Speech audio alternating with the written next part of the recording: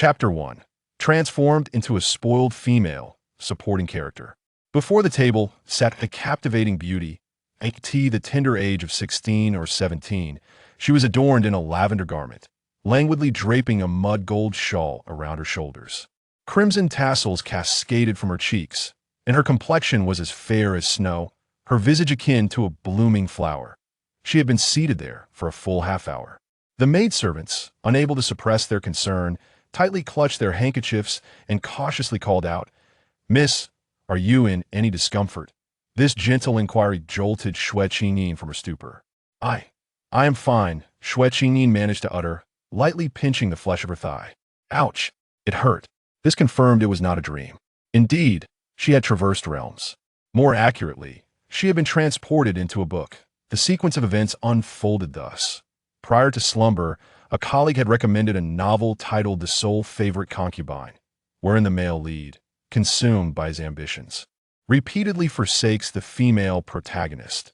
Driven by curiosity, she resolved to discover when the author would finally mete out punishment to the male lead.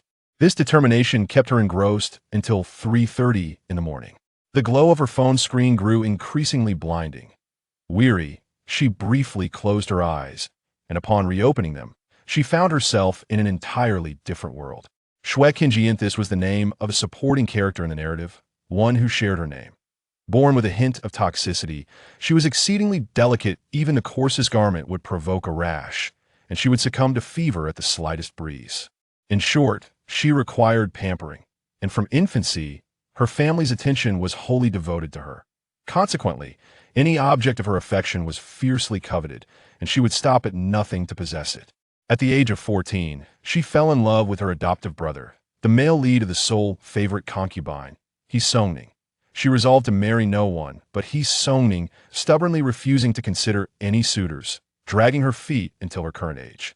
Little did she know, Xue had long grown weary of her. He was the illegitimate son of the current emperor, his birth mother unacknowledged, and the emperor showing no intent to recognize him.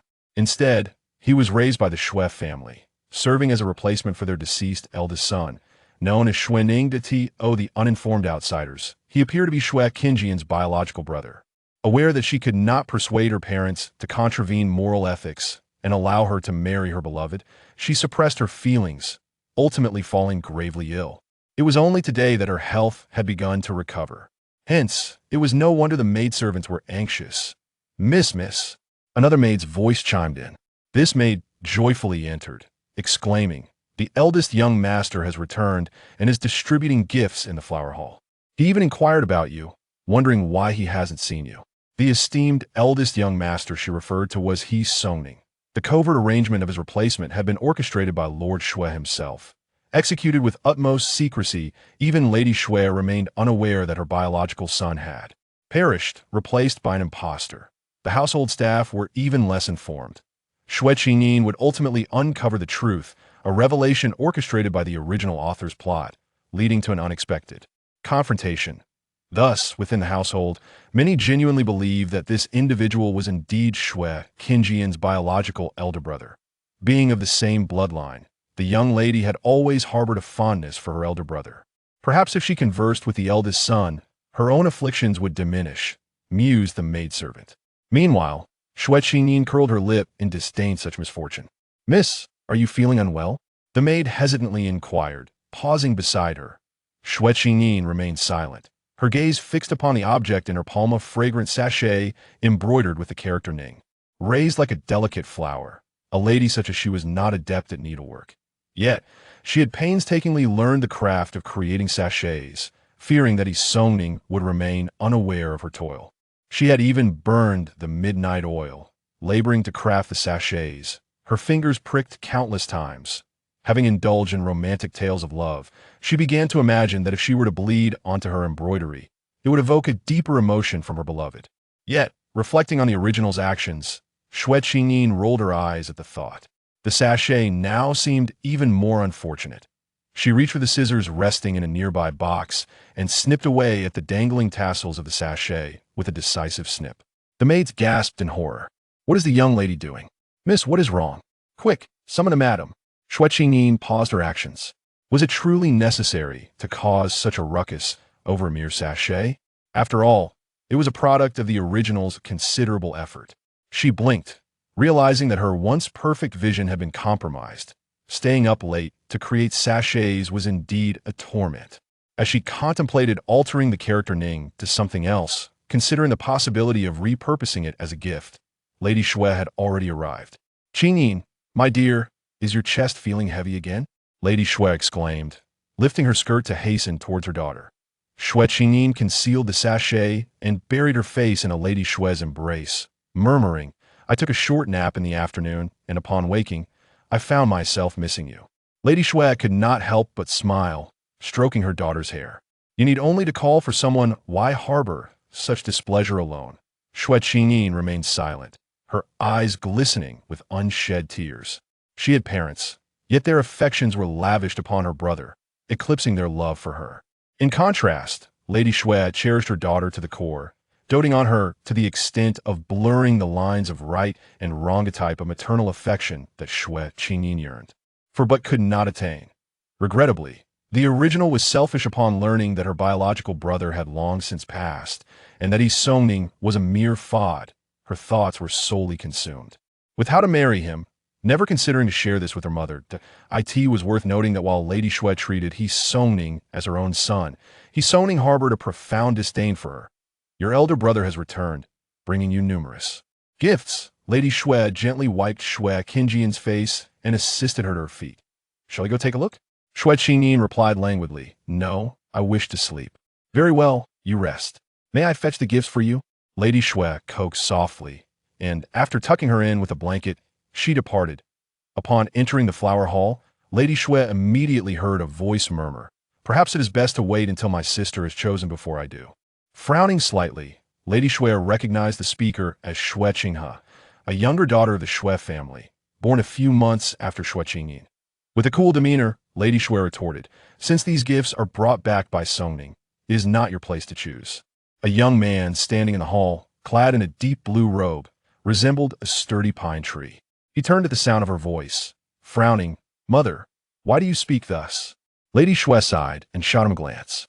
This young man was none other than Songning. He glanced behind Lady Xue, noticing the emptiness, and a flicker of surprise crossed his eyes. "Where's Qingyin? You still remember your own sister?" Lady Xue feigned anger. "She is unwell and resting. Otherwise, she would have been delighted to welcome you home." That Songning remained silent, feeling a touch of oddity.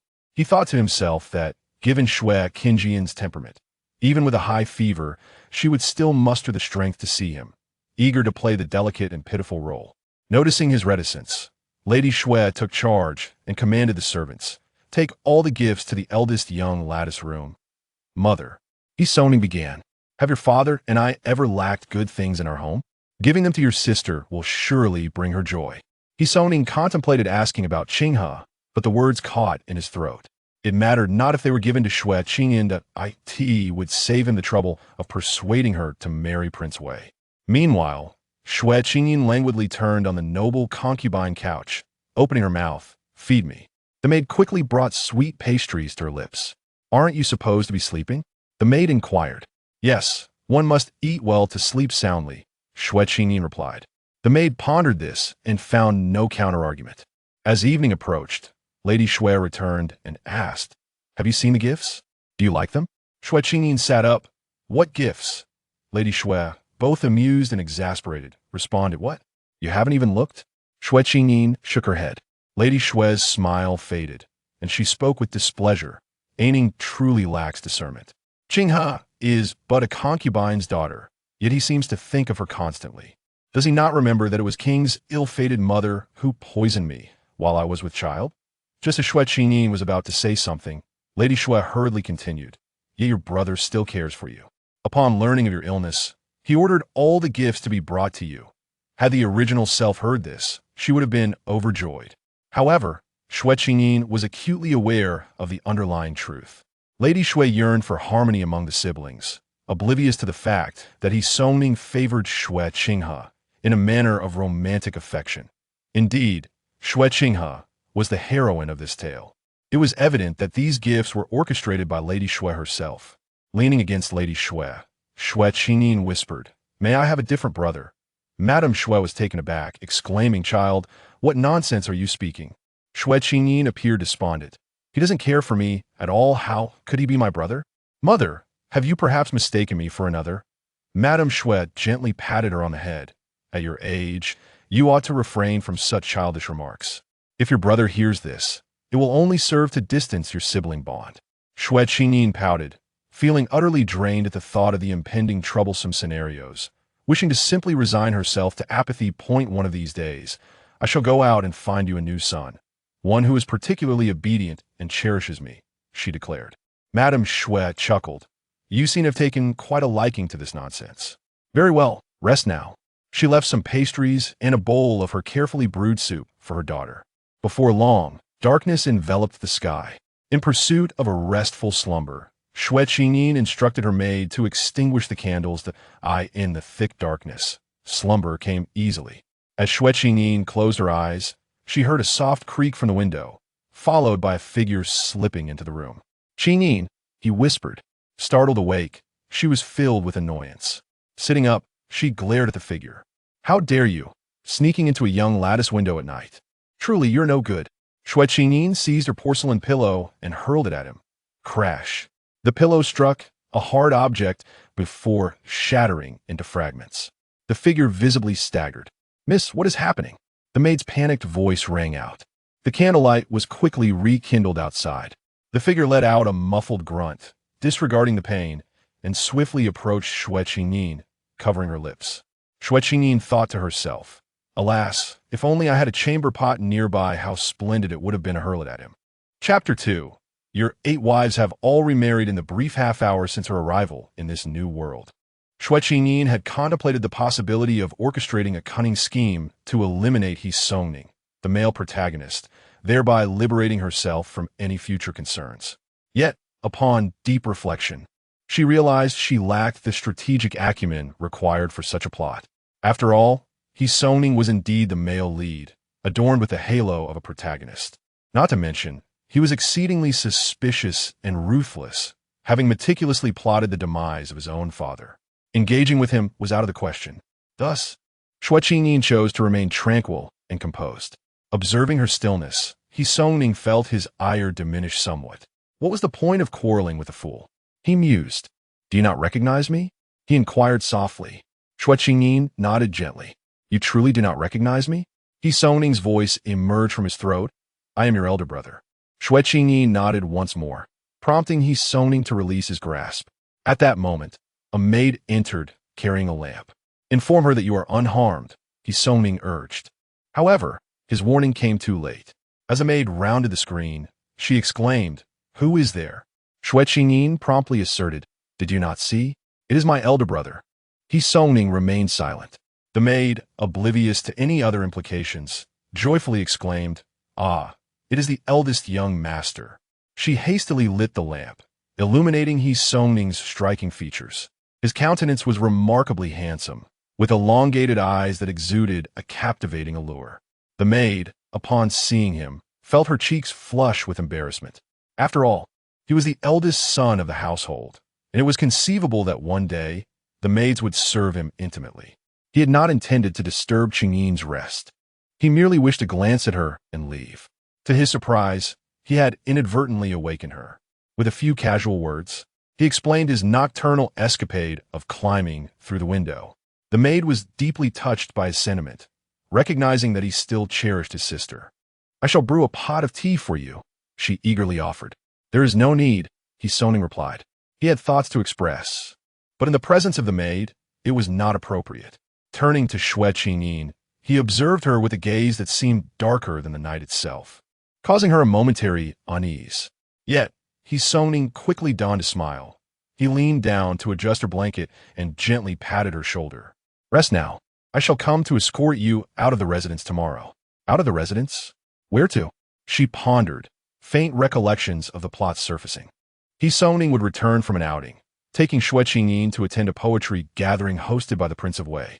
Upon their return, he would inquire if she would consider marrying the prince, who already had 18 wives. Who would wish to marry him? She thought, her expression betraying her disinterest. He Songning narrowed his eyes, a smile playing on his lips. Do you not want to accompany me outside for some amusement? A flicker of doubt appeared in his gaze. How suspicious he had become, already questioning if something was amiss with her. Xue Qingyin pressed her lips together, uttering a single word, tired. Soning's expression relaxed somewhat, indicating that he must have been quite ill this time. It would be wise to rest early. Xue Qingyin pondered for a moment and pretended to ask, "Did I hit you earlier?" Over the past few days, she had been plagued by nightmares, momentarily unable to distinguish between reality and dreams.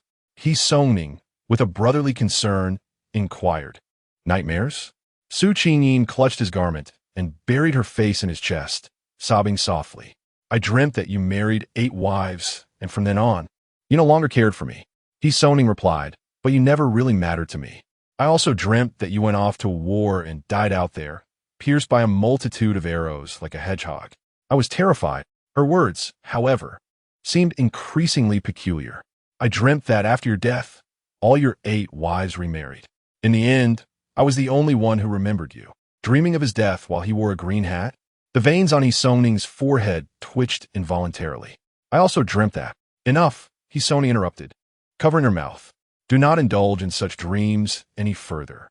He forced a smile, adding, "Now that you have seen me, you shall not have nightmares again. Do not think too much. Your major life decisions are yet to be settled, so how could I possibly take a wife?" "Oh," Xue Qingyin murmured softly, adjusting herself to lie down again. Soning let out a sigh of relief. Xue Qingyin was becoming increasingly troublesome. He concealed the distaste in his eyes and turned to leave. The maid outside remarked, "I wondered why the young lady seemed so distracted these days."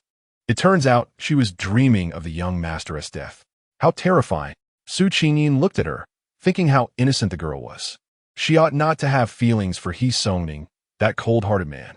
Meanwhile, Soning moved away but did not immediately return to his quarters. Instead, he took a detour to visit Xue Qingyin.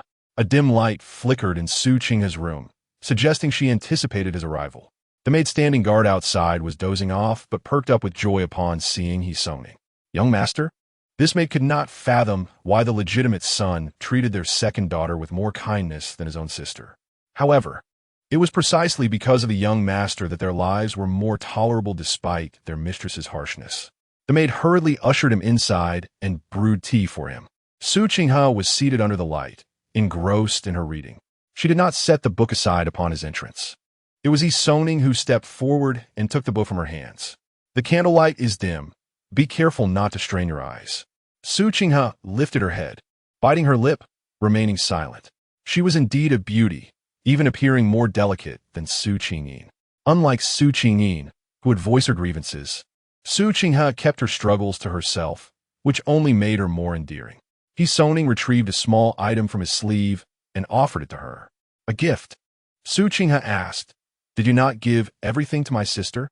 This one is solely for you." Xue Qingyin did not take it, noticing her reluctance. Soning insisted on presenting it to her. He leaned down to place a hairpin made of colorful jade in her hair. "You usually dress simply. It would do you good to add a touch of color." The maid peeked in from outside, exclaiming, "Kai Fei, how exquisite it is!" Xue Qingyin appeared perplexed.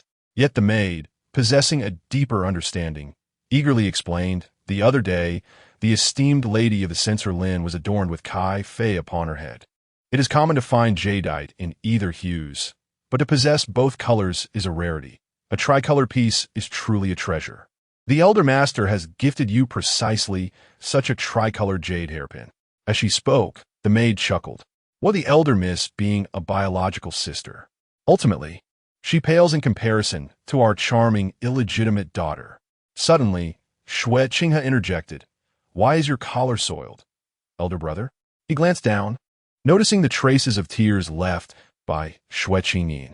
"It is nothing," Soning replied dismissively, clearly reluctant to mention Xue Qingyin. Xue Qingyin's gaze flickered for an instant, only to dim abruptly thereafter. Chapter 3. His Royal Highness, Prince Yin. The following day, Xue Qingyin feigned illness, hoping to maintain her ruse indefinitely. Soning approached upon hearing her muffled sounds. "Ill again?" he inquired, his tone grave. Xue Qingyin, cocooned beneath her covers, replied softly, "Ah." It was evident that the physicians summoned to their residence were inept. Soning expressed his displeasure, suggesting they should have invited an imperial doctor instead. The maid sighed. How could we possibly summon an imperial physician unless the master personally beseeches his majesty? But if the master were to hear this, he would likely scold the young lady for being delicate. Soning remarked nonchalantly, the Prince of Wei is favored by his majesty. Thus, there are imperial doctors in his household. I share a modicum of rapport with the prince. If it ensures that Qingyin's ailments are alleviated, I would not hesitate to escort her to the prince's residence. Xue Qingyin interjected. So, I must indeed meet the prince? You insist on this, do you? You even have connections with him? The maid exclaimed in delight. How impressive, young master. Let us hurry. Xue Qingyin emerged from her cocoon, her tousled hair framing her beautiful face, which only added to her charm. There are many rules at the royal residence. I do not wish to go.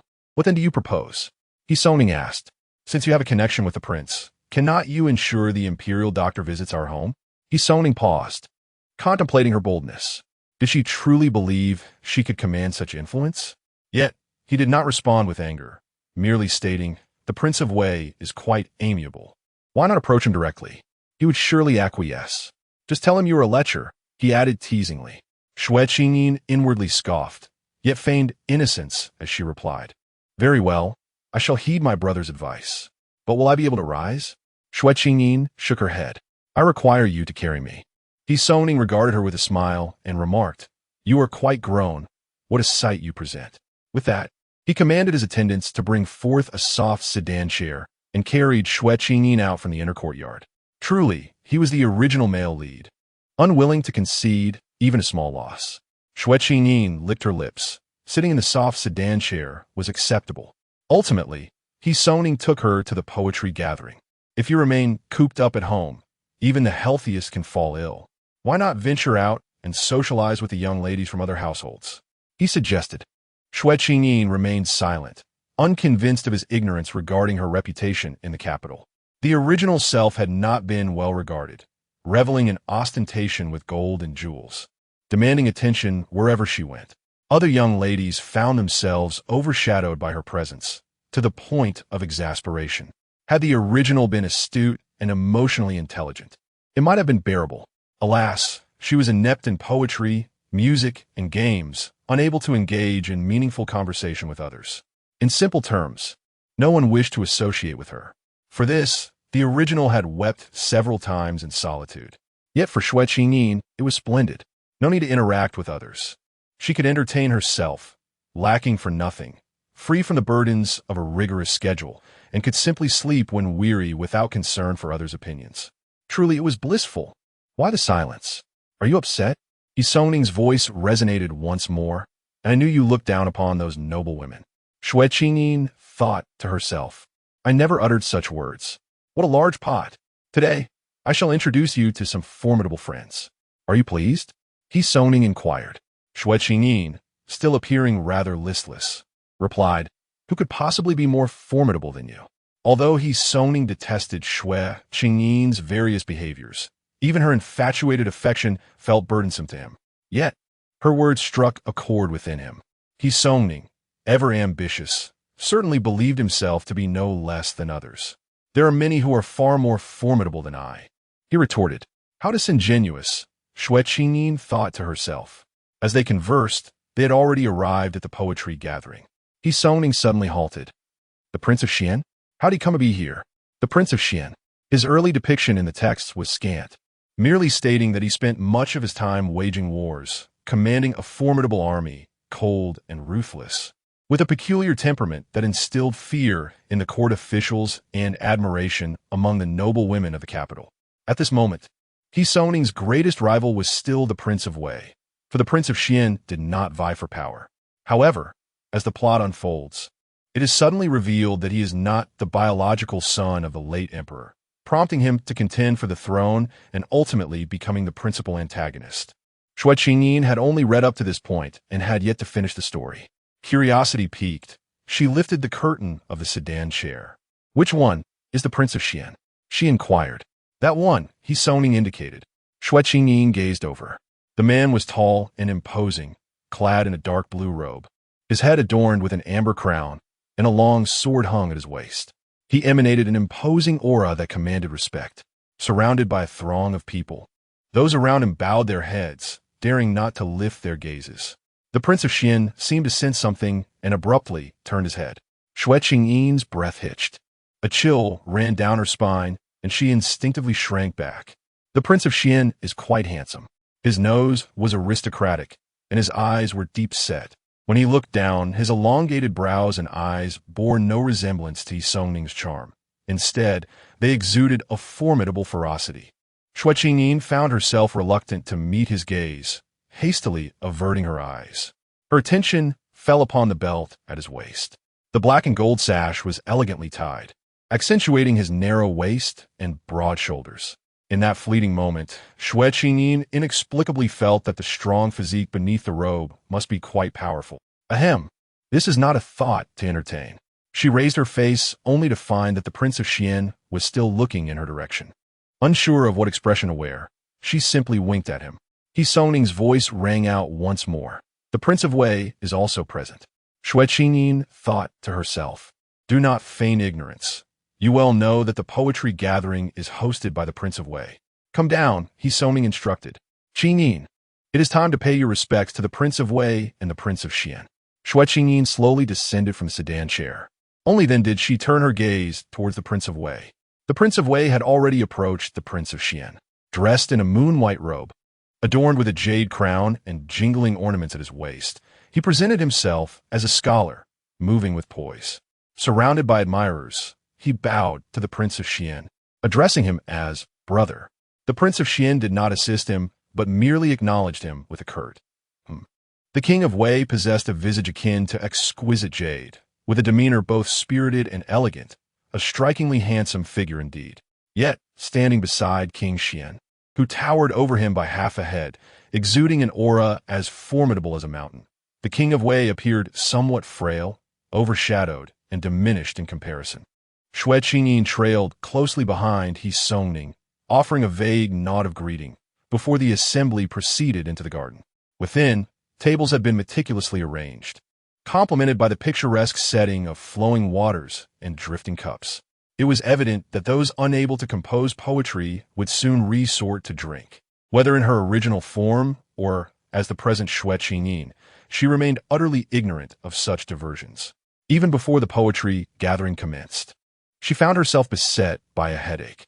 Noticing her rare silence, Yi Songning inquired, "What troubles you?" Meeting his gaze, Xue Qingyin realized he was once again scrutinizing her. His suspicion seemed rather excessive. She merely replied, "I am weary." Already fatigued? Yi Songning frowned, but recalling her recent illness, it seemed justifiable. Xue Qingyin pointed toward a nearby pavilion, stating, "I wish to sit there for a moment. Will you not pay your respects to the King of Wei? Do you no longer desire the imperial physician?" She retorted, "What need is there to join that crowd around the king? We can speak of it another day." Yi Songning, aware of her delicate nature and lack of patience, furrowed his brow but refrained from further comment, recognizing that her presence was sufficient. At present, the Xue family stood united, with her father, Xue Qingdong, and Yi Songning sharing a common purpose. Xue Qingyin was determined not to reveal any signs of discord to them, lest they perceive her and her father as aberrations and take drastic measures against her. For the time being, she needed to maintain her facade. She languidly stifled a yawn, tears pooling at the corners of her eyes, reminiscent of a lotus poised to bloom. She sweetly implored, "Elder brother, accompany me." Yi Songning brushed a strand of hair behind her ear, yet his eyes were icy as he replied, "Qingyin, have you forgotten what I previously told you?" Xue Qingyin pouted in response. How could I possibly remember such trivialities? Chapter 4. He covered her lips with his hand and went to the pavilion to rest, instructing that if anything arose, the maid should call for him. "Very well, I understand," Xue Qingyin replied, tugging at his sleeve and playfully wrinkling it. She then raised her gaze to him, looking rather pitiful. Despite her reluctance, she lamented that she wished her elder brother could always be by her side. However, her mother had advised her to consider her brother's needs, thus she had to allow him to attend to his own affairs. Yi Songning paused upon hearing her words. He gazed deeply at Xue Qingyin and smiled, saying, "It is good that you are understanding."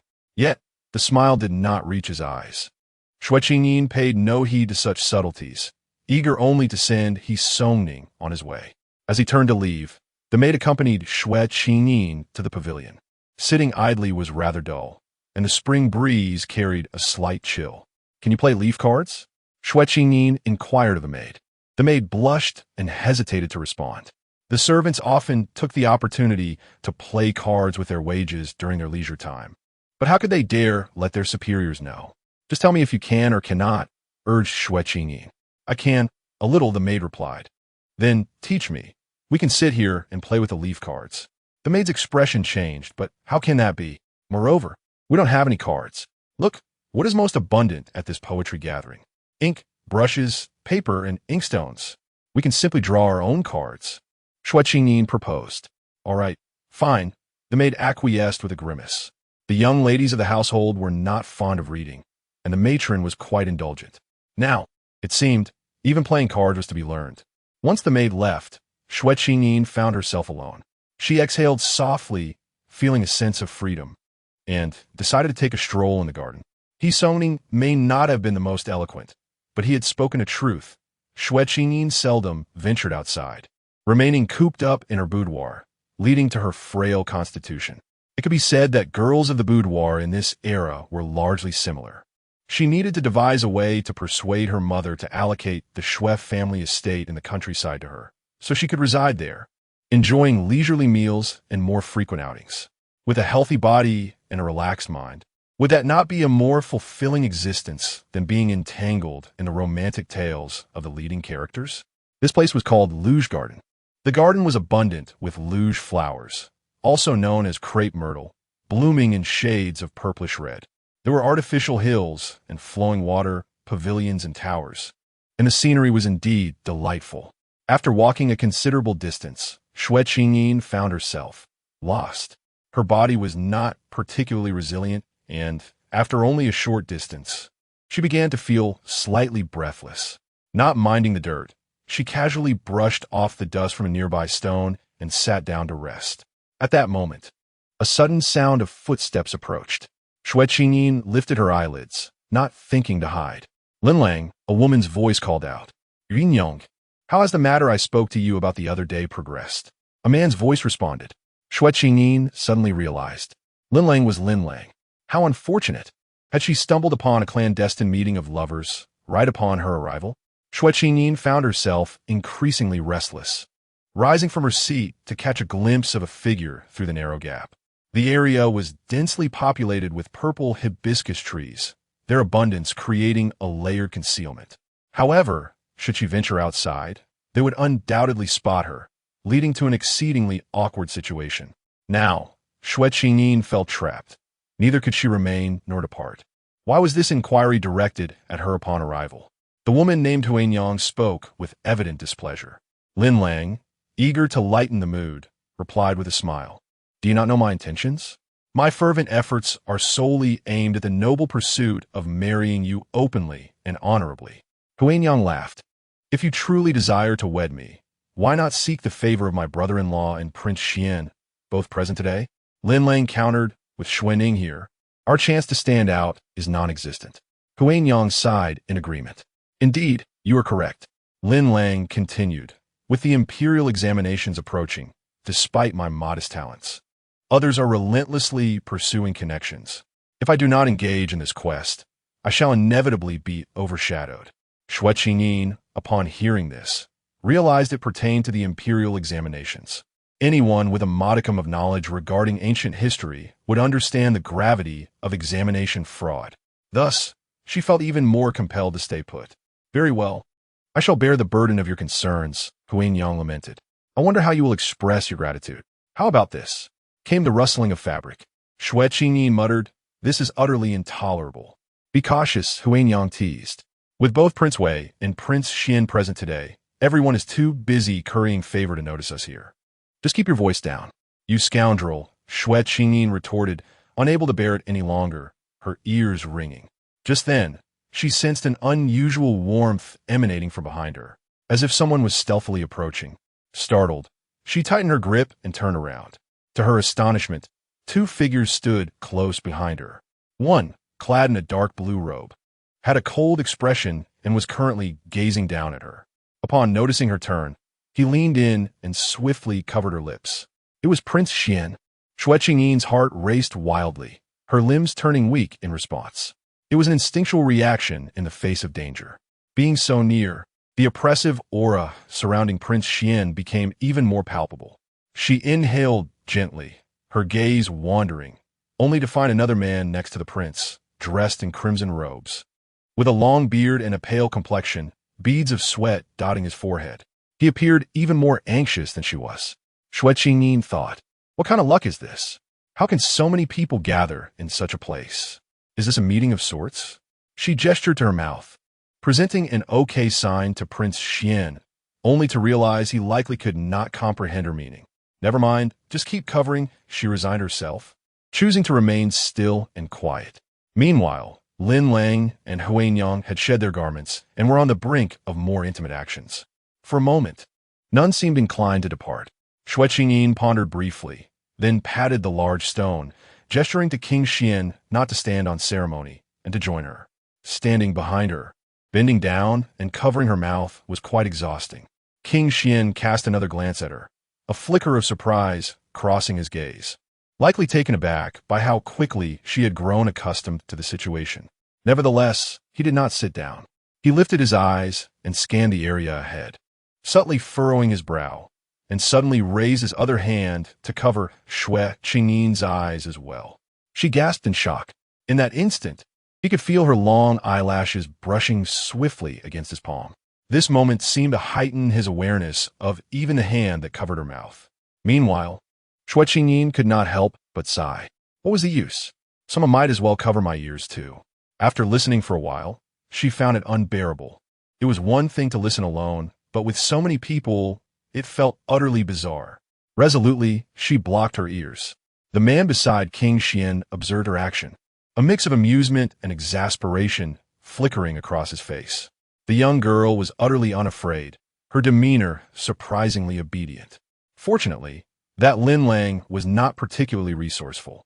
Huanyang quickly tidied her attire, stating, I must take my leave. If I linger any longer, it may draw attention.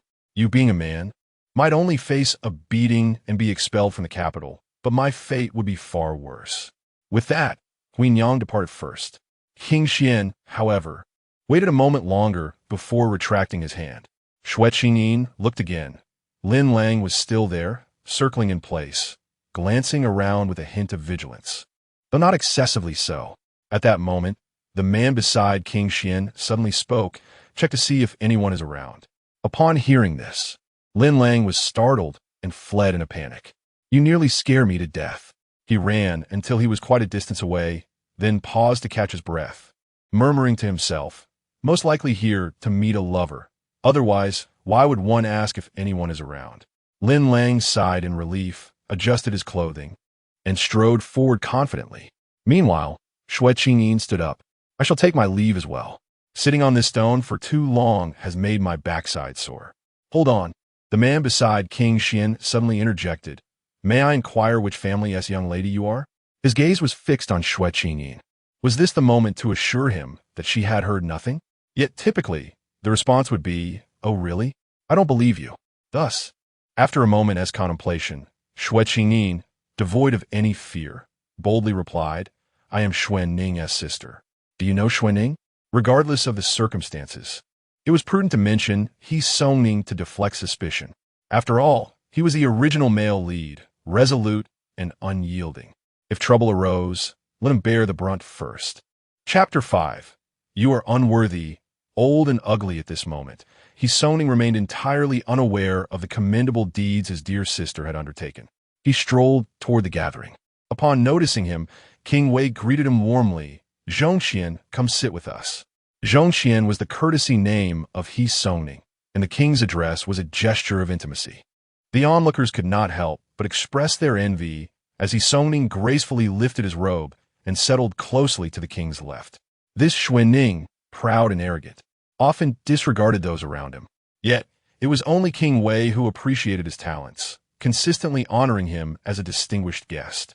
Observe, as soon as he was seated, the king began to engage him in quiet conversation. How esteemed, how cherished he was. Did you not say today you would bring your sister along to the poetry gathering? The king inquired about such matters. She, alas, claimed she could not bear to mingle with men, and has taken a maid to sit in the pavilion instead. He Soning replied calmly. Which pavilion? That one, He Soning said, glancing over. Where is she? His expression shifted slightly, but he quickly regained his composure and remarked, She has likely grown weary of the monotony and wandered off to explore. It was evident that she had come for the poetry gathering, yet remained unseen. Despite the king's esteemed position, which drew others to seek his presence, Xue Ning's sister dismissed him with disdain. The more she behaved thus, the more it tormented King Wei, inciting a profound yearning within him. There lies a dense grove behind the garden. Should she inadvertently venture in, she may risk losing her way, the king noted, summoning a young eunuch. You, go search around and see if the young lady from the Xue family is lost. The young lady from the Xue family? The eunuch was taken aback, pondering that he had never laid eyes on her and had no notion of her appearance. He Soning's voice resonated, dressed in lilac, with a sun and moon brocade adorning her hair.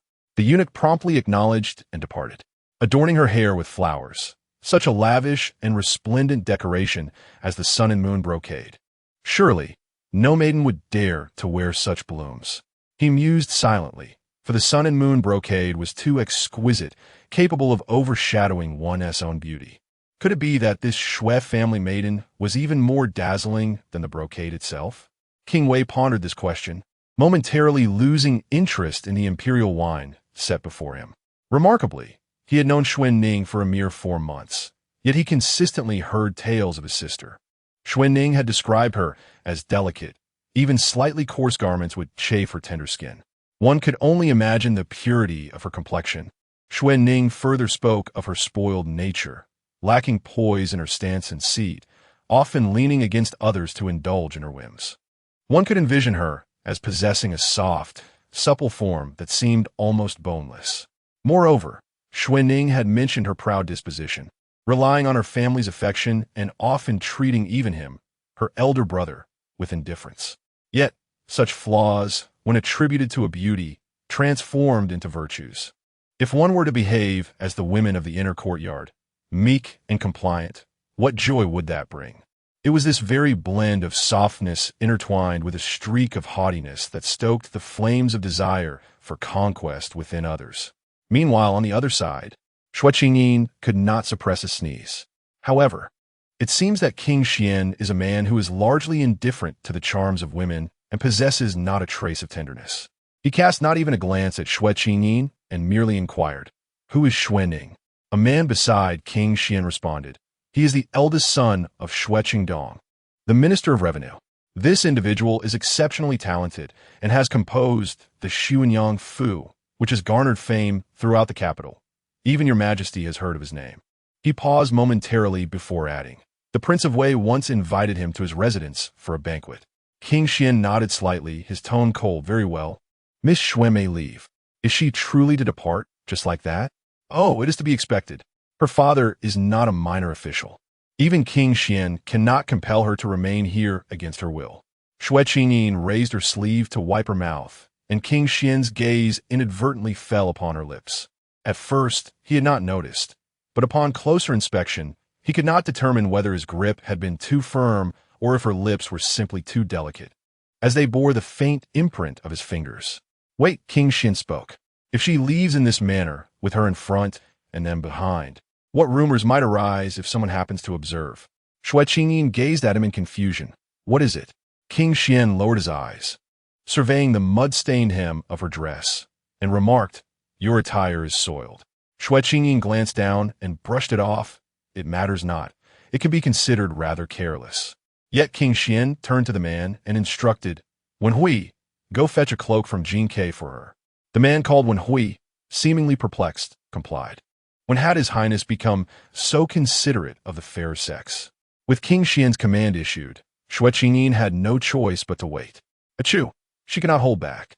Why was the wind growing ever colder?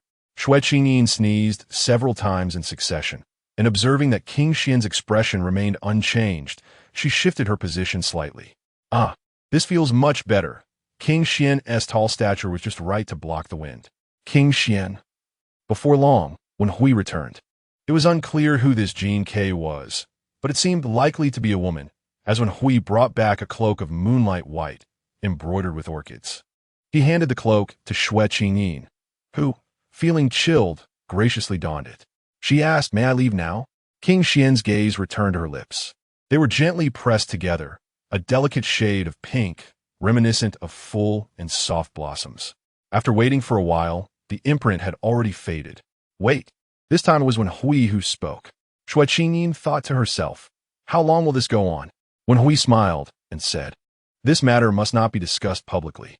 Without waiting for Xue Qingyin to respond, he continued, "Might you leave behind a personal item, miss?" When Hui, King Xian's tone was grave. Such a suggestion was beneath his dignity. When Hui, somewhat intimidated by him, bowed even lower. Yet he mustered the courage to say, "But your highness, it could guard against ill-intentioned individuals. Should this matter escalate in the future, it may prove troublesome." Xue Qingyin's mind was momentarily muddled. What was all this about? Oh, she vaguely began to comprehend.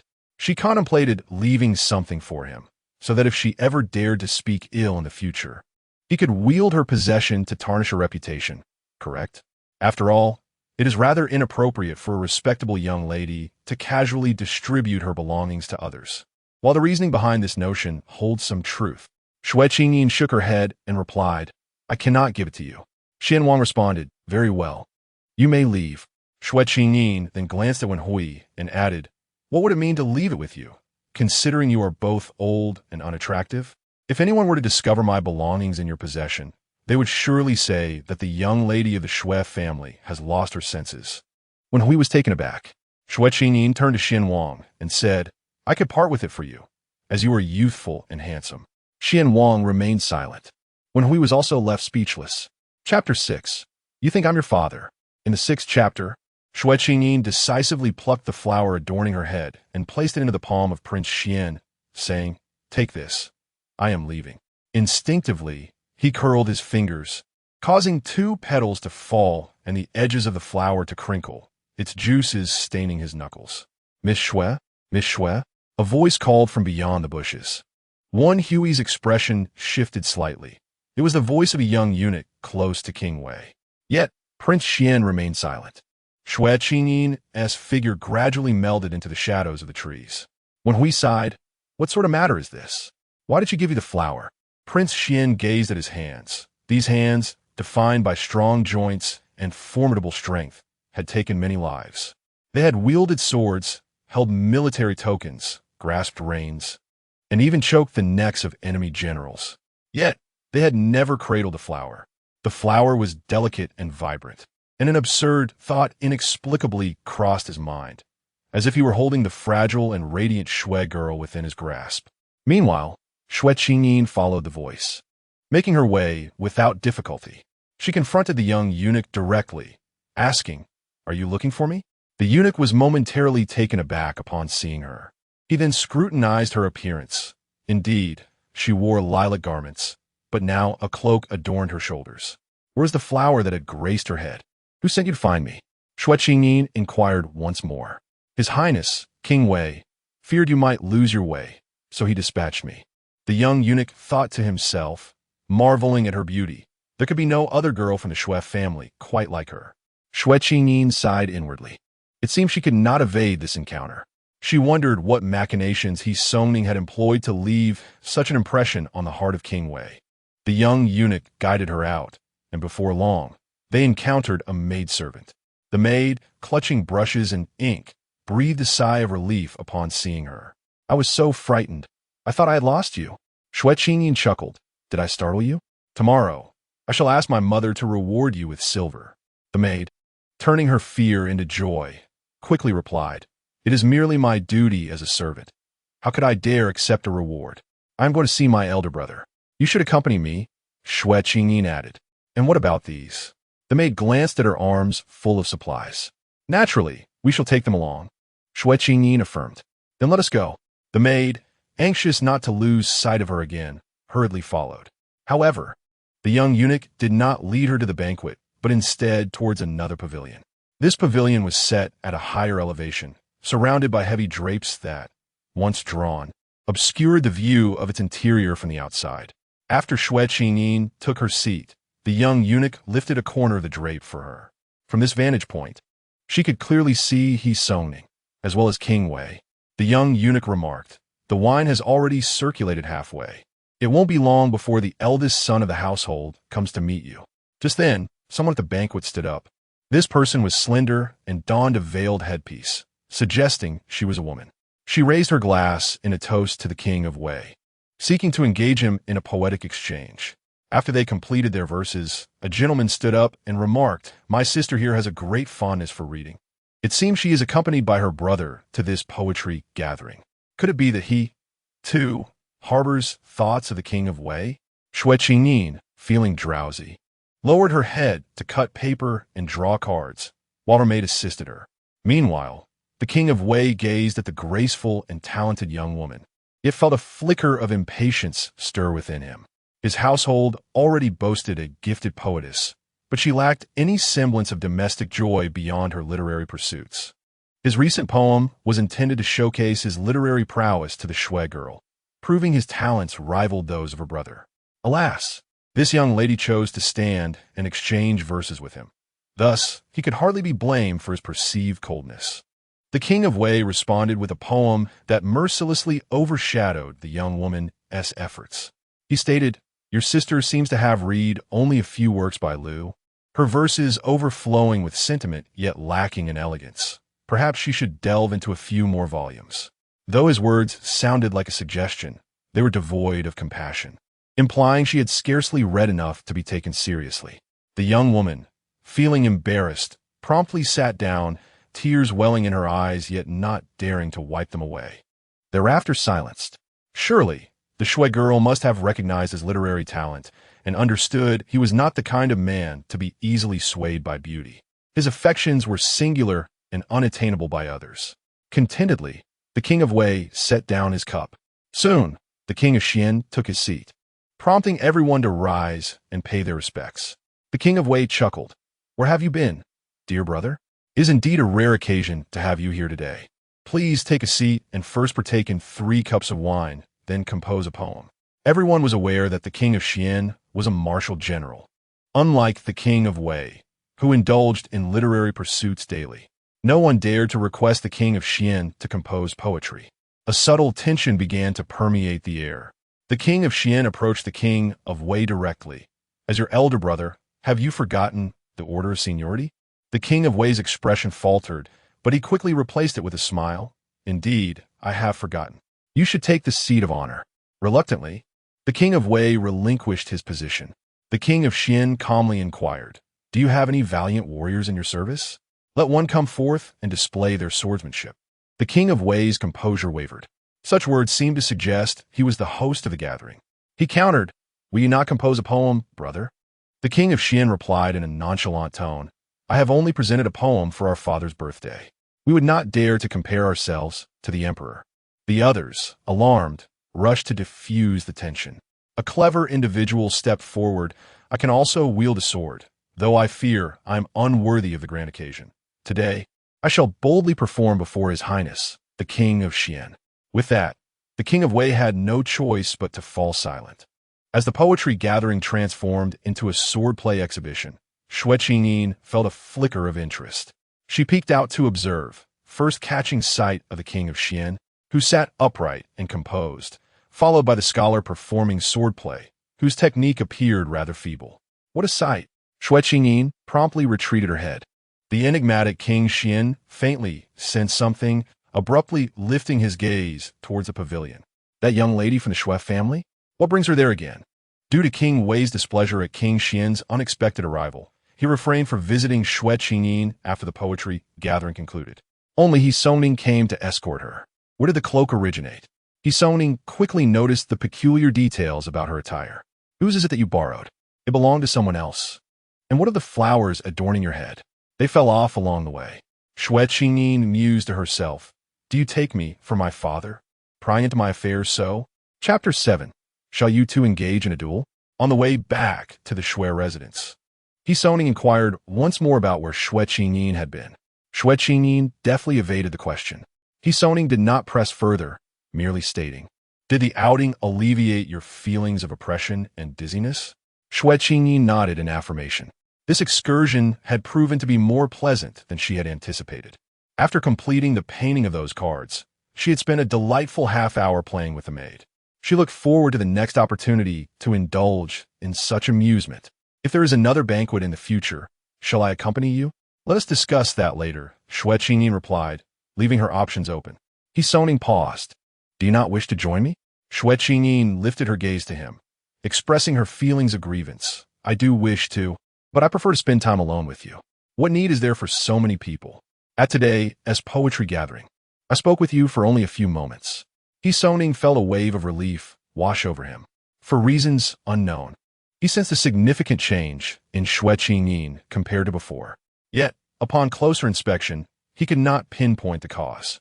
Perhaps Madame Xue had imparted some wisdom to her in private. "Then you should simply stay close to me next time," He Soning suggested. Xue Qingyin, sensing the performance was nearing its end, responded quietly, "Very well." After that, she fell silent. Upon returning home, Madame Xue was in high spirits.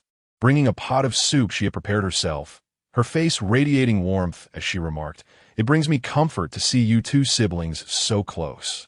Meanwhile, He Soning sought out Xue Qinghu. As soon as he entered, she spoke, "I have heard that you took your sister out today. Indeed, it is well that you are close. Perhaps you should refrain from visiting me in the future, lest it displeases our stepmother." He Soning's brow furrowed. What kind of talk is this? However, Xue Qinghu merely tugged her blanket, unwilling to elaborate. He Soning felt it inappropriate to explain himself further. He did not wish for her to sully her pure heart with such matters thus. His intentions regarding Xue Qingyin must remain unspoken. He Soning exited the small courtyard, his spirits failing to lift throughout the day. In contrast, Xue Qingyin felt much happier. After savoring the soup and indulging in some sweets, she retrieved the painted cards and, accompanied by the maid, spent several hours lost in play. It was only when night fell that she comfortably settled into sleep. At the residence of Prince Xuan, the study remained illuminated. A subordinate entered upon receiving permission. "I pay my respects to your highness." "Rise," came the cold voice of the prince. The subordinate complied, straightening up and slightly lifting his gaze. However, what caught his eye first was not the prince's upright figure, but rather a flower. On the princess' desk lay a brilliantly colored blossom, strikingly vivid amidst the monochrome surroundings, seemingly at odds with the cold, sharp atmosphere of the room.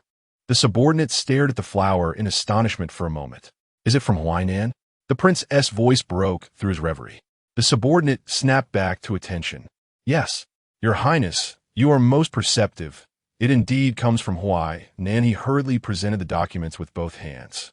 After a stick of incense had burned down, the subordinate exited the courtyard. He muttered to himself, "Is His Highness on the verge of a joyous occasion? That shouldn't be the case." On this day, Xue Qingyin was hastily pulled from her warm bed by her maid. "The master has returned," the maid exclaimed anxiously.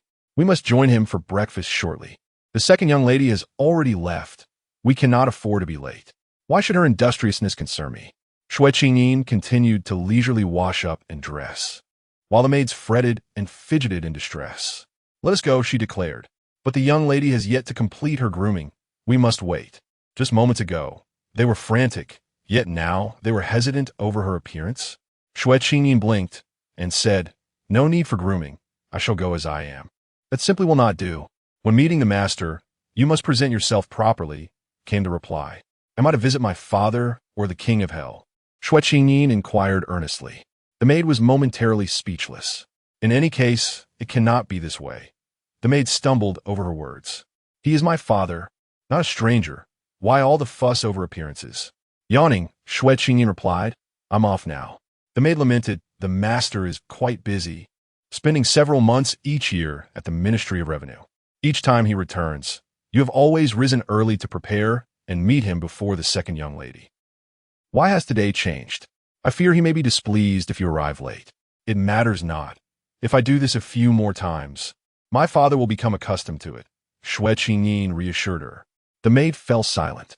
As the maid suggested, Xue Qingyin had indeed arrived early. Not just her. When Xue Qingyin made her entrance, a table full of guests awaited her. How astonishing! She had never experienced such treatment in her life. Crossing the threshold, she caught sight of Madame Xue winking at her, as if urging her to admit her faults and act as a dutiful daughter. Xue Qingyin turned her gaze to another figure seated at the head of the table, her father, Xue Qingdong. He embodied the appearance of a refined scholar. Yet his silent gaze upon Xue Qingyin bore an air of authority. Xue Qingyin approached and said, "I wish to sit beside father." "What nonsense is this?" Xue Qingdong replied calmly. To his left sat Madame Xue, and to his right, He Songning. Without hesitation, Xue Qingyin pushed He Songning aside. "I am not being foolish. Why does father question me upon arrival? I have been ill lately, and father shows no concern." Xue Qingdong subtly frowned. "Ill?" His tone softened considerably. "Very well, sit down. Your mother has already mentioned your illness to me." Xue Qingyin spread her palms. "Then, has father brought me any gifts?" "Gifts?" He echoed. "Well then, since you are aware, you ought to have brought something to cheer me up. Even my elder brother remembers to bring gifts when he returns." Xue Qingdong glanced at He Songning. The two exchanged looks, and then Xue Qingdong slowly withdrew his gaze, appearing more accommodating. "Did you not desire my inkstone? I shall have someone fetch it for you shortly." It was a gift from the past, intended for He Songning, which Xue Qingyin now wished to forego. "I no longer desire that," she pouted. "Rather, I wish to have that screen in your room. The double-sided embroidery is quite valuable." Xue Qingdong, appearing almost like a magnanimous father, replied, "Very well. I shall send both to your room. How does that sound?" Xue Qingyin nodded in delight, picking up her chopsticks to serve her father some dishes, disregarding his thoughts. If she could feign filial piety, it would allow her to extract more treasures from his abode. With Xue Qingyin's commotion, no one pursued the matter of her late rising. The maidservants standing outside breathed a sigh of relief. As the meal progressed, perhaps feeling a touch of responsibility, Xue Qingdong suddenly remembered his duty as a father. He set down his chopsticks and declared, "Qingyin, you are already 17 this year. In other families, girls of 13 or 14 would be discussing marriage. If this drags on, it may become problematic. Are you all eager to find me a matchmaker? Is it a matter of performance?" Xue Qingyin was taken aback, a myriad of questions swirling in her mind. Lady Xue, her face lighting up with joy, said, "Indeed, it is high time to start looking for a suitable match." Alas, Qingyin has been unwilling, expressing her reluctance to leave home. "She has always heeded your wishes, so do persuade her." Xue Qingdong maintained his calm demeanor and replied, "Is it not the duty of parents to decide? How can a daughter have the autonomy to choose?" Xue Qingyin thought to herself, "He Songning wishes to have a say as well. Perhaps you two should engage in a duel first?" Chapter 8. I want the most, Xue Qingdong remarked. Shifting the topic, Qinghan and Qingyin are only a few months apart. Let us consider them together. He turned to Madame Xue and said, "You will have to manage this." "My dear." The smile on Madame Xue's face nearly faltered. She harbored a deep-seated disdain for Xue Qinghan's mother, which inevitably extended to Xue Qinghan herself. It was natural for a mother to be concerned about her daughter's marriage, but why should that include Xue Qinghan? Xue Qingdong continued to gaze at her. As the matriarch, "You hold sway over all matters in this household. Is that not satisfactory?" Madame Xue hesitated, responding, "Of course it is. Especially since the inspectoress wife has sent an invitation for tea at her residence. I shall take them along." Xue Qingdong acknowledged with a simple mm. The meal concluded rather blandly. Xue Qingdong was not one to easily express his emotions, and dining with such a person offered little delight, especially for Madame Xue. Once cheerful, now felt an inexplicable frustration. If a woman continually suppresses her feelings, it is inevitable that her health will suffer. Xue Qingyin furrowed her brow in silence, acutely aware of the prevailing patriarchal norms of their era, which left her without the necessary leverage to confront her father. After the meal, they retreated to the courtyard. Shortly thereafter, Madame Xue joined them. "Your father truly knows how to pierce my heart. That wretched woman caused us so much suffering back then, and today, I am expected to embody the role of the matriarch and manage her daughter's marriage. I understand what your father is thinking. He merely wants me to oversee Xue Qinghan's marriage. indifferent to the kind of wretch I might marry her off to. This way, he can relieve his own grievances. But can I truly do that? If I were to act thus, I fear my father will chastise me for being narrow-minded. What will the people of the capital say about me? They will claim that after all these years, I remain unsatisfied, insisting on taking things to the bitter end. And that would be one thing. I'm not overly concerned about others' opinions of me. But if they label me as a heartless mother, surely they will assume my daughter is equally unkind, tarnishing your reputation and hindering your prospects for marriage. Such thoughts truly infuriate me.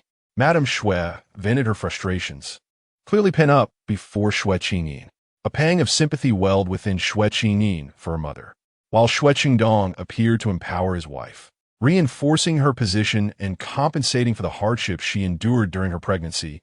In reality, he was placing her in a precarious situation. He would not share a single worry with her, yet he seemed to fulfill the role of a doting husband. Mother, Xue Qingyin began to speak, but Madame Xue abruptly interrupted. What am I saying to you? She exhaled, gradually regaining her composure, and forced a smile. Your father still cares for you. I can see that. The screen has been sent, has it not? Madam Miss, the eldest son has arrived, announced a maid from outside. Madame Xue's smile became more genuine. Look, your elder brother has come to see you. They all care for you. As she spoke, He Songning was ushered into the room. He first greeted Madame Xue before turning to Xue Qingyin and asking, would you like to go kite flying in the outskirts today? Surprisingly, she was indeed eager to partake in such an activity. Xue Qingyin's eyes sparkled as she sprang to her feet. Observing her enthusiasm, Madame Xue gently nudged her towards the door, saying, go on, enjoy yourself with your brother. In a few days, your brother will be busy preparing for the spring examinations. Understanding that this pleased Madame Xue, Xue Qingyin eagerly followed He Songning out. Madame Xue, however, remained seated for a while longer. A nearby maid helped her to her feet as she murmured, if only Qingyin could marry into a good family, I would feel at ease. The maid reassured her. It will happen. It surely will, though her heart was troubled. After all, Qingyin's somewhat spoiled temperament might not be easily accepted by a future-in-law. Once outside, Xue Qingyin and He Songning headed to the market to purchase kites. As they walked, I want this, Xue Qingyin declared, pointing at a delicate ring-shaped pastry on a stall. The vendor promptly wrapped it up and handed it to her. Without hesitation, Xue Qingyin pointed to He Songning beside her, saying, this is my brother. He will pay. Naturally, He Songning did not mind these small expenses and paid willingly. Yet, this was merely the beginning. As they continued, Xue Qingyin passed by stalls selling rouge, flowers, combs, and jade. She wanted everything. This is my brother. He will pay, she repeated with growing familiarity. He Songning thought to himself, at this rate, half the capital will know who her brother is. However, not wanted to lose face in public. He Songning's gestures of payment became increasingly adept. The time is getting late. He Songning reminded her. All right, Xue Qingyin responded, finally entering the kite shop. Upon noticing the two well-dressed patrons, the shopkeeper immediately fetched the more expensive and exquisite kites. There was a pink butterfly, a green dragonfly, a magpie, and a floral design. Without a glance, Xue Qingyin declared, I want the largest one. The largest? This was the first time the shopkeeper had heard a girl make such a request. Yes, and I want it long. The bigger and longer, the better. If I am satisfied, there will be a reward for you. He Songning's lips twitched slightly. After all, it was his money. The shopkeeper hesitated, but ultimately could not resist the prospect of a reward, instructing two assistants to bring out two large kites. One was an eagle, measuring 9 feet in length, with a wingspan close to 12 feet. The other was even more magnificent, stretching nearly 24 feet long in the shape of a serpent. Xue Qingyin was quite pleased and pointed at the serpent, exclaiming, I want this one. He Songning thought, when Prince Wei arrives in the outskirts and sees other girls flying pink butterflies while Xue Qingyin is launching a giant serpent into the sky, will that be acceptable? Chapter 9. Eager to enter the house, Xue Qingyin successfully brought the enormous serpent to the outskirts of the city. To the south, there flowed a wide river, its banks largely devoid of trees, making an ideal spot for kite flying. By the time Xue Qingyin arrived, a number of carriages had already gathered nearby. indicating that the young ladies and gentlemen had ventured out to enjoy the day. The young women, adorned with various butterflies and birds in hand, displayed a delightful array of colors, while the young men clutched kites resembling eagles, swallows, and goldfish, none as grand as hers. Hers was undoubtedly the most spectacular. Gripping the kite string, Xue Qingyin was the first to leap from the carriage, turning back to her elder brother, Xue, with a playful request. "Big brother, hold the tail for me." A twinge of regret stirred within Xue, yet he was not one to retreat. Maintaining a serious demeanor, he grasped the tail of the kite and followed her down from the carriage. In an instant, this extraordinary sight captured the attention of all present. It was Xue Qingyin. What? Was that really her? It had been quite some time since they last saw her, and indeed, she had changed. It was unmistakably her. Accompanied by her elder brother, Xuan. Had she lost her senses? Bringing such an enormous and unsightly kite? Why was Xue Gongzi her elder brother? The familiar young ladies nearby began to whisper among themselves, their words laced with disdain for Xue Qingyin, while their admiration for Xue was evident. Unfazed by the opinions of others, Xue Qingyin joyfully dashed off, preparing to launch her kite. "Big brother, only let go when I tell you." Xue, wishing to remain silent, soon realized he had overestimated her abilities. It was not merely a matter of waiting for Wei Wang to arrive and witnessing her struggle with the giant serpent kite. Rather, Xue Qingyin simply could not manage to get airborne. Yet, her enthusiasm was insatiable, and Xue found himself compelled to run alongside her. Thus they ran in circles, embarrassment mounting with each futile attempt. Xue, utterly disheartened, had little desire for conversation. Fortunately, Xue Qingyin's exuberance could not be stifled. She breathed heavily before collapsing onto the ground. "I can't run anymore." "Then rest," Xue replied. Xue Qingyin shook her head. "If I don't see it fly, how can my heart be at ease?" A sense of foreboding suddenly washed over Xue. Xue Qingyin's eyes sparkled, her brow glistening with sweat, enhancing her allure. With a gentle flutter of her lashes, she looked at him. "Big brother, you should give it a try. You are so capable. There is nothing in this world you cannot accomplish." Xue hesitated. "Do you think I, too, cannot manage it?" Xue Qingyin's expression turned pitiful.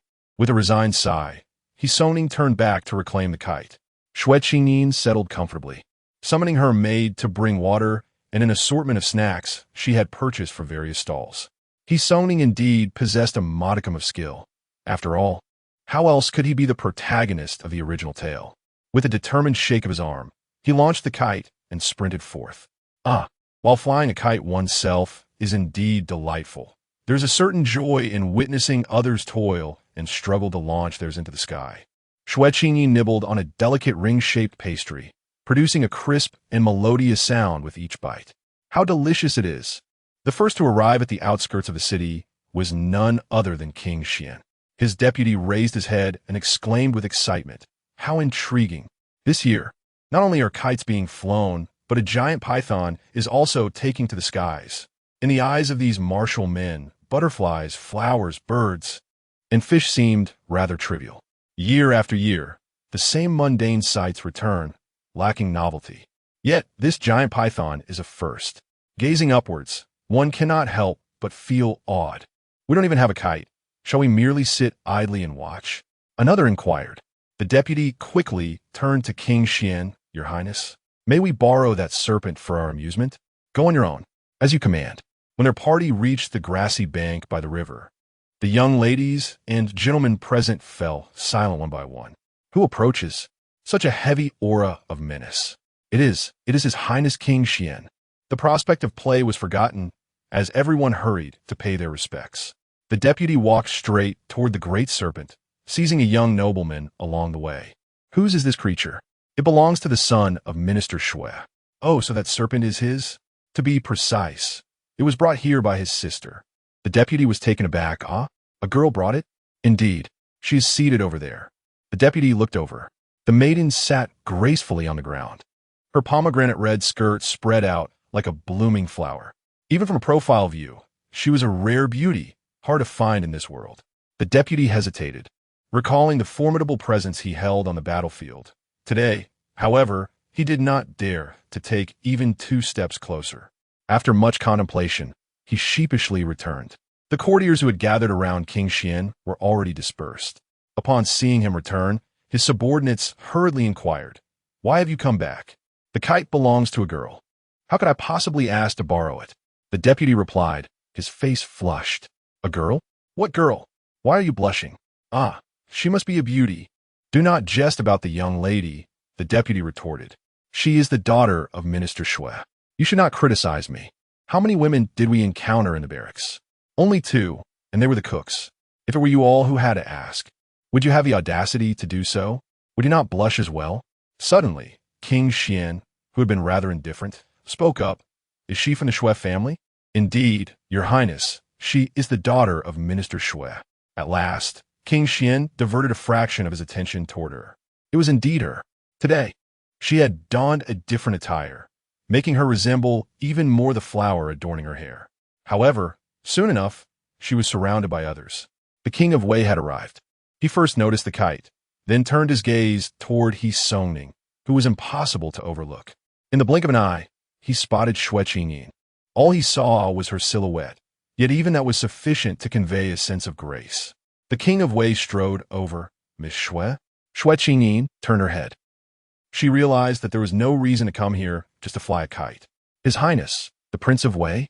Xue Qingyin spoke first, then slowly rose to pay her respects. The Prince of Wei hurriedly replied, "No need for excessive formalities. Please remain seated." Taking advantage of his words, Xue Qingyin plopped back down firmly. She had no intention of bowing in the first place. However, her maidservants were quite different. Their expressions changed, and they hastily performed their courtesies. How could the Prince of Wei suddenly approach their young lady? At that moment, the prince was fixated on Xue Qingyin's visage, unable to tear his gaze away. At last, he had seen her. Finally, the mother of the Prince of Wei was a favored concubine in the palace, and in her youth, she was undoubtedly a breathtaking beauty. Having seen his mother so often, the prince had inevitably become somewhat critical, as the concubines in his residence were a myriad of exquisite women. Yet this was different, entirely different. The young maiden before him, with a complexion that mirrored the glow of dawn, possessed an alluring charm that captivated with every subtle movement of her lips. The beauty of the Xue family was of a caliber he had never encountered before. While others might not perceive it, he understood that such beauty was a natural gift. He lamented only that he could not immediately take her into his chamber. Meanwhile, Xue Qingyin thought, "Why is he not speaking?" She locked eyes with him. My, what a brazen libertine. Chapter 10, Trouble Arises. Just at that moment, Xue Qingyin had collected the kite and was walking over. "Your Highness," he called softly. Wei Wang suddenly snapped back to attention and smiled, saying, "Zhong Xian, I must say your sister is not as willful as you described. Quite the charming one indeed." Xue Qingyin cursed under his breath. This fool, in his desire to win Xue Qingyin's affection, had unwittingly revealed his words. How could he claim she was willful? Upon hearing this, would Xue Qingyin not create a scene when she returned home tonight? Xue Qingyin never anticipated. Xue Qingyin immediately glared and stood up. "Brother, how could you say such a thing in front of others?" I truly," her voice choked, tears streaming down her face like pearls from a broken string. Then she turned and fled. She needed to escape. Staying even a moment longer with Wei Wang was unbearable. Xue Qingyin, her temper has indeed grown. The scene erupted into chaos. Wei Wang was taken aback. She became angry just like that? A wave of embarrassment washed over him. Yet the image of the beauty weeping like a rain-soaked pear blossom stirred a sense of pity within him. "Zhong Qian, as an elder brother, you ought to be more considerate of your sister," Wei Wang remarked before promptly instructing a young eunuch to pursue her. He would have preferred to chase after her himself, but given his status, it would not be fitting to lower himself in such a manner. Xue Qingyin jumped into the carriage. "Go, go, go." The coachman, unaware of what had transpired, sensed that obeying his mistress was paramount, and thus urged the horses forward. Meanwhile, the deputy commander of Xian Wang's entourage was equally bewildered. What just happened? Did she cry? Xian Wang lifted his eyelids. Even he, unperturbed, had frightened her to tears. The deputy commander hesitated. After all, she is a young lady. It is not proper for her to leave in such a manner. Should we not follow to ensure that Miss Xue does not encounter any ill-intentioned individuals on the outskirts of the city? Another voice interjected. Did not Wei Wang send someone to follow her? What good could come from Wei Wang's people? You have a point. They were still deliberating when Xian Wang suddenly declared, Let us go. Your Highness, shall we return to the city? We must keep up with Miss Xue. At once, Xue Qingyin, now inside the carriage, rummaged for some food. As she contemplated whether to eat a little more, a sudden dull pain struck her chest. Had she run too fiercely? She pressed her hand against her chest and then lifted the curtain. It dawned on her that her maid had not kept up. She was still not accustomed to the ways of ancient life, having grown used to solitude. Taking a couple of breaths of fresh air outside the carriage, she realized. The pain in her chest seemed to intensify. Looking down, her fingertips had turned pale. This is bad. This was becoming serious. Why was her body so frail? Quickly, find a medical hall, Xue Qingyin gasped to the coachman. Upon hearing this, the coachman immediately panicked. Something seemed off ahead. The deputy commander whispered, Why has the coachman suddenly become so flustered? Let's take a look. Understood. The vice commander hastily dismounted and approached, commanding, Do not move. The coachman immediately froze in place. The vice commander then turned to glance at Xue Qingyin, who was now glistening with perspiration. Her brow and eyes shimmering with an ethereal brightness, her gaze brimming with tears. To the clinic, to the clinic. Seeing this, the vice commander exclaimed in alarm, This is dire, Your Highness. Miss Xue is on the verge of being frightened to death by the King of Wei. The treacherous King of Wei. Suddenly, King Xian threw back the curtain of the carriage and leapt down. In just a few strides, he reached them, casting a swift glance at Xue Qingyin's appearance. No need for the clinic, return to the palace. Yui, you must ride back swiftly and inform the royal physician to await us at the gate. A young man responded promptly, galloping towards the city gate. But how shall we return to the city? It may be too jarring, the vice commander lamented. Yet King Xian stepped up onto the carriage of the Xue family. Supporting Xue Qingyin's waist as he uttered coldly, Close your eyes and calm your mind. Upon speaking, he momentarily felt an unnatural hesitation. The girl's waist was exceedingly soft, yet she seemed unafraid, leaning against him without reservation. At such a vigorous age, and having spent years in the military, King Xian had never experienced such intimacy, even with the maidservants in the palace. Consequently, his hand, which supported her, began to radiate warmth. He instinctively recoiled, creating distance between himself and Xue Qingyin. However, with him as her human cushion, Xue Qingyin cared little for propriety. Sinking deeper into his embrace as she struggled to regain her breath, King Xian pressed his lips together, his expression sharp and fierce, though Xue Qingyin remained oblivious. He lowered his gaze, observing her damp, disheveled hair, her lashes, the delicate pink of her ears, and the smooth curve of her neck. The elegant lines descending from her collarbone, partially obscured by her thin garment, revealing a hint of luminescence. There was a touch of vulnerability, yet an undeniable allure. Ultimately, King Xian did not push her away. Summon our coachman, he murmured, eyes closed and voice still icy. The Xue family's coachman, now paralyzed with fear, was effortlessly replaced by the guards with one from the royal household. King Xian as coachman was no ordinary man. He drove swiftly and smoothly. Though King Xian's residence was not as close to the palace as the King of Wei's, it was certainly nearer to the city gate, thus saving them considerable trouble. The carriage sped back to the residence of King Xian, albeit with an additional occupant. My lord, we have arrived. Those who struggle to breathe must never lie down. Initially, King Xian merely supported Xue Qingyin's back, but his hand was rather firm. Eventually, she found herself completely nestled in his embrace. The royal physician, urged by the urgency, hurriedly approached to lift the curtain and assess the patient. What he beheld was truly astonishing. King Xian, holding a girl? He stammered, startled as if his eyes were deceiving him. Yet, he dared not linger in disbelief and quickly assessed the girl's complexion, then shouted, "The medicine box." The apprentice rushed to present it. The imperial physician extracted a segment of medicinal herb and placed it in Xue Qingyin's mouth, instructing her to hold it. "All right, We can proceed now. After speaking, the physician hesitated. How should they enter? Should Prince Xuan carry her in? Bring the soft palanquin, commanded Prince Xuan. Thus, Xue Qingyin was lifted into the Xian prince's residence on a soft palanquin. The physician wrote a prescription and sent someone to prepare the medicine. Prince Xuan lifted her up. She felt remarkably light. Her father was, after all, a deputy minister of revenue. How could he have raised his daughter to be so frail? Prince Xuan averted his gaze, placing her gently on the bed, ready to leave. However, when he attempted to withdraw his sleeve, he found it firmly grasped by Xue Qingyin. Her hand was small, and appeared exceedingly weak, as if it would shatter with the slightest pressure. Prince Xuan called for his deputy. Come here. Without a moment's hesitation, the deputy stepped forward. Prince Xuan swiftly drew his sword from his waist and severed the sleeve that was caught. He then turned and exited. The deputy, bewildered, inquired, Where are you going, Your Highness? Now that we have returned, we shall first attend to matters concerning the Anqi army. And what of Miss Xue? What? Do you intend to brew her medicine? The deputy suddenly realized. Indeed, they were neither physicians nor skilled apothecaries.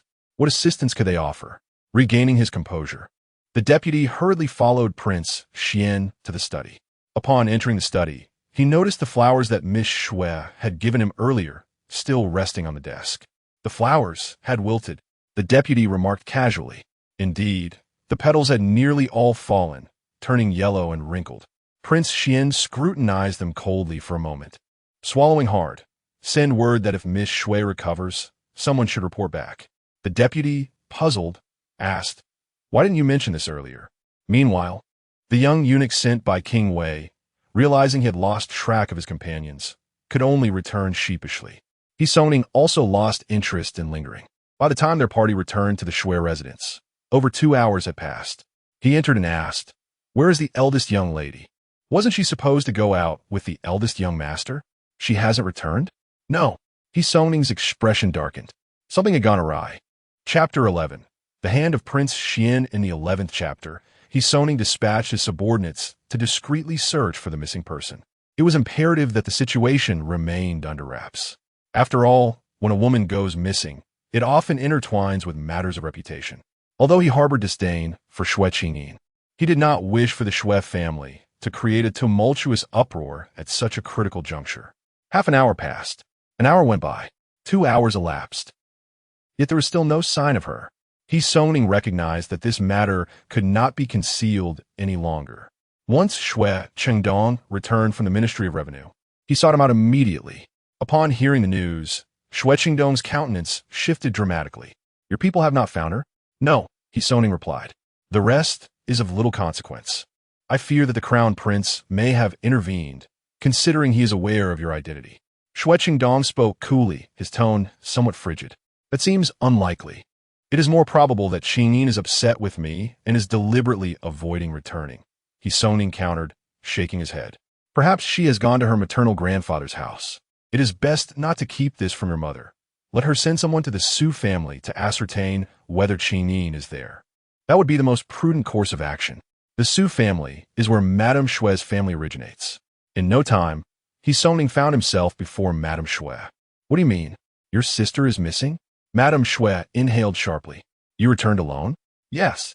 Before Xue could finish his sentence, Madame Xue delivered a stinging slap across his face. She had never been one to strike her own children. Xue was momentarily taken aback, a shadow of darkness flickering in his eyes. Go, find her. I will send someone to your maternal grandfather's house to investigate. Madame Xue's voice emerged hoarsely. Before long, even the maidservant of Xue Qingyin sensed that something was amiss within the household. She had heard that today the eldest son had taken a young lady out to fly kites. Hearing this, Xue Qingyin felt a surge of unease, her face paling in silence. The maid continued, but upon their return, only the eldest son came back. The young lady seems to have gone missing. A heavy jolt struck Xue Qingyin's heart. It will be better if she truly is lost. A proposal is imminent, and Madame will surely find her a suitable match while arranging a poor one for you. In that case, the young lady will become even more arrogant, leaving us with no way to survive. The maid scoffed. Let bandits take her. That would be the best outcome. The maid thought to herself. Gu Xin. Cease your reckless words. Xue Qingyin interrupted her. Our young lady possesses a compassionate heart, the maid sighed. Thus on one side there was worry and concern, and on the other, a sense of glee at another's misfortune. Meanwhile, Xue Qingyin, in a daze, was lifted up and groggily administered medicine. The imperial physician, renowned for his exceptional medical skills, soon brought her breathing back to a steady rhythm, and her vision cleared. She has awakened. She is awake. A young woman clad as a maidservant spoke, tall and sprightly in appearance. Is this a maid from the Prince Xuan's residence? Indeed, it was from Prince Xuan's residence. At that moment, she had felt a sudden darkness, vaguely hearing the prince's voice instructing that they should not go to the medical hall, but return directly to the royal residence, and that the imperial physician should be prepared in advance. Xue Qingyin propped herself up on the edge of the bed. At this moment, a voice from the side urged, "Hurry, go report to His Highness." The maid, upon hearing this, swiftly betrayed a hint of displeasure in her eyes, her gaze towards Xue Qingyin imbued with a touch of coldness. Xue Qingyin was perplexed. It seemed unreasonable to have gained yet another adversary so swiftly. Before long, the messenger returned. "This is the prescription written by the imperial physician for Miss Xue, along with the prepared medicine. Should you experience any discomfort in your chest again, simply place one of these pills in your mouth and follow the prescription to prepare the medicine." Xue Qingyin responded, "Please convey my gratitude to the esteemed physician." The maid replied, "No need for such formality. The hour is late. I must hasten back to the manor." As Xue Qingyin dismounted from the bed, a piece of her sleeve fell to the ground. "What is this?" she exclaimed. The maid's expression became increasingly peculiar, and with gritted teeth, she said, "It is the sleeve of His Highness, the Crown Prince. You refused to let go when you arrived, so I had no choice but to sever it with my sword." Xue Qingyin clicked her tongue, reflecting that fortunately, the Crown Prince seemed magnanimous and did not intend to demand compensation. The young servant holding the prescription added, "Everything is arranged. If you're able to walk, we may depart now." He then turned to the maid, saying, "Sister Xing, come assist the young lady." How considerate. However, this maid named Xing must have felt even more displeased.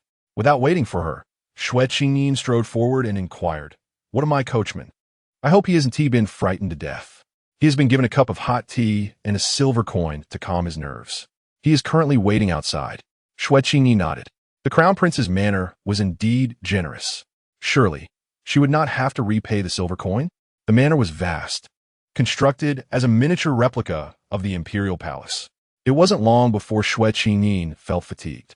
Noticing this, the young servant quickly remarked, "Miss, you may not have fully recovered yet." Saying this, he called for a soft sedan chair to be brought. Just as she had entered, she would now exit the same way. Earlier, she had felt faint while seated in the chair, hardly aware of her surroundings. Now sitting in it, she truly appreciated its comfort. Turning her head, she noticed that Xing's displeasure had deepened. In response, Xue Qingyin adjusted her position, reclining more comfortably. With her natural beauty accentuated by her carefree demeanor, her posture exuded an enchanting allure. Xing clenched her jaw tighter, thinking how improper Xue Qingyin was. Yet no one seemed to have the authority to reprimand her. Upon reaching the door, the coachman awaited her eagerly. Seeing Xue Qingyin, he promptly bowed with enthusiasm, before climbing into the carriage. Beside him stood an elderly matron. She smiled and said, "I shall escort Miss Xue back to her home." Xue Qingyin found this a bit strange. With the coachman and carriage ready, couldn't she return on her own? Why the grand display? Were they concerned she might faint again on the way? As the carriage approached the gates of the Xue residence, dusk had already begun to settle. The servant stood before Madame Xue, responding, "The eldest young lady is not at the Xue residence." Madame Xue, anxious and distressed, nearly broke her nails. Where could she possibly be? "Isn't there a coachman?" Xue Qingdong spoke up to comfort her. "Madam, please do not be agitated." Madame Xue pushed him aside, ready to argue. Just then, a young servant rushed in, exclaiming, "The eldest young lady. She has returned." "So soon?" Madame Xue was overwhelmed with joy, tears streaming down her face as she hurried outside. The others lagged behind. "Qingyin, my dear child," Madame Xue called out repeatedly. However, upon reaching the entrance, she was met not by her daughter, but by a wet nurse. Madame Xue paused in confusion. "Where's my daughter Qingyin?" The wet nurse nodded slightly and replied, "I am here on behalf of the princess to escort Miss Xue back home." As the wet nurse spoke, she lifted the curtain of the carriage, allowing Xue Qingyin to disembark. The princess? Madame Xue was taken aback. Xue Qingyin appeared perplexed as well. She had clearly returned from the residence of Prince Xuan. How had she come to be sent back by the princess's attendant? Madame Xue scrutinized the wet nurse and exclaimed in delight, "Are you perhaps the esteemed Nurse Xue who serves the princess?" The wet nurse nodded again, indeed. Madame Xue was both elated and bewildered. How could this be? The wet nurse explained, "The princess and Miss Xue share a bond, having met at the poetry gathering. Today, upon encountering Miss Xue suffering from an old ailment, the princess hastily brought her back to the palace for treatment. Not realizing so much time had passed, she worried you might be concerned, and thus instructed me to escort the young lady home." The wet nurse's polite words were a courtesy that undoubtedly honored the Xue family. Xue Qingyin finally comprehended the situation. Having been absent from home for such an extended period, should word spread, others might speculate she had been consorting with a lover. Moreover, there were already many who looked down upon her. Now, with the princess's intervention, the rumors would surely dissipate. However, to have garnered the attention of such a prominent princess, Xue Qingyin could not fathom how she possessed such formidable connections. She certainly did not consider herself deserving of such favor. Could it be the influence of Prince Xuan? Chapter 12. How she will repay the King Xue Qingdong and the others, who had arrived slightly late, quickly grasped the situation. Xue Qingdong stepped forward, exchanged pleasantries with Granny Xue, and inquired about Princess Xuan. Granny Xue did not linger, having fulfilled her duties, and turned to leave. Just before her departure, a thought struck her, and she remarked, "Oh, Miss Xue, the cloak that day, the princess has decided to gift it to you." He suddenly recalled the moonlight-colored cloak from the poetry gathering. With such evidence, there could be no further doubt regarding its authenticity. Qingyin had indeed been acquainted with the princess. For the first time, Xue Qingdong scrutinized his daughter with such a complex gaze. Indeed, Xue Qingyin had every right to be proud. The actions of Prince Xuan were truly meticulous and thorough.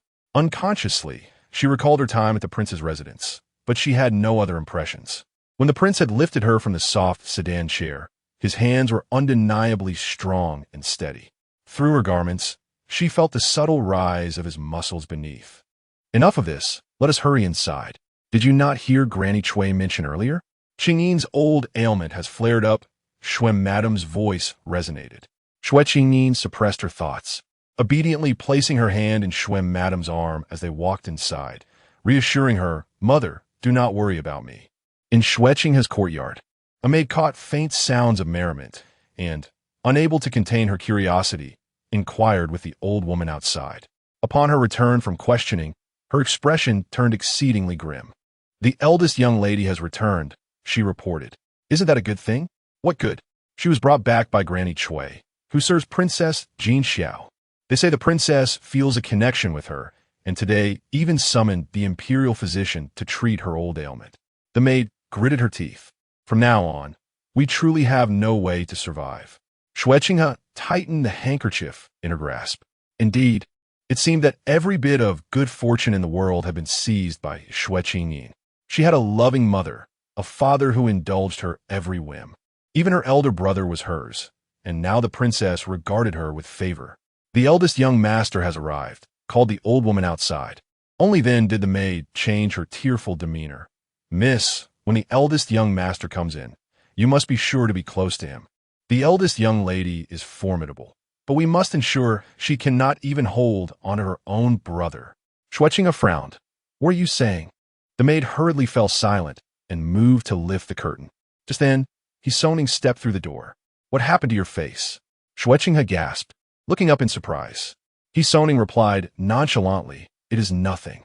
The maid urgently interjected, "Is it because the eldest young lady did not return, and the master struck you?" Xue Qinghe, however, remarked, "No, it was your stepmother who struck you, wasn't it?" As she spoke, her anxiety grew. How could she hit you? Does she not know how willful and overbearing Xue Qingyin is? When she decides to leave, What can our elder brother do?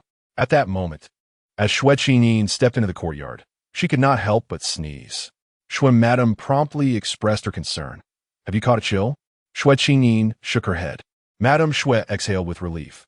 Grasping her hand and lowering her voice, she trembled as she spoke. Qingyin, I sense that your elder brother has changed. Upon closer listening, a hint of sorrow lingered in her tone.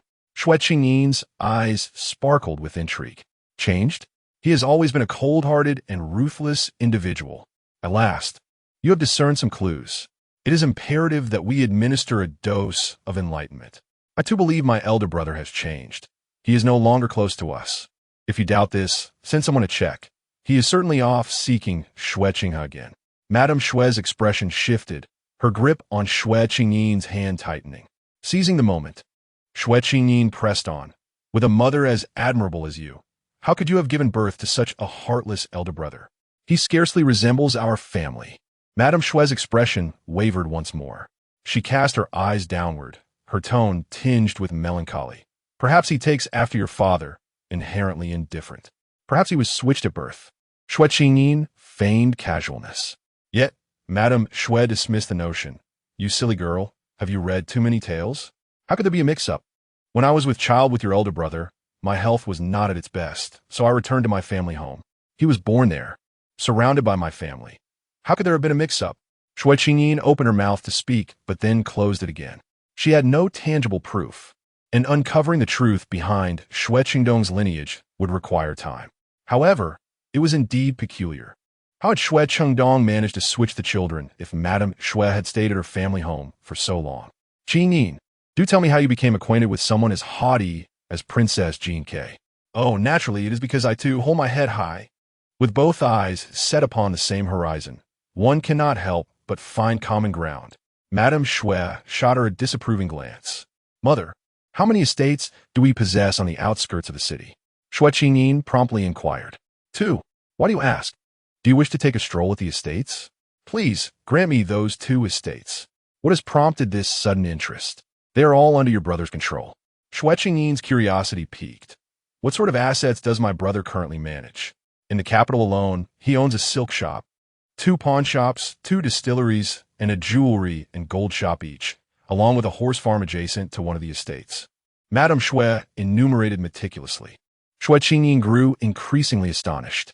Her mother was extraordinarily wealthy. No wonder He Soning had been so generous during the power struggle. It was quite astonishing that private horse farms were permitted in this dynasty.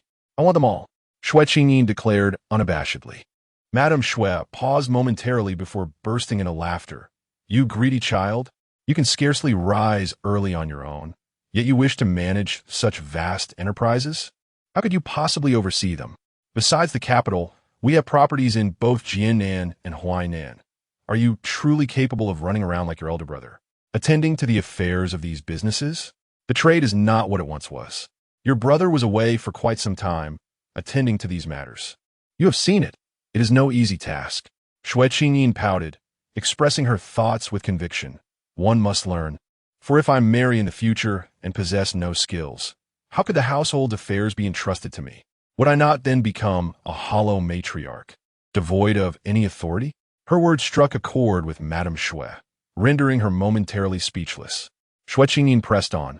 Moreover, my elder brother is about to participate in the imperial examination. He is destined for a career in the court. How could he possibly engage in such trivial matters? Others would surely mock him for the stench of money. Madame Xue tapped her finger gently on her forehead. Oh, you, just a moment ago, you suggested your brother was mistakenly born into this family, and now you are considering his interests. Xue Qingyin mused that this was merely a way to lighten his purse, hoping it wouldn't drive him to madness. You make a fair point. I shall grant you 2 shops. No, I want them all. How can you manage them all? I have my mother to assist me. Xue Qingyin replied with unwavering confidence. Madame Xue shot her a reproachful glare. Yet the smile at the corner of her lips remained. Very well, I understand. They are yours, all yours. Madame Xue genuinely cherished her child, spending a while more in conversation before carefully inspecting her to confirm that her health had indeed improved, finally departing with a sense of relief. Xue Qingyin nestled comfortably into bed. Ah, With just a few words, she had transformed into a little heiress. Having a good mother is truly a blessing. She must protect her mother well, for she could never allow her to tread the tragic path depicted in the original tale. At the residence of Prince Xuan. Has she left? Yes, Your Highness, she has departed. Prince Xuan replied, his voice icy, revealing no hint of joy or anger. The young servant hesitated, unsure whether to take his leave. At that moment, Prince Xuan set down his pen, as if recalling something, and inquired, what did she say when she departed? Nothing of note. The servant suddenly realized that Prince Xuan was likely interested in a particular detail. He quickly added, she mentioned how she would repay Your Highness in the future. Repay how? The servant raised his eyes, suddenly meeting the depths of Prince Xuan's cold gaze, and involuntarily shivered. It seemed that Prince Xuan was intrigued. The servant swallowed hard and continued, Miss Xue said that the flowers you took previously must have withered, and that she would send you a grander one next time. As he spoke, a hint of astonishment crossed his face. He thought to himself, could it be that such a cold and imposing figure as Prince Xuan has a fondness for flowers? Prince Xuan remained silent. The scholar standing beside him chuckled softly, then gritted his teeth, saying this young lady truly is. What kind of maiden sends flowers to a man? Just a few days ago, she brought us a flower that would wither away to appease us. Chapter 13. Inviting Miss Xue to the palace in the early morning, a maidservant, carrying the fresh scent of dew, approached Madame Xue. The maid announced, today we are to visit the Yushe residence for tea. The young lady must be well prepared. Xue Qingyin, still half asleep, propped her chin on her hand, allowing a nearby maid to style her hair and select her ornaments. After quite a commotion, it was nearly noon, with both He Songning and Xue Qingdong absent from home. Only Xue Qingyin and the two maids dined together. After rinsing her mouth and cleansing her hands, Madame Xue took a handkerchief to dry her hands and said nonchalantly, go fetch a set of jewelry from my room for the second young lady to wear. Xue Qinghe lifted her head and replied, there is no need, elder brother. It has already been prepared for me. Madame Xue's expression shifted slightly. Xue Qingyin clung to her arm and said sweetly, mother, I am so tired. This softened Madame Xue's demeanor considerably as she remarked, you lazy child. Very well, you may lean on me for a nap in the carriage. Just as these words left her lips, a young servant rushed in, breathless with urgency. Madame Xue, visibly displeased, inquired what is the matter. The young servant, his face a portrait of astonishment, stammered, someone has come from the palace. From the palace? Madame Xue was perplexed. Although Xue Qingdong held a respectable position, Madame Xue was not a lady of high rank and bore the stigma of being overly protective of her daughter due to her merchant background, which did not endear her to the circle of noble women. Therefore, such good fortune as a visitor from the palace had never been associated with their family. Yes, they have come to summon the eldest young lady. The young servant replied, drenched in sweat. In an instant, all eyes turned to Xue Qingyin, who responded with a bewildered, huh? The person sent to fetch her was an elderly matron. I am a servant from Mingyi Hall, sent to escort the eldest young lady of the Xue family to the palace, she stated, emphasizing the title of eldest young lady to avoid any misunderstanding. Upon hearing this, Xue Qinghe's maid felt a mix of jealousy and resentment. Meanwhile, Xue Qingyin pondered, what exactly is this Mingyi Hall? The old matron presented the official token from the palace and urged Xue Qingyin to depart. Madame Xue, suppressing her worries, bid farewell to her daughter. She had never visited the imperial palace. Would anything untoward occur? Taking a deep breath, she said, let's also be on our way. They had already made arrangements with the Yushe lady, and it was imperative not to disappoint her. Upon arriving at the residence of the Yushe lady, Xue Qinghe and her maid could not help but feel intimidated. The daughters of the Yushe lady and seemingly the Minister of Rites were present. The maid Xue Qingyin had a modicum of worldly experience, but her voice trembled as the conversation progressed. Xue Qinghe felt equally anxious, preferring to remain in her own small courtyard. Madame Xue led them before the Yushe lady and mildly remarked, this is our second young lady, who enjoys reading and seldom ventures out, hence she is not familiar with many individuals. Both Xue Qinghe and her maid felt a profound sense of embarrassment. Madame Xue's words seemed to suggest that she is unfit for the limelight. However, the inspector's wife clapped her hands and said, "This is easily remedied. My daughter has a natural inclination for making friends. Let her take Xue Qingyin along for some leisure, and they will surely become acquainted in no time." The inspector's daughter, beautiful and poised, approached to invite Xue Qingyin. This only made Xue Qingyin and her maid feel even more anxious. Consequently, she found herself unable to engage with the noble ladies. As Xue Qingyin sat there, fidgeting with unease, her maid Xue Qingyin suddenly leaned in and whispered, "It feels so uncomfortable for us here. I wonder how the eldest miss is faring in the palace?" Indeed, Xue Qingyin was taken aback. Xue Qingyin's arrogance and caprice would likely be of little use in the palace. She feared that her cousin's performance would not surpass her own. The sense of shame that weighed upon Xue Qingyin lessened somewhat, but it was soon replaced by a greater worry. What if Xue Qingyin, unaware of her own limits, caused a scandal in the palace and brought trouble to the Xue family? The more she pondered, the more anxious she became. Entering the palace was indeed a cumbersome affair. Just how vast is the imperial palace? After disembarking from a carriage, Xue Qingyin felt as if her legs were about to give way. The old matron, however, deliberately quickened her pace, paying no heed to whether Xue Qingyin could keep up. "Very well, then, I shall simply adopt a nonchalant attitude." Xue Qingyin slowed her steps and began to admire the scenery of the palace. How marvelous! It was akin to an impromptu tour of the Forbidden City without the entry fee. The old matron intended to establish her authority, hoping to impress upon the young lady the grandeur of the palace. When she turned to glance back at Xue Qingyin, expecting to see her breathless, she was taken aback. Instead, Xue Qingyin appeared to be leisurely enjoying her surroundings. The old matron's expression darkened as she hurried back, sternly urging, "Miss, please hurry." Xue Qingyin shook her head. "I am frail. If I walk too quickly, I might collapse right before you. Will you take responsibility for my demise?" The old matron was momentarily speechless. Though she considered herself a favored servant of Consort One, she dared not bear such a burden. She quickly supported Xue Qingyin, saying, "What do you say, Miss Xue? My life is worth far less than yours." With that, she slowed her pace. After what felt like an eternity, they finally arrived at a gate, which bore the inscription Guangshuan Gate. Beyond this threshold lay a series of palatial structures, magnificently lined up, exuding opulence. A faint scent of incense wafted through the air as groups of palace maids passed by, their skirts swaying gracefully. "Please wait here. I shall go notify them," the old matron instructed before leaving. Xue Qingyin, unbothered, leaned against the gate and seated herself on the ground. She inhaled the fresh air, gazing up at the clear sky, her heart filled with tranquility and comfort. When the old matron returned, she was astonished to see Xue Qingyin sitting on the floor. "Miss Xue, why are you sitting on the ground?" Xue Qingyin tilted her head and asked, "Is sitting on the palace floor forbidden?" "Of course not," the old matron replied. "It's just that your ease and composure exceed my expectations."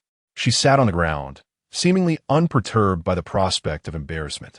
Some were unable to rise, prompting her to request assistance from the old matron. Xue Qingyin lifted her gaze to meet the matron's eyes. The elderly woman's lips twitched, despite her reluctance. She had already announced their arrival and dared not mock the princess. Thus, gritting her teeth, she bent down to help her up. Xue Qingyin leaned against her arm, causing the matron to wobble, nearly straining her back. Was this a form of revenge? But who would dare to exact vengeance upon her? The matron dismissed the thought, inwardly cursing Xue Qingyin for her coarse and blunt nature. At last, with the matron's support, Xue Qingyin entered the main hall of Mingyi Palace.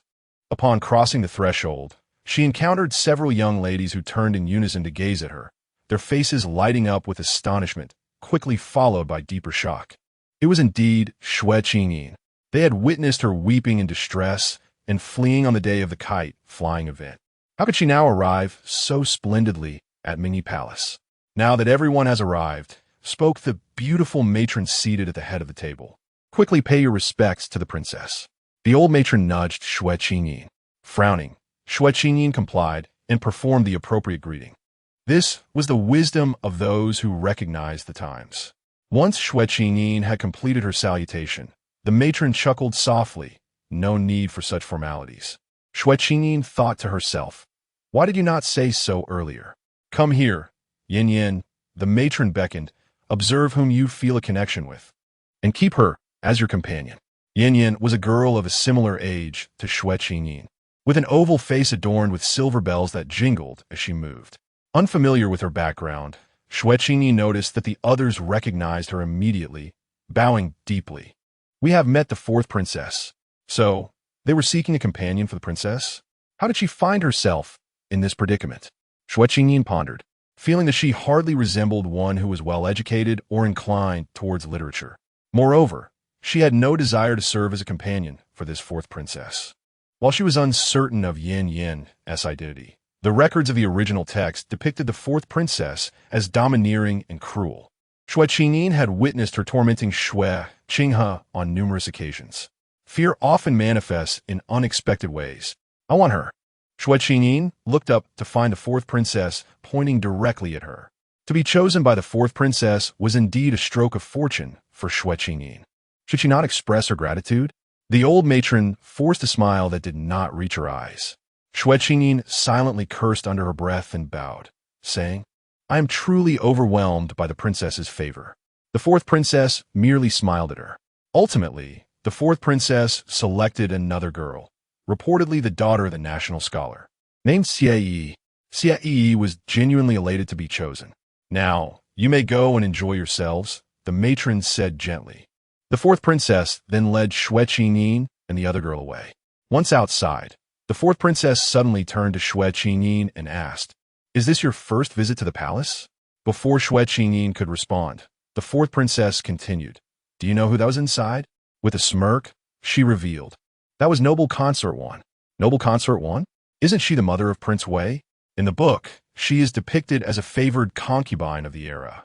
Indeed, she possesses great beauty, coupled with a gentle demeanor, making her akin to a delicate flower that understands the language of the heart. However, this Lady Wan, though seemingly gentle, conceals a heart of malice. Do you know why you were summoned to the palace today?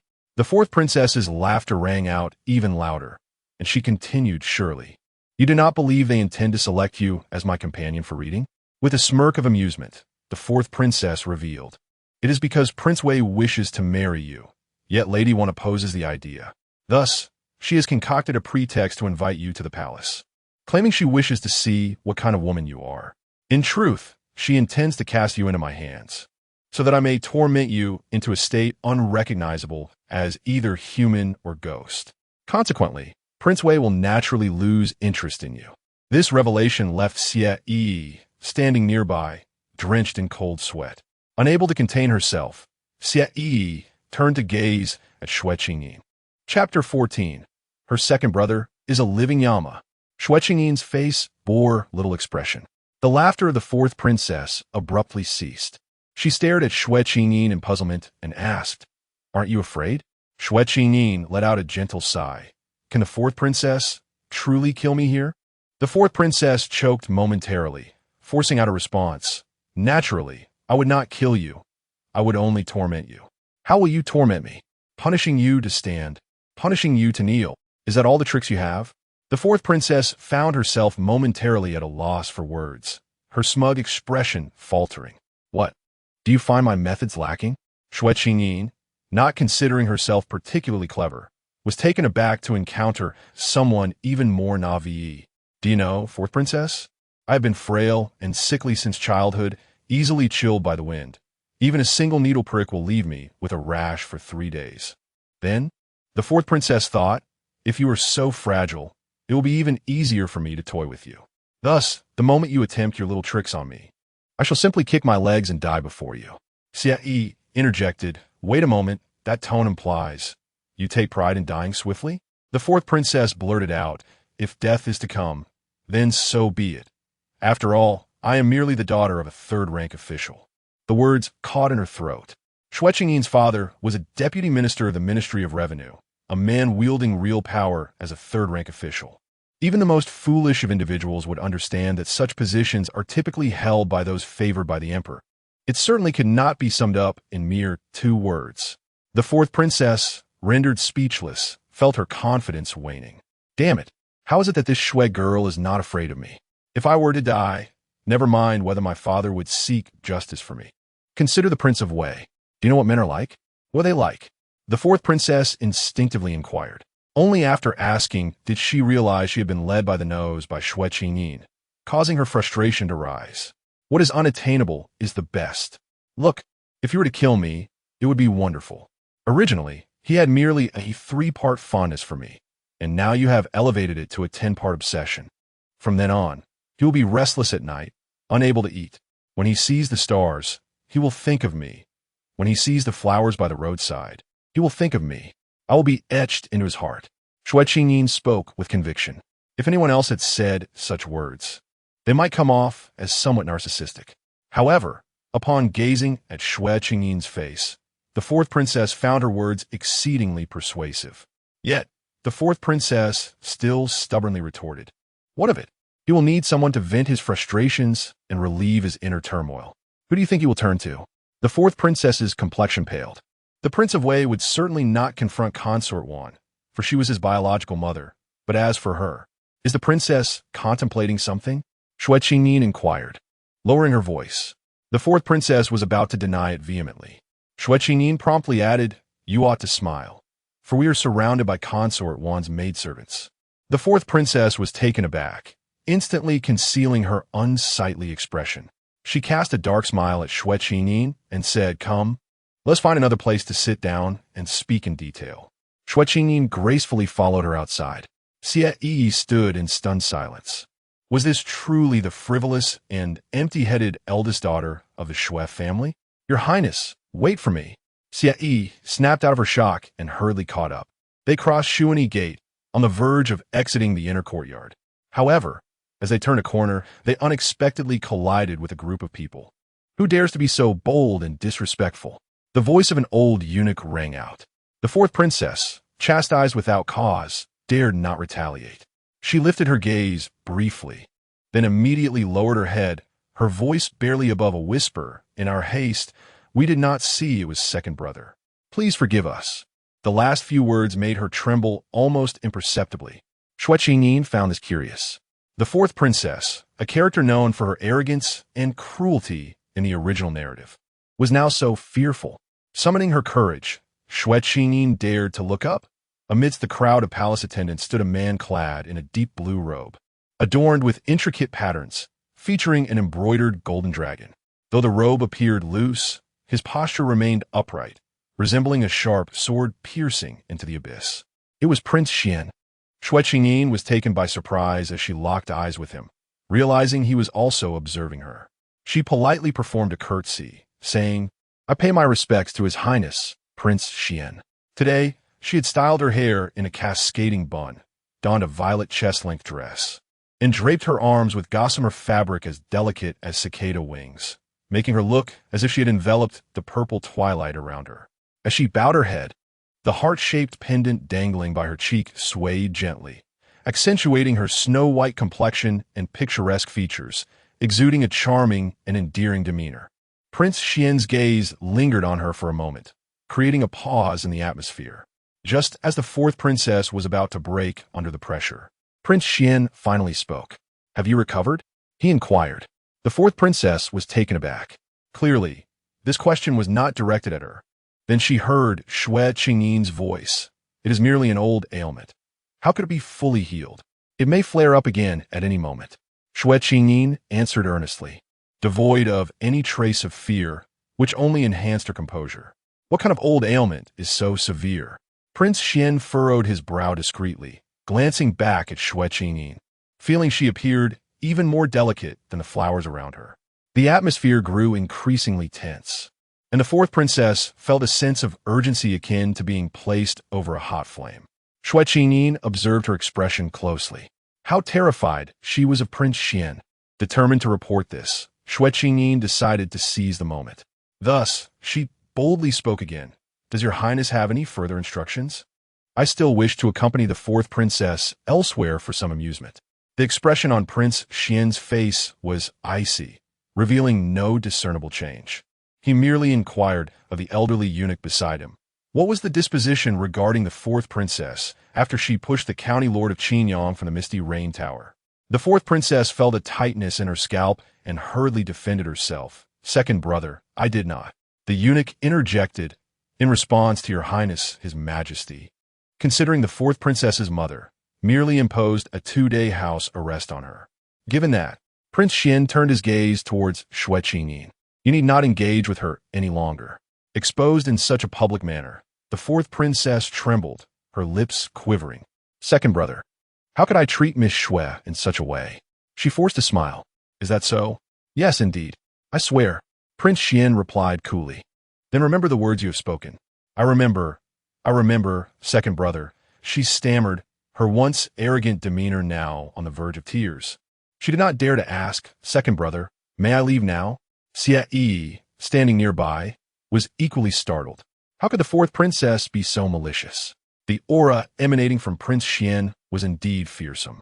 Ultimately, it was Xue Qingyin who broke the silence, tilting her head to ask, Your Highness, may we depart? Prince Xuan shifted his attention back to her. The young lady from the Xue family was genuinely devoid of guile, so innocent and straightforward. You may go, he stated. Upon hearing this, the fourth princess immediately let out a sigh of relief, her voice trembling as she uttered, I shall take my leave first. She hurriedly lowered her head and moved forward, with Xue Qingyin quickening her pace alongside her. Only Xue Qingyin ambled leisurely behind, even turning back to smile at Prince Xuan. Her smile was radiant, surpassing the charm of the heart-shaped pendant adorning her cheek. Prince Xuan paused briefly before stepping into another alleyway, the distance they traversed becoming uncertain. The fourth princess suddenly lifted her head, her complexion still somewhat pale. Biting her lip, she coldly asked, Do you know my second brother? Xue Qingyin nodded. The fourth princess grew anxious. How do you know each other? Xue Qingyin furrowed her brow slightly. It is difficult to explain. The fourth princess, in a panic, pressed. What do you mean by difficult? Xue Qingyin regarded her with composure. Why not inquire directly with Prince Xuan? The fourth princess's bravado instantly waned. Would I dare? She thought. At the age of 9, in a fit of rage, she had thrown a jar, striking her teacher's head. That venerable gentleman was also her second brother's tutor in his youth. Subsequently, her second brother had hung her upside down, tying her to a horse, and galloped around, causing her to vomit the meal she had consumed the previous day, almost bringing forth her very soul, thereby humiliating her as a princess. In disarray, fearing a kick from the horse might end her life, she cried out in terror, her wails heart-wrenching. Yet, no one dared intervene. Even the emperor, who doted upon her, merely sighed and advised her, do not provoke your second brother's anger. The fourth princess, recalling that day, trembled uncontrollably. Her second brother was a living incarnation of the king of hell. With a complex gaze, the fourth princess regarded Xue Qingyin. How was it that she exhibited no fear? In that moment, the fourth princess felt a profound respect for her. Chapter 15, I could be your second sister-in-law. The fourth princess took a moment to compose herself, choosing to refrain from further dialogue with Xue Qingyin, lest she stifle her own emotions. Turning her gaze towards Xue Qingyin, she warned, if you dare speak of today's events. Xue Qingyi's complexion drained of color. Hastily responding, I wouldn't dare. In the palace, she could not afford to offend any of the noble women, especially considering the implications involving Consort Wan and Prince Wei, as well as Prince Xuan. There were several influential figures at play. How perceptive of you. Otherwise, I possess ample means to torment you. The fourth princess retorted menacingly. All her pent-up arrogance and bluster had been directed solely at Xue Qingyin. Just as she was stewing in frustration, a delicate hand, as white as jade, reached out, holding a soft handkerchief. The fourth princess followed the gesture and found. Xue Qingyin, what do you want? The fourth princess snapped stiffly. Does the princess not wish to wipe the sweat from her brow? Xue Qingyin replied lazily. For a moment, the fourth princess was taken aback. She had assumed that with her second brother's backing and the affection of Prince Wei, Xue Qingyin would be eager for revenge. After a brief hesitation, the fourth princess swiftly snatched the handkerchief. As a dignified princess, she could not afford to further tarnish her reputation today. She dabbed at her forehead, feeling a refreshing coolness wash over her.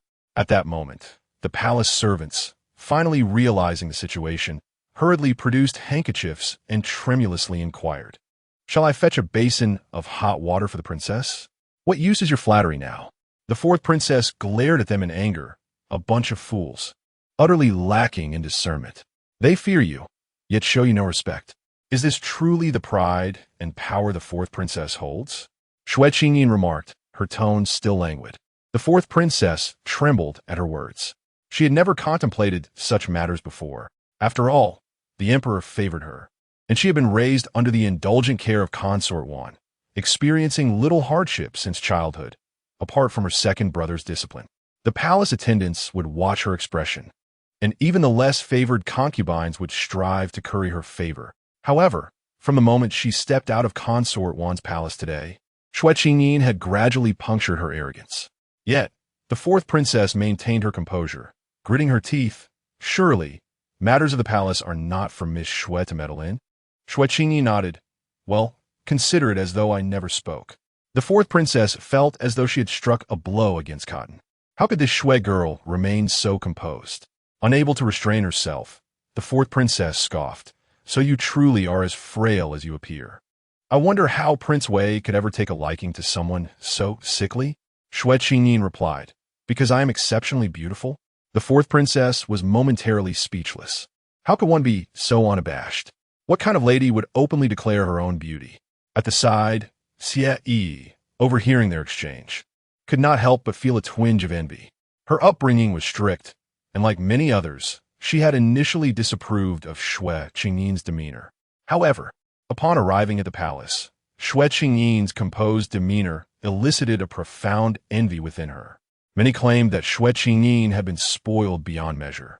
Yet perhaps it was precisely due to the Xue family's indulgence that she had cultivated such a fearless disposition.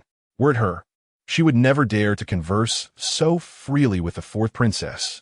Do not grow too proud. Since you have become my companion, you shall frequently be summoned to the palace. With my second brother present, I shall not act against you. But have you ever considered? The fourth princess leaned closer, whispering conspiratorially, when Lady Wan wishes to accomplish something, she will succeed without fail. Here, it is exceedingly simple to orchestrate a woman's loss of virtue. Xue Qingyin slightly turned her face, whispering back, the inner court does not permit entry to outsiders. How could a man lead me to such a fate? Shall I summon his majesty for that purpose? Wouldn't you have to kneel before me in the future? The fourth princess's face flushed with anger. How brazen! How dare you even think of such things? Xue Qingyin remained unfazed. Otherwise, becoming your second sister-in-law wouldn't be so bad, would it? The fourth princess was incensed. Absolutely impossible. With a brother like mine, even if a celestial being stood before him, he would remain as unyielding as stone. Xue Qingyin simply replied, oh. The fourth princess, observing her nonchalant demeanor, felt a pang of anxiety. Could Xue Qingyin genuinely wish to marry her second brother? The fourth princess was suddenly filled with suspicion, realizing that Xue Qingyin could not afford to lose her virtue within the palace. This woman possessed an audacity that could lead to perilous consequences if she were to seize an opportunity to ascend the dragon bed. With a sullen tone, the fourth princess instructed, you all may leave. Xue awkwardly rose. Is this how we depart? However, Xue Qingyin inquired, might the fourth princess escort me? The fourth princess glared at her. You dare request that I escort you? I would gladly take a soft sedan or a horse-drawn carriage. It was no easy journey for me today, and returning on foot would surely leave me breathless. Silence. The fourth princess barked, summoning a wet nurse. You few, see her out. The wet nurse complied, internally lamenting her fate. Wait. The fourth princess broke into a smile. I wish to reward Miss Xie. Xie stood there, bewildered, utterly confused as to why she had been threatened moments before and was now being rewarded. As a reward, a crystal glass. A precious item brought back from the western regions. The fourth princess spoke these words with a heart that bled, deliberately bestowing the gift upon Xie while disregarding Xue Qingyin. Such gossip among the onlookers would surely discomfort Xue Qingyin. As the wet nurse hurried to fetch the crystal glass, the fourth princess observed Xue Qingyin's expression. Why did she remain so impassive? The fourth princess gritted her teeth, in frustration. Xue Qingyin mused, "What is a crystal glass? It sounds so exquisite, yet it's merely a glass cup. I could buy 3 for 10 coins." Though Xue Qingyin displayed little reaction, after receiving the crystal glass, Xie Yi's thoughts began to shift. She could not help but scrutinize Xue Qingyin, pondering whether the young lady from the Xue family might harbor jealousy towards her. Xie Yi arrived home, her heart pounding with trepidation. Xue Qingyin, on the other hand, was assisted to the palace gates before finally boarding the carriage back to the Xue residence. In the Mingyi Hall, an elderly matron was conversing with the favored consort one. This Xue girl must never be selected for the royal household. She is frail, gasping for breath with every step. How can she bear children in the future? Furthermore, her exquisite beauty is a potential source of calamity. Her temperament is exceedingly delicate. She cannot endure the slightest hardship, and I fear she may become a jealous and favored nuisance. Consort Wan, herself a beauty, was well aware of the weight of such a lure. With a measured expression, she pressed her lips together and remarked, "Isn't Duke Zhao blessed with a son who, despite being over 40, remains without a legitimate wife? Why not extend a favor? If the Xue girl can marry into the Duke's household, it would indeed be a rare blessing for her." A hint of amusement danced at the corners of the matron's mouth. Duke Zhao's son, born simple-minded, had grown considerably portly over the years. Previously, Duke Zhao had sought a bride for him, even identifying a suitable match.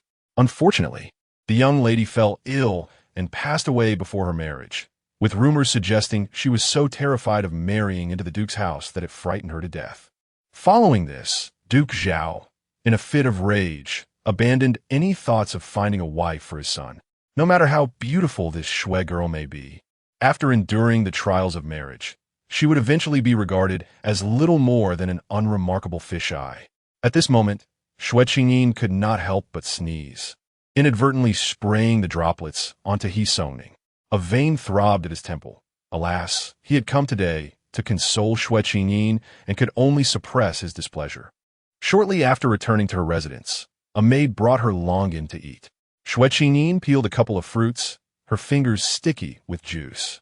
Seeing He Songning approach, she darted into his embrace, playfully exclaiming, "I thought you wouldn't come to see me."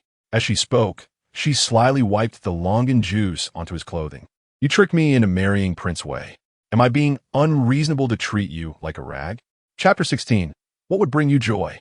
He Songning tugged at the corner of his mouth, and then raised his hand to gently pat Xue Qingyin on the nape of her neck, akin to petting a small dog. Lowering his gaze, he caught a glimpse of Xue Qingyin's delicate, snow-white neck, which felt far removed from the act of petting a dog. In that fleeting moment, he found her resembling a docile rabbit. Docile? He Songning found the notion rather amusing. That term would hardly apply to Xue Qingyin. He dismissed the thought and murmured, "Do you know how long I searched for you after you ran away from the riverbank that day?" I did not. He Songning was momentarily at a loss for words. Xue Qingyin began to sift through her memories. "Every time I cried in frustration, you never came to find me. When I had a quarrel with Xue Qinghe at the age of 8, you said I should yield to her as the elder sister. I was so furious that I ran away and even fell. You didn't come to see me. You only sent your servant to deliver medicine. But I knew you wanted to see Xue Qinghe that day. It was the same on my 10th birthday." He Songning listened intently, his expression darkening with each recollection. Did Xue Qingyin harbor grudges to such an extent? At that moment, caught in the throes of her emotions, she buried her face into his neck and sobbed, "I never understood why. Even though you're my real brother, you only cared for Xue Qinghe and not for me. You have no idea how much that fall hurt. I bled so much." It seemed she was finally releasing all the grievances she had endured over the years. He Songning felt a chill at his neck. It was Xue Qingyin's tears. She was crying uncontrollably. He could still catch a whiff of her perfume, reminiscent of summer lotus blossoms, mingled with a faint medicinal scent, a result of her taking medicine for the past few days. The somber expression in his eyes gradually faded. Xue Qingyin was not resentful. She was merely expressing her childish grievances. It was rare for He Songning to exhibit such patience while listening to her lament. Uncertain of how long she had been crying, Xue Qingyin thought, why is he not reacting at all? Truly a heartless person. Sniffling, her enthusiasm dwindled, and she released her embrace around He Songning. turning her head. She said with a soft voice, "You may leave now." After such an embrace and tears, the hairpin adorning her head had become askew. The pendant swayed precariously, as if it might fall along with the hairpin at any moment. At a glance, it presented a fragile beauty, reminiscent of something weathered by the wind. "Are you still angry with me?" Xue observed her profile. Xue Qingyin remained silent. "What would bring you joy?" he uttered, though his tone lacked warmth. Xue Qingyin turned her head back, declaring, "Naturally, it would require you to treat me well. From now on, you must only acknowledge me as your sister." Xue immediately felt a pang of skepticism. He was well aware of Xue Qingyin's feelings toward him. How could she suddenly change her stance and merely request him to be a good brother? He fixed his gaze upon her. "Qingyin, do you still remember the times you said you would marry me?" Xue Qingyin appeared momentarily stunned. The original mind was taken aback.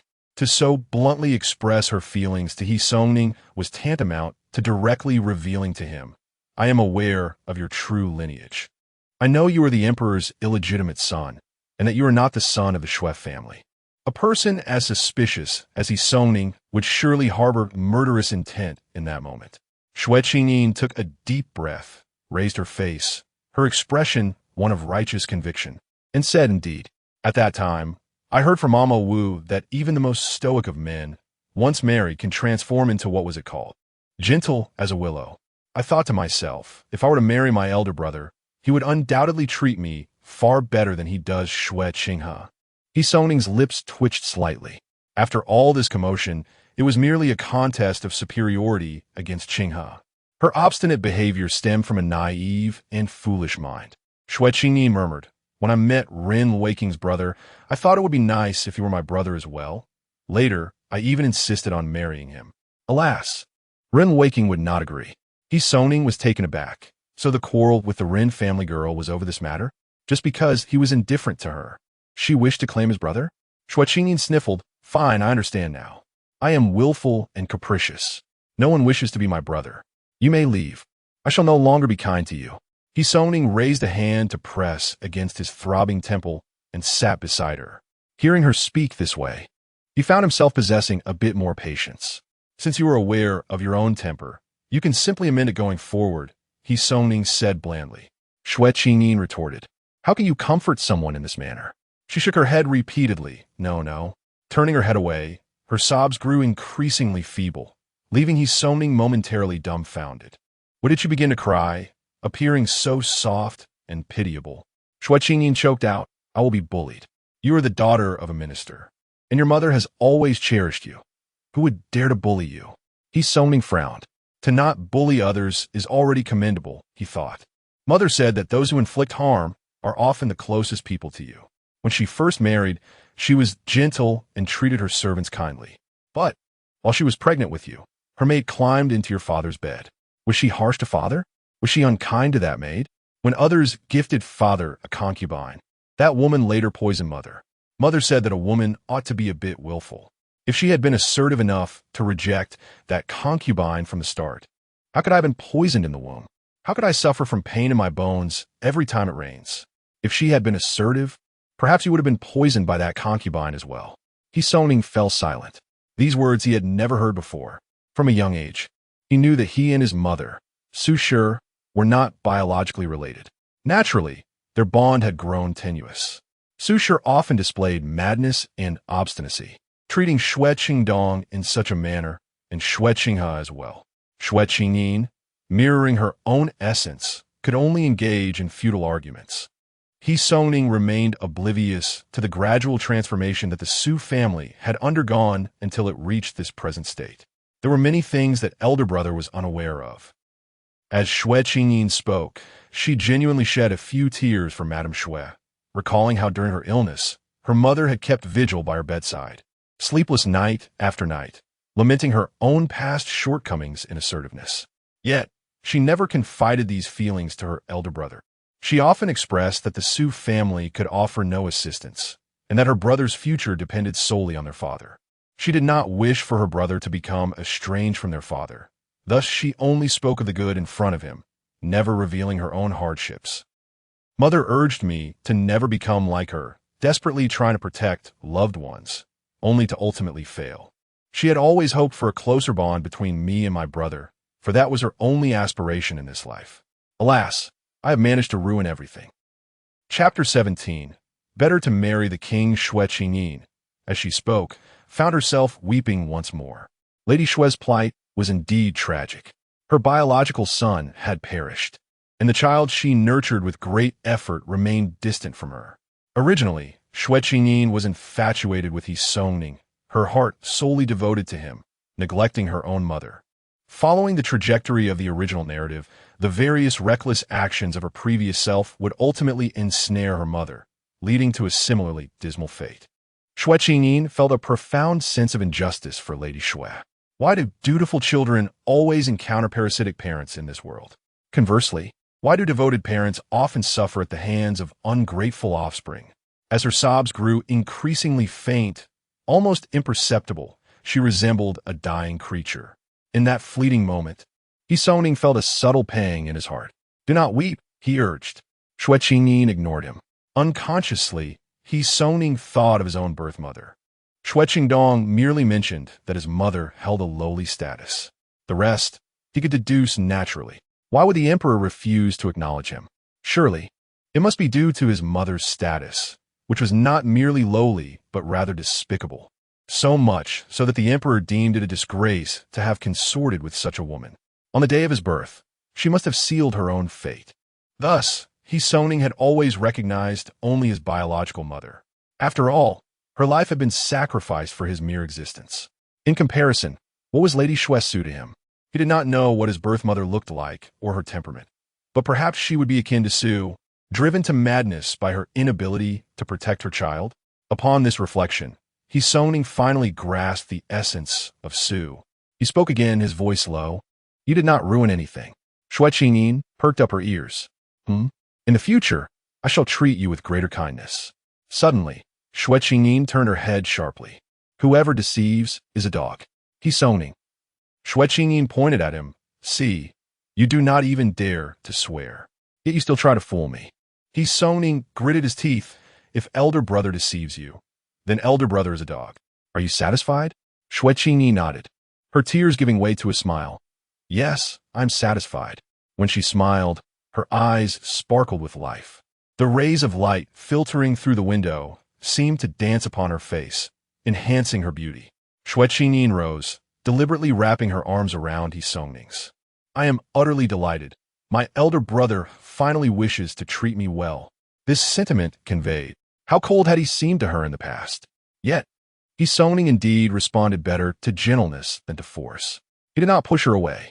Instead, as if casually, he inquired, "Why have you always been averse to my marrying?" Upon hearing this, Xue Qingyin exclaimed in disbelief. In such a poignant moment, Xue remarkably maintained his composure. A lingering doubt still resided deep within him. He had not entirely believed her assertion that she regarded him solely as a brother. Xue Qingyin pressed her lips together, softly lamenting, "You already neglect me enough as it is. If you were to marry, you would certainly care even less for me. The opportunities for me to see you might even surpass my own." This sounded quite reasonable. Xue's expression relaxed, and he turned to inquire about another matter. "Did you enter the palace today?" Xue Qingyin nodded. "Did Consort One invite you?" Xue Qingyin thought to herself. How could you not know? The Prince of Wei should have conferred with you by now. Though she harbored such thoughts, she merely mentioned her role as a companion reader for the fourth princess. The fourth princess. Xue's eyes darkened. Consort One truly knows how to push people into the fire. Xue Qingyin reflected, "Dear brother, you are not much better. If the fourth princess seeks you out again, I shall send a maid to accompany you." "A maid? What good is that? Will she be an extra pair of eyes to monitor my conduct?" "She will protect you," Xue replied nonchalantly, offering no further explanation about the maid. "Oh," Xue Qingyin responded, "it seems I must rely on myself after all." "Have you discerned Consort One's intentions from her actions?" Xue inquired again. Xue Qingyin replied. Was this a pop quiz? Noticing her silence, Xue was not surprised, for Xue Qingyin had always been rather simple-minded. "The Prince of Wei has intentions towards you," Xue murmured, closely observing the changes in her expression. Finally, the truth was laid bare. Xue Qingyin inhaled sharply, her face displaying a look of confusion. "What? The Prince of Wei wishes to take you as his wife, yet Consort One disapproves of your appearance and background. This was a scheme that Xue had meticulously planned. Consort One's lineage was indeed prestigious. Her grandfather, known as Elder Xue, once held the position of chancellor, effectively serving as a prime minister. After Consort One entered the palace, Elder Xue retired to his hometown. He had 3 sons and 1 daughter, all of whom currently serve in the court. Although they may not match Elder Xue's former glory, it is crucial to note that he has several capable disciples. Thus, the Xue family's foundation, alongside the affection bestowed upon Consort One, positions the Prince of Wei as the most likely candidate for the succession to the throne. Should the prince and she fall into discord, it would be akin to severing an arm, depriving him of substantial support. Once Xue Qingyin enters the estate, she could stir matters and potentially undermine half of the Prince of Wei's household. Is our background truly so poor? Xue Qingyin questioned aloud. It is not difficult to understand why Consort One disapproves of her looks. Most mothers-in-law prefer their daughters-in-law to be less striking. After all, her maternal family hails from a merchant background, even though they purchased a title, who in the capital would regard them highly. Xue remarked. Xue Qingyin pouted. In any case, I do not like the Prince of Wei. I will not marry him. Xue spoke solemnly. You must marry him. When our mother was poisoned by a concubine, the entire capital began to label her as narrow-minded. Though our father held the title of a third-rank minister, Mother never received even the slightest honor of a noble consort. If you become the Princess of Wei, who would dare to gossip about our mother? Naturally, our maternal family would rise in status as well. Xue Qingyin felt inclined to commend him. You are quite eloquent. Anyone else would surely be swayed by your words. The reason I share this with you is to convey that you should not fear Consort One. The Prince of Wei favors you. What can she do? Moreover, I will assist you. Just moments ago, you promised to support me as your elder brother. Yet now you are pushing me into the treacherous pit of Wei Wang. It must be you. Upon reflection, it makes sense. In the original tale, Xue, in pursuit of his grand ambitions, compelled the female protagonist Xue Qingyin to take a step back. How could it be any different for her? However, my mother once expressed her desire for me to marry a man of modest standing, one who would shower me with affection. Xue scoffed. A man of lowly status? Do you realize why Princess Jinke refused to accept any more suitors after the loss of her husband? Why? Xue Qingyin genuinely did not know, as the princess's role in the original narrative was even less significant than that of Xue Qingyin herself. A man of inferior standing marrying a woman of higher status would not feel gratitude. Instead, he would perceive himself as diminished, unable to achieve his aspirations. At best, he would wallow in his own despondency. At worst, he might seek solace in concubines, attempting to reclaim a sense of masculinity through other women. Even more deplorable would be his inclination to conspire with others to seize the wealth of the Yu family, only to find satisfaction upon his wife's demise. Xue lowered his voice, continuing, Would you still wish to marry such a man? Xue Qingyin remained silent. Though Xue was indeed a scoundrel, his words bore a certain truth. What if I were to marry Xian Wang? Xue Qingyin mused suddenly. Xian Wang was also a formidable adversary in Xue's quest for power. Since I am destined to wed an opponent, why not choose Xian Wang? He is far more handsome than Wei Wang and does not possess a harem of concubines. While he is away at war for years on end, I could enjoy a life of ease within the royal palace. What a relief. Yet, Xue's expression froze. Do you comprehend the implications of what you are saying? Ido. Xue Qingyin replied. Xue was left speechless, wishing to crack open her head to understand what led her to hold herself in such high esteem. Xian Wang, known for his cold and unpredictable temperament, had never shown interest in any woman. Xue Qingyin recalled the day she encountered Xian Wang. Is that so? I'm not certain. I shall give a try. Chapter 18.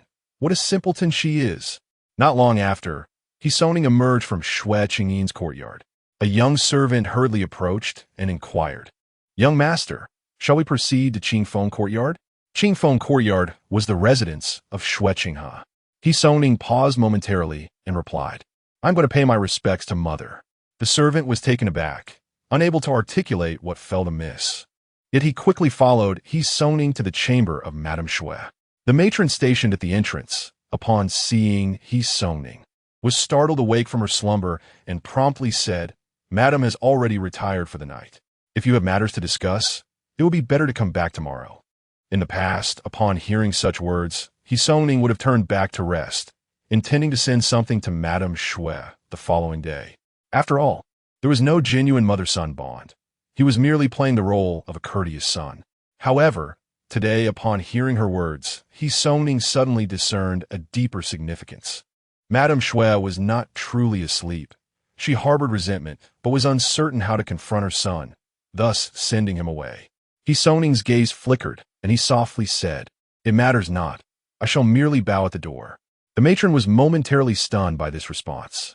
Once she regained her composure, she led He Songning inside with a beaming smile, exclaiming, "Young master, your filial piety is truly commendable." In former times, such praise would have elicited no particular emotion from He Songning.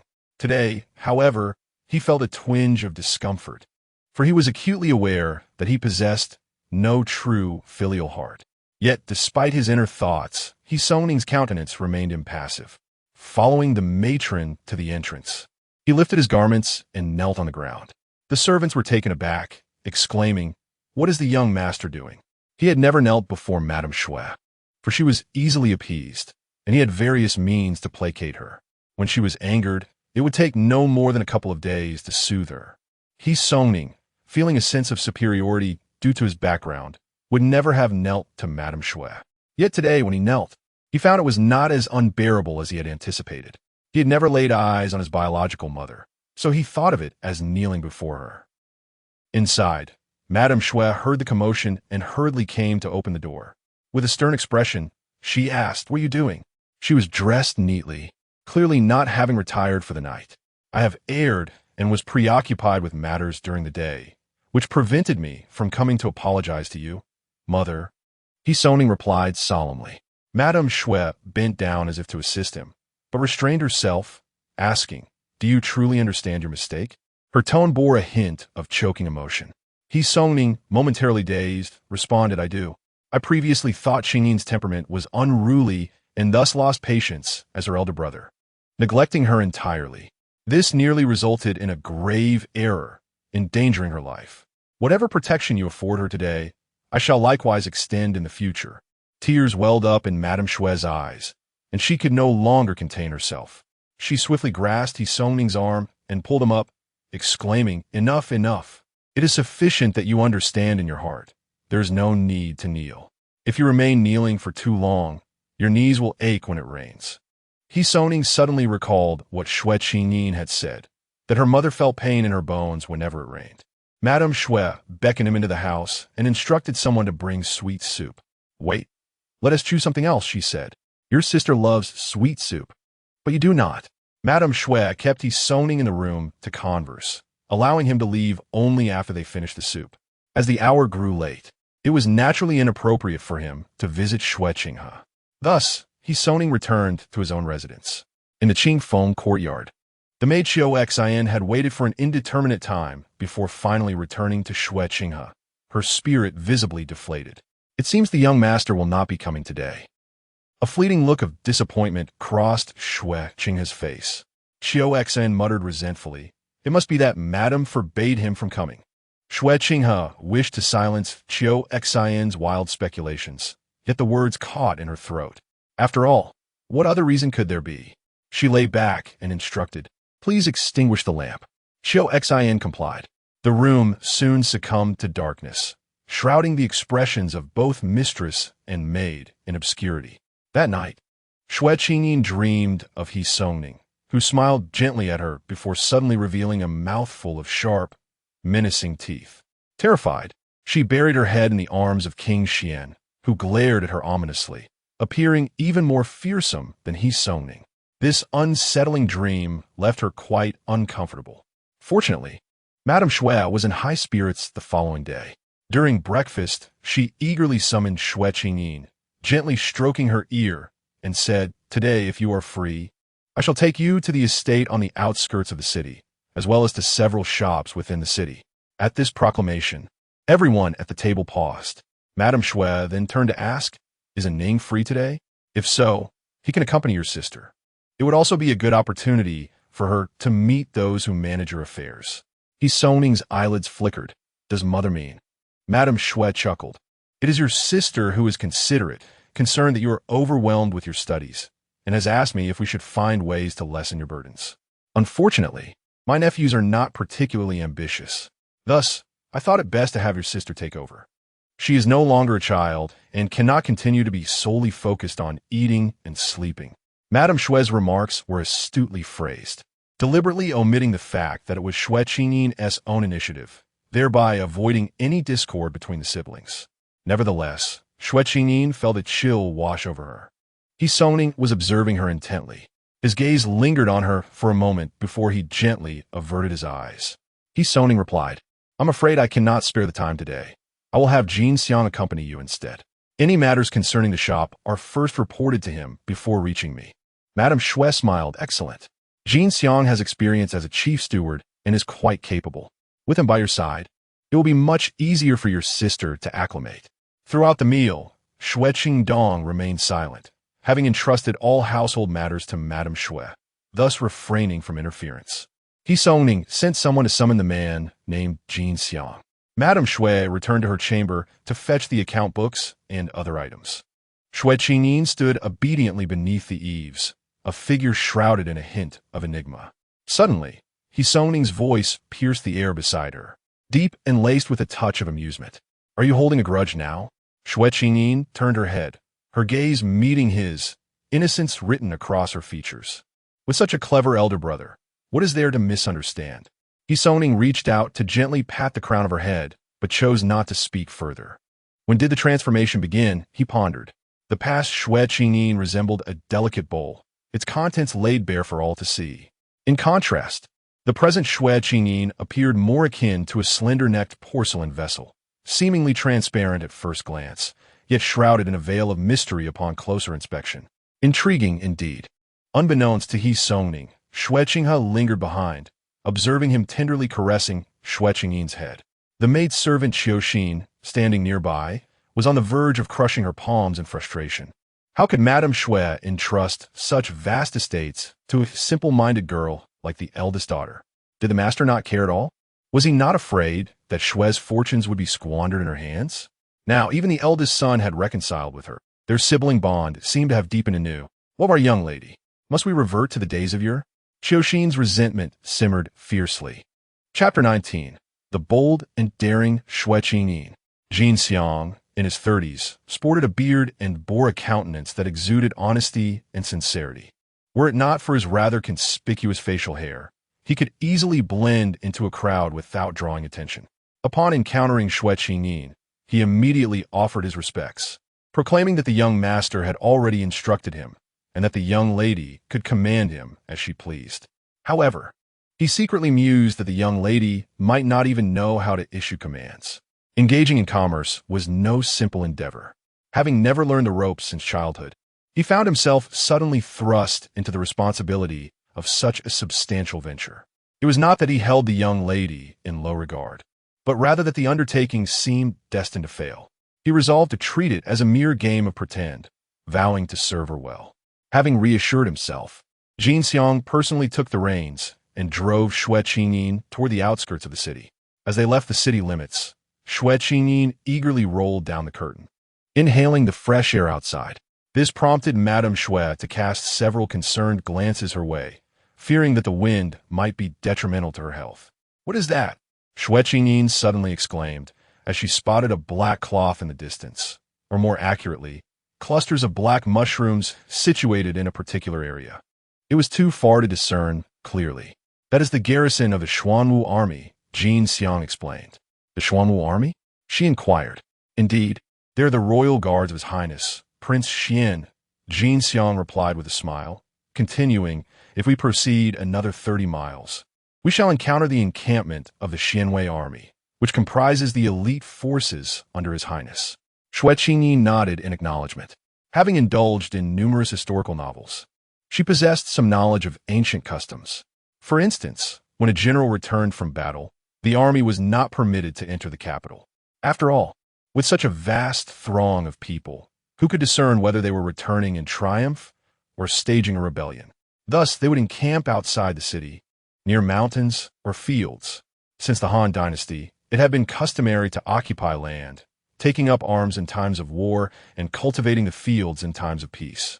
As Jin Xiang drove on, an increasing sense of unease crept over him. Noticing his unusual demeanor, Xue Qingyin inquired, "Master Jin, what troubles you?" Feeling somewhat awkward, Jin Xiang replied, "It has been some time since I last visited the countryside, and, as we draw nearer to the estate, I can't help but wonder why we seem to be approaching the garrison instead." Xue Qingyin pointed down the road. "Isn't the garrison over there?" "Yes, indeed," Jin Xiang affirmed. "Once we enter this path, we must turn and head that way." He paused momentarily and added, "Perhaps we should consider returning another day?" Xue Qingyin, puzzled, asked, "Is it truly so dreadful to be neighbors with the garrison?"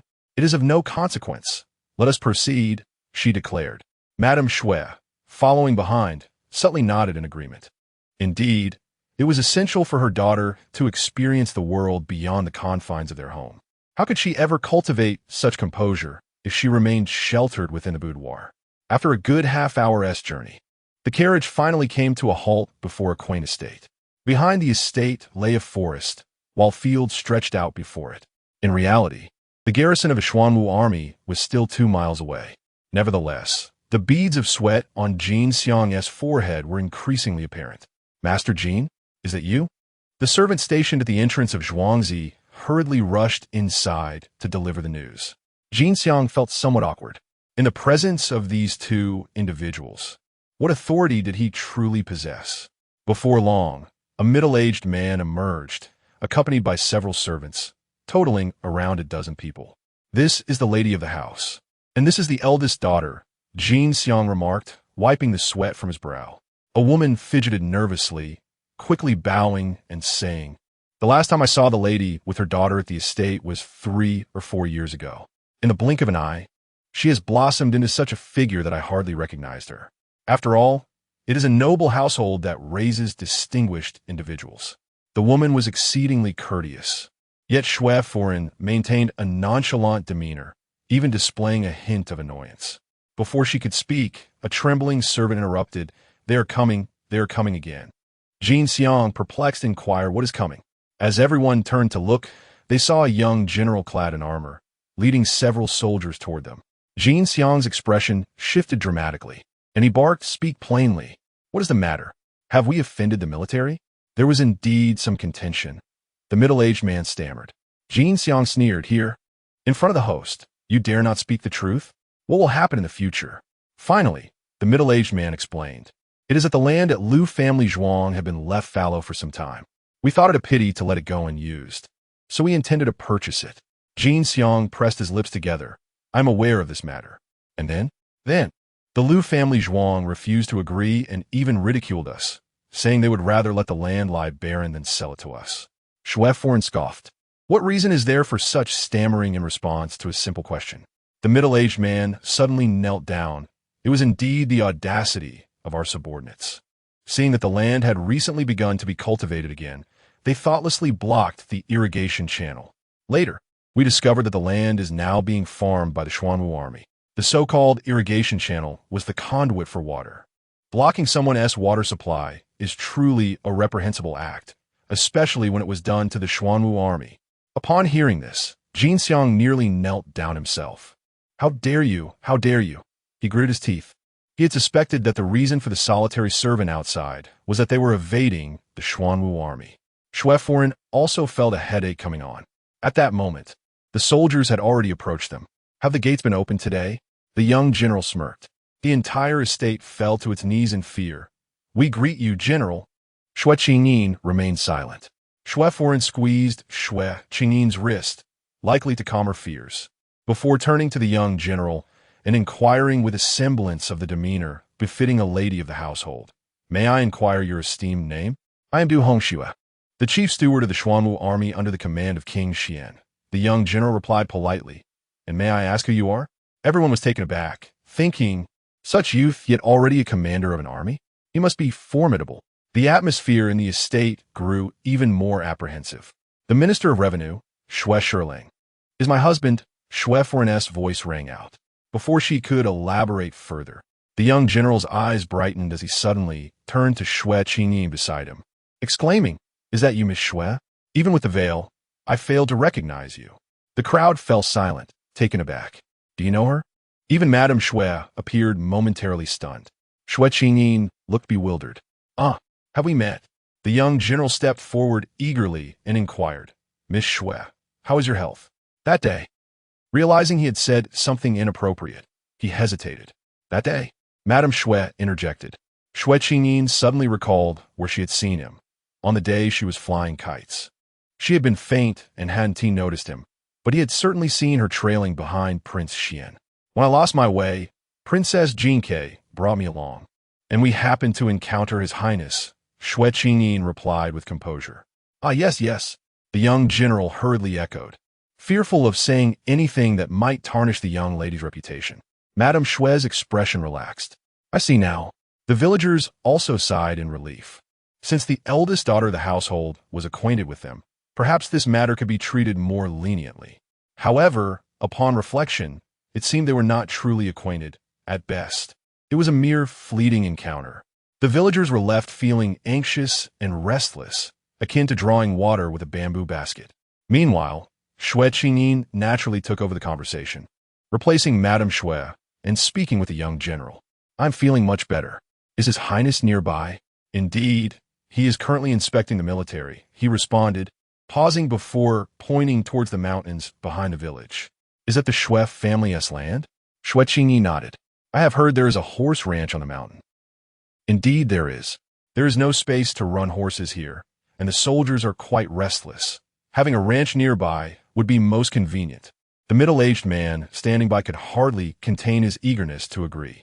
The Xuanwu army borrowing the horse ranch would be a tremendous honor.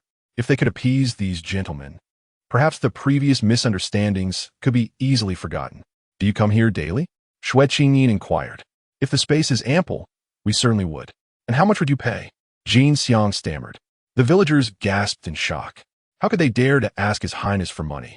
The young general paused, then hesitantly replied, "I have little experience with such matters. Perhaps Miss Xue could suggest a price?"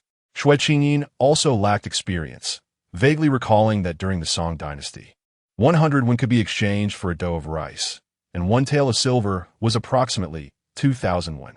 Thus, she blurted out a price, 500 taels. Was that too much or too little? She turned to gauge the expressions of those around her. They looked utterly stunned, their faces pale and beaded with sweat. "All right, I see." She realized she had overestimated her bid. Little did Xue Qingyin know that for the others, she should not have demanded even a single one. The young general chuckled softly. 500 taels is not an extravagant sum, but I must return to report before proceeding further. His Highness, the Prince Xuan, receives an abundance of rewards each year. Other noble lords typically have at least 7 or 8 concubines, and they often spend 70 or 80 taels on cosmetics and jewelry for them. Yet, as for His Highness, the Prince Xuan, he has no concubines, not even a maidservant to share his chambers. Such funds truly remain unspent. Chapter 20. The Zhao State Duke's Manor has ruined our shop. Xue Qingyin, accompanied by Du Hongxue, the young general, ventured into the mountainous woods behind the manor. They led the way, while the others trailed behind, scarcely daring to breathe. Only Xue's wife appeared at ease. "The horses you keep here are rather poor," Du Hongxue remarked candidly. The steward responsible for the stables hung his head, internally lamenting how privately owned horses could possibly compare to military steeds. Xue Qingyin, oblivious to the implications, inquired, "What is lacking?" Du Hongxue frowned. "Everything is lacking. Look at their disheveled coats, their dryness. When was the last time their hooves were trimmed? Their backs are not straight, and they are emaciated. What good are horses raised in such a pitiful state?" Realizing her bluntness, Du Hongxue suddenly seemed afraid of offending Xue Qingyin and awkwardly smiled at her. "Mother, what purpose do the horses on our estate serve?" Xue Qingyin asked her mother, who bore a displeased expression. "Naturally, they are meant for sale," Xue's mother replied. She summoned the steward to inquire about the sales over recent years. The steward hesitated, stammering, "It takes time for a foal to grow into its current state." It's not easy to find good stallions. Gradually, we are left with these horses of mixed quality. After a moment of silence, he lamented, not a single one has been sold. But having a horse farm does lend an air of prestige. The steward thought, convinced that this alone sufficed. Du Hongxue could not contain herself and retorted, with horses like these, anyone could raise them with their feet. It's no wonder they don't sell. The steward's expression fell, resembling that of someone who had just lost all their kin. Xue Qingyin, however, pressed on, what can be done to properly care for the horses? Well, I can't say for certain. We have specialists in horse care within the Xuanwu army, he replied. Xue Qingyin smiled brightly. Thank you, I understand. Du Hongxue found her laughter delightful, devoid of any malice. She was truly a magnanimous and open-hearted young woman. He turned away, nearly blushing uncontrollably. As Du Hongxue prepared to report back, Xue Qingyin accompanied him down the mountain. Passing through a cluster of camellias, she casually plucked a few blossoms and placed them in Du Hongxue's hands. He stood there, flustered, momentarily forgetting the path ahead. Please deliver these to His Highness. The Crown Prince, Xue Qingyin instructed. All right, Du Hongxue stammered, awkwardly cradling the flowers. So, they were for the prince. Xue Qingyin then asked, may I invite His Highness to visit? Du Hongxue hesitated, it's possible, but no one can easily summon him. Determined, Xue Qingyin resolved to try her luck. After all, the Xue family's assets must not be left to He Soning. He was far too ruthless. I wish to invite, no, our estate wishes to invite His Highness to come, to admire the flowers, ride the horses, and there is even a hot spring pool further up. This is a fragment from the memories of the original self. It is uncertain whether that hot spring pool has fallen into disrepair. Du Hongxue could only respond, I shall report this to His Highness. However, whether he will come is another matter altogether. Xue Qingyin nodded in agreement. After all, she had already exerted her efforts. What transpires next is of little consequence to her. After bidding farewell to Du Hongxue, Madame Xue began to manage the people on the estate. Xue Qingyin found herself incapable of such tasks and languidly occupied herself with sunflower seeds in the background. Yet, the onlookers at the estate perceived the situation quite differently. This young lady had not only forged a close relationship with the young general of the Xuanwu army through mere words, but she also dared to ask for money and extend an invitation to Prince Xuan. Now, she sat there casually munching on sunflower seeds, showcasing her remarkable composure and profound wisdom. Even Jin Xiang could not help but regard Xue Qingyin with newfound respect. This young lady was indeed an enigma. Meanwhile, Du Hongxue returned to the camp, his limbs stiff as he held a bouquet of flowers. Upon seeing someone, he inquired, has His Highness returned to the city? The reply came, not yet. Unable to resist teasing him, the person remarked, isn't the steward supposed to be out chasing horses? Why is he picking flowers instead? Du Hongxue ignored the comment and headed straight toward the main tent. Not far into his path, he unexpectedly encountered Prince Xuan and the vice commander. The prince's gaze immediately fell upon the flowers in Du Hongxue's hands, invoking a sense of familiarity within him. Yet, he dismissed it as absurd, only for this absurdity to be shattered by Du Hongxue's next words. He hurriedly approached and greeted, Your Highness. I encountered the young lady from the Xue family at the estate. She asked me to bring these to you. Upon saying this, Du Hongxue felt a twinge of anxiety. Such items seemed rather superfluous within a military camp, and he feared the prince might chastise him for engaging in unnecessary tasks.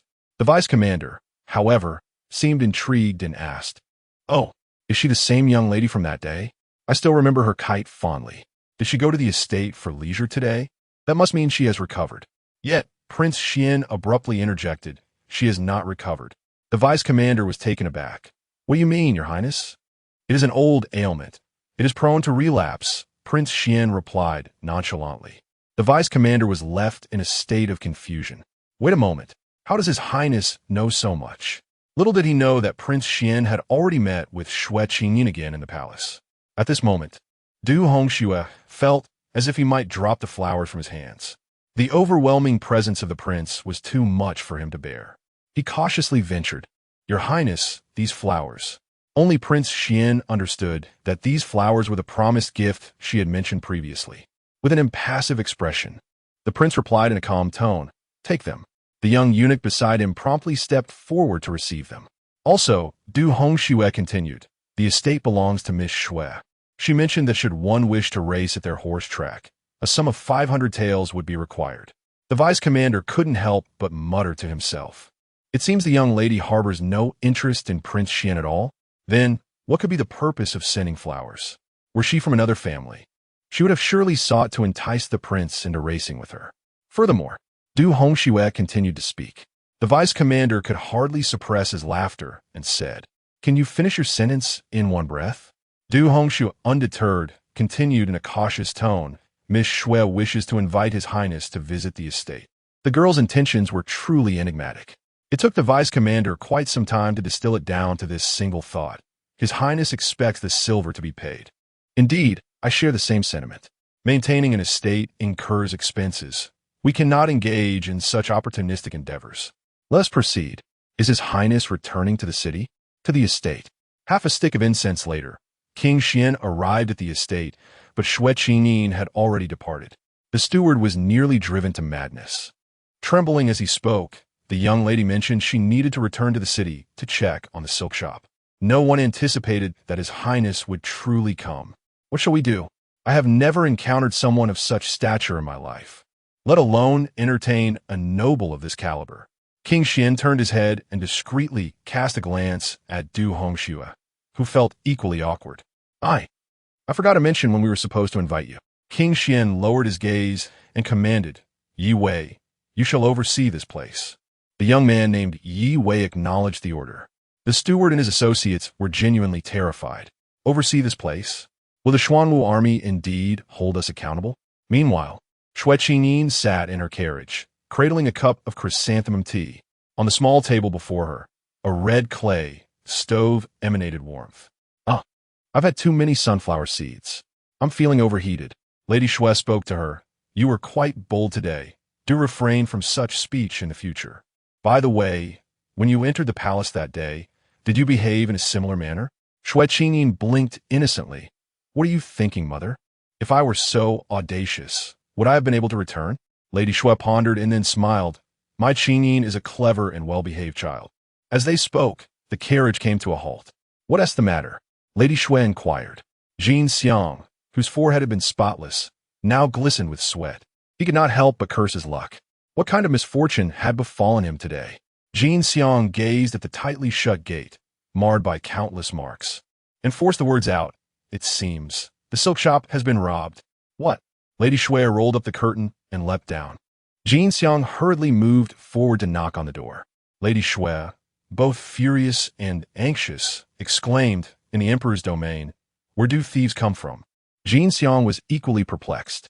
Fortunately, at that moment, the door was flung open, revealing a head peering out. Upon seeing Jin Xiang, the person exclaimed joyfully, "Steward Jin, you have finally arrived.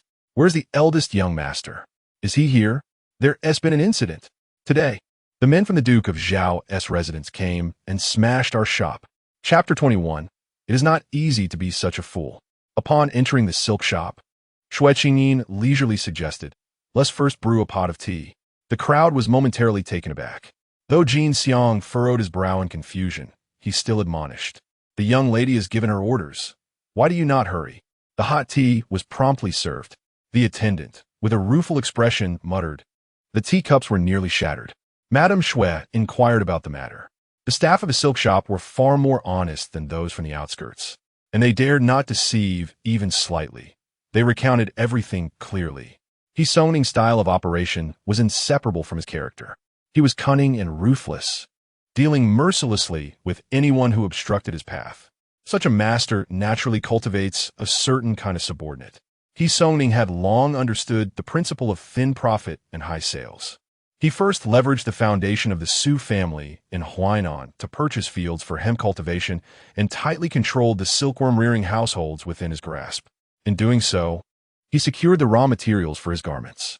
He also took advantage of Prince Wei to utilize the Grand Canal for water transport, facilitating smooth passage and thereby reducing transportation costs. Ultimately, he compelled other estates through low pricing, leading them either to become vassals of the Xue family's silk shop or to face ruin. Xue had only recently become acquainted with Prince Wei, which is why the silk shop flourished for merely 2 months. Yet, in this brief period, the Xue family silk shop earned a staggering 7,000 taels of silver, an amount equivalent to the total annual income of all other estates combined. Naturally, Xue's methods incited discontent among others. They dared not approach Prince Wei nor confront the Xue family. Last month, our silk shop inexplicably caught fire. Fortunately, the servants were alert and discovered it in time to extinguish the flames. Later, the eldest son discovered that it was the work of Xue Xuan. Madame Xue fell silent for a moment and remarked, "If I recall correctly, a great fire broke out in the capital half a month ago, claiming the lives of all 30 residents of Xue Xuan." Indeed, Madame Xue was somewhat taken aback. The evidence lay plainly before her.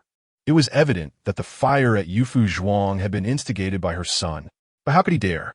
This was under the emperor's very nose. At that moment, Xue Qingyin nearly dropped her teacup. Xue was truly ruthless. A chill crept down her spine.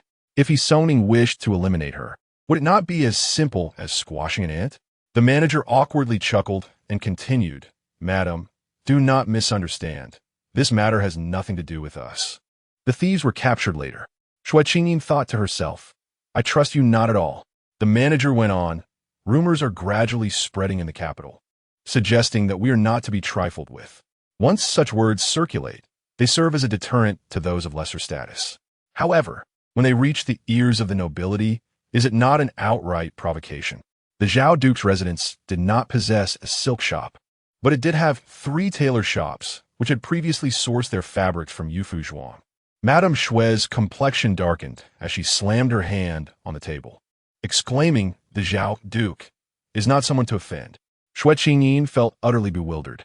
Madame Xue seemed to perceive her confusion and patiently elucidated. Despite the multitude of lords and officials within the court, when it comes to true power, it is the Duke of Zhao who reigns supreme. The Duke of Zhao is the adopted brother of the current emperor, and in the past, during the campaigns in Lingnan, it was he who carried the emperor through the treacherous, miasmic forests. The duke's wife passed away early, leaving him with but a single son, who, alas, is born simple-minded. The duke, unable to ease his worries, amassed a vast fortune for him. The combined wealth of the Xue and Su families pales in comparison to even a mere finger of the duke's estate. Jin Xiang interjected, "The Duke of Zhao's power is formidable, and thus his household servants tend to be rather fierce." Madame Xue sighed, "As long as no one is harmed, it is a relief. In your future endeavors, you must refrain from vying for prominence in such a manner." Jin Xiang bowed his head in acknowledgement, though his heart remained unconvinced. He still preferred the tactics of the eldest son. Unbeknownst to Madame Xue, whether it pertains to their own estate or the Xue family's holdings, once entrusted to Xue, they would soon find themselves wholly subservient to him. In a few years' time, they might scarcely recognize their own master. "Madam, shall we truly let this matter pass?" The steward could not help but inquire. Though Madame Xue was not of a particularly gentle disposition, she was astute enough to grasp the situation. What else could you wish for? To challenge the Duke of Zhao in a contest of strength? However, if we simply disregard it, the outsiders will perceive us as mere paper tigers. The number of those who would seek to trample us will surely increase. The steward exclaimed anxiously, contemplating especially how the eldest daughter of the Xue family did not enjoy a favorable reputation outside. Perhaps there are noble young ladies or gentlemen who might wish to use them to humiliate the eldest daughter. Jin Xiang hesitated to speak. Perhaps it would be best to inform the young master of this matter yet. Madame Xue was resolute. Why disturb his studies? Jin Xiang considered this and found merit in her words. Business is indeed important, but the imperial examinations are of even greater significance. Please tidy up the estate, Xue Qingyin suggested. Indeed, we must devise a plan, she murmured softly, though she currently lacked any clear ideas. She thought to herself, I still have much to learn.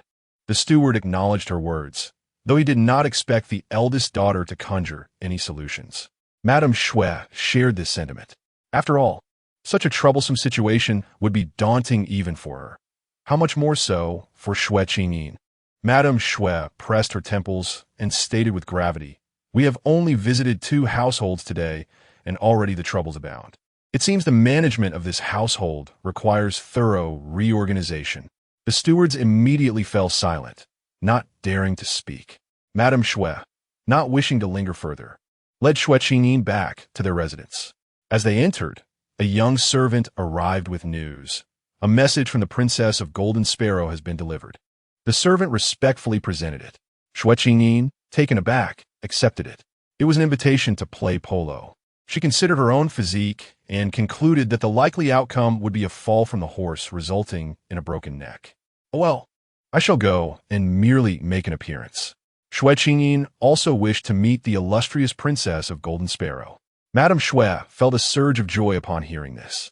Qingyin has finally found herself a friend, and what an extraordinary friend it is. On the eve of her departure, Madame Xue repeatedly cautioned her, "Do not presume upon the princess's affinity for you to burden her with matters concerning the silk shop. Individuals of her stature detest those who seek personal gain. You are to assume responsibility for the family's affairs, and henceforth, there remains much to learn about the intricacies of human relationships." As she spoke, a pang of tenderness welled up within Madame Xue. She longed for her daughter to be nothing more than a carefree darling. Alas, as a woman, if one does not cultivate a certain resilience, life can become exceedingly arduous, especially considering that parents will inevitably depart this world. Dressed simply yet elegantly, Xue Qingyin made her way to the residence of Princess Jinkei.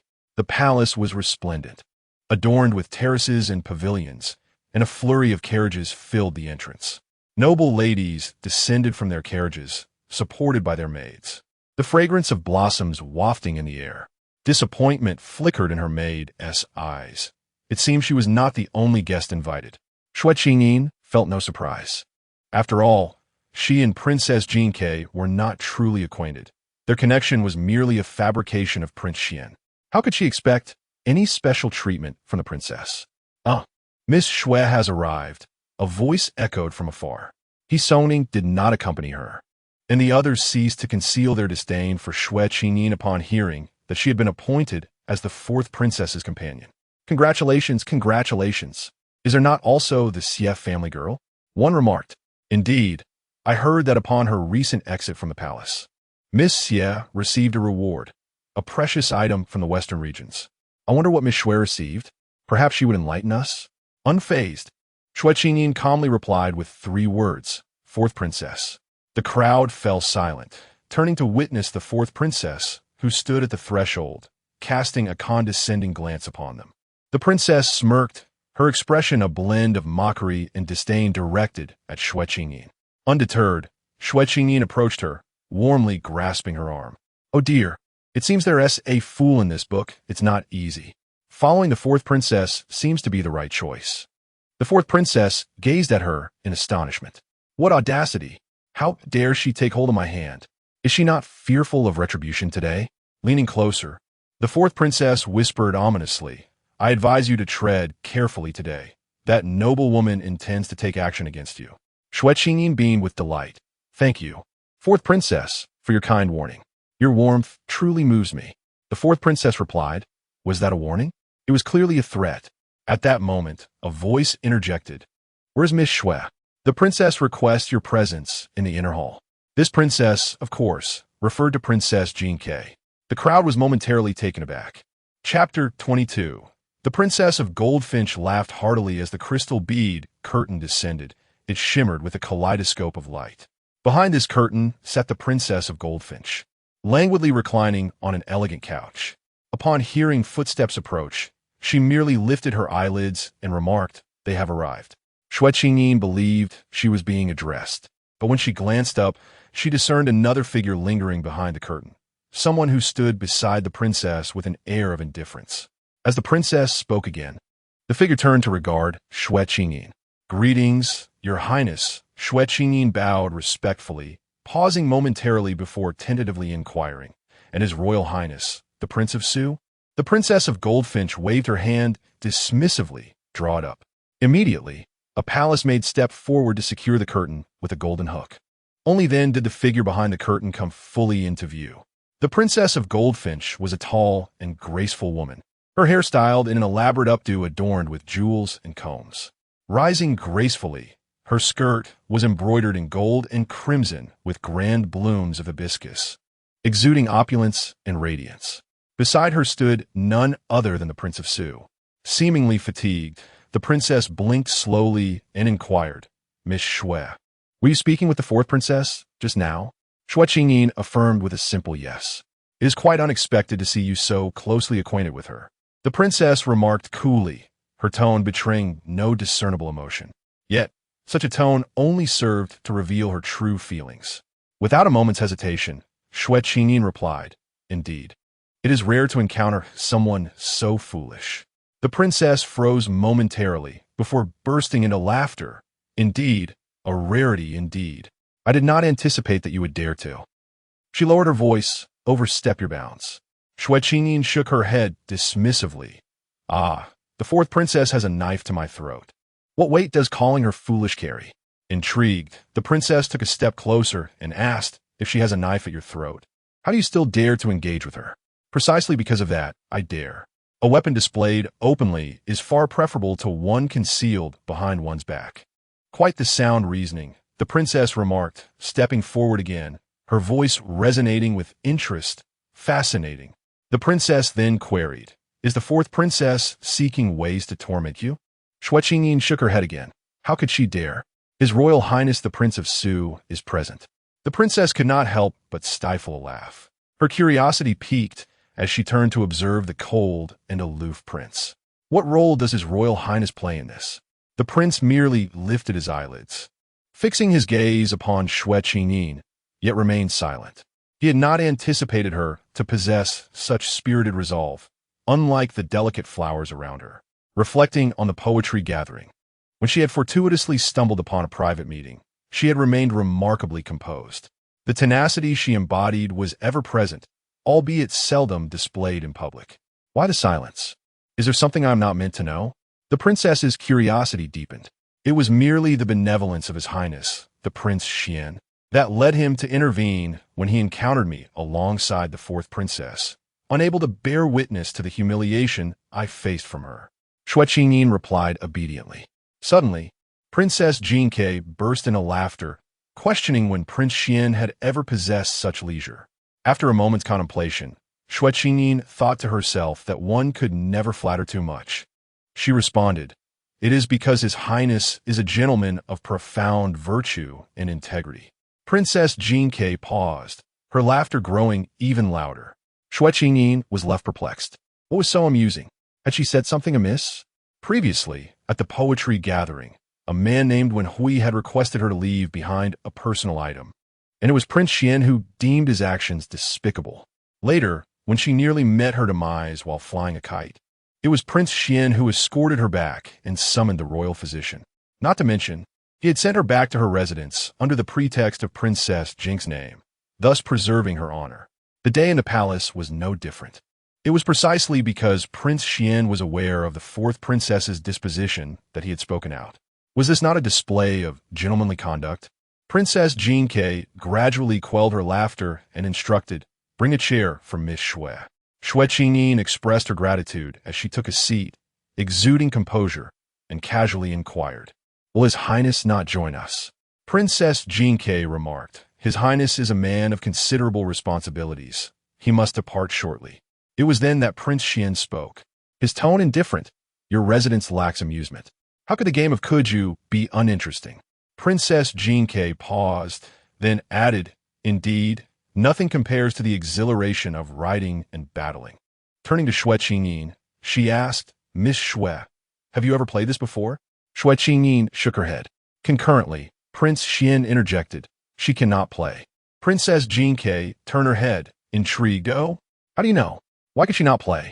This time, it was Xue Qingyin who answered, "It is too dangerous." Princess Jinke gasped, "What?" Xue Qingyin proceeded to recount the events of the kite-flying incident. Princess Jinke clicked her tongue repeatedly.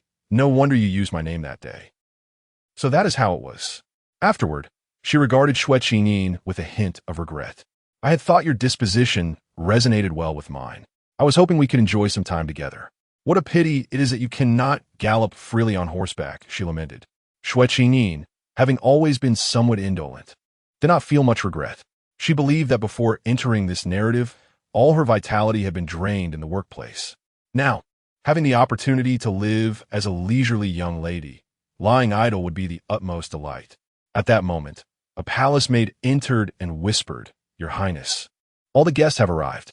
Princess Jinke pinched the hand fan in her palm and declared, "Then let us proceed.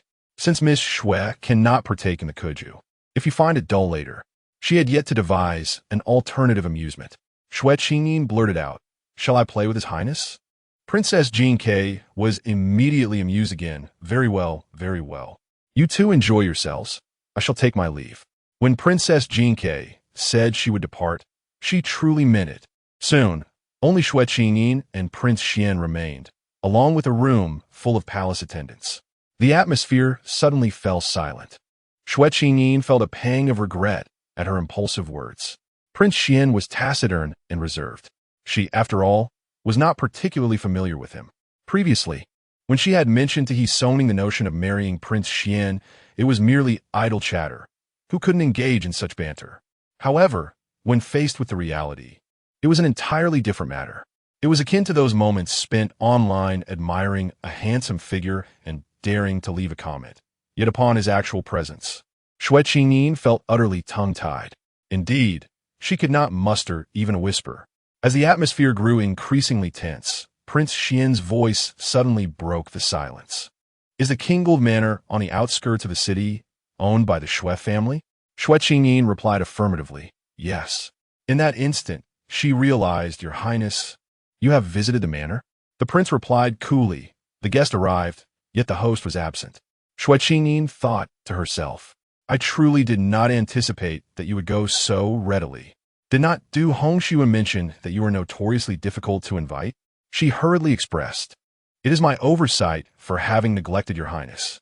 Yet, today it seemed Prince Xuan was intent on meticulously addressing every point. He then spoke again, his tone icy as he inquired, "Were there merely a few camellias?" Xue Qingyin was momentarily taken aback.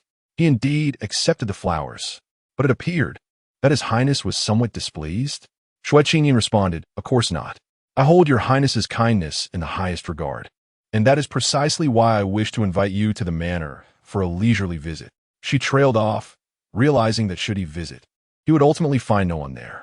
Desperate to turn the tide, she proposed, "Shall we sit down and play a game of chess? I could keep your Highness company and help pass the time." She added, "Doesn't that count as a gesture of goodwill?" A fleeting emotion flickered in Prince Xian's eyes. He gazed at Xue Qingyin, utterly astonished at how effortlessly she had steered the conversation in this direction. Chapter 23. I Am Your Mother. King Xian stood there, cold and impassive, gazing at Xue Qingyin for a moment. He spoke, "Very well." The palace servants swiftly brought forth a chessboard and brewed hot tea for them. Although Xue Qingyin was unversed in Go, she was adept at chess. Fortunately, this era also embraced chess, as well as backgammon and six. Thus, Xue Qingyin commenced a rather lackluster display of chess skills. She was competent at card games, but truly inept at chess. Before long, King Xian could sense her growing discomfort. His gaze flickered slightly, yet he chose to remain silent. In the first match, Xue Qingyin lost with remarkable speed. Nevertheless, her unflinching attitude towards defeat rendered her demeanor quite amiable. As she lowered her gaze to the chessboard, her eyes sparkled with a certain brilliance. It was then that King Xian took note of her attire for the day. She was clad in understated hues, with sleeves of smoky purple and a skirt of mountain ash color, adorned with hints of spring, exuding an ethereal and lingering charm.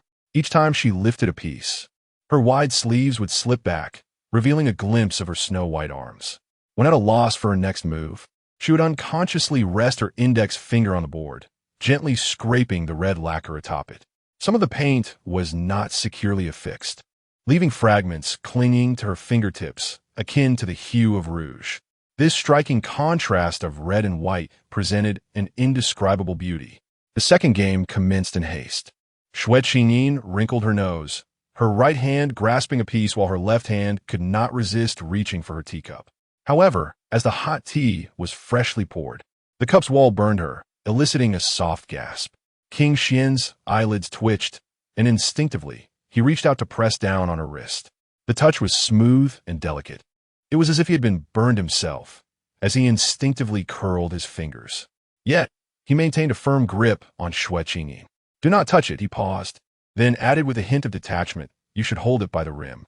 Xue Qingyin responded in a somewhat dry manner. Oh, she merely felt the urge to fidget when she could not think of her next move. An observant palace servant promptly interjected, "I shall fetch a piece of ice." Xue Qingyin replied, "No need for that." She was not so delicate. It was merely a burn, not a searing flame. However, the servant, disregarding her words and glancing at King Xian's expression, turned to fetch the ice. Very well. Xue Qingyin could not refuse, so she seized the opportunity to suggest, "Let us play something else. Leaf cards are entertaining." She was far more skilled in card games. King Xian regarded her, and she, with her dark, luminous eyes, gazed back at him with an earnest expression, devoid of any hint of shyness or embarrassment. King Xian withdrew his hand and averted his gaze. "Fetch the leaf cards." "Yes," the servant promptly replied. Before long, the leaf cards were brought forth, accompanied by a box containing ice. Xue Qingyin picked up a piece of ice in her palm, exclaiming, "Ouch, this one is freezing." She hastily tossed it back. King Xian's cold demeanor softened momentarily. The palace servants could not help but stifle their laughter. This Miss Xue was indeed delightful. Xue Qingyin wiped her hands on her skirt, declaring, "Let us forego the ice. I might catch a chill. The area that was burned will be free of redness by tomorrow." As she spoke, she turned to retrieve the leaf. A sharp intake of breath escaped her lips, for it was crafted from gold. It gleamed resplendently in its designated spot. Such is the beauty of wealth. Xue Qingyin grasped, its texture delightfully pleasant to the touch. If the Xue family were to strike it rich tomorrow, they ought to create a similar for their amusement. Surely, the mere act of touching it daily would bring immense joy. "Your Highness," a voice called from outside. The crown prince did not lift his gaze. "Enter." The individual stepped inside, and upon seeing Xue Qingyin, was visibly taken aback. "Miss Xue?"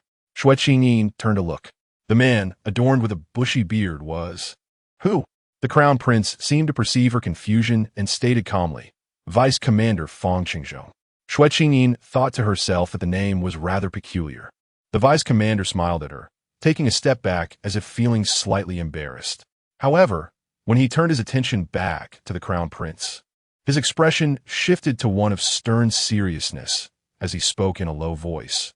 "Your Highness, regarding the situation with the Anqi army."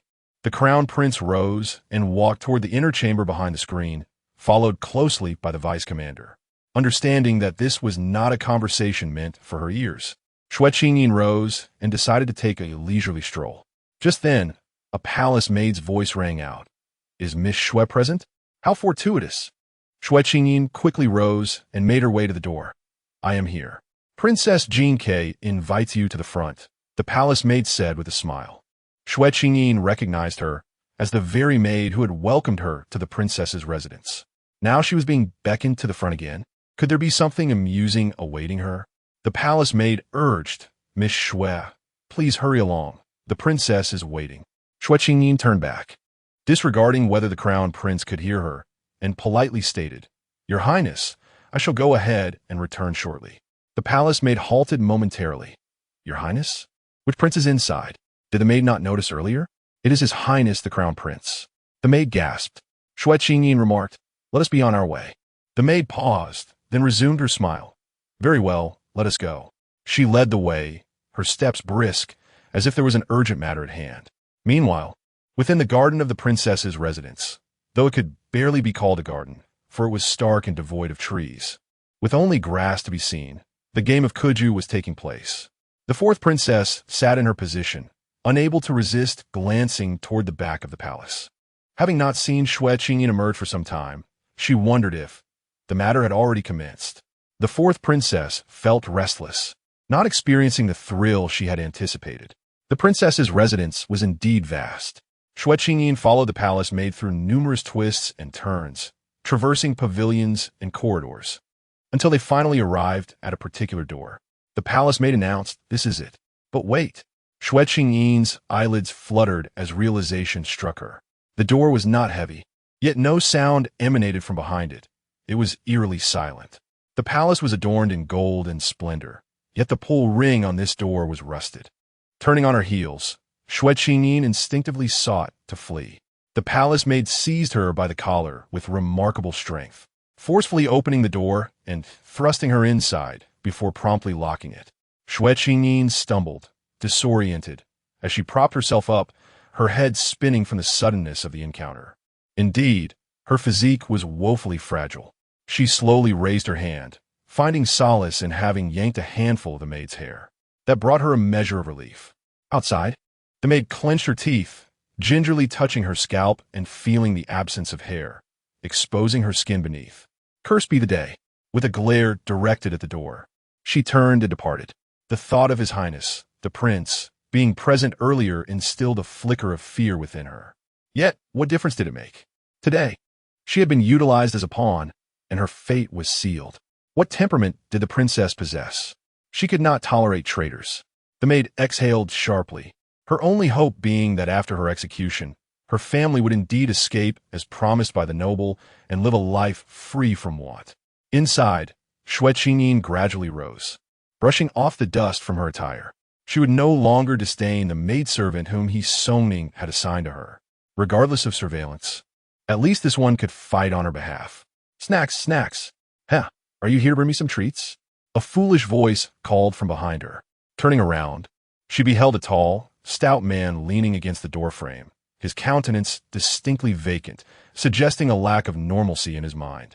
Yet, he was impeccably dressed, his hair neatly styled, adorned with a jade crown, and clad in a pale moon-white robe, a belt studded with jewels encircling his ample belly.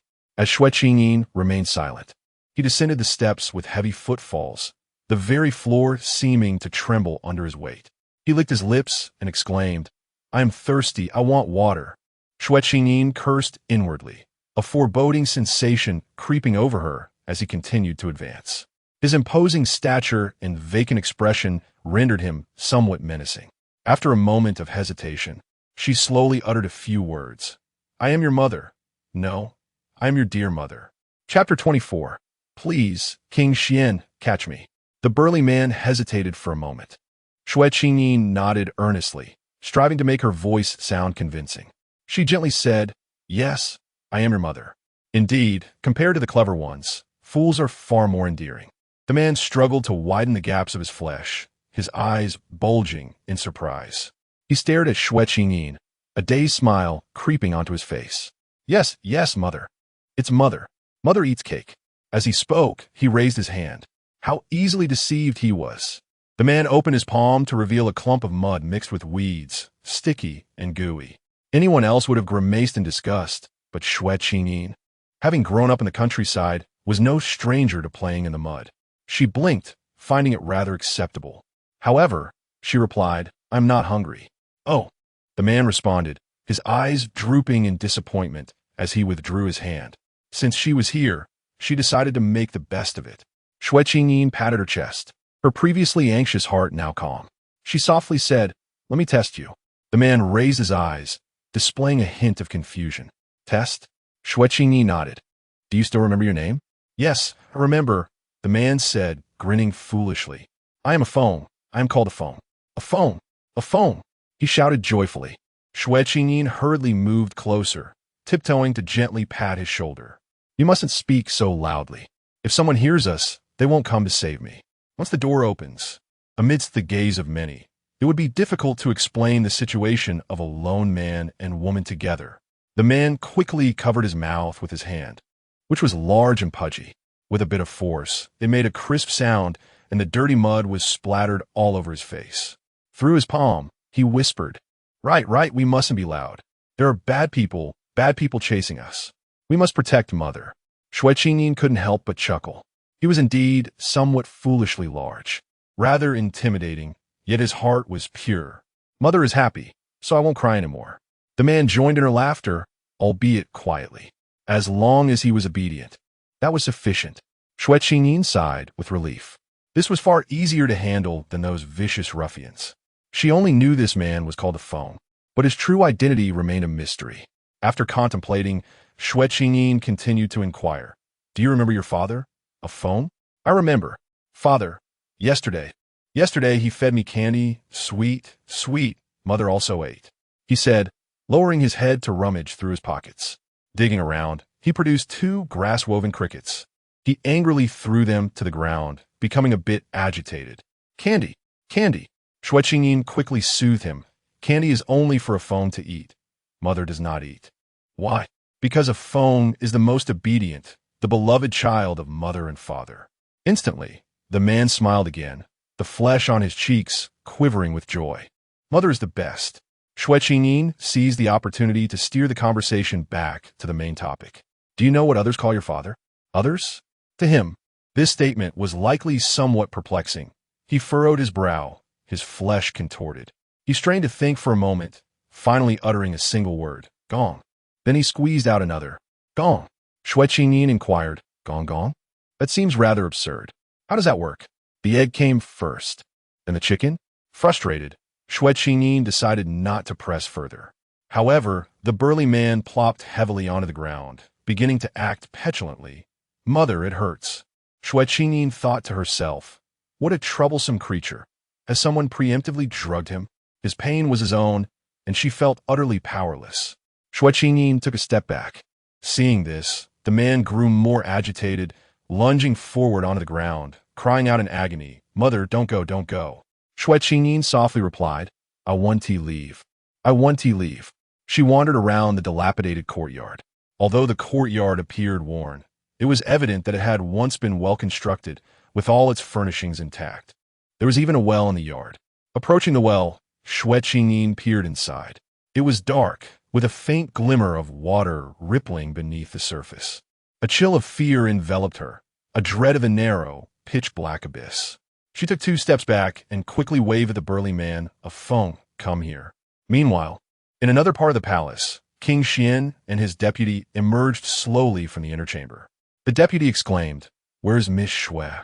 A palace maid replied, Sister Hongzhu just came by and said the princess has invited Miss Xue to the front.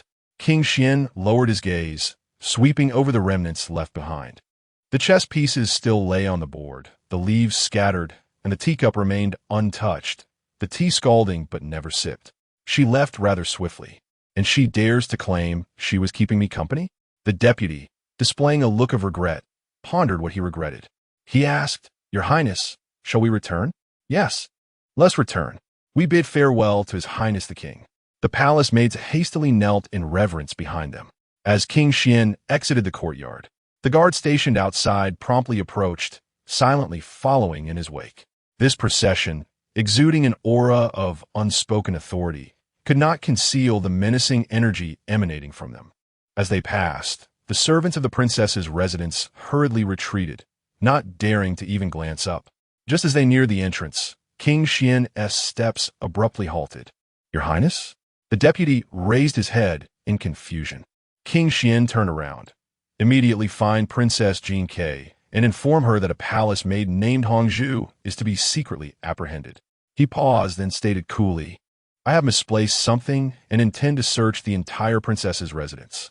The deputy was taken aback. What? How did something go missing so suddenly? What exactly has been lost? Why must we apprehend a maid? And why secretly? The deputy struggled to comprehend King Xian's line of thought, but military orders were to be followed without question. Accustomed to such dynamics, the deputy swiftly turned and, accompanied by a guard, hastened to find Princess Jean Kei. Since it is a secret capture, discretion is paramount.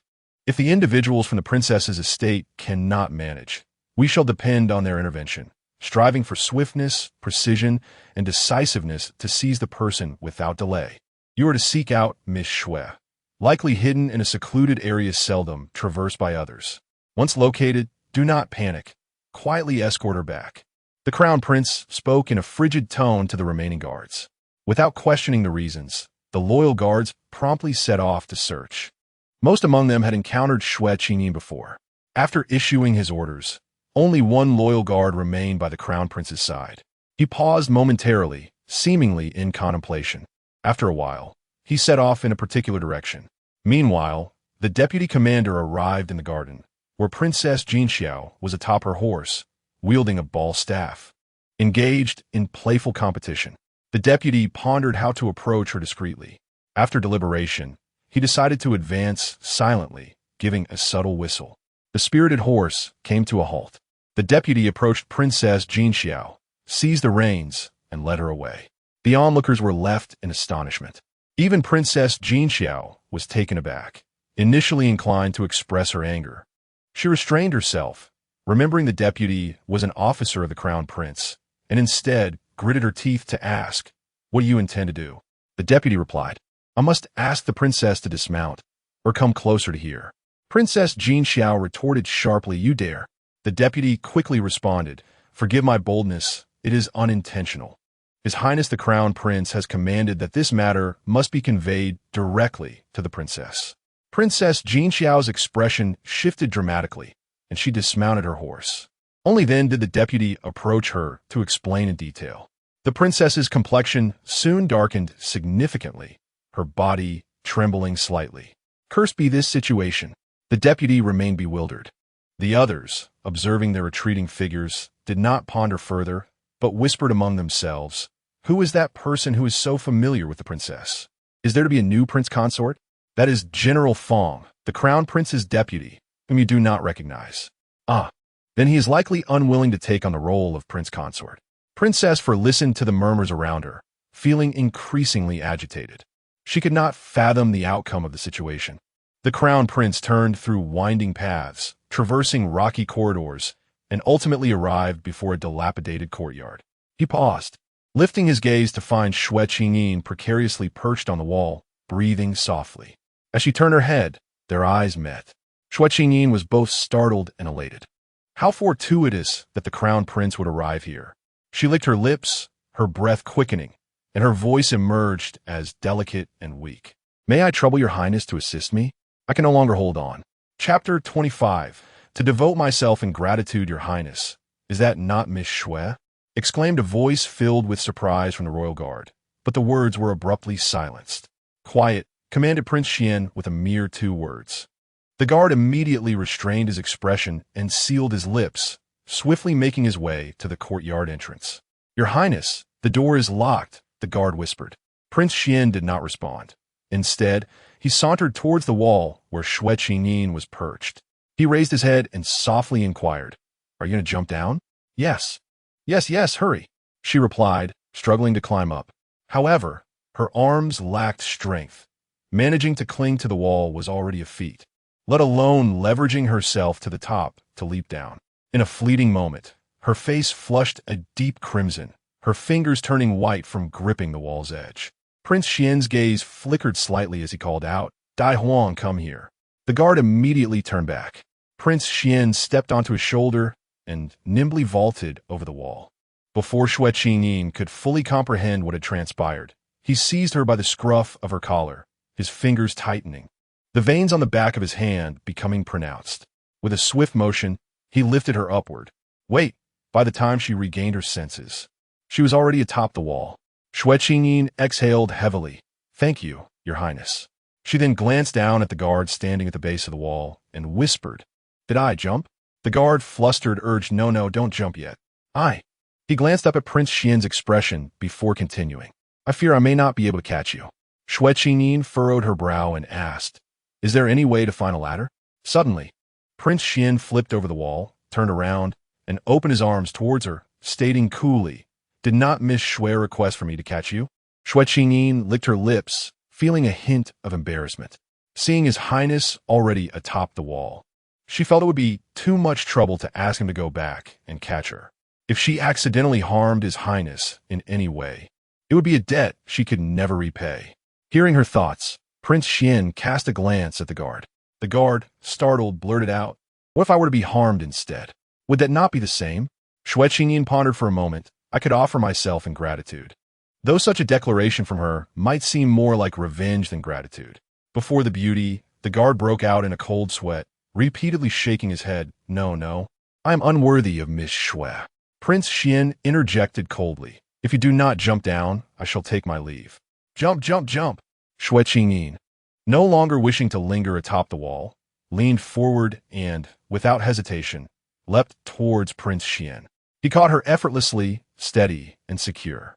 Xue Qingyin nestled against his arm. "It's a bit hard. Your muscles are quite firm." "How ungrateful," she thought, feeling both comforted and slightly annoyed. Prince Xuan glanced down at her, surprisingly unruffled.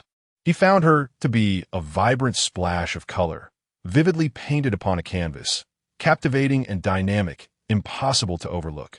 Seeing Prince Xuan remain unmoving, the personal guard whispered softly, "Your Highness has your arm broken?" The prince released his grip. Xue Qingyin steadied herself on the ground, obediently taking a step back. Yet, after stepping away, she suddenly recalled her original intention. Wasn't she eager to see if she could wed the prince? What a splendid opportunity this was. Xue Qingyin quickly reached out, gently pinching the prince's arm, assessing it from top to bottom. "Good, it seems uninjured." Sighing with relief, she noticed the prince tensed, his gaze cold and indifferent. "What is the matter?" he inquired. Xue Qingyin inwardly scoffed. Clearly, he was not one to indulge in feminine company. She urged, "First, think of a way to open the door. Someone's trapped inside." The prince recalled that when he had lifted Xue Qingyin moments ago, he had vaguely seen her stepping on someone. His gaze flickered with intrigue. How had she managed to extricate herself to such an extent? That person had allowed her to tread upon him while scaling the wall. The prince remarked blandly, "He is a thief. Why not let him perish here?" Xue Qingyin paused, sensing the dense malevolence radiating from the prince. She raised her eyes to meet his, softly saying, "The true culprits are those behind the scenes. The unfortunate ones are merely caught in the crossfire. It would be unjust to let him die." Only then did the prince turn to his guard, instructing, "Draw your sword and cleave the door." The guard complied. With a couple of sharp sounds, the bolt fell away and the door was effortlessly pushed open. Upon entering, the guard found a man sitting on the ground, panic etched on his face. He quickly rushed back out, whispering to the prince, "Your Highness, it is the son of Duke Zhao." "Zhao Shufeng?" "Indeed, it is he." Upon hearing the name Zhao Shufeng, Xue Qingyin realized his full name. "Let Jin Ke handle it." The prince appeared indifferent. "Very well." He turned, stating coolly, "To spare him the sight of me." Xue Qingyin felt a flicker of curiosity. Why would it be better for him not to see the prince? Did they share a vendetta? "I shall escort Miss Xue back to her residence," the prince announced, clearly deeming it inappropriate for Xue Qingyin to remain there any longer. She felt somewhat bewildered. Was this incident targeted at her? Yet it seemed as if it were aimed at the princess's household. Or perhaps the esteemed consort one had intended to kill two birds with one stone from the very beginning. Confounded by the intricacies of the situation, Xue Qingyin obediently followed the prince out. "Mother! Mother!" She could faintly hear a man's sorrowful cries echoing from the courtyard, akin to a wailing specter. However, Xue Qingyin could not help but glance back. Noticing her movement, the prince inquired, "Did he offend you?" Clearly, he was a fool, capable of any outrageous act. Xue Qingyin shook her head.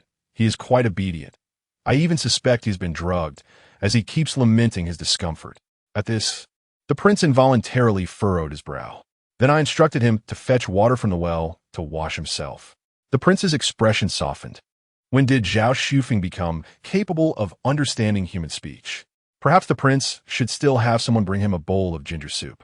As they conversed, they unexpectedly encountered the hurriedly approaching Princess Jin Ke. Upon seeing them, Princess Jin Ke immediately let out a sigh of relief, expressing her gratitude to King Xuan. She is the sister of King Xuan, yet their relationship appears to lack warmth. It is even less intimate than the fourth princess's affectionate address of second brother. The tone with which King Xuan spoke to Princess Jin Ke mirrored that which he used with others, devoid of warmth. He remarked, "There is another person present. If you are unable to manage them, it may provoke an enemy." Who could possibly be an enemy of Princess Jin Ke? Surely, this Zhao Shufeng must possess a significant background. Wait, could it be that he is, as mentioned by their mother, the foolish son of the Duke of Zhao? A jolt of realization surged through Xue Qingyin. Chapter 26. I almost lost my innocence. The expression of Princess Jin Xiao shifted dramatically as she clenched her jaw tightly. In a low voice, she expressed her gratitude, saying, "Thank you for today. I shall ensure that this matter is handled with utmost precision." Upon finishing her statement, she turned to Xue Qingyin, adopting a completely different demeanor, and smiled. "Miss Xue, let us arrange another boat outing in the future. Come here. Bring me that purple gold box from my chamber. I wish for Miss Xue to take it home."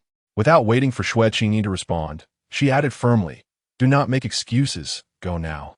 Xue Qingyin had no choice but to remain silent and bow, replying, "Thank you for your generous gift, Your Highness." Princess Jinxiao squeezed her hand gently and remarked, "Since we share such a delightful connection, why speak in such a formal manner?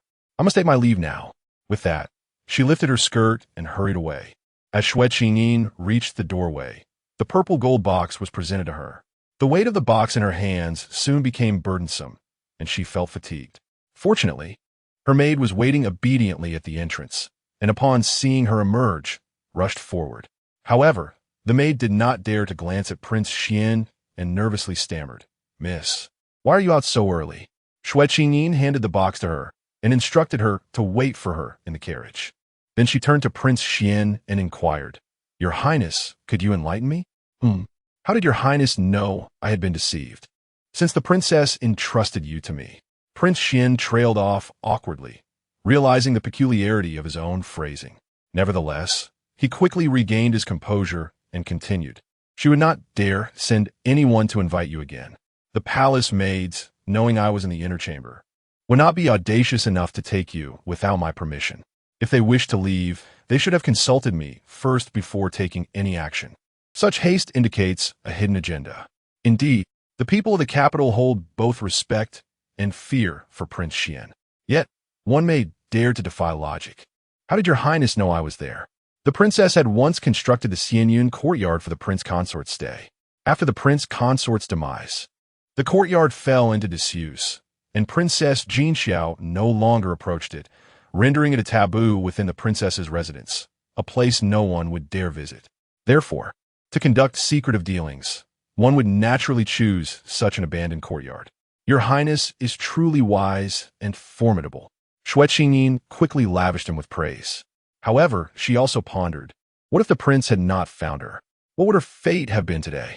Lacking the strength to climb over the wall, she would have been left to wait helplessly inside.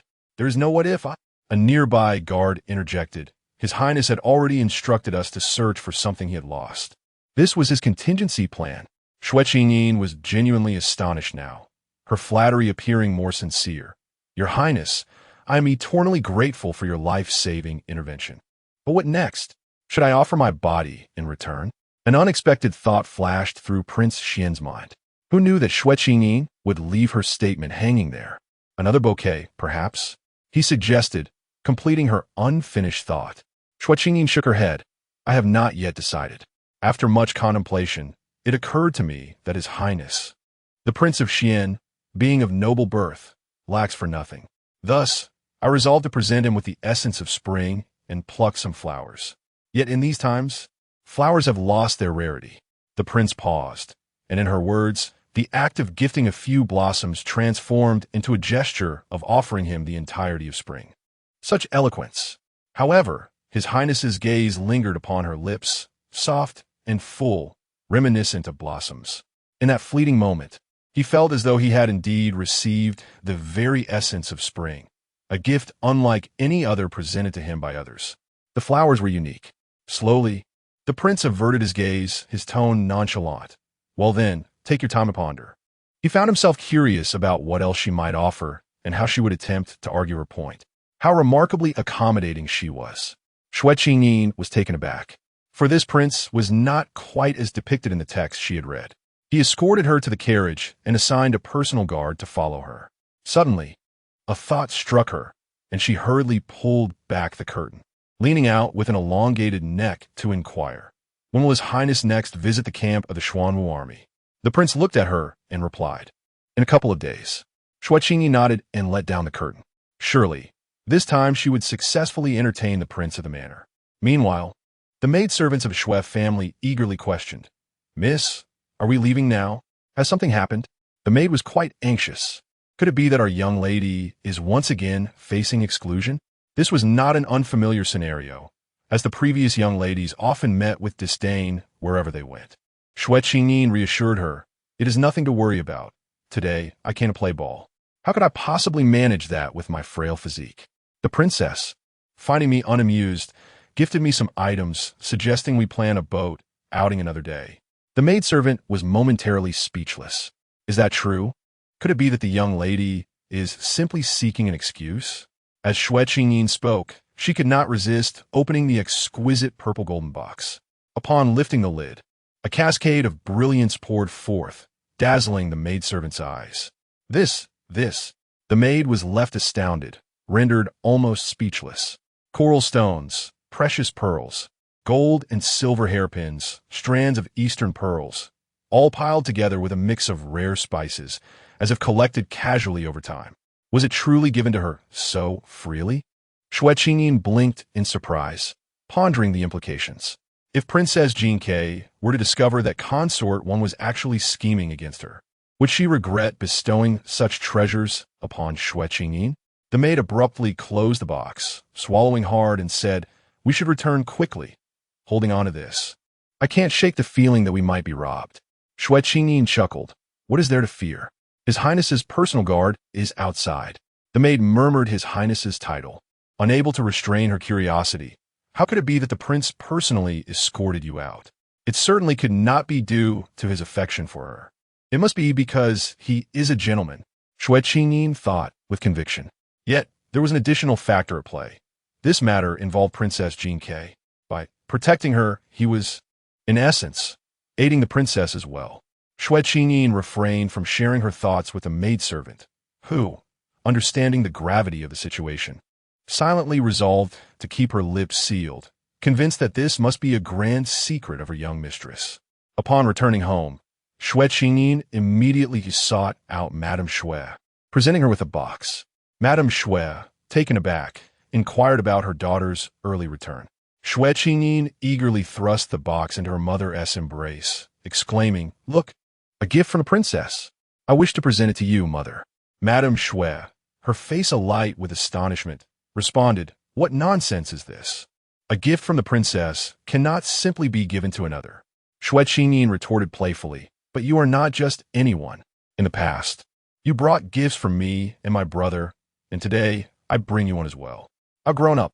Her mother, charmed by her daughter's delight, laughed heartily and playfully pinched her cheek, saying, "Indeed, my dear Qingyin has matured, becoming both dutiful and considerate, a true treasure of mine." Xue Qingyin, tossing aside the box, exclaimed, "I have matters to attend to. I must find my brother." Madame Xue feigned annoyance. "You impudent girl." The nearby maidservants, witnessing the exchange, quickly praised Xue Qingyin for her thoughtfulness. Their kind words uplifted Madame Xue's spirits, dispelling her worries. After some time, Madame Xue finally opened the box, and to her astonishment, she nearly dropped it in disbelief. How can this be? So many precious items? She recalled that Princess Jinke was favored by the emperor and that her household was never lacking in gold and silver treasures. Yet she pondered, what warranted such a lavish gift for Qingyin? Was it merely the princess's fondness for her? Given Qingyin's temperament, who could possibly share such a bond? Madame Xue, with a sense of self-awareness, remarked, "This is truly peculiar." Meanwhile, Xue Qingyin burst into He Songning's courtyard with an exuberance that would have been unthinkable in the past, when she treaded carefully, fearing to upset him. Elder brother, she cried, pinching herself to summon tears and entering the room in a fit of sobs. Observing his master's expression, He Songning's servant cautiously opened the door to allow Xue Qingyin to enter. "Today, I nearly didn't return," she lamented, clutching his sleeve and wiping her tears. He Songning, dismissing the servant, lowered his voice. "Did Lady Wan lay hands on you?" Xue Qingyin nodded vigorously, unabashedly declaring, "I was on the brink of losing my virtue. Look what you have done, He Songning. You insisted on sending me to Prince Wei, provoking Lady Wan to take her wrath out on me." She ground her teeth in frustration. He Songning's expression shifted as he grasped her wrist, noting her composed attire. Relenting, he released her, assuring, "This matter will be addressed next time you venture out. I will ensure that my people accompany you." Xue Qingyin has come to a realization. A free protector is simply too good to pass up. She lifted her gaze to him and gently blinked. Could there be a few more? Initially, she thought she would be reluctant, but he Soning responded. What do you need so many for? Xue Qingyin replied with conviction. Just imagine the grandeur of it all when I step outside. It was as if she was already anticipating a joyous display of her newfound authority. He Soning. Chapter 27. I request an audience with His Majesty the Fourth Princess waited until the very end, yet no satisfactory outcome materialized. Thus concluded the day's game of Kuju. The attendants of the princess's residence escorted them out. It was rumored that His Highness, the Prince of Xian, had also graced the occasion with his presence. What? A noblewoman nearby could not help but display her astonishment. Why do we not see him?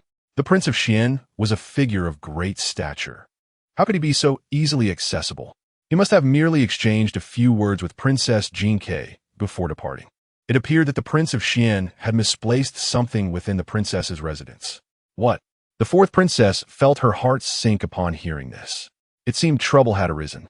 A wave of agitation washed over her, not due to Xue Qingyin, but rather, she could vividly envision the expression on Consort Wan's face upon her return. What would Consort Wan think of her? Perhaps she would conclude that even as a tool for others, she was utterly inadequate. Taking a deep breath, the fourth princess was suddenly overwhelmed by a sense of suffocation, as if she were a complete failure in this world. No one could fathom the tangled emotions that plagued her heart. A sharp sound pierced the air. Meanwhile, Princess Jinke drew the sword from her guard's waist, aiming it directly at the palace maid Hongzhu. The blade pierced the maid's abdomen, causing her to scream in agony as she crumpled to the ground, though she was not yet dead. Take her to the Duke of Zhao's residence, Princess Jinke commanded coldly. What about the young master? One attendant queried, drenched and trembling, refusing to sip the ginger soup offered to him and instead knocking it over with brute force, preventing the maid from approaching. The deputy commander interjected, perhaps I should. No amount of brute strength could rival that of the soldiers, Princess Jinke thought. She cast a glance at him, with such clumsy hands. Should you injure the young master, the Duke of Zhao would surely seek vengeance upon us. The deputy commander fell silent. Allow me, Princess Jinke declared. Drawing a deep breath, she stepped through the threshold she loathed and approached Zhao Shufeng. Do you still recognize me? Princess Jinke inquired. Bad woman, Zhao Shufeng retorted angrily, swinging his hand. I want my mother. Where is my mother? You captured. My father, I will kill you all. Princess Jinke felt a headache coming on. She loathed Consort Wan for bequeathing her such a troublesome predicament. If Consort Wan succeeded today, not only would the young lady from the Xue family be sullied, but the Duke of Zhao would certainly not permit his son to wed under such humiliating circumstances. At that point, the Duke would undoubtedly cast suspicion upon the princess's residence. If the two families became adversaries, it would indeed spell great trouble. The Duke of Zhao was known to be fiercely protective of his son, despite his advanced age. Though he was aging, his temperament remained unchanged. He shared a deep bond of friendship with the current emperor. Such individuals of high status and power often evoke the emperor's wariness. However, the Duke of Zhao was an exception, for he possessed only one foolish son. The emperor not only felt no trepidation towards him, but also treated him with utmost favor. And what of the princess's residence? Princess Jinxiao surveyed her surroundings, feeling an icy chill in her heart. It was merely a facade of splendor. At that moment, the deputy commander contemplated briefly before suddenly exclaiming, Your mother has returned home. She is waiting for you. Home, home. Zhao Shufeng scrambled to his feet, hastily making his way outside. First, drink some soup and change your clothes. The deputy commander seized his arm firmly. Zhao Shufeng glared in anger, nearly ready to retaliate. Princess Jinxiao, quickly grasping the situation, interjected, Your mother will be upset. Zhao Shufeng paused in his actions, murmuring, Mother, mother. Noticing his emotional state had stabilized considerably, Princess Jinxiao ordered another serving of ginger soup and a change of garments. The palace maid cautiously approached, cradling the clothes. The deputy commander took over, stating, Allow me. Delicate young ladies like you cannot withstand such rough treatment. Fortunately, Zhao Shufeng did not lose his temper again. He donned the ill-fitting attire and soon emptied the bowl of ginger soup, breaking a sweat. The imperial physician from the princess's residence arrived to examine him and, after a long sigh of relief, declared, "Fortunately, you are in robust health. A couple of days of calming medicine will suffice to alleviate your agitation." It was then that the princess, accompanied by her attendants, escorted him back to the Duke of Zhao's residence. Upon hearing the full account of the events, the Duke's expression gradually darkened. This elderly man, his hair and beard white, still held his back straight. In a grave tone, he inquired, "Who accompanied the young master today?" It was Xue Qingyin and the others. 40 lashes for the deceased, buried on the outskirts of the city, with 50 taels of silver sent to their families. Those who survived, along with their families, are to be expelled from the capital. "Yes, yes," the servants replied, trembling. Even Princess Jinxiao, who was normally quite stern, felt a shiver run down her spine. Thankfully, King Xian was present today, and fortunately, the young lady from the Xue family exhibited remarkable adaptability, safeguarding herself and preventing the situation from spiraling further out of control. "I am aware of this matter. You may take your leave, princess." The Duke of Zhao spoke with a cold, unyielding tone. Princess Jinxiao could not afford to act with any airs of royalty towards him, for the Duke had endured a lifetime of hardships. With a sigh, she turned to depart. "You all may leave as well." The Duke commanded his attendants to withdraw. "Yes. Wait," he paused suddenly, then said, "Invite the young lady from the Xue family to the residence tomorrow." The steward acknowledged and departed. The Duke approached Zhao Shufeng, who was busily stowing treats into his sleeves. Kneeling beside him, the Duke asked gently, "A phone, does your head still ache?" Zhao Shufeng remained silent, continuing his task, softly murmuring, "Mother for mother." The Duke's eyes glistened with unshed tears. Many years prior, while following His Majesty into battle against the Danyang army, he had misjudged the terrain and weather, resulting in defeat. After their loss, he had safeguarded the emperor's escape but was forced to temporarily abandon his wife and child, hiding them among farmers. Consequently, his wife and son endured a great deal of suffering. Now, despite his status as a duke with boundless wealth, his naive son still clung to the memory of needing to save food for his mother. The Duke of Zhao reminisced about the past, tears cascading down his cheeks. In a hushed voice, he lamented, "Ah Feng, your mother has departed. She left us decades ago." Zhao Shufeng shook his head defiantly. "Mother is here. I saw her today." The Duke, dismissing the boy's words, felt an even deeper sorrow as he sat upon the ground and murmured, "Your mother endured a lifetime of hardship alongside me, yet she never tasted a single day of happiness. You are the only son of your mother and me. Even in death, I will ensure your well-being. No one shall dare to bully you." Wiping his tears, the Duke rose and declared resolutely, "To the palace. I demand an audience with His Majesty." Within the Mingyi Hall, the graceful consort one extended her delicate fingers as her maid knelt before her, meticulously applying a crimson hue to her fingertips. "The fourth princess has returned," the matron announced. Consort one sighed softly. "Yin seems to harbor some resentment towards me these past few days." The matron replied, "Your Highness has showered her with affection." The fourth princess was merely confused by that wretched Xue Qingyin the other day. She will surely come to her senses in a few days. Just then, a palace servant rushed in, exclaiming, "His Royal Highness, the Prince of Wei." "Your Highness, you have yet to be announced." The Prince of Wei scoffed. "Do I require an announcement to visit my own mother?" With that, he strode boldly into the chamber. "Mother, are you aware of what transpired in the princess's residence today?" he inquired. Consort one furrowed her brow. "Are you questioning me?" The prince's anger slightly subsided. Yet upon catching sight of his mother's delicate and vulnerable demeanor, his ire flared once more. He was acutely aware of how she sought favor from the emperor. Her fragility was merely a fade. Yet Xue Qingyin was different. Her elder brother, Xue Ning, had said that after she was upset by him during the kite-flying event, she nearly fell ill again, and had it not been for the chance encounter with Princess Jinke, she might have perished. Each time he recalled this, the prince felt a shiver run through him. Such beauty loss would be a lifelong regret. Xue Qingyin was indeed delicate, and should be cherished and protected with utmost care. The Prince of Wei flicked his sleeves and sat coldly, "Mother, have you now resorted to deceiving me?" Consort 1 pressed her fingers to her temples, preparing to respond. When a maid entered and bowed, "Your Highness, His Majesty summons you." In the palace, where intrigue and uncertainty reigned, Xue Qingyin, still dreaming on her couch, turned over and began to envision the next day, where she would venture forth with several boisterous attendants, ready to wreak havoc. Chapter 28. Meeting the Noble. Tension in the air at the entrance of the Xue residence. An unfamiliar face appeared. The doorman couldn't help but murmur about the recent bustle at their household, and stepped forward to greet the visitor. The stranger announced, "The steward of the Duke of Zhao's household has come to deliver an invitation for Miss Xue." "What Duke?" The doorman leaned in to confirm.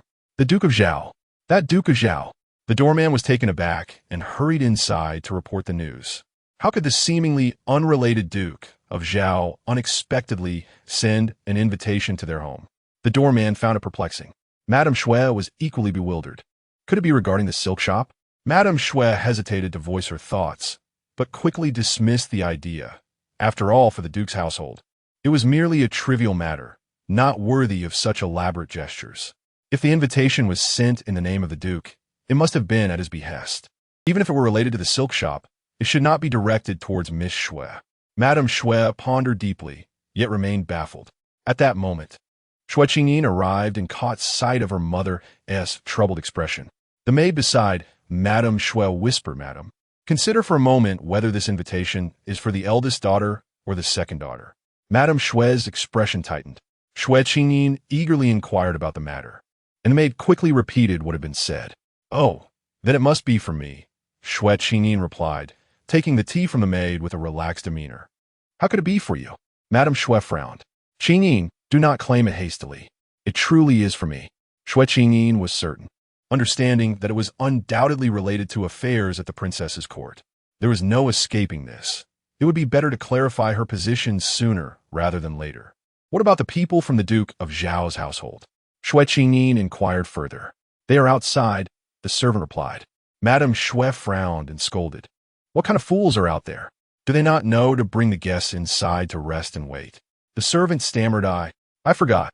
Xue Qingdong was the Deputy Minister of Revenue, a position akin to the Emperor's purse. Given the significance of his role, Xue Qingdong had minimal interactions with peers and noble families. Madame Xue and Xue Qingyin, meanwhile, were not particularly well received in the circles of noble women. Thus, it was not surprising that they rarely entertained distinguished guests, making the servant's oversight somewhat understandable. Xue Qingyin stopped her mother's ire, setting down her teacup and rising. "Bring me my cloak. We should not keep them waiting. I shall go to the Duke of Zhao's household." Madame Xue hesitated. "If this matter is not clarified, I fear you may be bullied." "How could I be bullied?" Xue Qingyin straightened her posture. "Elder brother has arranged for several servants to accompany me, each trained in martial arts. It is they who should be wary of me." Madame Xue's expression showed helplessness. After all, she was still a young girl, unaware that in the face of power, a handful of skilled servants were of little consequence. Nevertheless, witnessing the bond between the siblings only deepened Madame Xue's sense of relief. Madame Xue seized her words and promptly escorted Xue Qingyin to the entrance. The steward from the Duke's residence stood outside with a stern countenance, exuding an air of formidable authority. "Is this the Miss Xue?" he inquired. A surge of indignation welled up within Madame Xue, who thought, "How could you not even recognize which Miss Xue this is? How dare you come to our Xue family to summon someone?" Beside her, Xue Qingyin nodded, gently patting her mother's hand in a gesture of reassurance, and replied, "Indeed, it is I," observing Xue Qingyin's composed demeanor and lack of trepidation. The steward finally softened his expression and invited her to the carriage. "We merely wish to invite Miss Xue for tea. We shall return her afterward." Madame Xue replied coolly, "I fear the gossip of others. With no female relatives at the Duke's residence, it would not sound well for Miss Xue to be invited alone. Rest assured, madam, the Duke has arranged this tea gathering at the Furong Garden." Madame Xue exhaled in relief. "That is good. What kind of place is the Furong Garden?" "It is a favored retreat for noble ladies in the capital, but entry is restricted to daughters of nobility or those invited by the esteemed." Xue Qingyin's visit today would surely elicit envy rather than criticism. Let's go, Xue Qingyin urged. The steward's lips twitched slightly. This Miss Xue appears utterly unafraid. As the carriage set off, he noticed the following Xue family servants. 1, 2, 3 for a total of 5? The steward's lips twitched again, and he now understood her lack of fear. Upon entering the Furon garden, Xue Qingyin was greeted by the fragrance of blooming flowers. She raised her gaze, observing that the garden was remarkably tranquil, almost devoid of visitors. Has the Duke's residence reserved the entire venue? Is the Duke's influence so formidable? If the Empress Dowager were to gain an advantage, would the Duke's residence perceive her as cunning, attempting to seize the Duke's wealth through marrying a simpleton? The consequences would undoubtedly be dire. Xue Qingyin furrowed her brow in contemplation. Then, guided by the steward, she hurried forward, neglecting to admire the scenery. Eventually, they arrived at a garden where clusters of hibiscus surrounded several screens. Behind the screens sat individuals, though their features were obscured. Xue Qingyin sensed that the grandeur of this arrangement was amiss, but it was too late to retreat now. The steward bowed slightly towards the individual seated at the head and announced, "Your Excellency, Miss Xue has arrived." The title of Your Excellency, rather than Duke, indicated that the person seated was not the Duke of Zhao. But who could occupy such a distinguished position, tasked with inquiring on behalf of the Duke, and yet be referred to as Your Excellency? A ludicrous thought flashed through Xue Qingyin's mind. Could it be the Emperor? Yet, this matter was not significant enough to warrant the Emperor's attention unless the Duke, in a fit of rage, had implicated the Empress Dowager, with Princess Jinke also embroiled in the affair. Xue Qingyin had never felt her mind race so swiftly. However, rapid movement proves futile. A heavy feeling settled in her heart, as she sensed that the words she uttered today would bear considerable significance. Consequently, it was all too easy to offend influential figures, and she could easily find herself ensnared in a dire predicament. Cursed be he Soning. This calamity is of your making. Xue Qingyin bit her lip, suppressing the tumultuous thoughts swirling in her mind, and bowed respectfully, emulating the head steward. Addressing the individual seated at the main position, "I pay my respects to your esteemed presence." The person in the main seat spoke in a low, powerful voice. "Bring the young prince here." "Understood." A voice responded. "Why has Miss Xue brought so many people?" A gentle female voice interjected. It was Concubine Wan. "Surely, this remark is not another trap for her?" As expected, Concubine Wan remarked coolly, "Are you afraid of meeting the Duke?" This insinuation implied her guilt. Xue Qingyin lifted her gaze, her face adorned with youthful innocence. "I am favored at home, thus I must bring several attendants when I venture out." The individual in the main seat commented, "I have heard whispers regarding this. It is said that Minister Xue indulges his daughter excessively." Xue Qingyin blinked, feeling no shame whatsoever. Instead, she displayed a brazen defiance. "You may not be aware." Another voice chimed in, belonging to Princess Jinke. Princess Jinke stated, "This young lady from the Xue family has been frail since childhood. Without a few companions, should her old ailments resurface on the road, I fear she would not receive timely care. Concubine one replied indifferently. No wonder. It is precisely because of the indulgence of her parents that she has developed such audacity." Xue Qingyin frowned. "Well then, you are not even pretending anymore, directing your cannon at me openly, are you?" Just as the atmosphere began to sharpen, Zhao Shufeng was brought forth. The young eunuch escorting him bore the mark of a punch on his face. "Villain! Villain!" Zhao Shufeng gritted his teeth. Yet, as he turned to Xue Qingyin, his eyes suddenly brightened, and he strode towards her with large steps. Concubine Wan nearly burst into laughter at this sight. At that moment, a loud crash echoed as something fell to the ground, producing a crisp sound. "A feng!" The old duke bellowed. Chaos ensued. To everyone's astonishment, Zhao Shufeng halted before Xue Qingyin, his voice raised. "Mother!" Xue Qingyin, right in front of Duke Zhao. How to describe it? That instant, the atmosphere froze in awkwardness. All heads turned in shock towards Duke Zhao. Xue Qingyin's face turned ashen. "Ah, I have wronged the Duke." Chapter 29. The Duke of Zhao was greatly astonished by the news that Xue Qingyin had been summoned by the Duke's residence, which also reached Xue Qing's courtyard. It was said that they had come to invite Miss Xue, without specifying whether it was the elder or the younger daughter. Xue expressed her grievances. Although she was well aware that the second daughter seldom ventured beyond the estate and could not possibly be acquainted with anyone from the duke's household. Yet, she felt a sense of injustice. Was it too much to ask for someone to inquire about it? Xue Qingyin opened her book and lit some incense.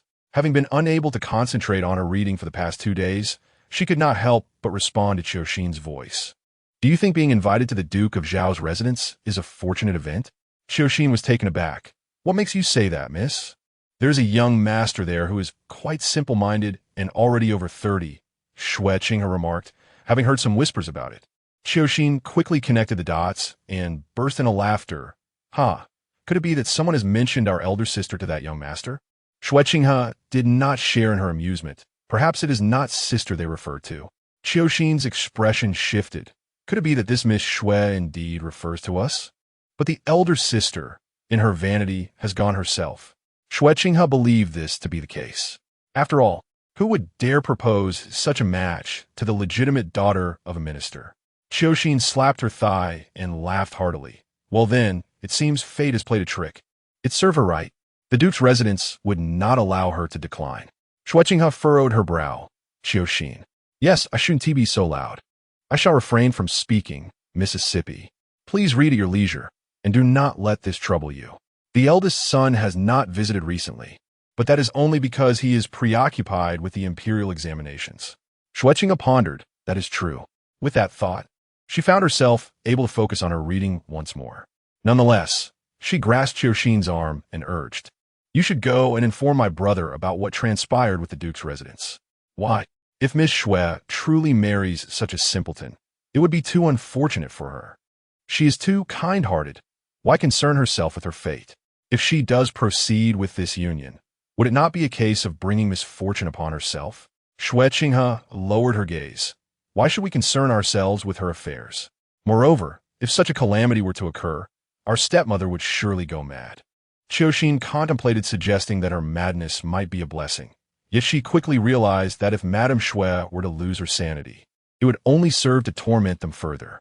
Thus, Xue hesitantly sought an audience with He Songning. Upon meeting Xue, He Songning inquired, What is the matter? He had been somewhat neglectful of Xue Qingyin lately, and resolved to send her some gifts soon. Xue recounted the events concerning Xue Qingyin.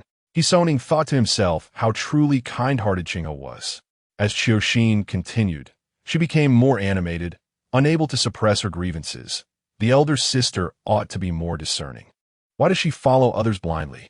Is she not favored enough at home? Why pursue such aspirations, only to burden the second daughter and the eldest son with her worries? Her words were indeed laced with subtle criticism.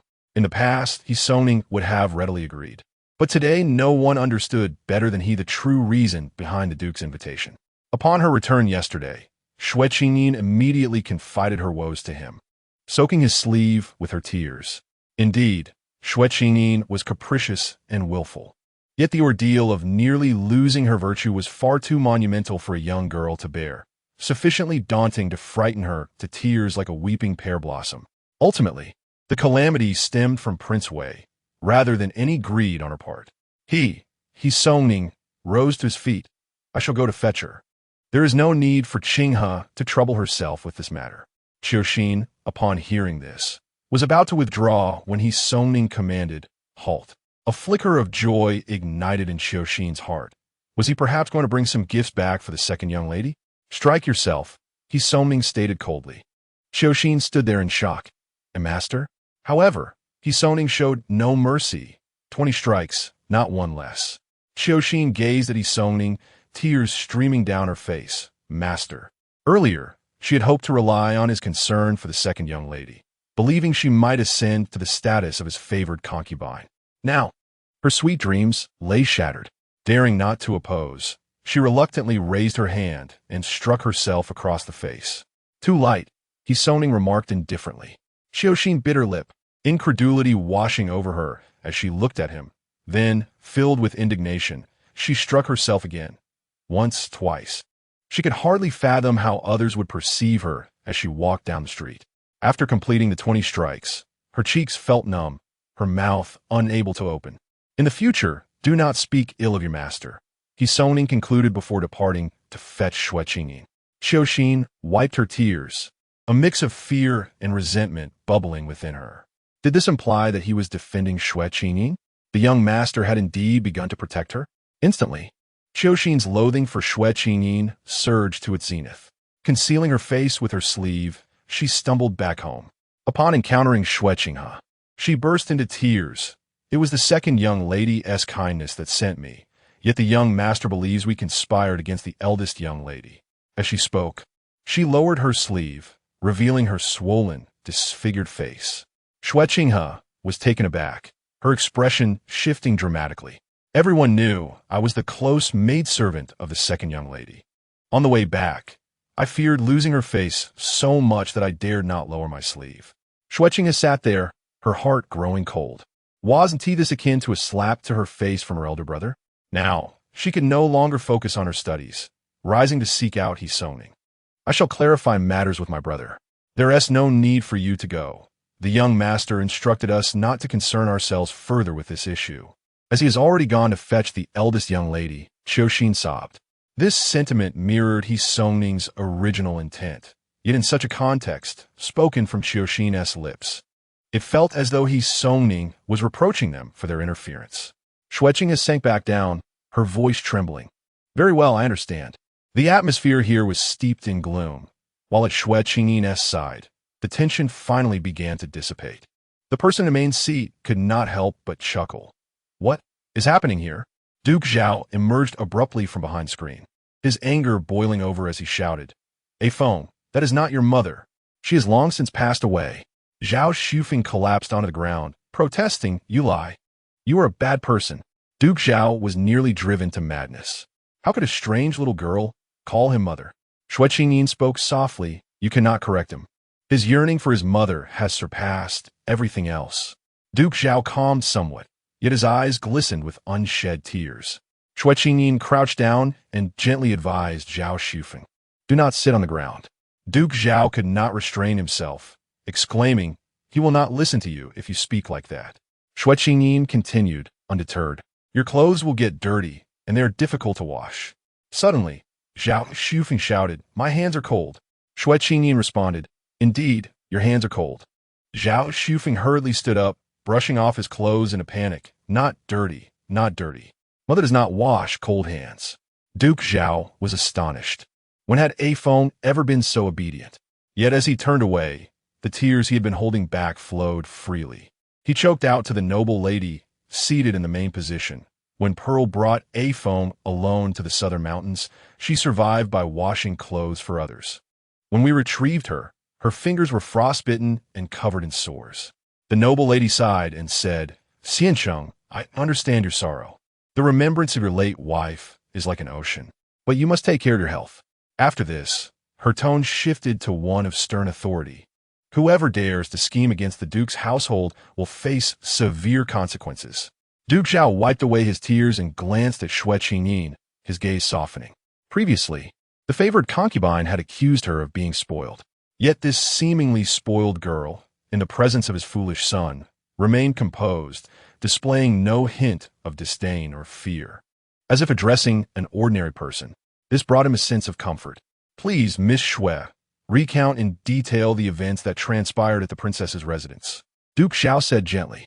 Xue Qingyin took a deep breath. Now, the true focus of the day was about to unfold. Chapter 30. How the concubine compensated Miss Xue. Upon entering, I encountered the young lord. In a moment of desperation, I deceitfully claimed to be his mother. Longing for his maternal figure, the young lord accepted my ruse without hesitation. Miss Xue Qingyin earnestly articulated her narrative, thereby clearing herself of any suspicion. It was not her intent to scheme against the Duke's residence. Yet, how did Miss Xue manage to escape? According to her account, the door was locked and impassable, leaving her trapped in a place where no one would venture. Astonishingly, given her delicate frame, she emerged unscathed and reported the incident to Princess Jinke. "I beseech Miss Xue to enlighten me." The voice of concubine one was calm and unhurried, clearly dismissive of the courtroom drama unfolding before her, emanating an air of leisure and composure. "This inquiry," Xue Qingyin wrinkled her nose. It inevitably leads to discussions of Prince Xuan. Yet, Prince Xuan may not wish to be embroiled in this affair. Moreover, mentioning him necessitates addressing how he became aware of her disappearance, which would unearth their previous game of chess together. The more details that are divulged, the more it may suggest an illicit connection between them. The distinction between being lawfully wed to Prince Xuan and being accused of an affair is indeed stark. The former entails a formal betrothal, while the latter could lead to dire consequences. After all, it would tarnish the reputation of His Highness, Prince Xuan. Just as Xue Qingyin hesitated, Concubine Wan chuckled.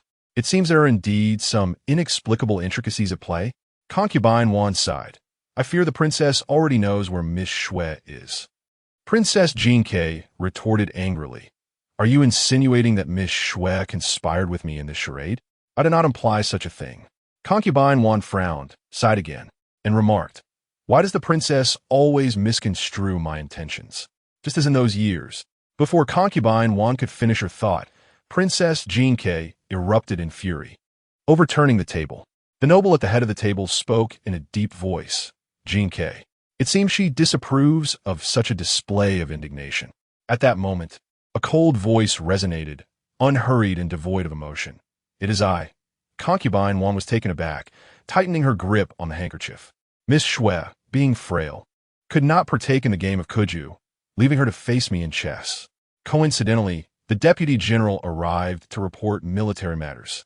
A palace maid named Hongzhu came to escort Miss Xue away. It was during this moment that I sensed something amiss. Prince Xian's voice was steady, devoid of any emotional inflection. Naturally, to others' ears, it bore no hint of bias. So it was. The noble pondered for a moment and then spoke softly. This maid's insolence must indicate something unusual. Prince Xian naturally deduced where Miss Xue had been taken. Duke Zhao's voice turned icy. Indeed. Which maid would dare to take someone away without inquiry in the presence of Prince Xian? Concubine Wan clenched her handkerchief even tighter. So that was the case. She wondered how the matter had been exposed so swiftly. It was indeed the involvement of Prince Xian that complicated things. No wonder Princess Jinke spoke with such conviction today.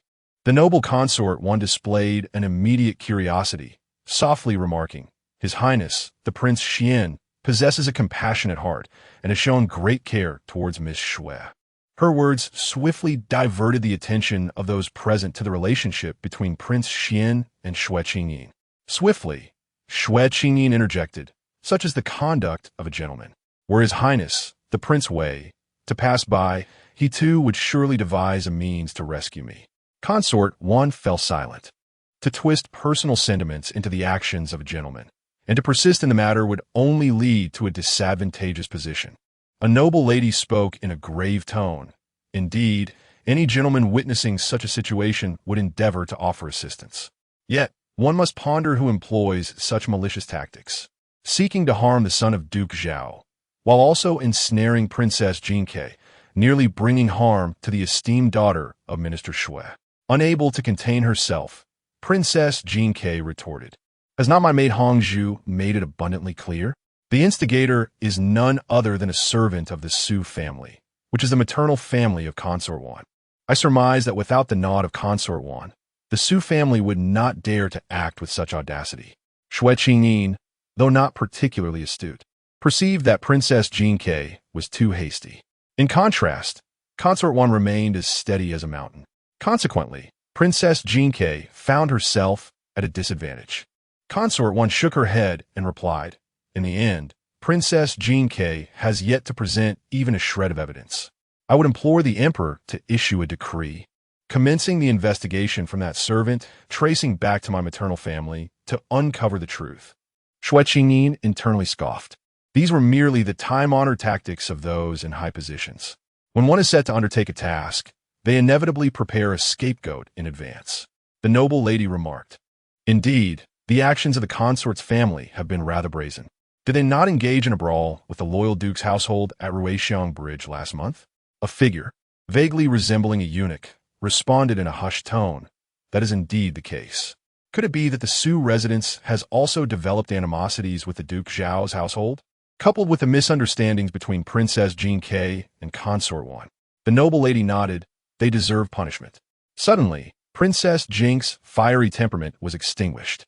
She lowered her head, obscuring her expression, and fell silent. Meanwhile, Consort 1 lamented, "I cannot plead for their mercy, should they receive a severe punishment. It may serve to amend the extravagant behavior of those in the residence." After a pause, the noble lady quietly declared, "The Xue family, relying on imperial favor, indulges their servants. Therefore, Xue Jiawei shall be fined an entire year's salary, stripped of the Xue family's palace insignia. And no member of the Xue family shall be permitted to enter the Eastern Palace as companions for study. As a member of the Xue family, the consort too bears some responsibility. Thus, she shall be fined a year's salary and placed under house arrest for 3 months. To an outsider, this may appear to be a harsh punishment. However, Xue Qingyin observed the expression of Duke Zhao, the silent demeanor of Princess Jingke, and the composed figure of Consort 1 behind the screen. It was evident that such a penalty would not undermine her foundation. As for the maid Hongzhu, now that the instigator has been identified, daring to betray her master will result in execution by hanging. Those associated with the Xue residents in this affair shall receive 100 strokes. The noble lady continued, 100 strokes. That would mean receiving 100 lashes? Surely, it would leave the flesh in tatters. Xue Qingyin felt a chill run down her spine, realizing the true weight of facing imperial authority. With a casual demeanor, several lives were dismissed, yet the true culprit remained comfortably seated. The noble consort hurriedly remarked, "Having committed such a grave error, I shall certainly send word to urge the Xue family to present gifts and seek forgiveness from the Duke of Zhao at the earliest." The Duke, unable to contain his ire, coldly scoffed, "The Duke of Zhao's household has no need for such trivial possessions. Furthermore, my son is a man. In this matter, is the young lady of the Xue family who bears the greater misfortune." The noblewoman then softly echoed, "Indeed, the Xue family ought to properly compensate the young lady of the Xue family." The noble consort replied, "Yes." The Duke further inquired, "How does your highness intend to offer compensation? It seems you're negotiating on behalf of Xue Qingyin." Initially, the Duke harbored a rather unfavorable impression of Xue Qingyin, believing she conspired against the Duke's household alongside others. However, with the situation now clarified, he observed that she was still quite young, standing there obediently. After all, she was the cherished daughter of another family. It was truly unfortunate for her to be entangled in such matters. The noble consort took a deep breath, surprised by the Duke's meddling. Thus, she suddenly smiled. The Xue family possesses a modest fortune and will send silver and silk to the Xue household in due course. However, simply delivering these items may invite scrutiny from outsiders. The implication was clear. Was she intending to renege on the agreement? The Duke could not articulate his thoughts further. The noble consort continued, addressing the noblewoman, "You may not be aware, but the King of Wei has a certain acquaintance with the Xue family. The brother of this young lady, Xue Ning, shares a bond with the king, engaging in poetry and discourse daily.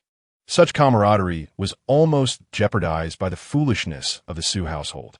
This statement served to absolve her of suspicion, explicitly indicating to all present that the relationship between the noble consort and the Xue family was originally amicable, disrupted only by the meddling of fools. Yet, could a person as cunning as the noble consort merely seek to clear her name? As expected, she continued, "My elder brother has a son who previously served as a companion in the Eastern Palace and is now set to participate in the spring examinations. He is the most distinguished among his generation. I shall take it upon myself to arrange his marriage to the young lady of the Xue family." Thus, what began as a calamity can be transformed into a joyous occasion. The Xue family is willing to offer gold as a bride price and silk as a token.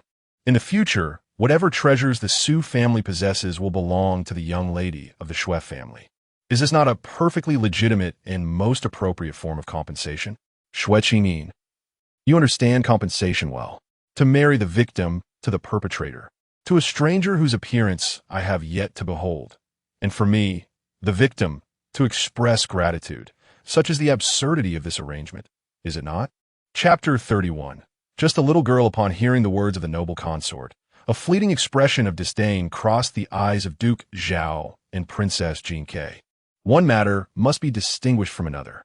The noblewoman uttered these 5 words, and upon understanding their implication, the consort chose to remain silent on the subject. Xue Qingyin finally breathed a sigh of relief. Each person was eager to play matchmaker for her. If permitted, she could marry 4 suitors on her own accord. However, such a practice was frowned upon by society, so she decided to let it be. Each individual present was certainly no fool. The noblewoman softened her tone and gently inquired of Duke Zhao, "Xiancheng, what are your thoughts?" Xiancheng was likely the courtesy name of Duke Zhao. Her manner of address indicated a close relationship. Duke Zhao lowered his head and, bowing slightly, murmured, "This matter ought to be addressed to a phone. Alas, he possesses a wooden head. In pain and suffering, he never thinks to speak. Perhaps we should ask Miss Xue if this arrangement can alleviate the burden on her heart." At once, everyone's gaze shifted to Xue Qingyin. She licked her lips, hesitant to voice her thoughts. Fortunately, at that moment, Prince Xuan spoke up with a tone of indifference. "She is but a little girl. What can she possibly understand about right and wrong?" "Indeed," Duke Zhao responded in agreement, turning away. "Your presence here today, to uphold justice for Feng, is all that Xiancheng desires," he said, bowing to the noblewoman. The noblewoman finally smiled again, rising slowly. "Ah, it is springtime. Why waste time here? Xiancheng, come with me to admire the blossoms and enjoy the lakeside, playing games and drinking. What joy it would be." Duke Zhao glanced back at Xue Qingyin one last time before obediently following the noblewoman. Noble consort one also stood, saying, "Remember to escort Miss Xue back to her residence safely. Do take care on the way, lest she encounters any mishaps." While her words seemed to express concern, Xue Qingyin found them strangely tinged with sarcasm. Once most had dispersed, the steward of Duke Zhao's residence approached. "Allow me to escort Miss Xue." "No need. I shall take her," Princess Jinke interjected. The steward hesitated. "This." Princess Jinke scoffed. "What? Do you doubt me? Was it not made clear just now? Miss Xue was startled in my presence. I must ensure she is comforted." Of course. "Please, Your Highness." The steward retreated a step back, recognizing that they were not adversaries to the princess, and it was unnecessary to oppose her wishes. Xue Qingyin lowered her gaze and obediently walked beside Princess Jinke as they exited. After walking for some distance, Princess Jinke suddenly spoke. "You were frightened today, were you not?" Xue Qingyin pondered for a moment. "It was not too bad. I was initially afraid. However, seeing that the princess was present and knowing Duke Zhao is a kind-hearted man, I felt there was nothing to fear." Princess Jinke burst into laughter. "Duke Zhao is a kind-hearted man?" She shook her head repeatedly, thinking how poorly Xue Qingyin judged character. First, she called Prince Xuan a refined gentleman, and now she deemed Duke Zhao as benevolent. Nevertheless, she found Xue Qingyin's remark about feeling secure with the princess to be quite delightful. The trust that the young lady of the Xue family has in her is evident. A rarity indeed. "Why do you not mention Prince Xuan?" inquired Princess Jinke with a smile. Xue Qingyin replied, "I was unaware that His Highness Prince Xuan was present until I heard him speak." And then? Xue Qingyin mused silently. Why has Princess Jinke suddenly begun to probe so deeply? Yet, she obediently responded. Then I felt even more at ease.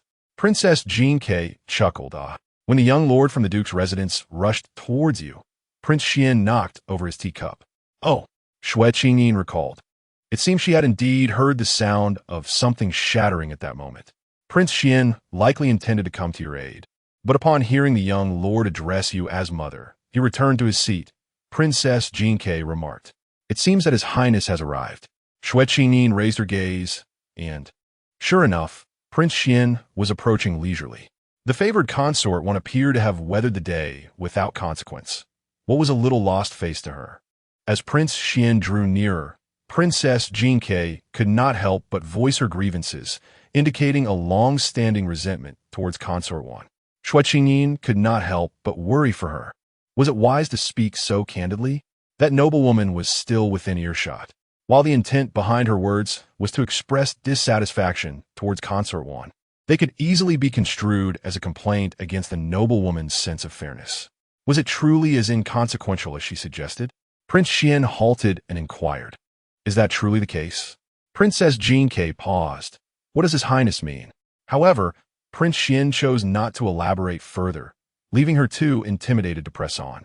Compared to that noblewoman, it seemed she harbored a greater fear of Prince Xuan.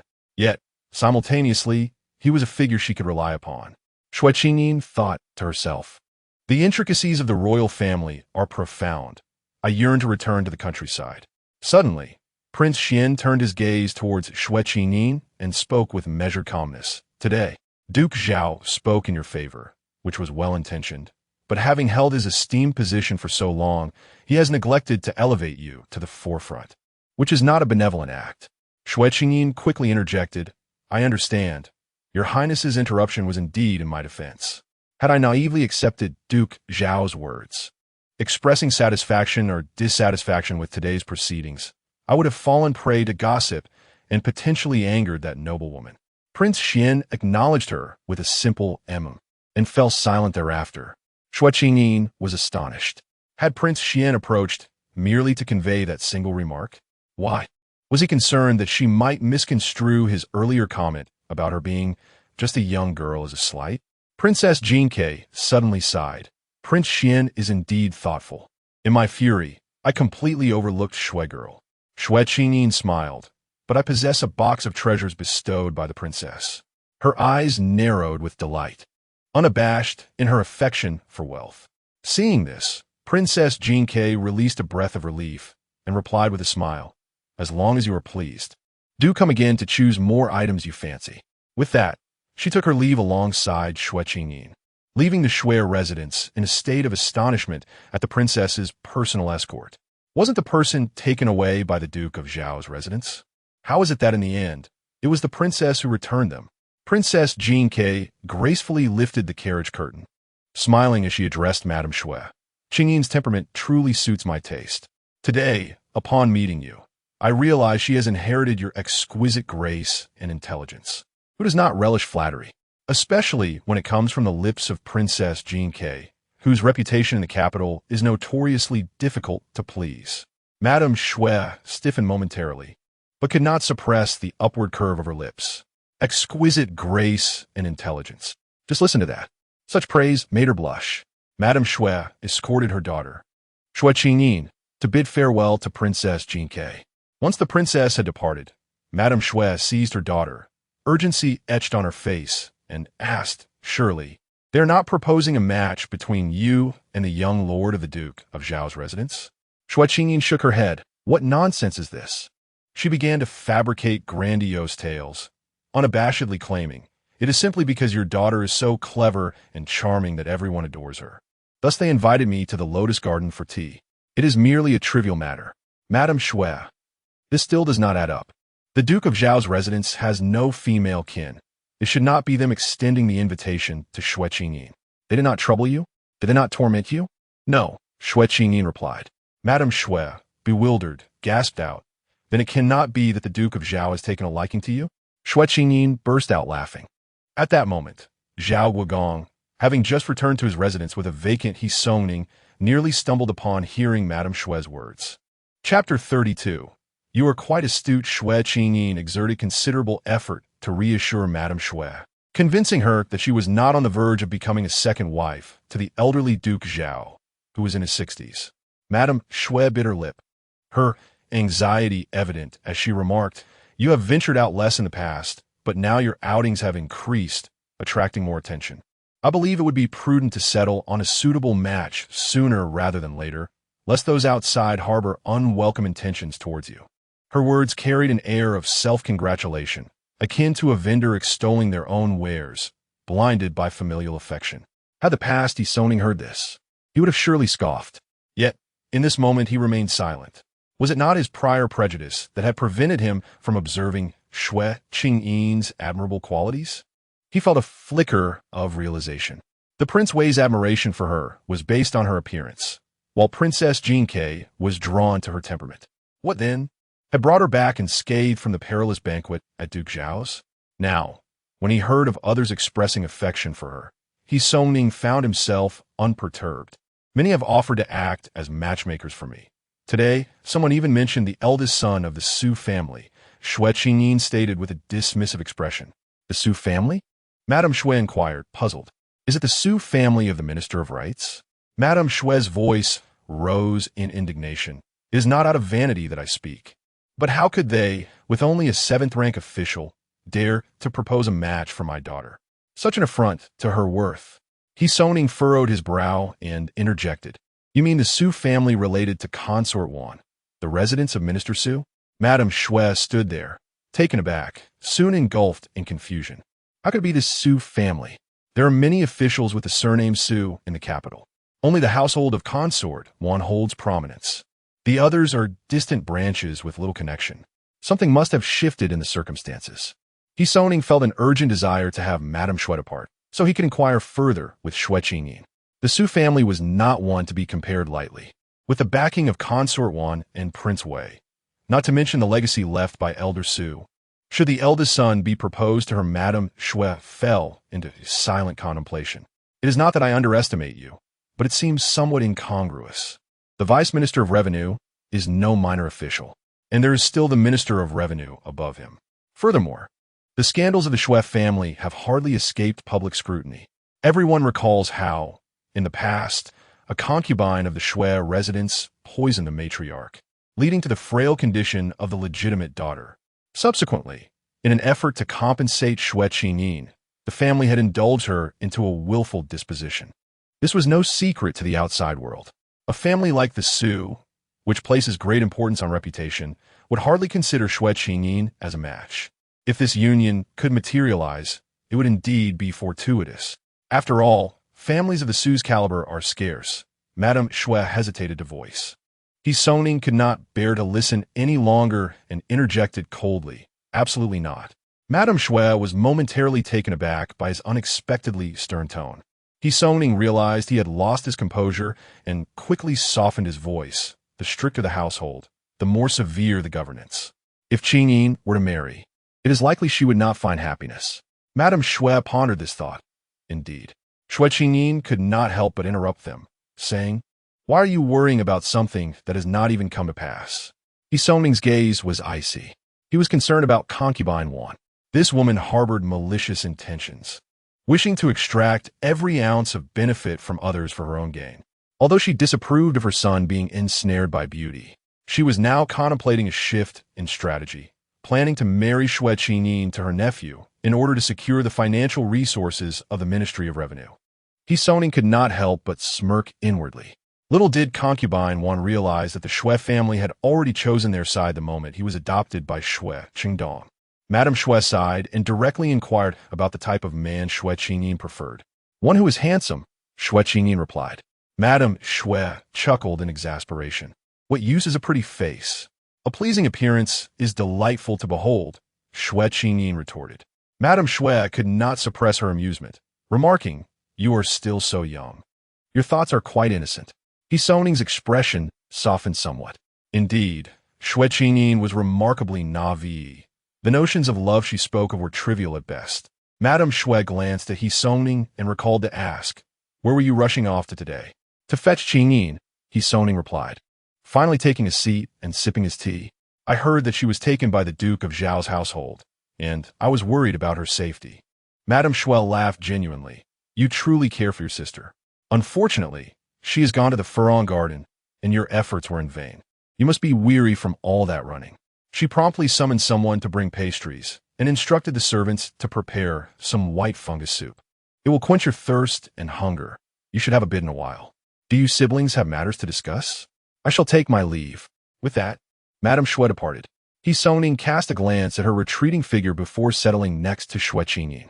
Initially, he had not noticed, but now, from this new perspective, he could see that Madame Xue was indeed a very considerate person. When the pastries arrived, He Soning offered a piece to Xue Qingyin and gently asked, Were you frightened today? Xue Qingyin did not take the pastry but retorted, Brother, have you washed your hands? He Soning, has she grown finicky? In the past, she had insisted on his offering her treats. A maid soon arrived with water for He Soning to wash his hands. However, he had lost his appetite. He heard Xue Qingyin whisper, I was afraid, of course. She then recounted the events of the day, omitting certain details. such as the prince shattering a cup and Zhao Su calling her mother.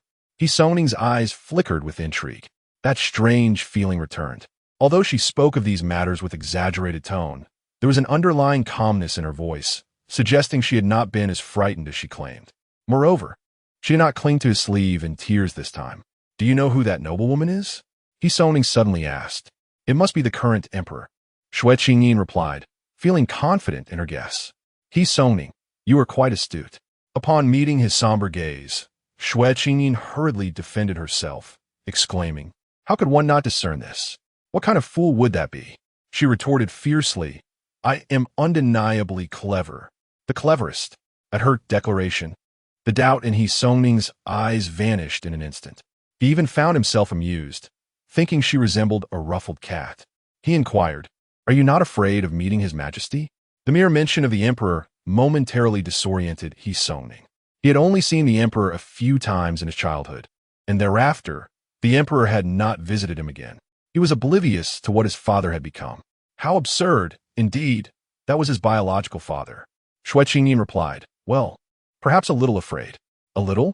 Xue Qingyin felt that maintaining a facade was not a sustainable approach. She needed to gradually help Songning accept her transformation. She nodded and said, "I have met Prince Wei and King Xian, as well as Princess Jinxiao, all of whom are far more formidable than those in our household. Having seen them, what is there to fear? Although the current emperor is indeed the most powerful, one must consider he is also a father. Meeting him is akin to encountering our own father." A flicker of complexity briefly crossed Songning's eyes. "You possess remarkable insight." Xue Qingyin adjusted her demeanor, looking up at Songning and whispering, "But I do have my fears." Songning's curiosity was piqued. "Oh, more so than meeting the current emperor?" "Yes, I fear your anger." Songning felt as though he had been struck profoundly in the heart. As he glanced down at her, Xue Qingyin's features appeared both pitiable and endearing. She continued, "I also fear for my mother as heartache, and that no one may love me. If only I did not have to marry, I would wish to spend my life alongside my mother and elder brother." Songning paused, feeling a gentle pressure on a tender spot within his heart, long shielded by layers of armor. Ultimately, he responded softly, "I will ensure you live well. Tomorrow, Prince Wei will send gifts to the residence. You shall naturally be compensated for the grievances you endured at the hands of Consort Wan." Xue Qingyin remarked, "You are truly unwavering in your plans." Chapter 33. Is it not good to be a wealthy widow? The esteemed consort Wan did not exhibit the serene demeanor she portrayed in the Lotus Garden. Upon returning to the palace, she lost control in an instant, shattering the cup beside her. Taking a deep breath, she commanded, "Pick it up." "Yes, Your Highness," the maid responded tremulously.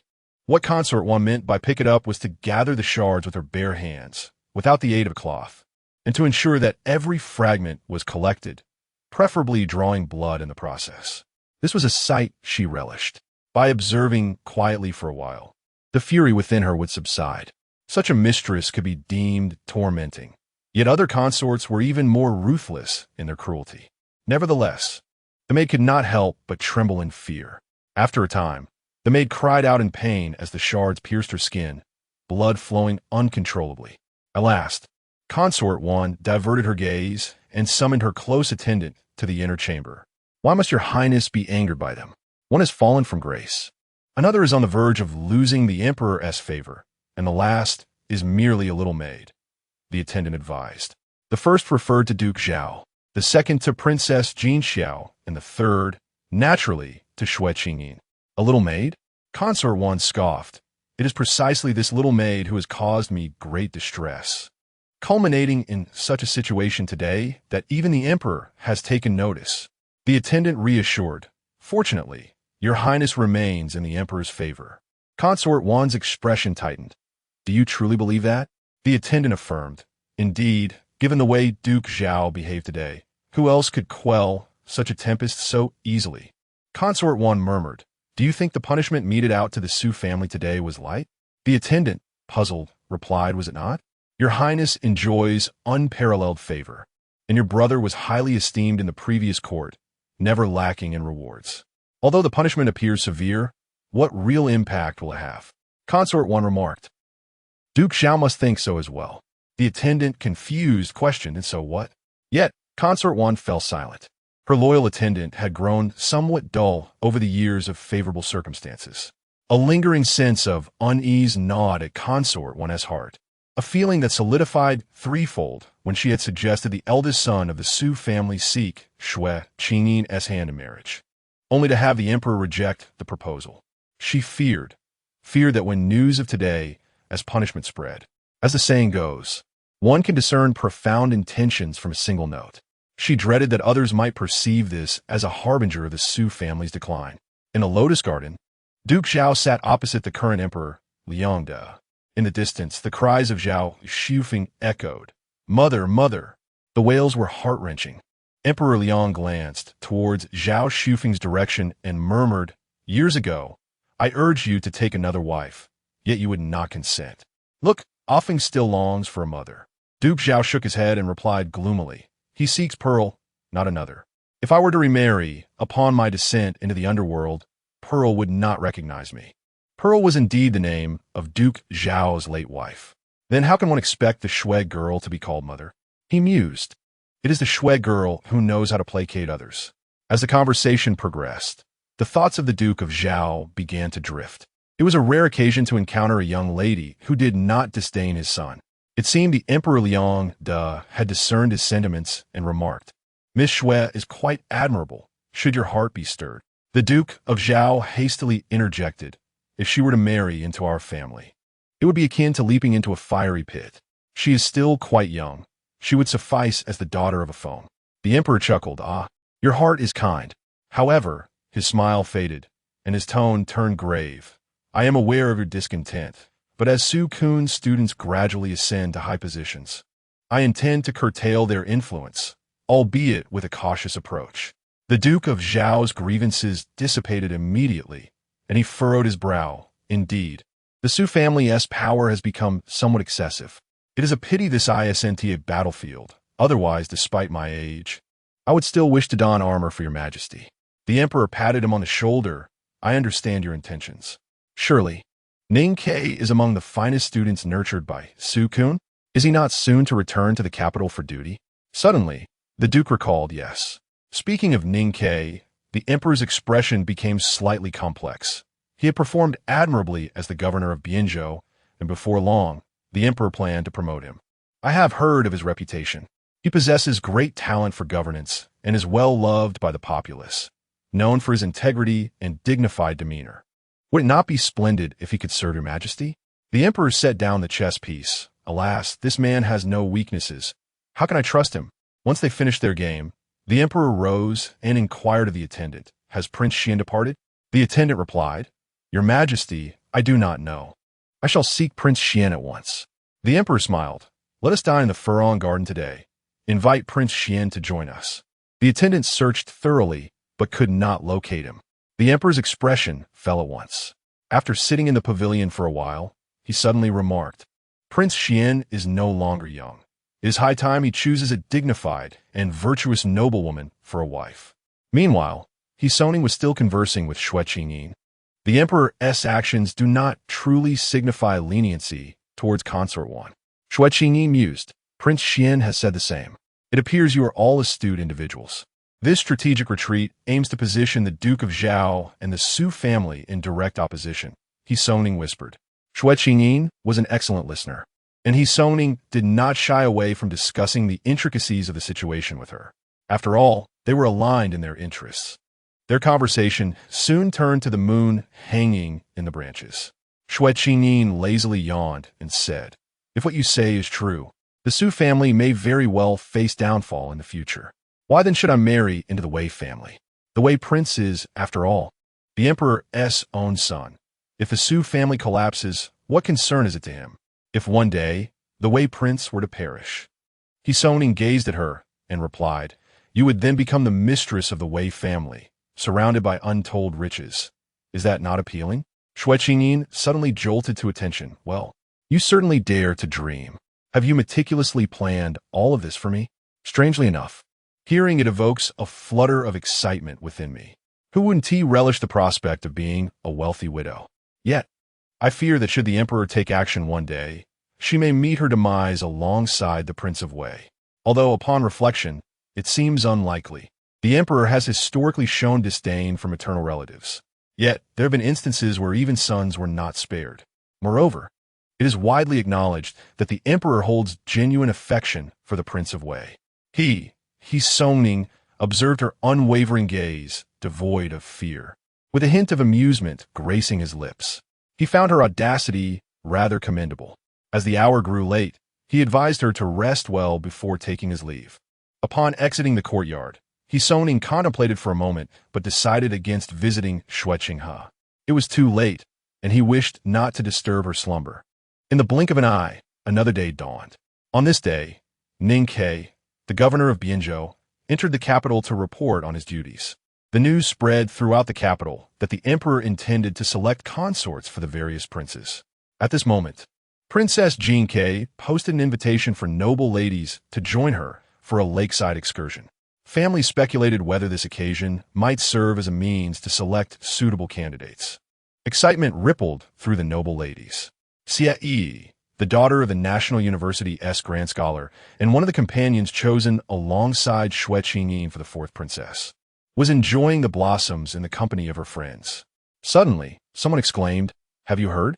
Xue Qingyin has gone to Furong Garden." What? The others quickly gathered around. Xue was momentarily stunned. Furong Garden, she realized she would not have the opportunity to go there.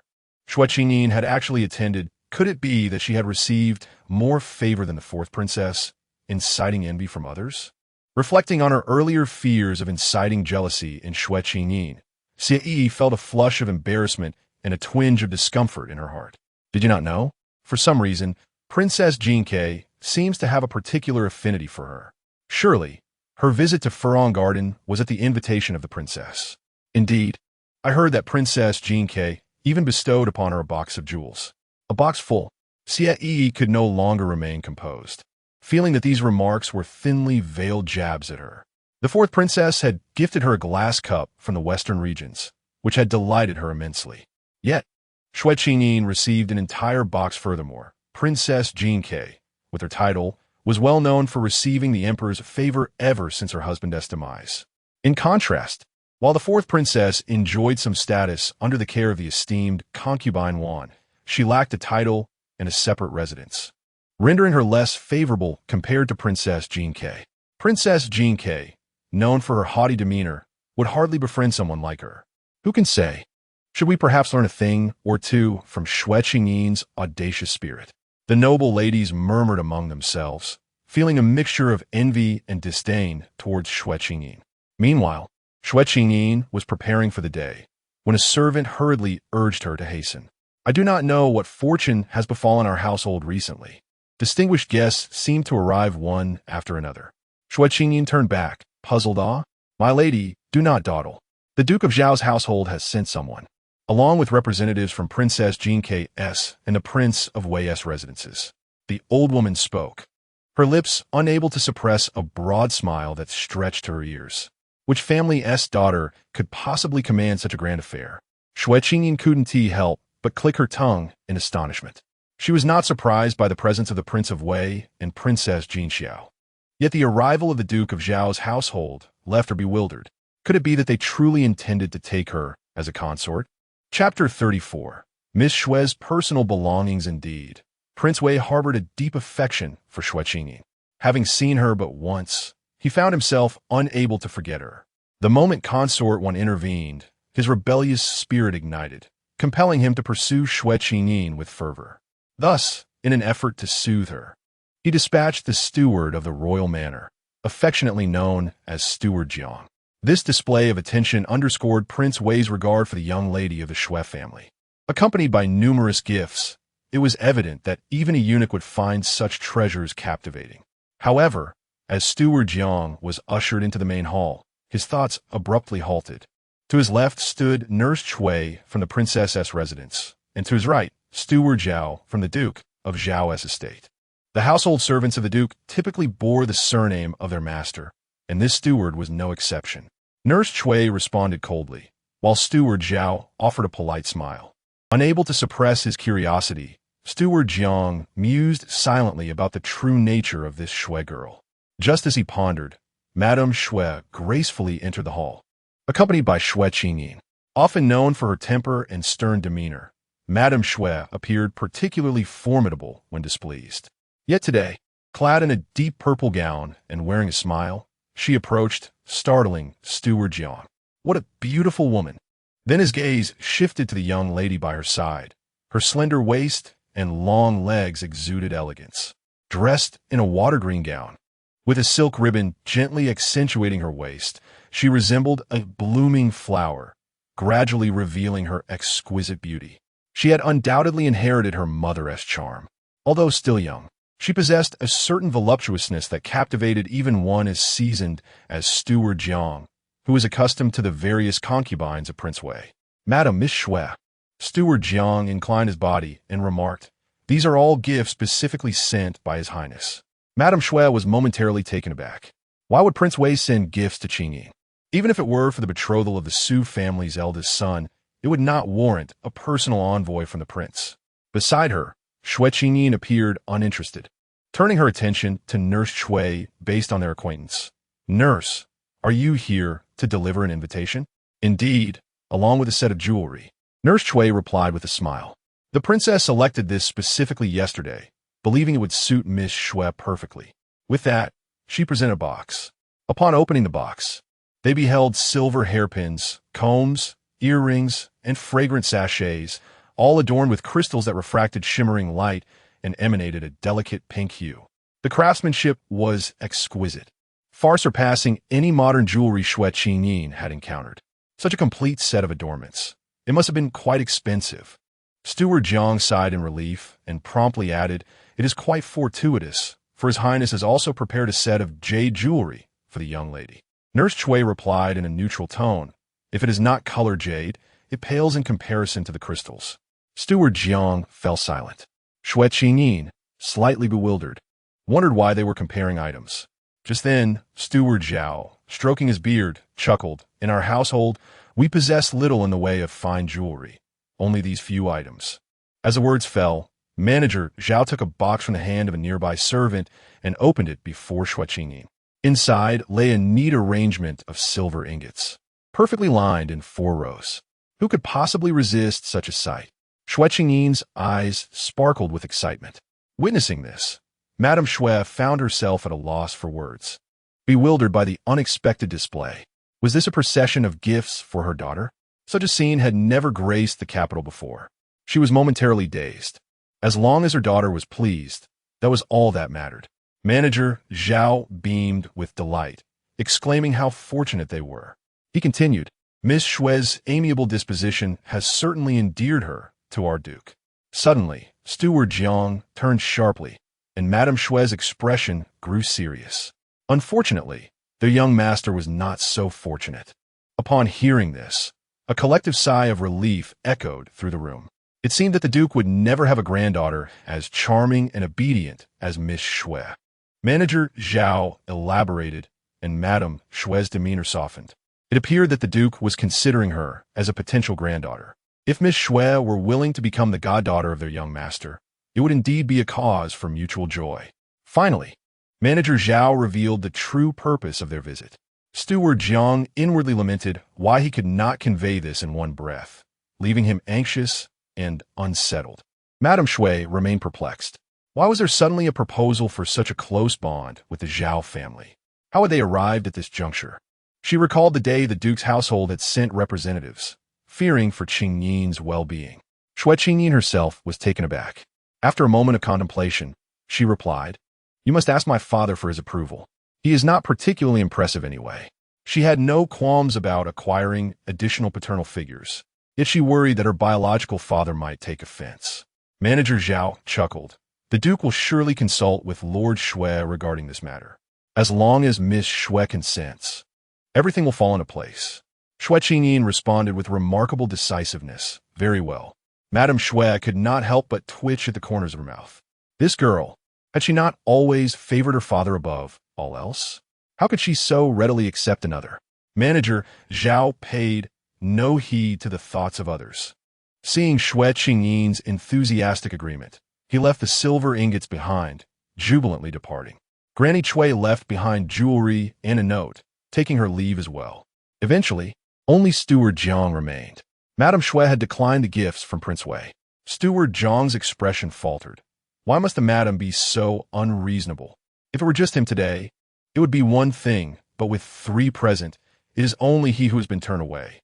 In the past, he had basked in glory beside Prince Wei, and now he could hardly swallow this humiliation. Madame Xue stood firm. It is precisely because the gifts are so valuable that I cannot accept them. Qingyin has not yet been married, and it would invite scandal. Steward Jiang chuckled, masking his arrogance. I must be forthright with you. Madam, His Highness has taken a liking to your eldest daughter and wishes to marry her. Madame Xue had an inkling, but hearing those words sent a tremor through her heart. While she felt joy that her daughter was admired, an undercurrent of anxiety surged within her. The women in Prince Wei's household were far too numerous. How could she bear to let Qingyin suffer? Madame Xue merely replied, "The prince's marriage is not something we can simply approve. It likely depends on the emperor's will." Steward Jiang added, "It matters not. Our prince has already spoken to his majesty." Madame Xue insisted, "Then let it await the commands of parents and the words of a matchmaker." Seeing her obstinacy, Steward Jiang suppressed his anger and turned to leave. Unbeknownst to her, a sense of unease lingered in Madame Xue's heart. Would she provoke the Prince of Wei? Yet, after contemplating, she doubted Qingyin could occupy his thoughts to such an extent. Meanwhile, Steward Jiang did not depart immediately but lingered outside the residence. Before long, someone emerged to hand him something. He hastily tucked it away and turned to leave. Upon returning to the royal residence, the first question from the Prince of Wei was about Xue Qingyin. The young lady appeared unscathed, even radiant, standing there, captivating in her presence. Steward Jiang lamented, "It is a pity that Madame Xue is so obstinate, burdening her daughter. Had the prince not been so infatuated, her mother's interference might have cost her a great deal of wealth and honor. She is indeed a notorious jealous woman, and I suspect her temperament is far from amiable. Did she truly obstruct her daughter from receiving the prince's gifts?" "Indeed, my lord," said Jiang. The Prince of Wei felt a twinge of discontent, but refrained from voicing it. "However, I have brought back something for you." "What is it?" the Prince of Wei asked, his interest waning. "You haven't perhaps brought Xue Qingyin to me?" Steward Zhao smiled mysteriously, producing a paper package and handing it to the Prince of Wei. "The servants of the Xue family are rather easy to bribe. This is a personal item of Miss Xue. Do open it privately and take your time." The Prince of Wei casually unwrapped it, but soon closed it again, sitting up straight as he stared at Steward Zhao, unable to suppress a laugh. "Well done. You are quite clever." Steward Zhao let out a sigh of relief. This could mitigate his earlier shortcomings. The Prince of Wei pushed aside the book beside him and rose to head toward his chamber. Inside the paper was a sachet, palm-sized, with the tassels poorly cut. The embroidered characters were in disarray, with 2 threads remaining, faintly forming the shape of a heart. Had Xue Qingyin been present, she would have recognized it as the sachet originally meant for his songning. The opening of the sachet revealed a corner of fabric, silk and as thin as a cicada's wing, folded to less than the size of a fist. Perhaps it was cut from her undergarment or some more intimate clothing. The Prince of Wei lowered his head to take a whiff, a faint fragrance wafting up. Clutching the fabric tightly, visions danced in his mind, as if he were touching Xue Qingyin's smooth skin. On another note, Xue Qingdong returned home. During the evening meal with everyone, he mentioned that the Duke of Zhao wished to have Zhao Xufeng recognize Xue Qingyin as his goddaughter. "Zhao Xufeng has been foolish for years," he remarked, frowning. "How did Madame Xue refuse the visitors from the Duke's residence today?" Xue Qingyin interjected. Mother did not say anything. Xue Qingdong, "Well, Xue Qingyin, I told him that having another father would be beneficial." Xue Qingdong, this man, who always appears solemn, as if unperturbed even in the face of impending calamity, seems disinterested in domestic affairs, yet his expression gradually begins to fracture. For the first time, Xue Qingdong feels an urge to erupt, but upon recalling Duke Zhao, he suppresses it. Xue Qingyin, having stirred up trouble, swiftly departs, hurrying back to her own courtyard. Alas, tomorrow they must embark on a boat trip. A good night's sleep is imperative. Her maid, trembling in awe of her audacity, finds her hands quivering as she fetches water. Unfazed, Xue Qingyin merely wonders aloud. Hey, where's my footcloth? Why can't I find it? Chapter 35. The remarkable Xue Qingyin. The incident regarding the missing dust cloth did not trouble Xue Qingyin in the slightest, for that item was hardly of any practical use. On the day of the boat outing, Xue Qingyin adorned herself in a water-red dress, complemented by a set of crystal jewelry, and draped a moon-white cloak over her shoulders, previously worn by Princess Xue. However, this day was different. She was not the sole person to venture out. Xue Qingyin had also received an invitation. Madame Xue furrowed her brow, contemplating for a moment before inquiring further. If there are no suitable accessories or garments. Xue Qingyin, with her head lowered, quickly interjected, Mother, I have everything. Satisfied, Madame Xue refrained from further comments. As she turned back to Xue Qingyin, she wished to offer a few words of advice, urging her to look after her younger sister, Qingyin. Yet, reflecting upon it, she deemed such sentiments insincere and swallowed her words. After all, they were hardly connected by blood. Why feign a closeness that did not exist? Go ahead, Madame Xue said. Xue Qingyin responded promptly, swiftly departing with her servants. Xue Qingyin followed, somewhat astonished. Sister, are you bringing so many people? Xue Qingyin nodded affirmatively. Xue Qingyin maid silently scoffed. What a show. Upon stepping out of the Xue residence, the two entered the same carriage. Madame Xue had thoughtfully prepared food for Xue Qingyin, fearing she might succumb to hunger or boredom. Once seated, Xue Qingyin opened the food box and retrieved a piece of floral duck cake, savoring a bite that melded the rich aroma of meat with the fragrance of rice. The background music of A Taste of China seemed to resonate within her mind. How delightful! Xue Qingyin blissfully squinted her eyes, only to meet the astonished gazes of Xue Qingyin and her maid. A question mark appeared above Xue Qingyin's head. What? Is something amiss? Her feelings towards Xue Qingyin were rather complex. In her previous readings, she instinctively felt a sense of pity for the protagonist. Yet Xue Qingyin was far too ineffectual, perpetually bullied by the supporting characters. Each time he Songning wronged her, she would return after a mere word of consolation. It was quite exasperating. Now, as Xue Qingyin, she could comprehend Madame Xue's disdain for Xue Qingyin. As for her own feelings, there was no animosity. She had never aspired to be particularly close. Such aspirations would surely break Madame Xue's heart. Out of shared, feminine empathy, she deemed it sufficient to offer a modicum of care. Thus, Xue Qingyin inquired, Would you like to eat? The expression on Xue Qingyin's face grew even more peculiar, while her maid displayed barely concealed indignation. Baffled, Xue Qingyin asked, Are you allergic? Unable to eat? If so, she thought it was no matter. She could finish the entire box alone. With such an inauspicious beginning, the two remained silent throughout the journey. Finally, the carriage arrived at the lakeside. Xue Qingyin leapt down first, prompting several others to follow suit. Maid Xiaoxin could not help but remark, What a spectacle! Such a grand display! Yet unafraid of others gossiping about our Xue family. Meanwhile, Xue Qingyin's maid tugged at her sleeve, whispering, Miss, you should not have invited her to eat with you. The individual seemed to expect her to intentionally embarrass herself. Xue Qingyin, perplexed, wondered, Embarrass myself over what? The maid replied, Consider this. Where shall one rinse one's mouth after eating? If one were to encounter a noble and smile, with remnants of pastries lingering on the gums, how would that appear? Xue Qingyin, realizing the absurdity of the situation, thought, Is it truly for this reason? Moreover, if one were to overindulge and later find oneself in need of a restroom while out and about, it would be quite undignified. She mused that even celestial beings must answer nature's call. What is there to be ashamed of? Typically, noble young ladies would refrain from drinking or eating much during outings to avoid any potential embarrassment. As for certain foods, like scallions, they were strictly off limits. The maid sighed. Unable to restrain herself, Xue Qingyin asked, What about hunger or thirst? The maid responded, Naturally one must endure. What is there that cannot be borne?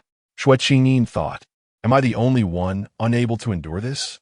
She found such rigid customs, which prioritize superficial appearances over natural human needs, to be deeply dehumanizing. As a woman, Why must she endure so many unnecessary feelings of shame? With a heavy heart, she sighed. Fortunately, due to her frail constitution, Madame Xue was rather indulgent towards her. Miss Xue, a voice suddenly sounded nearby. Xue Qingyin did not turn around, knowing her social standing was rather poor. However, Xue Qinghe turned her head, unsure of which Miss Xue was being called. Miss Xue, the voice continued, growing closer until it stood before Xue Qingyin. Turning her head, she inquired, who might this be? She truly did not recognize the person. Noticing her silence, the individual thought she was being coy but maintained a smile. Princess Xingyin has yet to arrive. I was chatting with several young ladies from the Lin and Zhou families over there. Miss Xue should join us. At that moment, Xue Qingyin quietly whispered to Xue Qinghe, that appears to be the daughter of the Liu family. Xue Qingyin had a remarkable memory. Years ago, she and Xue Qinghe had attended a banquet hosted by the Prime Minister's wife, and she had noted some faces. The Liu family? Xue Qinghe questioned, puzzled. In contrast, she had little recollection of such matters, or perhaps she simply did not care much for them. Xue Qingyin nodded. About 6 or 7 years ago, her father was appointed as a deputy minister, a significant official indeed. The Ministry of State was the central governance office. Xue Qinghe, well-read, quickly recognized the weight of the title. She vaguely remembered the haughty demeanor of this Miss Liu from years past, now smiling amiably as she engaged with Xue Qingyin. However, Xue Qinghe soon heard Xue Qingyin firmly state, I shall not go. Xue Qingyin declined the invitation from the Liu heiress. Xue Qingyin was greatly taken aback, wondering if Xue Qingyin perhaps did not recognize the other's status. Miss Liu was also momentarily stunned. Before she could inquire why, Xue Qingyin cheerfully lifted her gaze towards a direction. Fourth princess, you have arrived. I was just thinking of you. It turned out that she had merely wished to play with the princess. Miss Liu discreetly rolled her eyes, but understood there was little to criticize in that. She indeed yearned for the favor of the princesses, yet alas, fortune never smiled upon her. At that moment, the fourth princess stood there, utterly stunned. Her gaze then shifted, laden with complexity, towards Xue Qingyin. Last time, I spoke to her so candidly. Why does she still appear to long for my presence? It was true that Xue Qingyin had previously harbored disdain for the fourth princess. However, now, upon noticing the faint glimmer of naive simplicity in her eyes, Xue Qingyin found a certain charm in her straightforwardness. Few characters wore their malice so overtly. Being in the company of the fourth princess was far more agreeable than conversing with others who spoke in convoluted riddles. Moreover, she was adept at bringing grievances to Prince Xuan. Thus, Xue Qingyin boldly approached her. The fourth princess leaned in, her voice a venomous whisper. Do I not appear fearsome enough? Xue Qingyin replied, mediocre at best. You pale in comparison to your second brother. The fourth princess pondered this, and found it surprisingly reasonable. There was no way to refute it. Xue Qingyin continued, if I am unafraid of your second brother, why should I fear you? Upon hearing this, the fourth princess found her reasoning even more compelling. Xue Qingyin added, you are still far from matching imperial concubine Wan. The fourth princess's expression darkened. This was indeed the case. Yet, soon she recalled another matter, her countenance shifting as she whispered, what truly transpired that day? Why was imperial concubine Wan suddenly put under house arrest? Xue Qingyin tilted her head, a smile gracing her lips as she regarded her. What do you think, princess? The fourth princess gasped in horror. It was you. You managed to defeat even imperial concubine Wan. Xue Qingyin was truly formidable. Such ruthless cunning and strategy. At that moment, the fourth princess felt an absurd realization wash over her. I thought myself fierce. Yet it seems I am nothing of the sort. In the distance, Princess Jin Xiao could not help but sigh. To think she could frighten the fourth princess into such a state. This Miss Xue is indeed intriguing. What say you? Prince Xian? Chapter 36. Help. The Prince of Xian said nothing, merely casting a distant glance towards Xue Qingyin. Princess Jingke, feeling a wave of boredom wash over her, could not resist adding, the jewelry she wears today was a gift for me. Do you not think it suits her well? The flowing fabric and delicate embellishments are simply exquisite. The prince's gaze flickered slightly.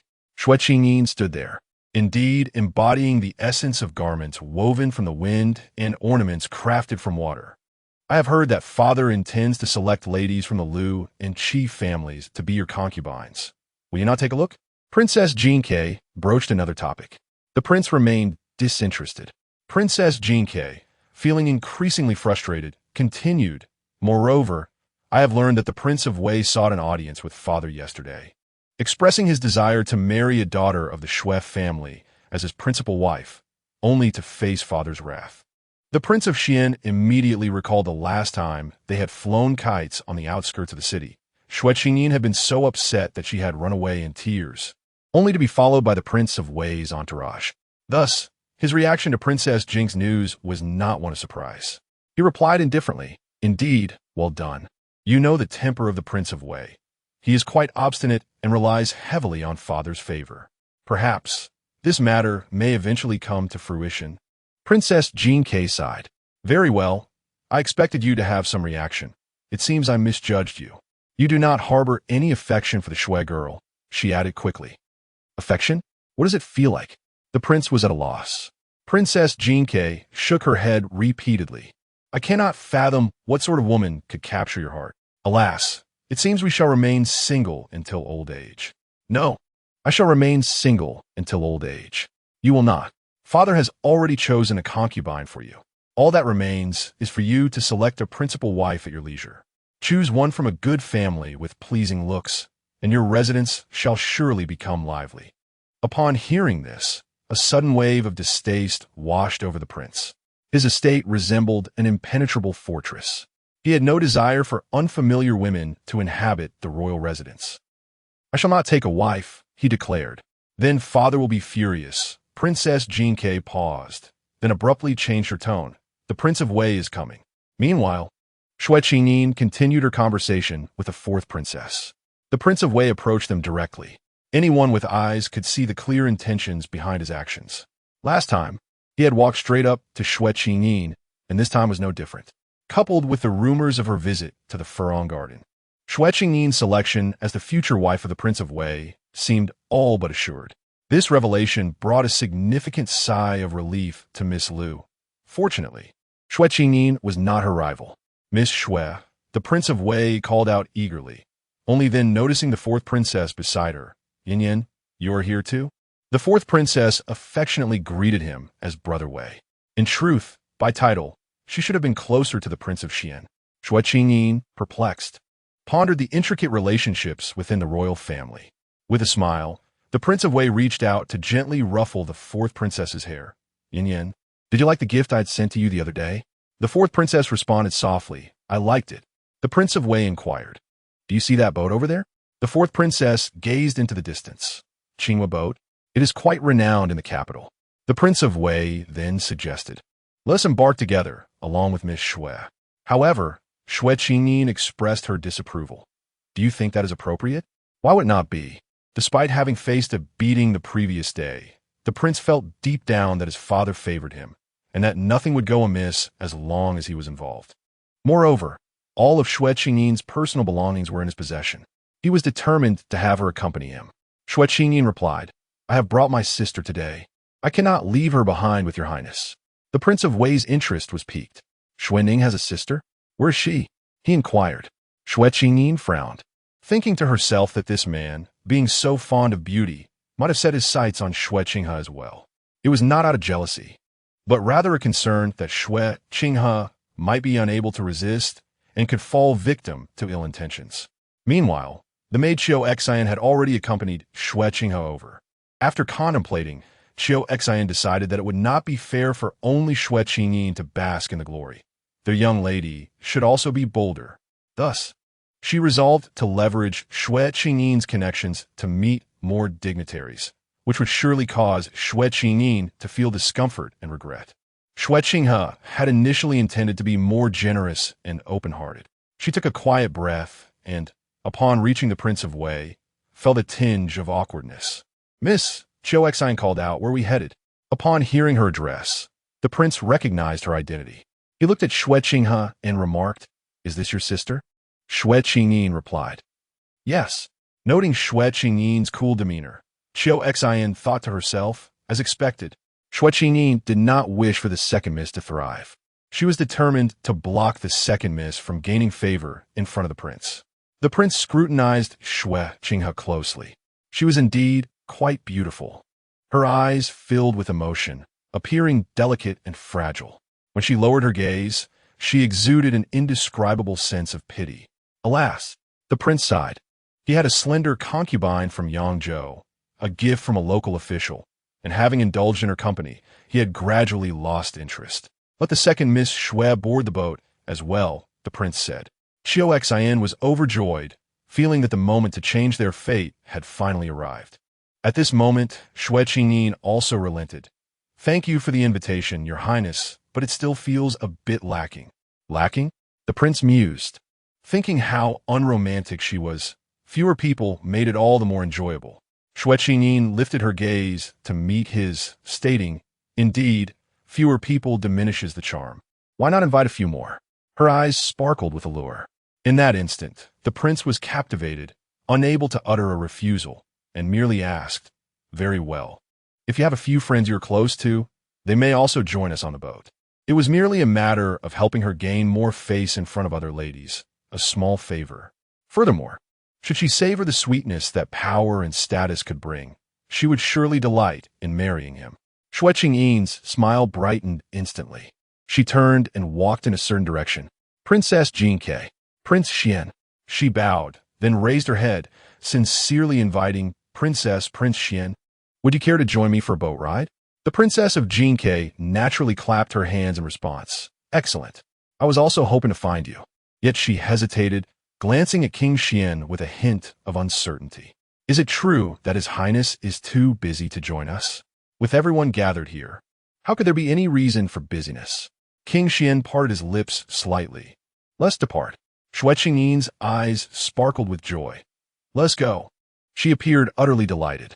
In that moment, King Xuan felt a lightness within him, as if he had been touched by her exuberance. He could not help but notice how the girl's radiant features outshone the springtime itself. In less than half a cup of tea's time, Wei Wang's Qinghua boat became increasingly crowded. He watched in disbelief as Xue Qingyin approached, accompanied by the tempestuous Jin Ke and the brooding King Xuan. Was this truly her acquaintance? Wei Wang struggled to maintain his composure. Xue Qingyin quickly returned, standing tall, and clapped her hands joyfully. Now that everyone is here, shall we proceed? In that moment, it seemed as though the hierarchy had shifted. She was now the gracious host. Wei Wang found himself compelled to bow in deference. I pay my respects to my elder brother. The fourth princess timidly echoed, Second brother. Help! The fourth princess felt tears welling up. Wei Wang, her brother, was at odds with the second brother in Jin Ke. Yet, there stood Xue Qingyin, exuding carefree charm and laughter. She was indeed a woman of formidable capability. Chapter 37. The Arena of Chaos, Part 1. Qinghua boat had never before received such a distinguished assembly of guests. His Highness, Prince Xuan, Prince Wei, and Princess Jinke. The boat's master bowed deeply, nearly lowering his head to the deck in reverence. Prince Wei, having spent the previous night lost in contemplation of romantic escapades, found his spirits quite dampened by the current circumstances. With a cold expression, he commanded, "Lead the way." "Yes, rest assured, there is no one else aboard," the boat master replied. Prince Wei was not inclined to converse. Had he been informed of this earlier, he would have been pleased. However, at this moment, it merely served as a reminder that he would soon be forced to sit opposite Prince Xuan. After taking a couple of steps forward, Prince Wei suddenly sensed something amiss and halted, forcing a voice from his throat. "Brother, please, you go ahead." Xue Qingyin stifled a laugh behind him. Her initial instincts had proven accurate. At the last poetry gathering, Prince Xuan had decidedly overshadowed Prince Wei. Xue Qingyin increasingly perceived the advantages of marrying Prince Xuan. Yet, at present, he bore the characteristics of a man indifferent to the charms of women. She sighed quietly within her heart. At that moment, the boatman cautiously poked his head out to inquire, "Sir, shall we set sail?" Prince Wei turned back, yes. The boatman promptly resumed his seat. The vessel soon began to glide away from the shore. Xue Qingyin swayed slightly, prompting Xue Qingyin to exclaim, "Miss." Xue Qingyin grasped the railing, feeling somewhat embarrassed. At this juncture, Prince Xuan also turned his head, casting a glance at Xue Qingyin. "What is it?" she asked. Prince Xuan averted his gaze, as though nothing had transpired. Then, Princess Jink's voice broke the silence. "Miss Xue, do you suffer from seasickness?" She paused for a moment, recognizing the predicament of the two Miss Xues. Referring to the elder as Miss Xue felt peculiar. "Qingyin, are you feeling dizzy?" "No, not at all." "That is good. I recall your constitution is rather delicate," Princess Jinke remarked, turning her head back. Prince Wei was taken aback, cursing himself inwardly for forgetting such an important detail, allowing Princess Jinke to seize the lead. However, it was not too late to remedy the situation. He halted and extended his hand toward Xue Qingyin. "Miss Xue, allow me to assist you." Xue Qingyin, witnessing this, was infuriated, thinking that onlookers might mistake it for a sign that the elder miss was about to fall into the river. Yet, Xue Qingyin gracefully sidestepped, smiling gently. "I'm quite steady." Prince Wei retracted his hand, a flicker of disappointment evident on his face. Xue Qingyin felt a surge of curiosity. Had Prince Xian's glance at her been motivated by concern for her potential seasickness, akin to Princess Jink's? It seemed unlikely, she mused. Prince Xian hardly had the leisure to concern himself with such trifles. The group was ushered to the second floor of the painted boat, where a large round table awaited, perfectly accommodating all present. The boat master carefully poured tea for them, sensing an unusually tense atmosphere. Xue Qingyin lamented the absence of He Songning, wishing he were present to make the gathering more enjoyable. Meanwhile, He Songning sat alone by the window, engrossed in his reading, when he suddenly sneezed, attributing it to someone thinking of him.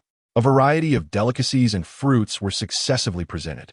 The palace maid opened the window, and the breeze from the lake stirred the gauze curtains, bringing with it a hint of gardenia fragrance. "How uncomfortable it is," thought the fourth princess.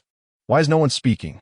The Golden Sparrow Princess also sensed a tinge of awkwardness.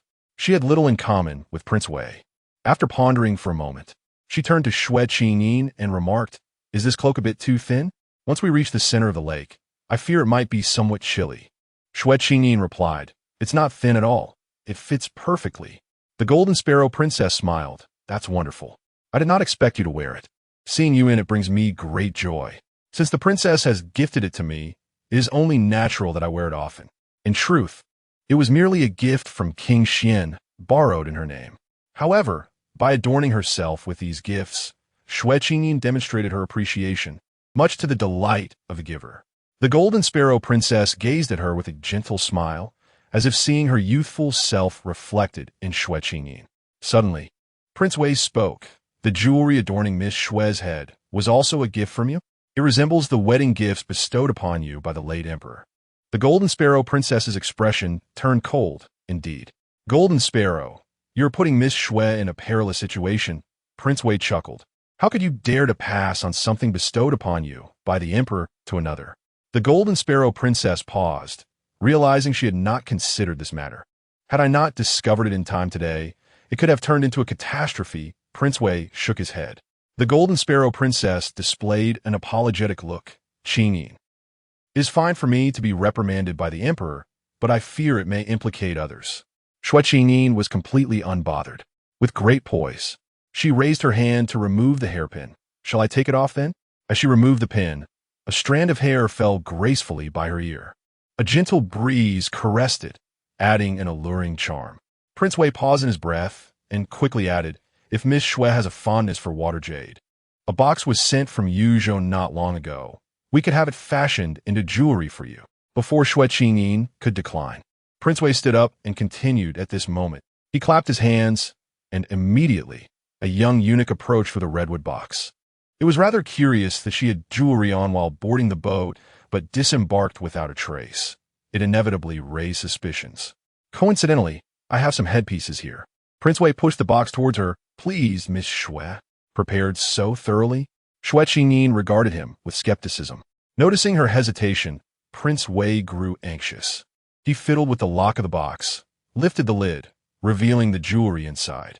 It was indeed the emerald headpiece that the steward of Jiang had intended to gift, but had ultimately failed to deliver. Xue Qingyin's eyelids fluttered.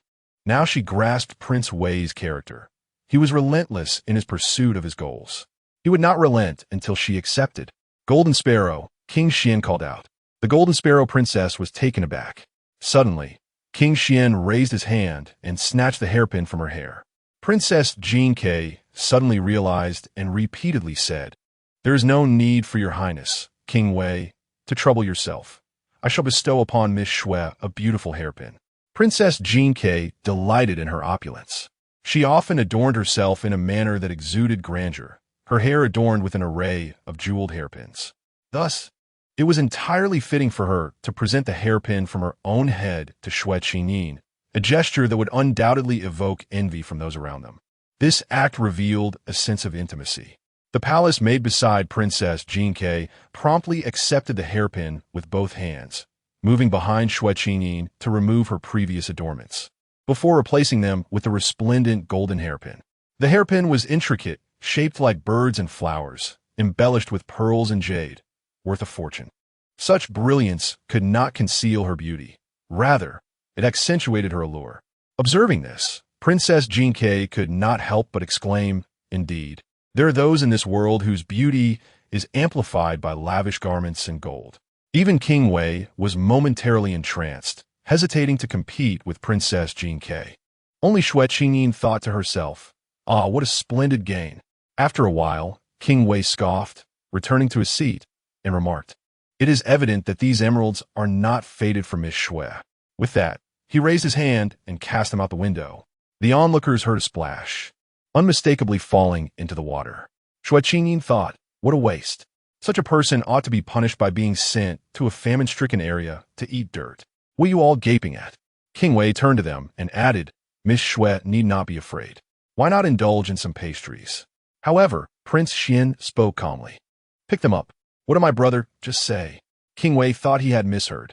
Chapter 38. The Battlefield, Part 2. The withered mulberry trees exhaled smoke. While the parched lands of Longyu suffered under a relentless drought, leaving the populace to endure the pangs of famine, King Wei felt a tightening in his chest as he caught the sidelong glance of King Xian, whose eyes curved with a sharp coldness, akin to gazing upon a loathsome corpse. Memories of fear and aversion, deeply etched in his being since childhood, surged back to the forefront of his mind. Why should the drought in Longyu concern me? King Wei thought to voice, but the words caught in his throat just in time. King Xian followed up with a pointed inquiry. "What? Has Father's decree to reduce expenditures in the palace for a month not reached your desk?" In truth, the drought in Longyu bore no consequence on King Wei's lavish indulgences, whether it be shattering jade or casting aside silver. However, King Xian's words intertwined with the imperial will, and should King Wei dare to declare indifference, he would find himself summoned before the emperor. Suddenly, King Wei forced a smile. "It appears I have acted rashly. Soon enough, someone will dive into the waters to retrieve what has been lost." He shifted the conversation. "Brother, having spent many years in the military, your demeanor has grown increasingly stern. I wonder, when the concubine enters the palace, if she were to accidentally shatter a precious item, would you address her in the same manner?" Maintaining his calm tone, King Xian retorted, "Are you similarly forthright before father?" King Wei was momentarily taken aback, silenced by the question, and resignedly took a seat, turning to Xue Qingyin. "Have I frightened you?" "His Highness Xian has always been this way," replied Xue Qingyin. "There was a time when the fourth princess nearly suffered a fright to death from him." The fourth princess hesitated to respond, for being publicly exposed was quite an uncomfortable experience. With an innocent expression, Xue Qingyin remarked, "I do not find His Highness Xian frightening at all." King Wei paused, flummoxed by her words. Xue Qingyin continued softly, "What he says bears considerable truth." King Wei felt a twinge of irritation. Does that imply I lack reason? He could not help but respond with a hint of sarcasm. "Is that so? Miss Xue's courage is indeed remarkable. However, while many are aware of my brother's illustrious military achievements, do they know how he conquered the Northern D?" As he spoke, King Wei discreetly observed King Xian's expression. King Xian sat composed, leisurely toying with his teacup, showing no inclination to interrupt, seemingly eager to see what King Wei would say next. King Wei found this demeanor intolerable. As if he alone remained unperturbed amidst a tumultuous world, he declared. He slaughtered the royal court of the northern D. Xue Qingyin thought to herself, I know this. I have read about it in books. He decapitated the members of the royal family, stacking their heads into a tower, each still glaring with rage. Blood cascading down to form what seemed a river. Consequently, when he later attended court, all the officials perceived an overwhelming stench of blood clinging to him. A gasp escaped Xue Qinyin's lips as she instinctively recoiled. Noticing Xue Qingyin's complexion pale, King Wei felt a sense of satisfaction. Yet, when his gaze fell upon Xue Qingyin's face, she showed no fear. In the past, when King Xian returned to court, even King Wei, upon meeting his gaze, could not help but feel a tremor in his heart and step back. Xue Qingyin, however, listened with rapt attention, asking, what else happened? In the original text, the focus on King Xian primarily revolves around the significant events of his life, with a conspicuous absence of other details. At this moment, Xue Qingyin listens as if indulging in a tale, filling in the gaps of the narrative she had previously missed. King Wei, are you still not satisfied? Yet having already commenced, and with King Xian offering no interruptions, King Wei found himself compelled to continue. 2 years ago, after the rebellion of Meng Mao in Lingnan, King Xian subdued him. Suddenly, Princess Jinke interjected, her icy gaze fixed upon King Wei. What is the enjoyment in recounting such matters? With a sigh, King Wei replied, I merely find it disheartening that my elder brother, who spends so much time in the military, exhibits no familial warmth towards us, remaining perpetually cold and unchanging. Xue Qingyin took a sip of tea, earnestly gesturing towards him. Have you ever considered that perhaps the issue lies with you? King Wei, his expression momentarily froze. The issue lies with him? Princess Jinke nearly burst into laughter at the absurdity. Relying on the emperor's favor, supported by concubine Wan and others, King Wei had cultivated an image of a virtuous monarch. Who would dare confront him directly? Clearing her throat, Princess Jinke prepared to speak up in defense of Xue Qingyin, fearing King Wei's resentment. However, Xue Qingyin displayed no fear whatsoever. In fact, she boldly continued to suggest to King Wei, you see, if you were to gift the box of jade originally meant for me to King Xian, would it not mend your fraternal bond? King Wei's lips twitched at the thought. Presenting a gift to King Xian? He might as well be mad. Is it not customary for a younger brother to show respect to his elder? Xue Qingyin clicked her tongue, appearing utterly perplexed. But that is how it is written in my books. King Wei met her gaze, which sparkled with clarity and innocence. In an instant, his anger dissipated entirely. What could she possibly understand? Perhaps she genuinely worried about the lack of harmony between brothers. She sincerely wished to offer him advice and consider his well-being. As he pondered, King Wei found himself increasingly convinced of this notion. In his chamber, none of his concubines dared to speak so frankly. The saying goes, honest words offend the ear. It was likely only someone as straightforward as Xue Ning's sister could muster the courage to voice such sentiments. With a stiff expression, King Wei finally managed to muster a smile, saying, indeed, Miss Xue makes a valid point. I shall simply indulge Xue Qingyin. Upon hearing this, Xue Qingyin beamed. King Wei, feeling a sense of relief, realized that treasures and jewels could not appease her. Rather, it was this interaction that could win her favor. How intriguing. King Wei grew increasingly fascinated, as did Princess Jinke. She now believed that should Xue Qingyin marry King Wei, it might indeed prove to be quite entertaining. Let's return. King Xian's voice resounded once more. Return? King Wei echoed. Brother, we have only just reached the center of the lake. Boating is dull, King Xian replied indifferently. King Wei pondered that, for King Xian, such activities held no allure. The poetic pursuits of moonlit boat rides were of no interest to him. The noble ladies of the capital primarily admired his martial prowess. If it is a matter of literary talent, I dare say I surpass you, my brother. The Prince of Wei chuckled and replied, very well, let us return as you suggest. He was eager to find solitude with Xue Qingyin. Thus, the painted boat docked once more. The king of Xian glanced at Xue Qingyin and ordered, Jinxiu, see the young lady of the Xue family, safely home. Though the Princess Jinxiu was treated like a maid, she bore no complaints and obediently complied. Xue Qingyin felt somewhat bewildered. Is it truly time for me to leave? She mused, sniffing slightly. Indeed, there was a chill in the air. The Prince of Wei's expression shifted. Miss Xue is departing just like that? The King of Xian observed him. What more does the Prince of Wei desire? Uncertain of the king's intentions, the Prince of Wei hesitated, saying, I merely thought. We have scarcely exchanged a few words. The King of Xian fixed his gaze upon him. Today has provided ample conversation. The Prince of Wei's heart trembled. Indeed, the King of Xian harbored a grudge. All that pretense of nonchalance was but an illusion. The Prince of Wei vividly recalled their youthful days, competing in archery and horsemanship, and how he had secretly administered poison to the king's horse, which had tragically perished. The next day, he was nearly drowned by the king, suffering greatly thereafter. Was his life worth less than that of a mere horse? He had rightly declared that the king lacked familial affection. Regrettably, the interruption by Princess Jinxiu had prevented him from elaborating to Xue Qingyin. Meanwhile, Xue Qingyin was already being escorted to the carriage by Princess Jinxiu. The princess pressed something in her palm, smiling, still feeling cold. I see. Xue Qingyin sniffed again, her nose slightly reddening. I underestimated the wind over the lake. The princess chuckled. Perhaps the King of Xian noticed your chill and instructed the Prince of Wei to return the boat. Is that so? Xue Qingyin dismissed the notion, deeming it improbable.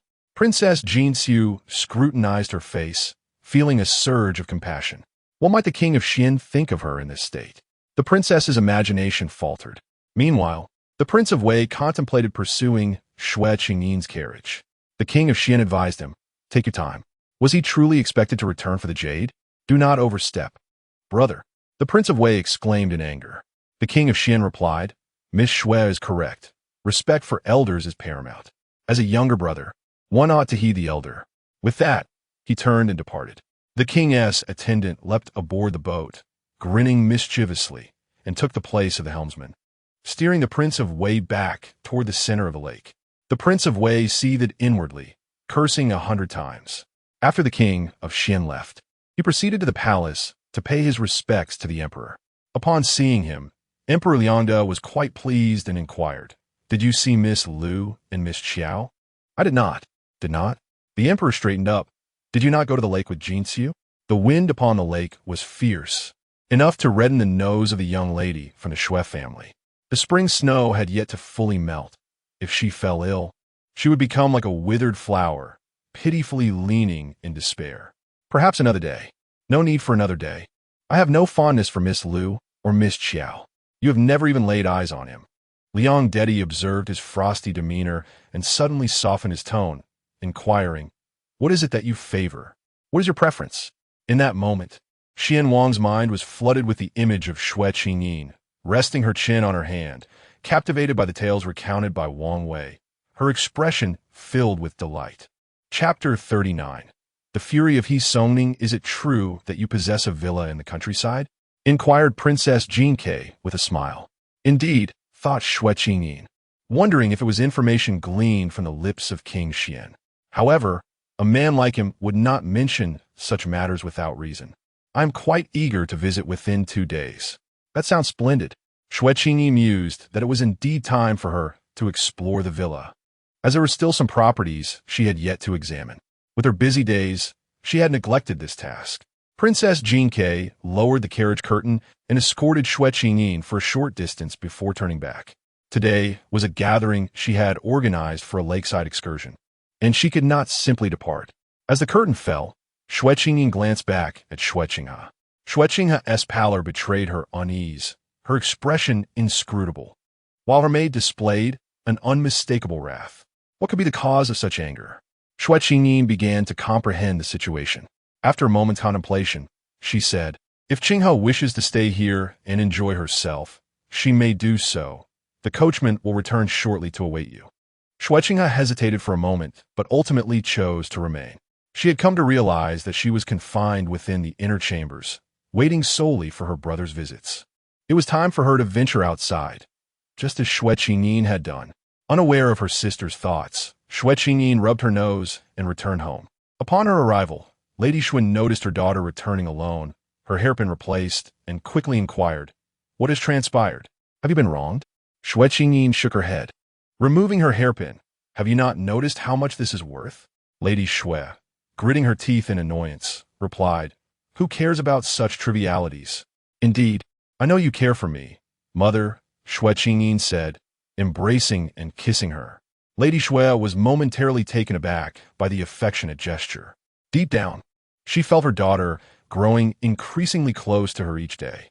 When would the daughters of other families ever display such informal affection? Yet, Lady Xue could not help but smile. She playfully patted Xue Qingyin's head. Be serious. I must ask, where is Xue Qinghe? I felt a draft, and, fearing the chill, decided to return. She wished to remain for a while longer, replied Xue Qingyin. Lady Xue frowned. What do you mean by a draft? She then quickly ushered Xue Qingyin inside. Suppressing her concerns, she finally remarked, Next time, do not leave Xue Qinghe behind. Why not? Xue Qingyin asked, perplexed. If I were to take her along, she would have no opportunity for enjoyment and would be forced to accommodate me, which would not be ideal. Lady Xue scoffed. What do you know? You are still but a child. If something were to happen while she was left behind, you might find it difficult to explain, she added. Xue Qingyin pondered this and realized her mother's point. I left the coachman and 2 servants my brothers provided.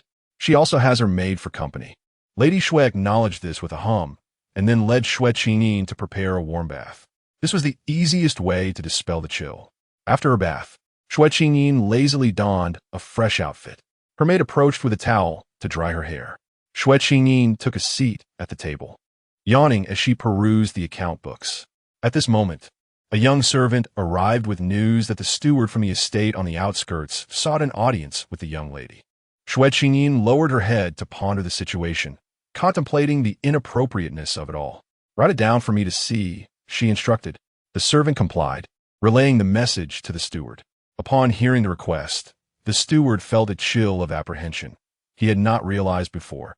Only knowing that the young lady was acquainted with the Xuanwu army, a remarkable feat indeed.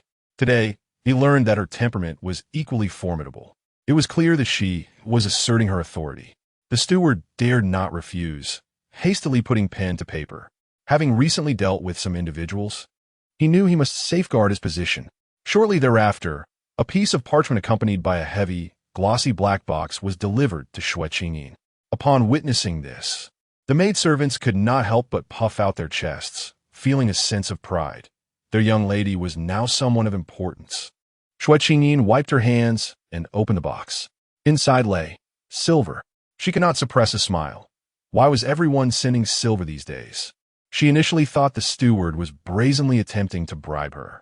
However, upon unfolding the parchment, she discovered it was clearly stated that the silver was a gift from the Xuanwu army. They were now training on the back mountain daily, and this was the rental fee. Xue Qingyin could not help but sigh in satisfaction. How refreshing.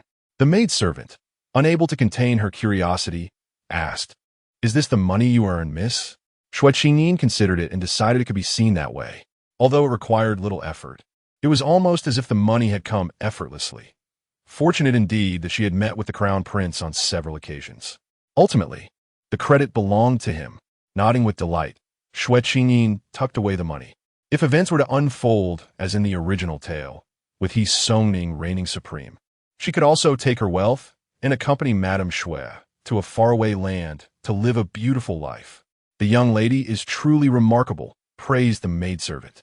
Just as these words fell from her lips, the door was suddenly burst open with great force. The impact echoed loudly, and Xue Qingyin furrowed her brow. Turning to see He Songning enter with a frostbitten expression.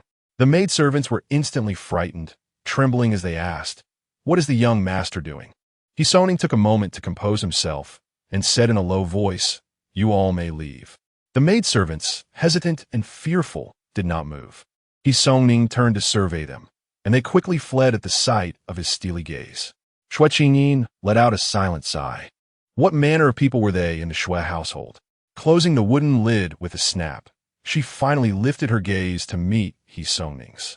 His countenance was a stormy gray, and his eyes were dark.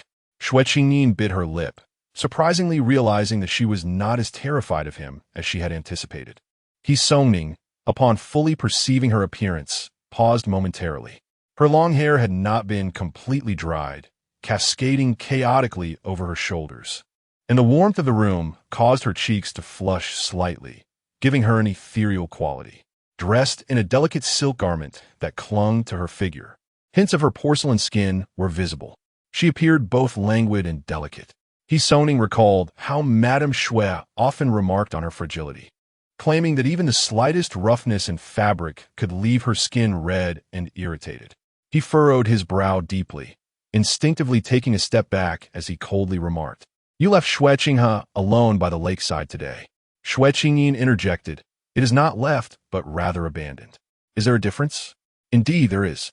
I was unwell and departed early. Did you even consider the consequences of leaving her alone there?" "Xue Qingyin, she is not you. She rarely ventures outside. Her disposition is gentle, and she is not adept at social interactions. Sounds as if I am quite skilled at it." Xue Qingyin interrupted, exhaling sharply. "So what? What happened to her?" "It appears that Madame Xue's words have proven accurate. She indeed became a source of trouble, having been pushed and sustaining a head injury." Xue tone was icy as he had just escorted her back home. Xue Qingyin thought to herself, "What concern is that of mine?" Noticing her silence, Xue's fury seemed to intensify, and he demanded, "Do you have nothing to say?" Xue Qingyin replied, "What did the doctor say?" Xue laughed in exasperation. "Do you think I summoned you to discuss this? Only when calamity strikes do you feign concern for your sister." Xue Qingyin reminded him, "I am your sister." Xue stepped closer, gripping her shoulder tightly. "At such a time, you still argue with her?" His grip was so forceful that Xue Qingyin could not help but wince. Yet she met his gaze with a cold defiance and said, "I was speaking to you calmly just now. I asked whether the doctor has seen her, but you refused to answer. What do you expect me to say? Should I weep and declare it all my fault?" Chapter 40. Who is the best at sarcasm? Xue Qingyin's tone could only be described as nonchalant. Influenced by her demeanor, Xue instantly regained his composure. He gazed at Xue Qingyin for a moment before releasing his grip. Xue Qingyin averted her eyes, turning her head to pull down her sleeve, exposing her shoulder. Indeed, there were already finger marks left upon her fair skin, the stark contrast of the pale flesh and the crimson blemishes particularly striking. Given time, those marks might even turn blue and purple. "If he had choked me, I'd be done for," Xue Qingyin silently cursed under her breath. "Damn Xue. The doctor has arrived." Xue resumed speaking, noticing Xue Qingyin's movements and glancing at her shoulder. The glaring hue caught his attention, causing his eyelids to flutter. Instinctively, he looked down at his own hand. Had he exerted such force? In this light, Xue Qingyin appeared almost pitiful. "Oh, what did the doctor say?" Xue Qingyin abruptly lifted her head, regarding him. "You can't possibly still be unaware? You didn't go to Xue Qingyin? Oh, you just came here to vent your anger at me?" Her tone was cool, laced with a hint of sarcasm. Yet, Xue found himself at a loss for words. "If she were to perish, it would not be too late for you to come and strangle me, brother." The last two words were pronounced with a deliberate emphasis. Xue maintained a stoic expression, saying nothing, but stepped closer and placed his hand on Xue Qingyin's shoulder. His fingers were icy cold, making her shiver involuntarily as she exclaimed, "What are you doing?" Xue met her gaze, which was tinged with wariness. The past warmth and admiration she had for him seemed to vanish in an instant. This was a scene Xue had always relished in the past, yet witnessing it now elicited an unexpected sense of unease. "I'll have a maid bring in some medicine," Xue stated. Xue Qingyin replied, "No need. You should go find Xue Qingyin instead." Now that Xue had regained his calm, he no longer felt the urgency. He stood there, motionless. Xue Qingyin looked at him in confusion. "Why aren't you going, brother? Afraid you might inadvertently strangle the doctor?" Xue's lips twitched slightly. Her words were laced with overt sarcasm. Yet, when she spoke, her eyes were remarkably clear and innocent. Xue walked back to the door, instructing outside, "Bring some medicine for bruising." The maid trembled as she replied, "The ointment is inside." Xue frowned, but ultimately stepped aside to let her in. "Come in." The maid kept her head bowed, not daring to inquire about what had transpired, rushing straight to the red lacquer cabinet. After opening a drawer, she retrieved a small porcelain jar. "Mississippi, were you injured?" the maid inquired. Xue cast a glance at the small jar in her hand. Upon opening the lid, It was evident that only a thin layer of ointment remained inside. Was Xue Qingyin frequently injured? No wonder he had used such force just now. As Songming's thoughts flickered through his mind, he suddenly heard the maid exclaim, "Where did this happen? How could it be so severe?" His contemplation came to an abrupt halt. Well, perhaps he had exerted too much force. At that moment, Xue Qingyin uttered a single word, "Dog." Songming. The maid, still puzzled, wondered where did the dog come from. She retrieved an ointment and gently began to rub it on Xue Qingyin's shoulder. As she continued, the maid gradually discerned something amiss. This seemed to resemble the imprint of a finger. Could it be the eldest young master? A chill ran down her spine, and she dared not look back, nor entertain thoughts of how things had unfolded. Why was there yet another commotion? Taking a breath, the maid tucked away the ointment and softly suggested, "Shall I brew a pot of tea for the eldest young master?" Xue Qingyin expected him to decline. To her surprise, Songming replied, "What? Are you not leaving?" Xue Qingyin inwardly scoffed, wiped her hands, and began to feed herself pastries from the table, pretending Songming did not exist. Songming observed her, feeling both amused and exasperated. Could it be said that her heart had broadened compared to the past? Yet this expansiveness seemed misplaced. "Are you unwell today?" Songming inquired as he took a seat. Xue Qingyin replied, "Now you remember to show concern for me?" Songming. Xue Qingyin was not overly harsh in her retort. Besides, being excessively rude would not align with her true nature. She set down the pastries, brushed her hands, and explained, "A cold wind blew over the lake, and it was quite chilly. Elder brother is aware that my constitution cannot endure such conditions, so I returned early." She contemplated her words, but refrained from excessive justification. Songming's character was indeed domineering. The more she spoke, the more it might sound like a feeble defense in his ears. Was the Prince of Wei here today? Not just him, but also Prince Xuan, Princess Jin Ke, and the fourth princess. All were present. Xue Qingyin paused before countering.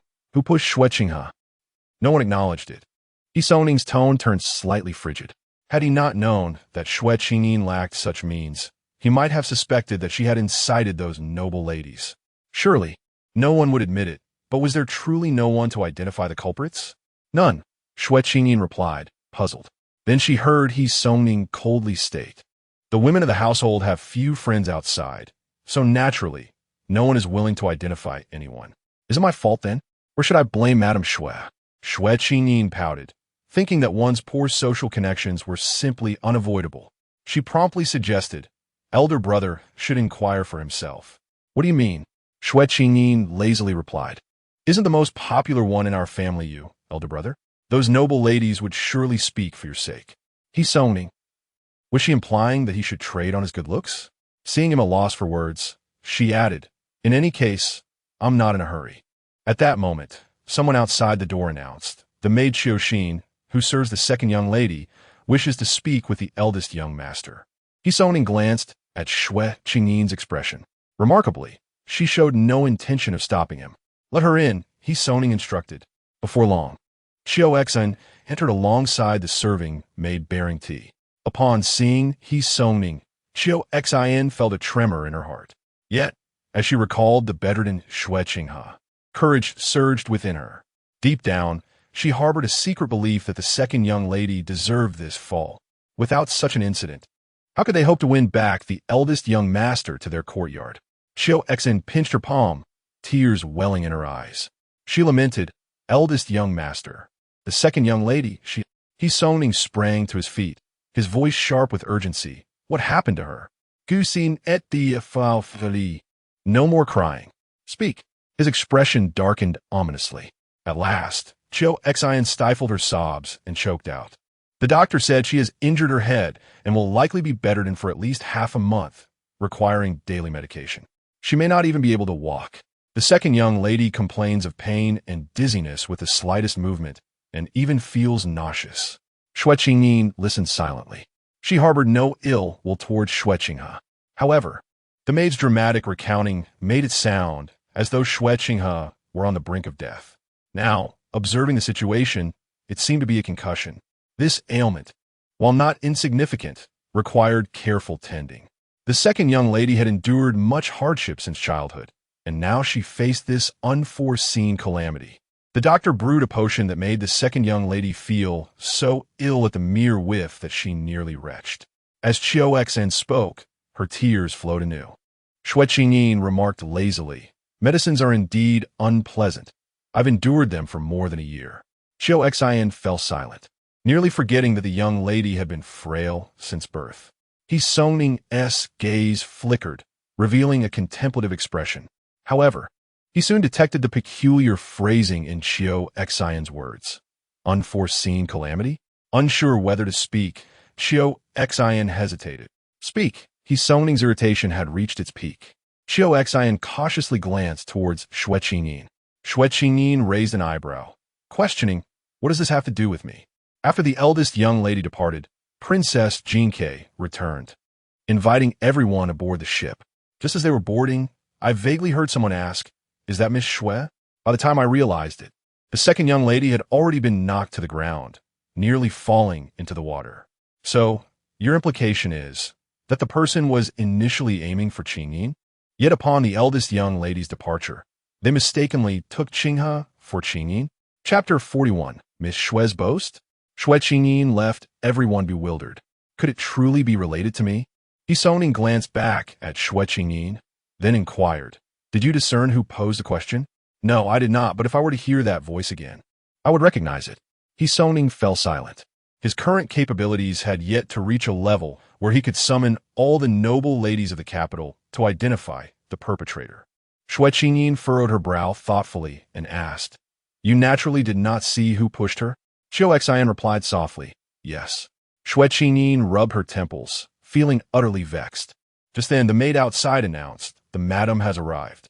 Xue Qingyin's face turned pale with fright, instinctively curling up, wishing she could vanish into the ground. Xue felt a jolt of unease. With a resounding bang, Madame Xue forcefully opened the door, making a noise that surpassed even that of Xue earlier entrance.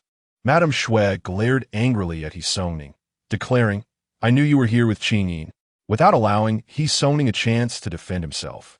She approached Xue Qingyin with a cold smirk, saying, "Has something happened to the second young lady? What are you doing here?" "Gu xin stum yi. I came to find the eldest young master. Shouldn't you be watching over your own young lady?" I will return to guard her now." Upon finishing her words, Xue Qingyin quickly bowed her head and fled. Madame Xue scolded, "What kind of servant are you? Lacking any decorum, only knowing how to stir up trouble. You deserve to be sent away from the estate one day." Xue also felt a twinge of annoyance at Xue Qingyin's antics. Finding rare consensus with Madame Xue, at that moment, she turned to him and remarked, "I thought you would speak on her behalf." Xue replied, "She is but a servant, and besides, it was her own foolishness that brought about this disdain. Please do not let it trouble you, lest it affect your health." Madame Xue huffed coldly, "What brings you here to your sister? To seek justice for Xue Qinghe?" Xue had now completely regained his composure and replied softly, "What justice? It was not Qingyin who pushed her. You know this well. Then what is your purpose here?" Upon hearing that Qingyin had left early due to illness, "I came to see what was amiss." Xue Qingyin thought to herself, "You certainly know how to put on an act." Madame Xue, half believing, glanced at Xue, then at Xue Qingyin, and inquired, "Why is your hair still damp?" Xue Qingyin shot Xue a discreet glare. "It is certainly because of him." Yet, she obediently replied, "I was too engrossed in conversation to attend to other matters." Madame Xue shot her an annoyed look and said, "Enough, rest early." Now that she saw the siblings were not at odds, she felt relieved. As Madame Xue turned to leave, she paused midway and added, "I have sent some ginseng soup. Though I do not favor her, I would never intentionally harm her." Madame Xue pursed her lips, the corners of her mouth curving into a sharp arc. "Our family would never possess such a venomous heart, to detest someone to the point of wishing them dead." A complex light flickered in Xue eyes. Xue Qing's mother undoubtedly committed grave errors, and all misfortunes stemmed from her actions. She harmed both Madame Xue and Xue Qingyin, as well as her own daughter. "Mother has departed. Let the elder brother go as well," Xue Qingyin urged. However, Xue turned back, picked up a soft cloth hanging on a nearby rack, approached Xue Qingyin from behind, and began to dry her long hair. In that moment, Xue Qingyin felt an unsettling chill. What is the matter with you? What affliction is this? He Songning remained silent, continuing to tend to her hair. After a moment of awkward stillness, Xue Qingyin could no longer endure the tension. Realizing she could not persuade He Songning to leave, she decided to surrender to the situation. Wait, she said. He Songning lowered his gaze upon her. Xue Qingyin kicked off her shoes and reclined on the nearby soft couch, resting her head on its edge. Very well, continue drying, she instructed. He Songning remained speechless, realizing she was merely fatigued from sitting. However, it seemed that Xue Qingyin had grown less irritable than before. He Songning continued his task, which extended for an indeterminate duration. As Xue Qingyin grew drowsy, her eyes fluttered shut. In the ensuing silence, He Songning naturally averted his gaze. His eyes fell upon Xue Qingyin's delicate neck, her lovely collarbone, and the bruised marks upon her shoulder. Momentarily taken aback, he promptly looked away. When He Songning exited the room, Xue Qingyin was already in a deep slumber. The maids and servants then quietly returned to the room and continued to dry Xue Qingyin's hair until it was completely free of moisture. He Songning, standing at the door, glanced back and quietly inquired, "Is it always this troublesome?" A maid replied, "Indeed, but it cannot be done carelessly. The young lady is prone to illness. Once she falls ill, it takes 3 to 5 days for her to recover. Recently, when the eldest son was away, the room was thick with the scent of medicine." He Songning responded, "Understood." After departing, he went to visit Xue Qingyin. Xue Qingyin was applying a cloth to her forehead, while a bowl of medicine sat nearby, emitting a foul odor. Xue Qingyin propped herself up and, noticing his gaze on the medicine, could not help but say, "It's not that bitter." In line with his usual demeanor, He Songning would have retorted, "How could it not be bitter?" Yet today, he simply replied with an mm. He was at a loss for words, having realized that Xue Qingyin consumed far more medicine than Xue Qingyin. His response cast a sudden silence over the room. Xue Qingyin felt as though the distance between them had inexplicably widened overnight. "Take your time to recuperate. In a few days, when the banquet occurs, Xue Qingyin will identify the assailant, and I shall seek vengeance on your behalf." Xue Qingyin smiled, realizing it was merely an illusion. Her elder brother still held her in regard. Meanwhile, the maid beside Xue Qingyin remarked, "The eldest son is indeed good to the young lady. Just look," he patiently sat there drying her hair. Fortunately, Xue Qingyin was asleep. Otherwise, she would surely have risen to offer a rebuttal. The incident involving Xue Qingyin, despite igniting a fiery outburst from He Songning before Xue Qingyin, did not stir up any significant turmoil within the residence. Xue Qingyin felt quite discontented, pondering that she was the only one truly suffering. The following day, she resolved to seek solace at the country estate. Just as she stepped outside, she encountered a breathless messenger rushing towards her. "The silk shop, it's ablaze, and the Liu family is still inside. We've also clashed with the Duke of Zhao's household." The messenger gasped for breath, insisting on seeing He Songning. Xue Qingyin's scalp prickled in alarm. A fire?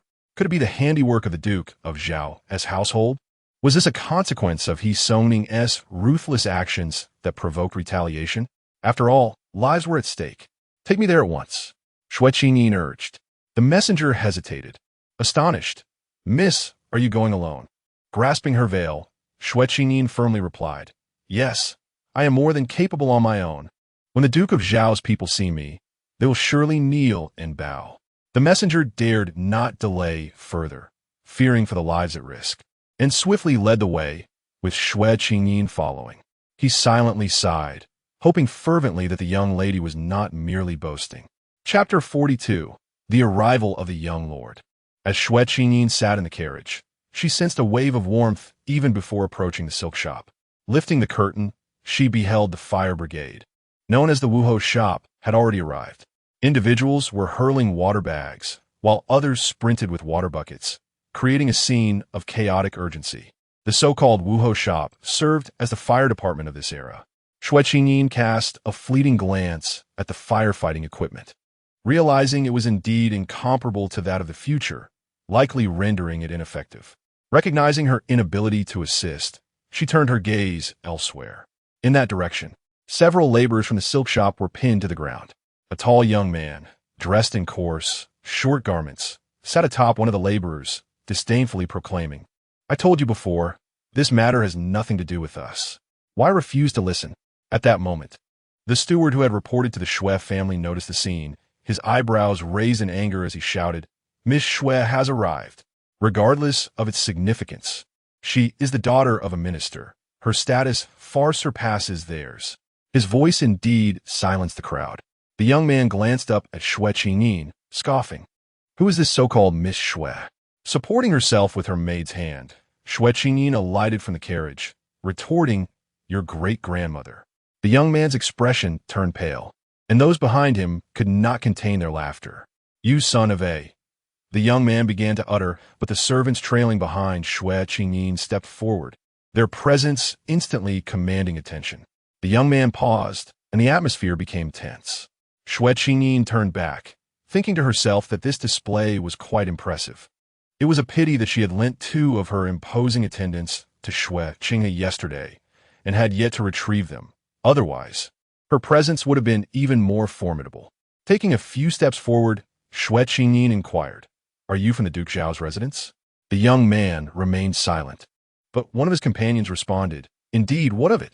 Xue Qingyin surveyed the laborer struggling on the ground and coldly commanded, "Release him, and have your steward Zhao come to speak with me personally." Steward Zhao? The young man was momentarily taken aback.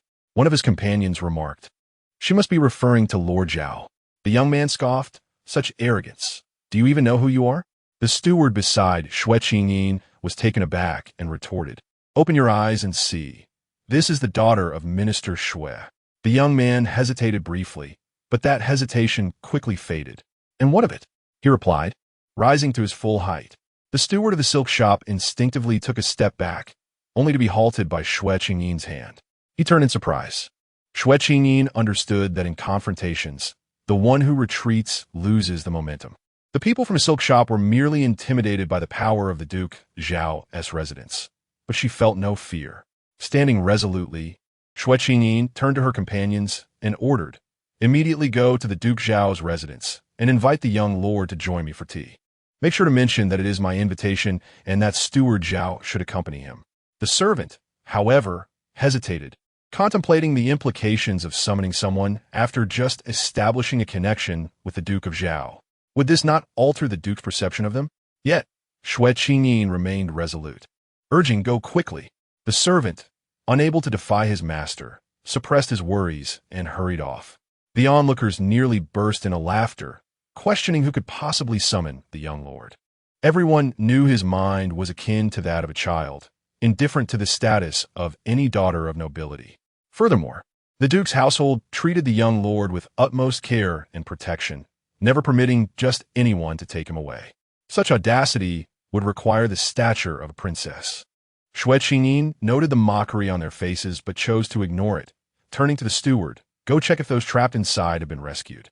The steward found himself in a predicament, uncertain of Xue's intentions.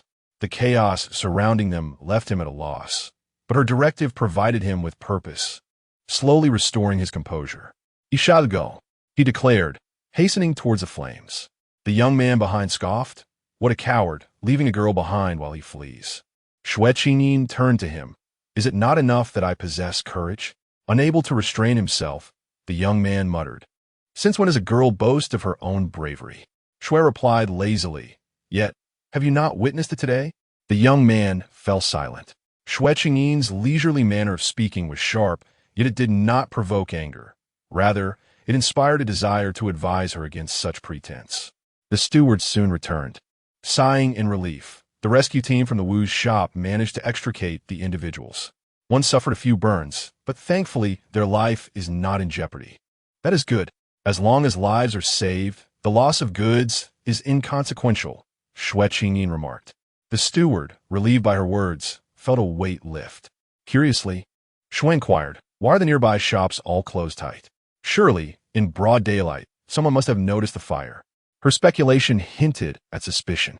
The steward awkwardly replied, "The surrounding merchants harbor jealousy towards us." Xue Qingyin mused internally that He Songning's reputation was not particularly favorable either. The young man behind chuckled, "Jealousy? Huh, clearly, You all are overly severe in your dealings. The steward, stifling his ire, retorted, And how superior are you? The young man unabashedly pointed at the steward. Well, at least we are slightly better than you.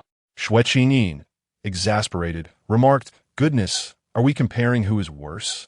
Silence, please. She did not look back. Meanwhile, at the Duke of Zhao's residence, they received word from the Xue family servant. The message was relayed to Chief Steward Zhao, who responded with delight, clapping his hands. I heard from the Duke that recently, Minister Xue has been rather glum at court. I thought the words spoken by the Xue girl were of little consequence. But now they invite us for tea. It seems matters have settled. Afterward, Minister Xue found it inappropriate to say anything further. Chief Steward Zhao pondered for a moment, instructing his attendants to carry gifts, their hands laden. Only then did he proceed to meet the young master, Xue Qingyin. Today, Xue Qingyin had sat in the courtyard in silence for half an hour, with no one knowing what occupied his thoughts. He had not been eating much these past 2 days, and, after sitting for a long while, he began to draw circles in the dirt with 2 twigs. Upon seeing him, Chief Steward Zhao felt a pang of sorrow in his eyes. With a heavy sigh, he approached and said, Young master, let us go out for tea. Xue Qingyin remained motionless. Chief Steward Zhao had no choice but to add, We are going to see your mother. At once, Xue Qingyin sprang to his feet. Glancing around, Where is the food? Noticing his enthusiasm, Chief Steward Zhao thought to himself that they had indeed wronged Miss Xue. She was still a young maiden, inadvertently thrust into the role of a mother. However, there was no alternative. He would do whatever it took to make amends with Miss Xue. Xue Qingyin fidgeted at home for quite some time. Unable to bear it any longer, Chief Steward Zhao urged him, If we do not leave soon, your mother will not wait for you. Only then did Xue Qingyin hastily retract his hands. Chief Steward Zhao glanced at his bulging pockets and sighed. The firefighting measures had been inadequate, and ultimately, the silk shop was reduced to ashes, much to Xue Qingyin's lack of surprise. As the weary soldiers from the Wuhou workshop returned, Xue Qingyin summoned her servants to present the fruits she had just purchased from the market. They shared the treats, quenching their thirst and alleviating the heat. Surely, if any such incident were to occur again, they would flee even faster. Before long, the right patrol officer and the troops from the capital prefecture arrived in succession. Xue Qingyin swallowed hard. She had never encountered such a scene. But it was of little consequence. After all, her father was a minister. Just as Xue Qingyin straightened her back a little more, a loud voice commanded, The young master of the Duke's residence is departing. All idle folks, quickly step aside. The spectacle, the grandeur, in comparison, Xue Qingyin felt insignificant. The right patrol officer and the capital prefecture soldiers promptly saluted, while a group, led by a young man, jumped up in astonishment, looking ahead in disbelief. Yet, the carriage of the Duke of Zhao indeed approached. As the curtain lifted, young master Xue Qingyin leaped down and dashed towards Xue Qingyin. She pondered for a moment, hoping he wouldn't collide with her. At that moment, Chief Steward Zhao was chasing behind, repeatedly calling out, Young master, slow down, slow down. Xue Qingyin stood before Xue Qingyin, resembling a small mountain, imposing and formidable. Chief Steward Zhao, in hot pursuit, grasped his waist. Just as Xue Qingyin opened his mouth to call for his mother, Chief Steward Zhao interjected, Young master, this is Ayin. Ayin? Xue Qingyin was puzzled. Indeed, that was how it should be addressed, Chief Steward Zhao coaxed, attempting to blur the lines between mother and Ayin. Xue Qingyin tilted his head, unable to grasp the concept, and eventually decided not to dwell on it. He carried a pouch woven with golden threads, glimmering magnificently, clearly a precious item. Xue Qingyin opened the pouch and exclaimed to Xue Qingyin, Eat, eat. Xue Qingyin lowered her head to take a glance. Inside, there were jujube flour pastries, jade balls, and translucent flour rice cakes, a delightful medley of sweet and savory, hot and cold, crafted from fruits and cheeses, all haphazardly combined. Some of the flaky crusts had crumbled, while others had become gooey with melted cheese. The mixture was sticky and unappealing. Chief Zhao, witnessing this disarray from behind, could not help but press his forehead in exasperation. What on earth is this? Which young lady would be able to stomach such a sight? It would be a miracle if she didn't vomit. Yet at that moment, he simply could not oppose the young master, and could only watch helplessly as he stuffed his pockets full of all the treats he deemed delectable. Chief Zhao dared not even glance at Xue Qingyin's expression. Chapter 43. The Remarkable Miss Xue. Xue Qingyin gazed at Zhao Shufeng's golden pouch, momentarily taken aback. It was not out of disgust, but rather a fleeting recollection of a public service advertisement she had seen long ago on television. The essence of the ad depicted an elderly man suffering from Alzheimer's disease, who, despite forgetting his own son, would always remember to pocket dumplings during mealtimes, for he held dear the knowledge of his son's fondness for them. Similarly, the young lord of the duke's residence, Zhao, could not recall that his mother had passed away many years prior, yet he consistently remembered to bring her delicious food. Xue Qingyin cherished the affection bestowed upon her by Madame Xue, which she understood was hard-earned. After a moment of contemplation, she softly remarked, "You haven't washed your hands." Upon hearing this, Steward Zhao breathed a sigh of relief. Thinking that this excuse was perfect, it preserved the dignity of the duke's residence. Moreover, it spared her from any embarrassment. Truly, this Miss Xue was remarkably astute. Zhao Shufeng, however, was perplexed by Xue Qingyin's words and could not help but show disappointment, his shoulders sagging like a dejected dog. At that moment, Xue Qingyin summoned a maid to fetch a clean handkerchief from the carriage. She placed the cloth beneath her hands, pinched a piece of the translucent flour cake from Zhao Shufeng's golden pouch, and took a bite. It was somewhat cool. "Next time, it would be even better if you packed it in a box," she suggested. Then, pointing to the jade ball, she added, "I adore this as well, but alas, it has nearly melted. It must be paired with ice, right?" Zhao Shufeng's eyes sparkled with delight. He stared intently at Xue Qingyin, unable to comprehend her words. Yet he listened with earnest joy. Steward Zhao, standing nearby, was profoundly impressed. He gazed at Xue Qingyin, unable to suppress a smile. Was she merely astute? It would be an understatement to say she possessed the qualities of wisdom and grace. He quietly affirmed, "Next time, ice must accompany it." Witnessing this exchange, onlookers discerned the closeness between the Xue family and the duke's residence. However, they had never heard of such a relationship before, leaving them to ponder in curiosity. The truth lay in the events that transpired at the princess's residence, as well as the subsequent confrontation at Furong Garden, all of which had been shrouded in secrecy. How could outsiders possibly know the intricacies of these matters? Naturally, they remained oblivious to when the Xue family became entwined with the duke's household. After finishing the translucent flour cake, Xue Qingyin noticed Zhao Shufeng grow silent, his gaze fixated on the handkerchief in her possession, as though he wished for her to consume more. Steward Zhao could hardly contain his amusement and took the opportunity to survey the surroundings. It quickly became apparent to him that this was not an appropriate setting for tea. Being the chief steward of the duke's residence, he was certainly no fool.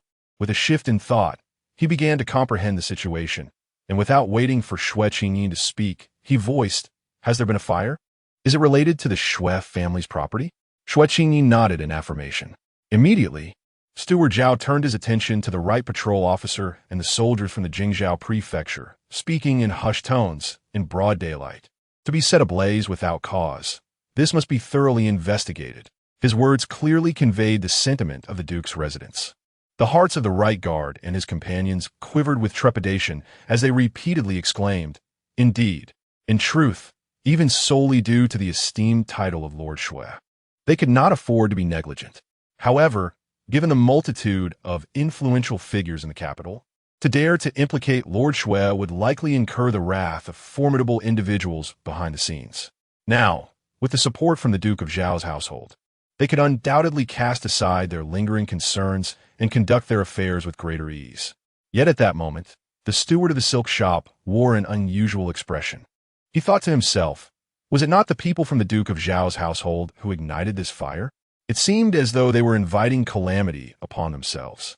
The steward hastily interjected, "By chance, there are still several individuals from the Duke of Zhao's household present." Upon hearing this, Steward Zhao sensed something amiss and promptly inquired, "Where are they?" The steward gestured towards the group of young men. The young man in question furrowed his brows as if he could crush a mosquito between them, while his companions appeared far less composed. trembling in fear as they cast anxious glances toward Xue Qingyin. Meanwhile, the previously subdued workers from the silk shop had finally seized the opportunity to rise from the ground, pointing accusingly at the young men while exclaiming, "It was all them. Miss, you must stand up for us." The tides had turned. Steward Zhao silently cursed the wretched scoundrels. He comprehended the situation. It was these rascals who had clashed with the Xue family, and if they were also responsible for the fire. Zhao's expression darkened. "People from the Duke's household? I have never seen you before," he questioned coldly. Though not young, Steward Zhao had been in the service of the Duke for an extensive period, and thus had absorbed some of his martial demeanor. A stern expression from him instilled great intimidation. One by one, the young man's companions fell to their knees. The young man, too, had no choice but to bow his head in submission, introducing himself as Kong Kun. 2 years ago, I accompanied my uncle to pay respects to the chief steward. Steward Zhao's memory flickered. Indeed, he was from the household. Kong Kun's uncle, Kong Zhun, was an astute man, and Zhao had entrusted him with managing a portion of the Duke's estates. Kong Zhun had spoken of his nephew, a young man with grand ambitions and considerable talent. Zhao's fury surged, his scalp throbbing. Was this what he considered grand ambition? Was this what he deemed talent? In a swift motion, Steward Zhao stepped forward and struck Kong Kun across the face. The force of his hand was tremendous. Even Xue Qingyin could distinctly hear the resounding slap. The young man turned his head, and upon returning to face forward, half of his face was swiftly swelling, a split appearing at the corner of his mouth. "Kneel," commanded Steward Zhao sternly. In that instant, the steward of the silk shop recalled the words of the young lady from the Xue family. "When they see me, they will have to kneel and bow." Indeed, they had knelt. The prospect of bowing was not far off. The steward felt a surge of exhilaration. His once diminutive stature seemed to rise significantly in the presence of Kong Kun. While those around Kong Kun knelt in submission, he gritted his teeth, refusing to yield. The chief steward, Zhao, displayed no urgency, coldly stating, "Refusing to kneel? Very well, summon your uncle as well. Today, those who deserve punishment shall receive it. None shall escape the Duke's residence." "Nay, please, esteemed chief steward, spare me," Kong Kun implored. "I alone am responsible for my actions, and there is no need to involve my uncle." As he spoke, he sank heavily to his knees, the sound of bone meeting the ground resonating sharply. Xue Qingyin winced at the sound. At that moment, the right touring official and others, sensing this was a matter of domestic concern, hastily bowed and took their leave. In the blink of an eye, only a few remained. With his head bowed, Kong Kun said, "I am unaware of the relationship between the Xue family and the Duke's residence. My actions today were rash, but the affairs of the silk shop are unrelated to us." Chief Steward Zhao, incensed, retorted, "Dare you evade responsibility?" He picked up a charred piece of wood, raising it to strike Kong Kun's back. Wait, it was Xue Qingyin who spoke. Among those present, only Zhao Shufeng's words held weight, and it was Xue Qingyin who could halt him. Zhao abruptly froze, turning to regard her, while Kong Kun lifted his head. Astonishment reflected in his eyes, his expression more complex than the others.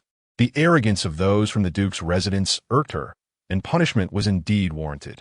However, if they were innocent, they deserve a chance to defend themselves, to clarify matters, lest the true culprits escape unscathed. Xue Qingyin spoke with measured calmness. It was indeed unsettling to harbor a grudge against the Xue family while failing to apprehend the real offenders. There was no need to coerce this detestable individual into a confession. Reflecting on today's events, she mused that when they encountered her again, they would likely address her as Grandma out of respect. Chief Steward Zhao discarded the wood, saying, "Should you not thank Miss Xue?" The complexity in Kong Kun's gaze solidified. He prostrated himself on the ground and sincerely bowed his head towards Xue Qingyin, saying, "Thank you, Miss Xue." The manager of the silk shop, feeling impatient, remarked, "The young lady does not understand what kind of person Kong Kun is, a petty man who seeks revenge. Today, it matters not whether he is at fault. We must restore the Xue family's honor. Let's eliminate any future troubles, whether 1 or 2 arsonists, or perhaps 3 or 4. Ultimately, it is the young lady who will decide." Xue Qingyin tossed the handkerchief, previously used to cushion some pastries, on a Kong Kun's head and said, "Here, wipe the blood. Having said this, she turned and added, let's find a place to enjoy some tea. Chief Steward Zhao chuckled, indeed. This Miss Xue is truly remarkable. Meanwhile, Kong Kun grasped the handkerchief tightly, bowing his head to wipe his face. The cloth retained the lingering fragrance of pastries, a hint of feminine perfume, and a subtle medicinal scent. Kong Kun lowered his head even further. Chapter 44. Is she playing with him? The Xue family possesses a tea house, as does the Duke Zhao's household. The former's wealth pales in comparison to the latter. Thus, the quality of tea they can offer varies significantly. However, when Xue Qingyin extended an invitation to them to enjoy tea at the Xue family's establishment, Chief Steward Zhao exhibited no signs of disdain, cheerfully accompanying Zhao Shufeng along. The manager of the silk shop felt a twinge of impatience regarding matters at the shop. Xue Qingyin's approach was markedly different from that of He Songning. Were it He Songning in this situation, he would have casually threatened to eliminate any arsonists. Yet, Xue Qingyin left them utterly perplexed. Professional matters should be entrusted to professionals. They merely awaited the results from the Jingzhou prefecture.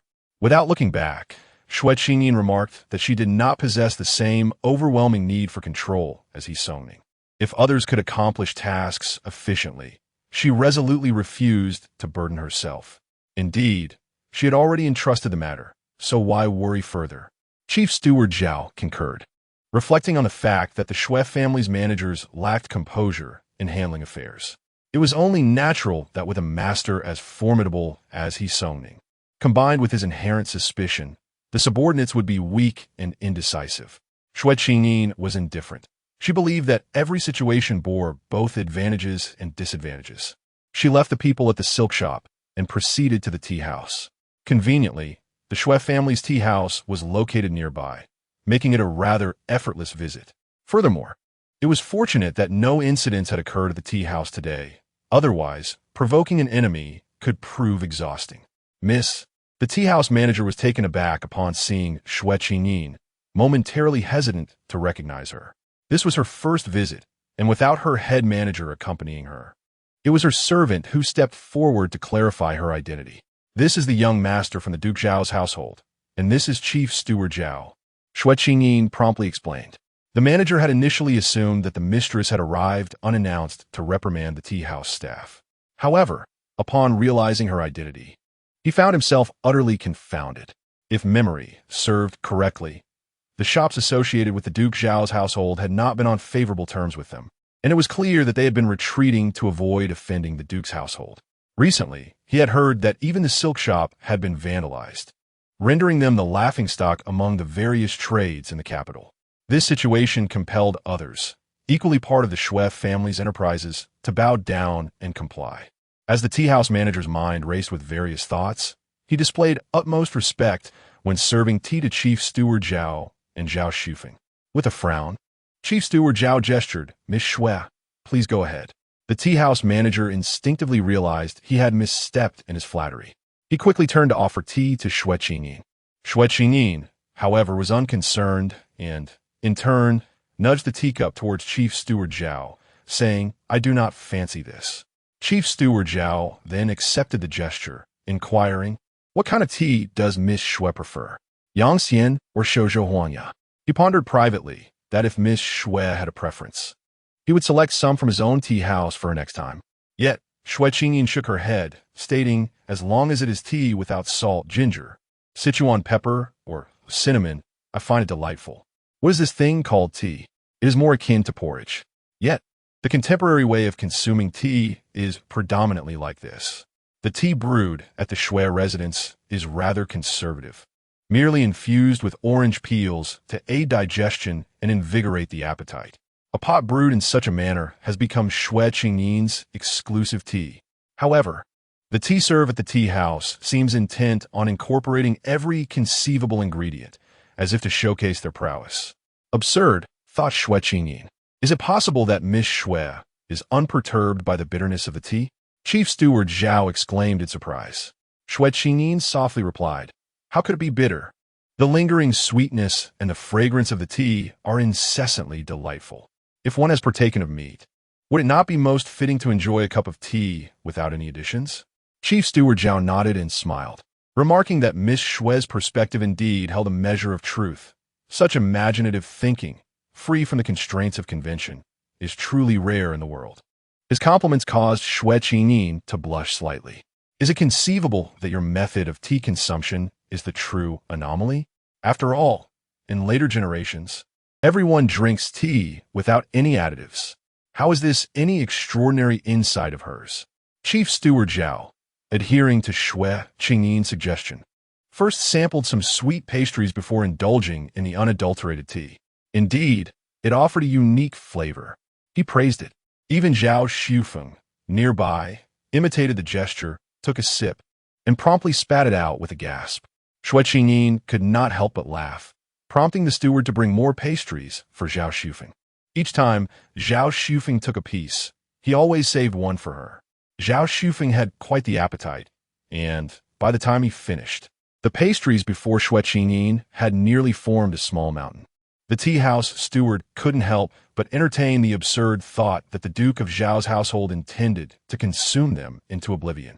Fortunately, at that moment, Xue Qingyin set down her teacup and inquired, "Have you ventured to the outskirts of the city, young master?"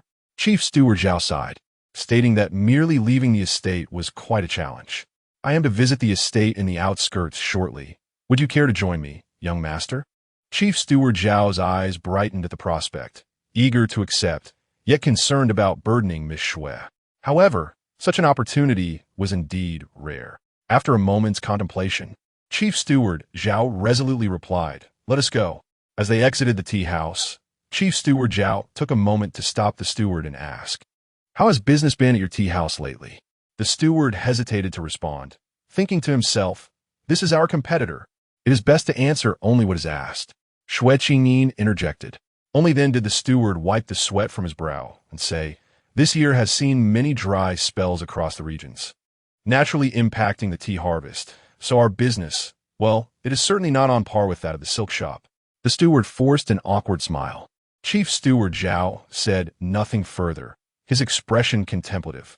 Miss Xue treats them so well. They ought to reciprocate in kind. Xue Qingyin remained unaware of Chief Steward Zhao's thoughts as she strode outside, spotting the young man named Kong Kun still lingering outside, using a handkerchief to wipe his forehead. After such a long time, his face appeared even more swollen, with the corners of his eyes drawn into a narrow slit, giving him an ominous appearance. However, he noticed that Xue Qingyin, after glancing at him, hastily lowered her head. What are they doing here? They should return and accept their punishment. As soon as Chief Zhao emerged and caught sight of him, his expression darkened immediately. It was then that Kong Kun finally responded and led his men away. An hour later, Xue Qingyin arrived at the estate on the outskirts of the city. Yet, the atmosphere surrounding her was markedly different. Her maid could not help but shiver, asking why no one had come out to greet them. Xue Qingyin was equally puzzled. Could something have gone awry again? Just then, several armored figures wielding long spears entered their line of sight, exuding a formidable presence. Chief Zhao stiffened. The Xuanwu army? He grasped Zhao Xufeng tightly, his expression grave. Xue Qingyin, however, suddenly realized and approached them directly, inquiring, "Where is General Du?" Chief Zhao stared in astonishment, thinking to himself how audacious the young lady was. Unafraid of anything, the Xuanwu soldiers halted, exchanging glances. "You are the young lady of the Xue family, are you not?" Xue Qingyin nodded. Chief Zhao watched in disbelief as, after a brief moment, the door opened and a young general stepped out, greeting Xue Qingyin warmly.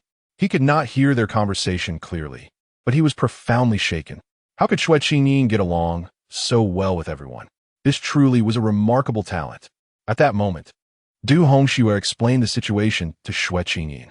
It turned out that His Highness the Crown Prince had ordered the takeover. Xue Qingyin murmured, and Du Hongxue nodded with a smile.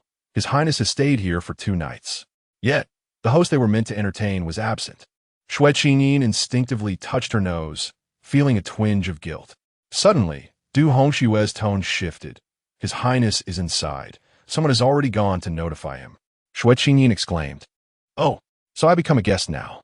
With confidence, she strode ahead of Du Hongxue into the building, showing no hint of trepidation. Halfway through, she remembered to beckon Chief Zhao. Chief Zhao, still bewildered, followed Zhao Xufeng inside. As they waited in the floral hall and encountered the crown prince, he instinctively straightened his posture, feeling an unsettling chill creeping through his old bones. Yet at this point, it was too late to retreat. Bow before His Highness the Crown Prince. The crowd performed their salutations towards the figure seated in the center. Today, the Crown Prince donned a flowing white robe, cinched with a jade belt, exuding an air of composure and nobility. However, a slight shift of his gaze revealed a jet-black forearm guard clasped onto his left arm. The guard's stark, angular design radiated an aura of coldness and menace. The contrast of white and black, of serene elegance and sharp austerity, was striking. For some reason, Xue Qingyin tilted her head, reflecting on the inexplicable aura of restraint emanating from him. Xue Qingyin gazed at the crown prince, who was equally observing her. The atmosphere became tense and silent, with no one daring to speak. The crown prince parted his lips, his tone firm and unyielding, declaring the Xue family's estate is quite impressive. Yet, the final two words had yet to escape his lips. Xue Qingyin quickly inquired, could His Highness, Prince Xuan, lend me the cavalry from the army to teach us the art of horse husbandry? If not now, when would be the opportune moment to do so? She mused to herself. At the Xue residence, Soning became aware of the troubles at the silk shop, though the hour was somewhat late. A servant informed him, the young lady has gone with the steward. He pondered, what could she possibly manage? As the words escaped his lips, he bit his lower lip in contemplation. He then rose and declared to the silk shop. Upon arrival, the steward informed him that the young lady had proceeded to the tea house. He then made his way to the tea house. Once there, the steward respectfully conveyed, the young lady mentioned she has gone to the estate on the outskirts of the city. Soning was left speechless. Indeed, she had matured, her temperament had evolved, and her intellect had developed as well. Was she intentionally toying with him? Chapter 45. Does she like me? The complexity of emotions was not solely experienced by Soning. Meanwhile, Duke Zhao had just returned from the palace, only to discover that his son was absent. Upon inquiring with his servants, he found that even Steward Zhao was missing. Sitting alone at the table, a sense of unease enveloped him. Fortunately, Steward Zhao had sent someone back to report that his son had gone to the outskirts of the city with Miss Xue. He quietly inquired of the messenger, what else did the steward say? The young servant pondered for a moment before replying. He mentioned that Miss Xue is remarkable, possessing both extraordinary intelligence and noble character, adept in her dealings, and brimming with creativity. Such a plethora of commendations for one individual? Duke Zhao interrupted, all right, I understand. He knew his old steward well. For Steward Zhao to express such lavish praise, Miss Xue must indeed be exceptional. Reflecting on that day at Furong Garden, Xue Qingyin remained composed. She was indeed worthy of admiration. Duke Zhao fell silent for a moment before saying, prepare to proceed. The young servant looked up in astonishment. Prepare for what? A verbal acknowledgement of Miss Xue as a goddaughter of offing hardly sufficed. Duke Zhao paused and added, there should still be a proper ceremony. The young servant nodded in understanding, but hesitated, however. Our household lacks female members, and I'm always concerned about what others might say. The servant continued, unless the young master were to take on another godson, then perhaps Miss Xue would attract less gossip. Duke Zhao fell into contemplation. He had long considered adopting a son for Zhao Xufeng. Yet, those related to him were of humble origins, having risen to prominence through his influence. How many among them were truly worthy? Should he pass away one day, there was no telling how those adopted relatives might mistreat Zhao Xufeng. Thus, he had abandoned the idea. In this world, even the closest of blood ties could not be relied upon, not to mention the distant branches of kinship. Until today, Xue Qingyin had rekindled some hope within Duke Zhao. Let us proceed with the preparations, he stated solemnly. At the estate on the outskirts of the city, Steward Zhao was accompanying Xue Qingyin to meet the horsemen of the Xuanwu army. The horseman, in his 40s, bore calloused hands and a slightly hunched back, kneeling before the Prince of Xian with his head bowed. The room was silent, and Xue Qingyin could distinctly hear his labored breaths. The horseman was terrified. He had never imagined he would one day stand before the esteemed prince. He bowed deeply and cautiously lifted his head, his voice trembling. "Your Highness, sigh. I do not know what I can do." Xue Qingyin replied, "There is much you can do. I have heard from steward Du that you possess exceptional horsemanship skills." "Yes, yes," the horseman exclaimed in astonishment, suddenly hearing a woman's voice. And he dared not raise his gaze, internally thinking that she must be some noble princess. "Could you teach them both?" "Which two?" The horseman wondered, lifting his head to see the two individuals standing behind the delicate young lady. "Certainly. It would be my honor." "No, I would not dare." Ma Caozhi felt as though he were in a dream today. The nobility before them, despite their humble status, exhibited such courtesy. Xue Qingyin dispatched the two stable hands from the manor to accompany Ma Chao back for further training. She then turned and personally poured a cup of tea for Prince Xuan, expressing her gratitude. "Thank you, Your Highness." Prince Xuan merely moved his lips in acknowledgement. He gazed at her in silence. Xue Qingyin spoke again, not to further express her thanks, but to inquire, "Your Highness, are you staying at the manor tonight?" The vice commander chuckled, poised to mention their return to the city shortly. However, just as he opened his mouth, Prince Xuan responded with a simple, "In which courtyard are you staying, Your Highness?" Xue Qingyin asked. "Jiyu," he replied. "Why not reside in the main courtyard?"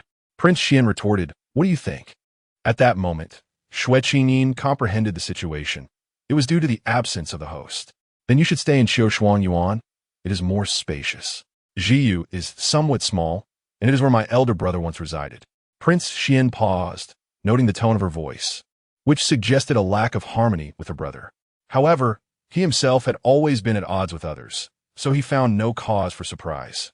The vice commander interjected suddenly, "Miss Xue, will you be staying overnight as well?" Xue Qingyi nodded. "Yes, I shall stay for a few days to unwind." "Is something troubling you?" the vice commander inquired with concern. Xue Qingyin seated herself and replied, "It is neither too significant nor too trivial. It is merely a matter of having endured some undue grievances." The vice commander and chief steward, Zhao, simultaneously asked, "Who is it? Who dares to cause trouble for Miss Xue?" Xue Qingyin furrowed her brow and replied softly, "That is not convenient to disclose. You would not be able to contend with He Songning. It would only provoke him further." As his thought crossed her mind, Xue Qingyin turned her gaze back to Prince Xuan. He seemed a more suitable ally. He too possessed a fierce disposition. Noticing her silence and unwavering gaze upon him, Prince Xian's mind raced with the thought. Was she seeking something from him but felt hesitant to voice it? "Your Highness, there is one matter." Prince Xuan halted. It appears there is nothing she feels ashamed to mention. "I heard during the lake outing that the current sovereign intends to select a primary consort and secondary consorts for you and Wang Wei. Is that true?" The vice commander quickly affirmed. "Indeed, such matters are in motion." Xue Qingyin nodded. "Have the selections been made during the lake outing?" The vice commander hesitated, unable to answer, and turned to look at Prince Xuan instead. Consequently, Xue Qingyin too turned her gaze upon him. Even Chief Steward Zhao was somewhat intrigued. Zhao Sufeng sat there in a daze, and upon noticing everyone looking at Prince Xuan, he followed suit. Yet, after just one glance, he fearfully covered his eyes. Prince Xuan replied curtly, "No." The vice commander pondered. Was it not said that candidates from the Liu and Qiao families were chosen? How could there be none? Xue Qingyin appeared particularly interested in the matter, prompting the vice commander to hear her ask, "Will there be further selections in the future?" The hall fell silent for a moment. What was her intention? Prince Xuan wondered. Did she wish to participate, or would she refrain from doing so? Xue Qingyin's expression betrayed her disappointment. "When will it be held again?" she inquired with evident urgency. Having observed his lack of enthusiasm that day, Emperor Liang had not broached the subject again, resulting in the second selection being entirely omitted from the agenda. King Xian caressed the armrest of his chair and replied, "In 3 days." Xue Qingyin's lips curled into a smile, her brows dancing with excitement. "Wonderful. May I attend?" Such a straightforward question. The deputy commander's eyes widened in astonishment. It was evident that Miss Xue harbored feelings for His Highness the King. He had never encountered such an unreserved young lady before. It was indeed a refreshing experience. How would His Highness respond? The deputy commander pondered, intrigued, considering the king's apparent lack of romantic insight.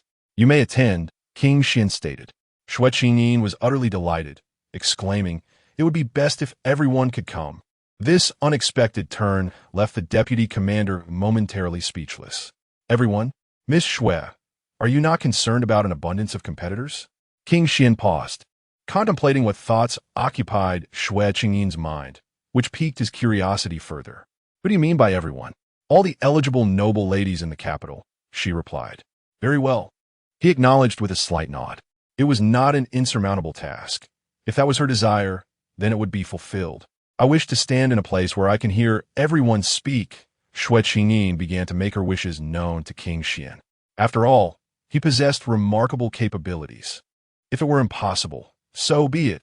If it were feasible, that would be splendid. To his surprise, King Xian was quite accommodating, responding, "It can be done." Xue Qingyin clapped her hands in delight, exclaiming, "That's wonderful. Your Highness is truly remarkable." King Xian caught sight of the glimmer in her eyes. Seemingly touched by her joy, a strange, ineffable emotion stirred within him. He was certain that this feeling was not dark, but rather radiant. Did she harbor feelings for me? This fleeting thought crossed his mind before dissipating. Meanwhile, what occupied Xue Qingyin's thoughts? She was focused on identifying those who undermined her sister, Xue Qinghe. This task seemed straightforward. Presently, neither she nor he Songning possessed the means to gather all the noble ladies of the capital.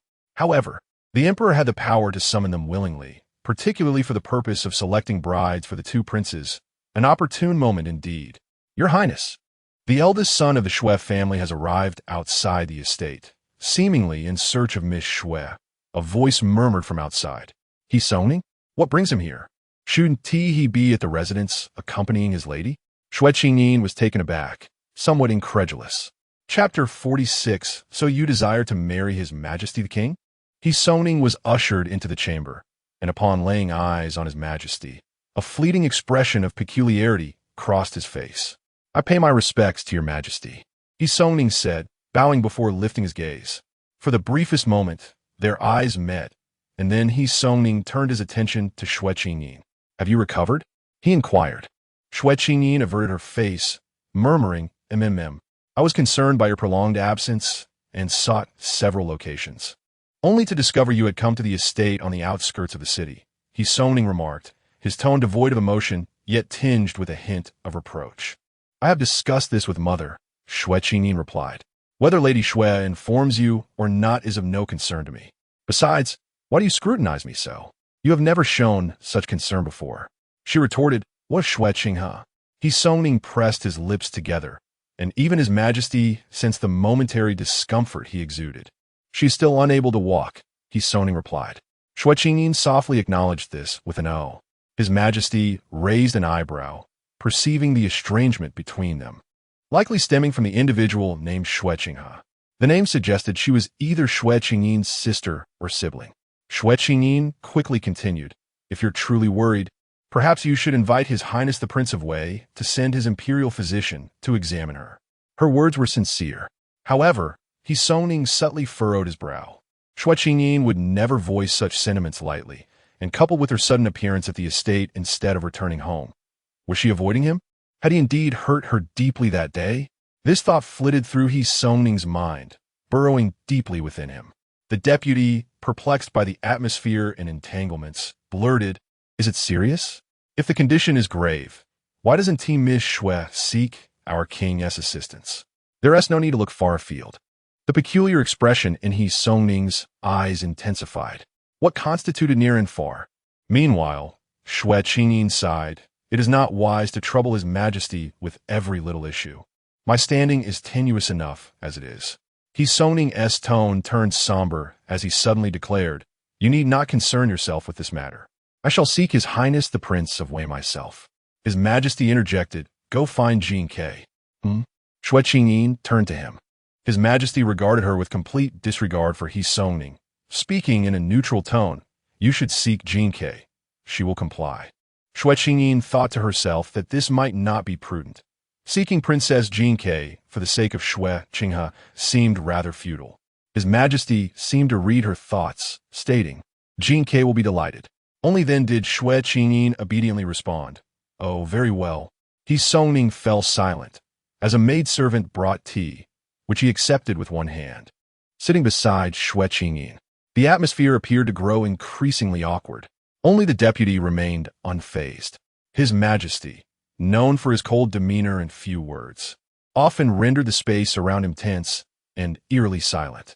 Ultimately, it was Xue Qingyin who shattered the silence, inquiring, "Elder brother, are you not returning?"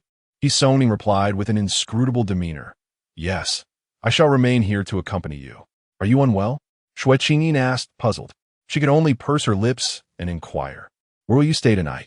He Songning, perplexed, responded, "Naturally, I shall reside in the same place as before. His Highness the Crown Prince is there. Autumn Breeze Garden is also not an option. If the Crown Prince does not stay there, it is not my place to go." He Songning did not dwell on this matter excessively, stating, "I will stay wherever you do." Xue Qingyin retorted, "Are you no longer fearful of my becoming infatuated with you and clinging to you?" Eventually, Zhao Xufeng and Chief Steward Zhao were also settled into the Crown Prince's quarters. The thought of returning to sleep only to encounter He Songning vexed Xue Qingyin. Thus, she decided to ascend the mountain alone, taking no one with her. Why not go see the horses?" "Qingyin," He Songning's voice resonated from behind. Xue Qingyin, panting from the arduous climb, felt a surge of anger. "How is it that I have struggled up this slope for so long, yet you have caught up with me in mere strides?" She turned to him, her tone lethargic. "What do you want? I have just realized that on the day of the lake excursion, the servant I assigned to you, you divided two for Qinghe." He Songning spoke softly. "Oh," Xue Qingyin responded, her demeanor listless. "You did not intentionally neglect her." "Ah," she replied rather dismissively. Observing her state, He Songning felt an unaccountable irritation rise within him, and he instinctively took a step closer. "Qingyin." Unable to contain herself, Xue Qingyin exclaimed, "If you have something to say, please do so quickly." Even a blind man could sense her impatience. "That day, it was my fault," He Songning admitted, softening his tone.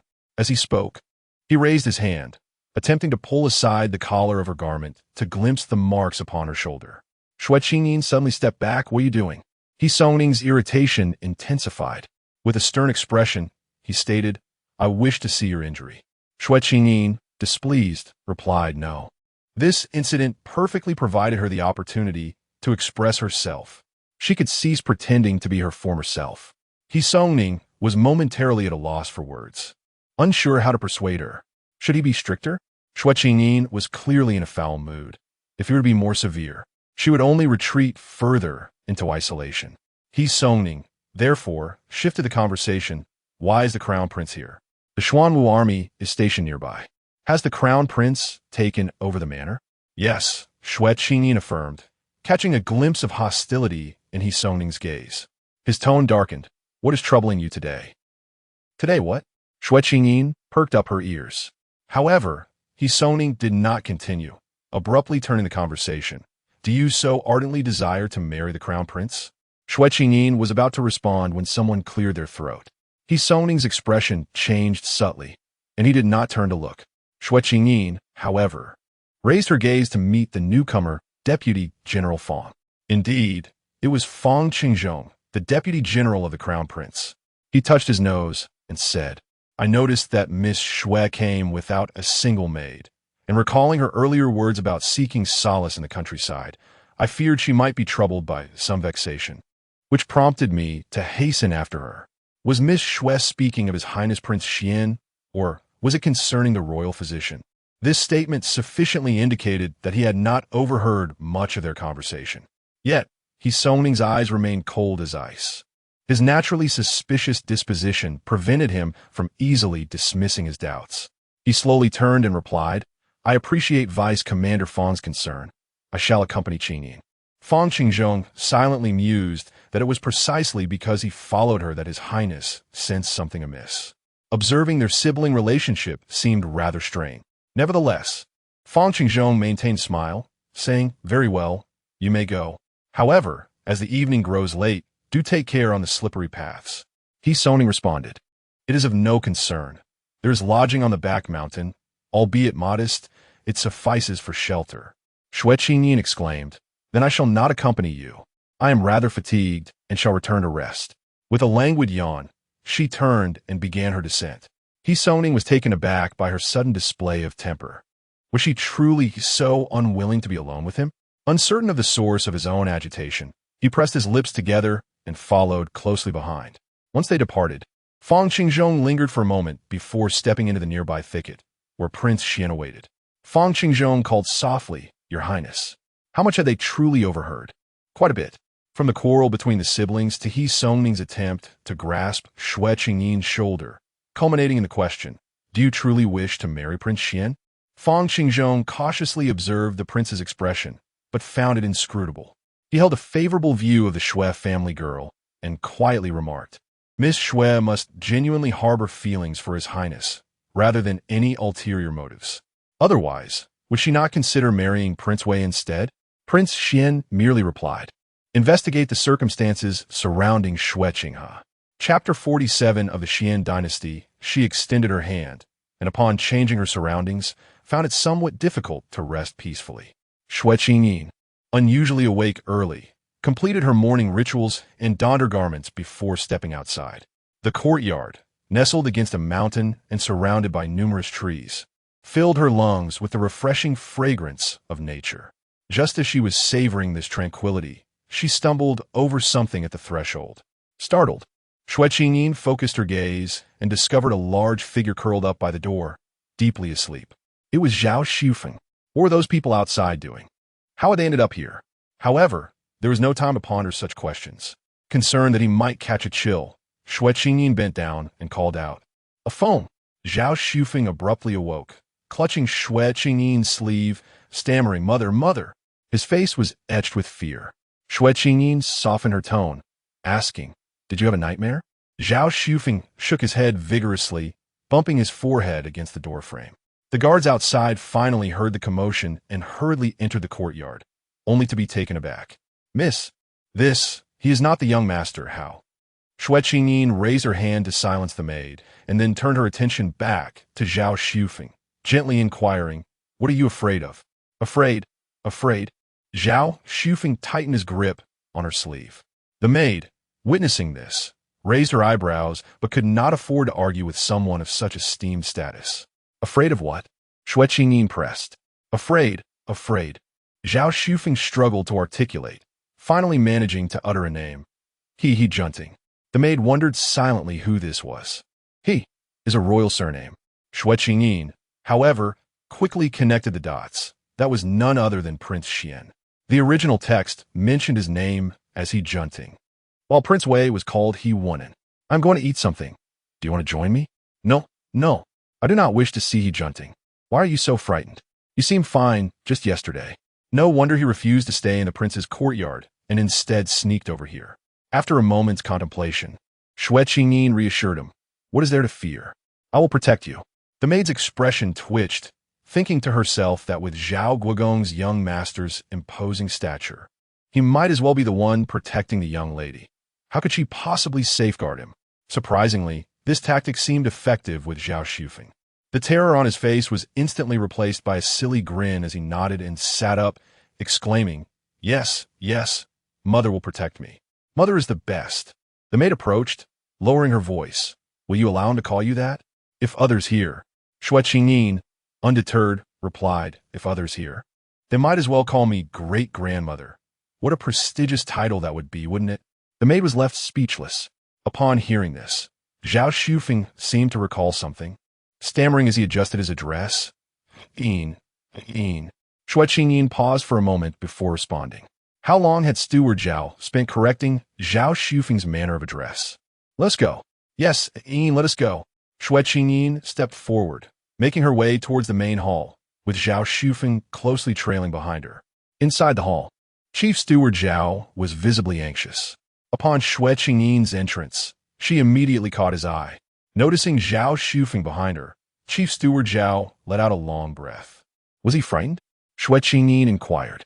Indeed, he was quite alarmed, though fortunately, the presence of the Xuanwu army surrounding them suggested that there was likely no significant issue. He replied with a complex expression. "The Duke of Zhao commands the Zhao army, which, does not align well with the Xuanwu army.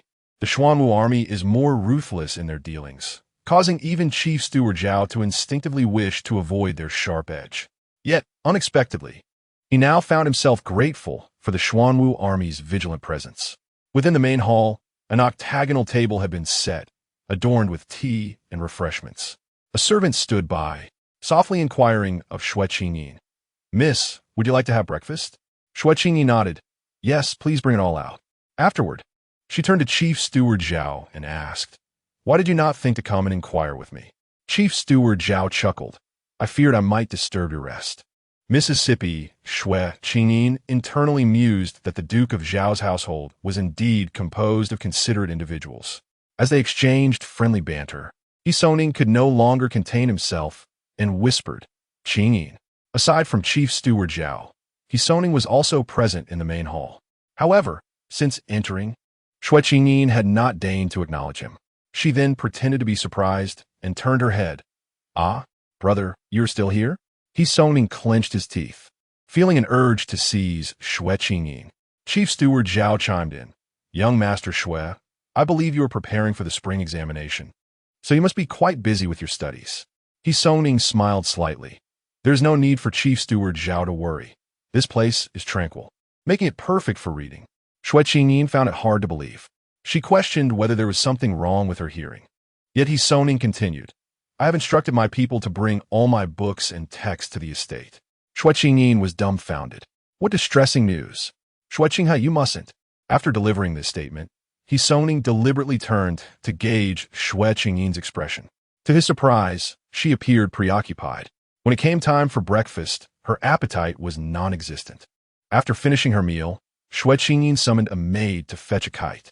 The maid left alone, but returned with 3 others, each holding the large serpent kite that Soning had previously gifted her. Upon seeing the kite, Soning felt a twinge of pain in his arm. He bit his lip, intending to express that he likely would not have time to accompany her in flying the kite today, only to see Xue Qingyin turn to Zhao Xufeng and exclaim, "Let's fly the kite today. Fly, fly." Zhao Xufeng clapped his hands in excitement. Soning, it seems today he could not even fulfill the role of a mere tool. Only Chief Steward Zhao was pleased.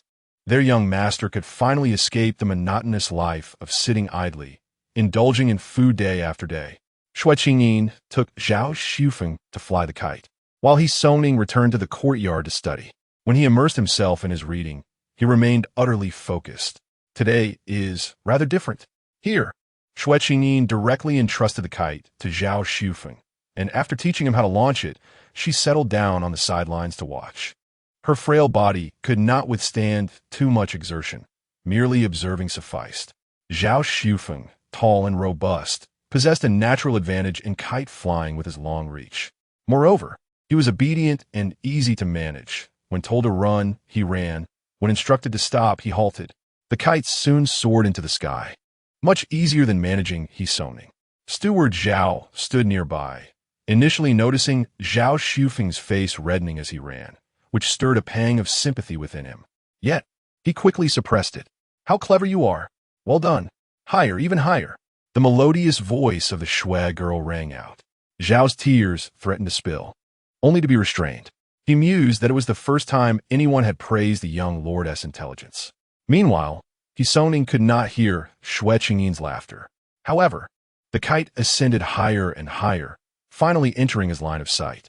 Sitting by the window, a mere glance revealed the kite zigzagging in the air, resembling not a snake, but more like a galloping dragon, strikingly conspicuous. He suddenly realized that for someone of Xue Qingyin's age, he might not be the only irreplaceable figure in her life. As a child, she had contemplated finding herself a new elder brother. Now that she had matured, was she not more capable of turning that thought into reality? Rarely did Soning find himself momentarily unable to concentrate on his studies.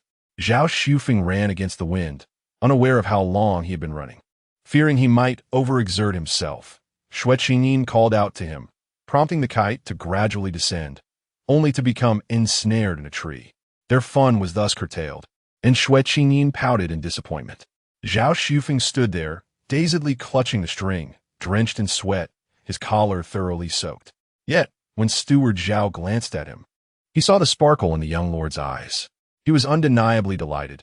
He hadn't experienced such joy in a long, long time. "Let us stop this and go horseback riding," Xue Qingyin suggested, turning to leave. Zhao Xufeng, not fully grasping what horseback riding entailed, simply followed her. Xue Qingyin arrived at the back mountain riding grounds in a carriage.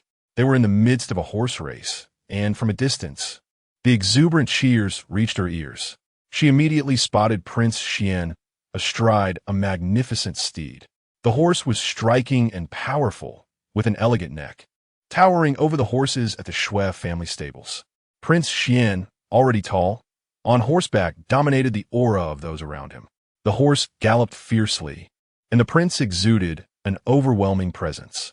The mountain winds howled, lifting the hem of his garments, though still at a distance. Xue Qingyin felt as if she could hear the thunderous sound of hooves. The soldiers around erupted in gasps of astonishment, while others could only watch helplessly as Prince Xuan surged ahead with an air of conquering mountains and rivers. Did he leap over the fence? He charged straight ahead, ultimately halting right before Xue Qingyin. Zhao Xufeng, startled, let out a cry and fell to the ground. Xue Qingyin narrowed her eyes slightly and lifted her gaze towards King Xian. Today, the king was clad in a light robe, resembling a graceful young nobleman perched upon his throne, savoring fine wine. He lowered his head and extended his hand towards Xue Qingyin, asking, "Do you wish to ride?" At that moment, Fang Chengzhong turned around, dismissing the remaining soldiers. The soldiers were utterly bewildered. Chapter 48, at a glance. It was obvious she had an affair with Prince Xuan. Xue Qingyin looked around cautiously and, after confirming her suspicions, acknowledged that Prince Xian's hand was indeed reaching for her. She nodded slightly, contemplating the thought. However, she quickly shook her head, her expression devoid of disappointment, merely stating a fact. "I cannot ride. After a few jolts on horseback, no, perhaps just 3 or 4 bumps, I would be unable to continue." Prince Xuan curled his fingers and, with a tone as light as a breeze, spoke of what seemed an inconsequential matter. "Well, then you shall ride with me." Upon hearing his words, Xue Qingyin instinctively glanced back at Steward Zhao, who turned his gaze elsewhere, pretending not to hear. As for Zhao Xufeng, he sat on the ground in fear, half-raised hand hesitating to grasp her hem. Xue Qingyin softly inquired, "Would this not trouble His Highness too much? How was this any different from before?" Prince Xian countered her question. After a moment's reflection, she realized. Indeed, she had often inconvenienced him. Such was the case during the kite-flying day, at Princess Jing's residence, and even when borrowing horses. It must be that Prince Xian had a good-natured temperament. Thus, Xue Qingyin no longer hesitated, lifted her head with a radiant smile, and reached out to grasp Prince Xian's wrist. This manner of holding drew his gaze downward for a moment longer. Her fingers, delicate yet firmly gripping, created an intimate connection between their skins. The coolness of the mountain breeze warmed her skin, even becoming slightly heated. At this moment, Xue Qingyin lifted her skirt and struggled to step into the stirrup, but she could not mount. Embarrassed, she looked up at Prince Xian, yet due to the backlighting, she could not discern his expression at that moment. However, in the next instant, Prince Xian leaned down and wrapped his arm around her waist. Caught off guard, Xue Qingyin felt a blur before regaining her senses, realizing she was securely seated upon the horse's back, or rather, in his embrace. For Prince Xian's arm remained around her waist, not tightly, yet decidedly firm. As she lowered her gaze, she caught sight of Prince Xian's hand gripping the reins. His fingers were long and elegant, leading up to a robust wrist and further up, beneath the coverage of his sleeve. She could almost envision the graceful lines of his muscles. Xue Qingyin let out a soft sigh and glanced down at the ground below. It was quite high. She found it hard to imagine how effortlessly Prince Xian had lifted her onto the horse's back. Prince Xian urged the horse to move. Instinctively, Xue Qingyin leaned back, consequently sinking deeper into his embrace. She quickly said, "Wait." Hearing her, Prince Xian halted, his deep voice resonating in her ear. "Are you afraid?" "Yet." Xue Qingyin turned to look at Steward Zhao, asking, "Can the young lord ride?" Steward Zhao then turned his head back, answering, he did ride as a child. At that time, the Duke was unaware of the young lord's innate foolishness and took him along for rides to amuse him. However, as he grew older, they dared not let him ride anymore. Shall we give it a try? Xue Qingyin asked. After a moment's hesitation, Chief Zhao gritted his teeth and resolved. Very well. Zhao Xufeng, unaware of the unfolding events, rose from the ground and beheld Xue Qingyin nestled in the arms of the Xian Wang, her eyes wide with astonishment. Mother! Mother! He called out, only to shift to Qingyin, Qingyin, as if striving to rescue Xue Qingyin from the clutches of that formidable man. He took a few steps forward in pursuit. Chief Zhao quickly tugged at his sleeve, urging, young master, mount the horse and pursue. Otherwise, we should not catch up. Just as he pondered whether Zhao Xufeng comprehended his words, the young master suddenly dashed towards the fence, seized a horse, and deftly mounted it. The swiftness of his action was astonishingly incongruous with his stature. Chief Zhao stood dumbfounded. Giddy up! Zhao Xufeng exclaimed. The Xian Wang narrowed his eyes and then abruptly urged his steed into a gallop. Xue Qingyin merely heard him say, hold on tightly. His voice retained its usual icy tone, yet the wind carried it to her ears with a hint of warmth, rendering the intonation considerably gentler. However, as someone who had never ridden before, Xue Qingyin felt a surge of confusion. Hold on? Where? Certainly, she could not grasp the reins, for they were to be controlled by the Xian Wang. Fearful of tumbling off and meeting her demise, she frantically clutched at the hem of the Xian Wang's robe, wishing to sink deeper into his embrace. Thus, she swiftly adjusted her position. She heard the Xian Wang emit a sudden, muffled grunt. Xue Qingyin thought to herself, have I inadvertently settled on his thigh? She froze, her senses heightened to an extreme degree. She could scarcely determine whether the firm sensation beneath her was a decorative piece at his waist or something else entirely. Paralyzed by trepidation, she dared not move again, enveloped in the chilling aura that emanated from the Xian Wang. They soon entered the horse arena, where the other horses hastily sidestepped, as if in the presence of royalty. Behind them, Zhao Xufeng continued to shout giddy up as he sped away, vanishing in an instant. Chief Zhao was left utterly astonished. How was he the only one remaining? He quickly sought out another horse. The spring day still bore a hint of chill. Before long, Xue Qingyin felt the wind penetrating to her very bones, nearly numbing her face. She could not endure the cold. Without a second thought, she grasped the Xian Wang's robe and ducked into the shelter of his outer garment. The Xian Wang cast a sidelong glance at her, permitting her actions. Xue Qingyin soon sensed. The speed was diminishing. Was he considering her comfort? She tightened her grip on the Xian Wang's hand and called out, no need to slow down. Riding swiftly is exhilarating. Truly, she was both inexperienced and playful. The Xian Wang replied succinctly, you are cold. Xue Qingyin pressed herself firmly against the Xian Wang's chest. Then I shan't be cold anymore, will I? Wrapped in garments, riding swiftly is even more delightful. Moreover, the warmth radiating from his body was ceaseless. It felt akin to basking under the summer sun while swathed in an air-conditioned blanket, utterly blissful. After all, it was the Xian Wang who faced the brunt of the wind, not her, Xian Wang. It was indeed the first time he had encountered a woman as extraordinary as Xue Qingyin. Xian Wang fell silent, his arms tightening suddenly, enveloping her securely in his embrace. As they galloped for 8 laps, Xue Qingyin felt an insatiable thrill. The exhilaration surged within her, as if her very soul yearned to escape her corporeal shell and revel in unrestrained freedom. Yet at that moment, Xian Wang pulled on the reins, bringing their ride to a halt. Xue Qingyin, pouting, inquired, are we not riding anymore? If you can rise from your bed tomorrow, I shall take you riding again another day, he replied in a nonchalant tone. Xue Qingyin thought to herself, do not underestimate me. You have shielded me from the wind. And how could I possibly fall ill?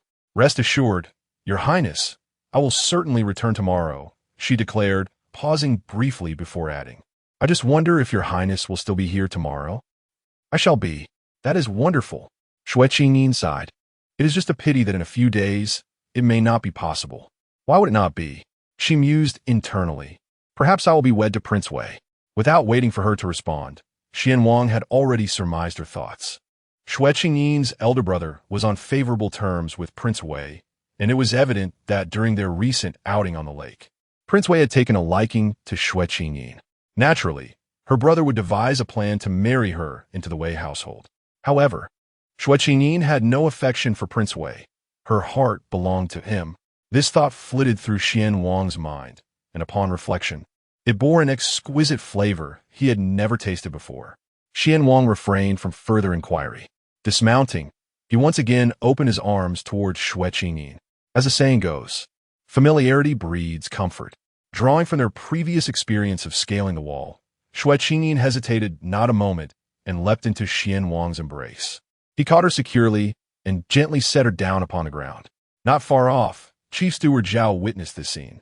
His joy at Zhao Su Feng's transformation today stifled by the realization that Miss Xue was entangled with Xian Wang.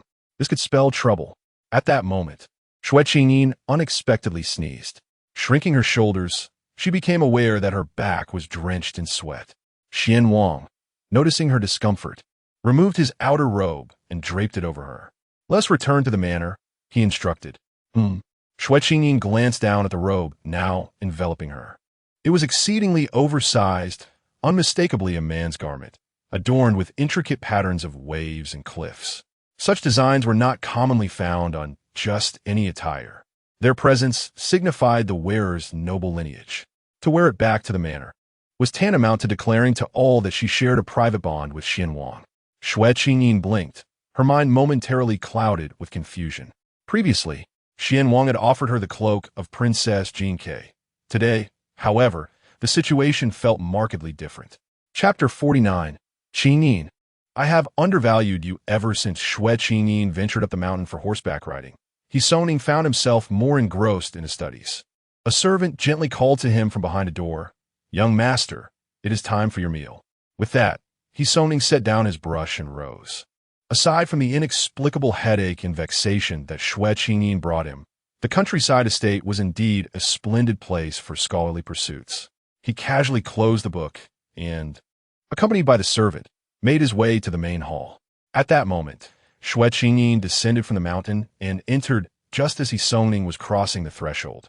His gaze instantly fixated on the outer robe draped over her shoulders. He felt a sudden tightening in his chest. A torrent of emotions surged forth. Yet they were swiftly concealed. "Qingyin," he called out deliberately. Upon seeing him, Xue Qingyin did not hurriedly remove her robe. Instead, she approached him, saying, "Elder brother, you're still here." Soning managed a slight smile. "Are you concerned that I cannot concentrate on my studies here at the estate?" Xue Qingyin nodded earnestly, her face radiating sincerity. Soning's eyes subtly roamed over her figure. Lowering his voice, he remarked, "Qingyin, I must admit, I have underestimated you in the past." As he spoke, he placed a hand on her shoulder, firmly rubbing the fabric of her robe. "You truly possess a measure of capability." Even the crown prince had been moved by her. Soning couldn't help but reflect on his previous impressions of Xue Qingyin. Why had he once found her so bothersome? Just then, the crown prince entered, followed closely by Steward Zhao and the exuberant Zhao Shufeng. Soning discreetly surveyed them before lifting his sleeve to wipe the sweat from Xue Qingyin's forehead. "Why are you so drenched in sweat from playing outside?" "Quite the brotherly concern you exhibit." Xue Qingyin evaded his touch, replying, "I went horseback riding." Without a moment's hesitation, Soning frowned. "You ride horses? You can barely handle a bump in a carriage." Xue Qingyin merely brushed it off. "Yes, I can ride." Everything was implicitly understood. Soning's frown deepened. At that moment, the servants began to present the dishes. "Please sit and eat." "Why you all look at me?" Xue Qingyin was the first to wash her hands. Regardless of other matters, she was always eager when it came to meals. "Your Highness, please take a seat first," Soning said politely, directing his attention to the crown prince. However, the crown prince did not spare him even a glance, proceeding directly to take his place at the head of the table. To his left sat Zhao Shufeng, the highest-ranking individual present aside from the crown prince. To his right, the vice-general, Fang Qingzhong, naturally took his seat. Yet, Fang Qingzhong suddenly felt a chill at his back. Was he not supposed to be seated here? Yet, rising now would appear too deliberate, so he remained. "What is this?" Fang Qingzhong's gaze was suddenly captivated by the array of dishes being placed on the table. Xue Qingyin smiled brightly. "General, are you inquiring about this dish or that one?" Fang Qingzhong stared in astonishment. Why do all these dishes differ so much from the fare in the capital's taverns? Of course they are different. Xue Qingyin thought to herself. On her first day here, she realized that the current culinary trend favored stewed dishes, roasting, or even raw food, rather than stir-frying. For instance, sashimi was exceedingly popular in the capital. Now, Xue Qingyin merely brought stir-fried dishes to the table, including some recipes that would only gain popularity in later generations, such as Peking duck. However, what was presented before them consisted of only a few delicate slices of duck skin, artfully arranged, naturally appearing exquisite due to their limited quantity. There was also double-skim milk, adorned with boiled red beans, honey, and dried grapes, a novelty entirely absent in this era. The reason Xue Qingyin dared to invite Prince Xuan for a visit was not without purpose. Madame Xue had informed her of a cook named Ding Mama in the village who was quite skilled. Xue Qingyin's intention was to have her prepare several fresh dishes for Prince Xuan to taste, hoping to leverage his name to spread her fame. Thus, what would this village transform into? It would evolve into a resort akin to those in later times, merely profiting from the nobility, lacking the formidable prowess of He Songning. Xue Qingyin could only tread a more circuitous path. She signaled to her maid to set the table before saying, "Please enjoy, Your Highness Prince Xuan and General Fang." Fang Qingzhong hesitated to take his chopsticks, waiting for the prince to begin. Unable to contain himself, he remarked, "Why haven't we seen these dishes before?" Xue Qingyin gently nodded. "I only arrived yesterday." Fang Qingzhong could not help but laugh. Could it be that these delightful creations are all conceived by Miss Xue herself? Naturally, Xue Qingyin could not reveal their true origins, merely nodding, "Yes, I have been frail since childhood and have tasted all manners of bitter things. Rarely venturing outside, I spend my idle time pondering these trifling delights."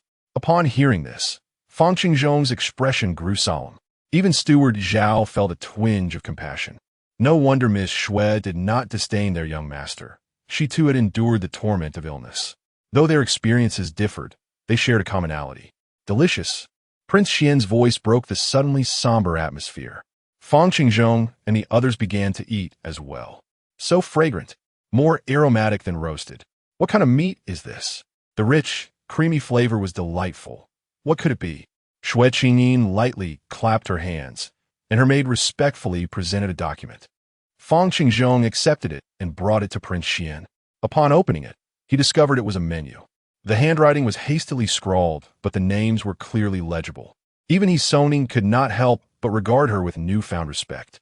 Taking over the estate, Xue Qingyin was not as incompetent as he had envisioned. She had not merely seized the opportunity on a whim. She was genuinely committed to managing it well. Fang Qingzhong noticed a lengthy list on the menu. Some items evidently not yet served at the table. He chuckled. To taste the remaining dishes, how much silver would we need to pay at Miss Xue's estate? However, Xue Qingyin shook her head, rare and earnestly stating, no need for silver. Fang Qingzhong privately mused, could this be due to our association with His Highness Prince Xuan? Yet, something felt amiss. The silver from the last horse racing event has not diminished the collection of Miss Xue. The silent Prince Xian's gaze flickered momentarily as he murmured, if you wish to engage in a long-term business, you ought to consider changing the individual who penned this menu. He Songning pressed his lips together, poised to speak. His calligraphy was exquisite, and he could certainly write for Xue Qingyin. However, was it appropriate for him to inscribe merely a menu for a village? If only Xue Qingyin would yield to him, it could be feasible. These thoughts flitted through He Songning's mind rapidly. Yet, before he could voice them, Prince Xuan continued, what of Lu Xuyuan? He Songning's expression darkened, and he tightly shut his mouth, refraining from further attempts to speak.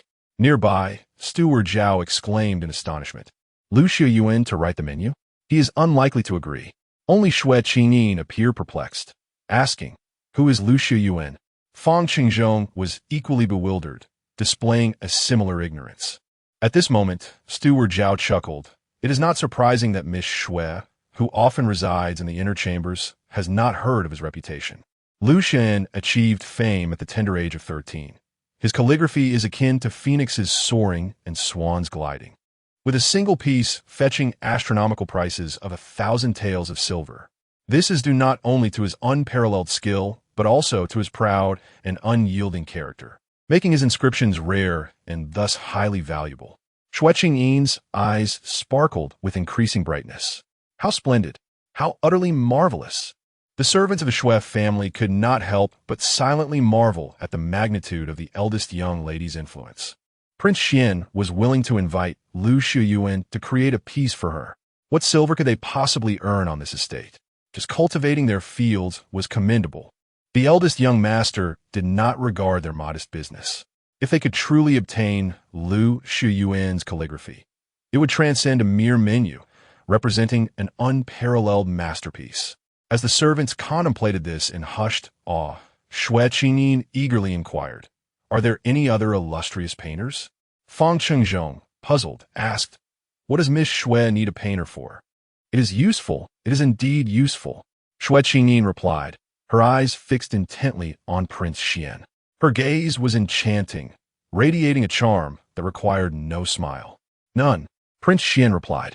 Xue Qingyin's face fell momentarily, but her disappointment quickly transformed into a smile as she said, "No matter, this is sufficient. Thank you, Your Highness. I am at a loss for how to repay you."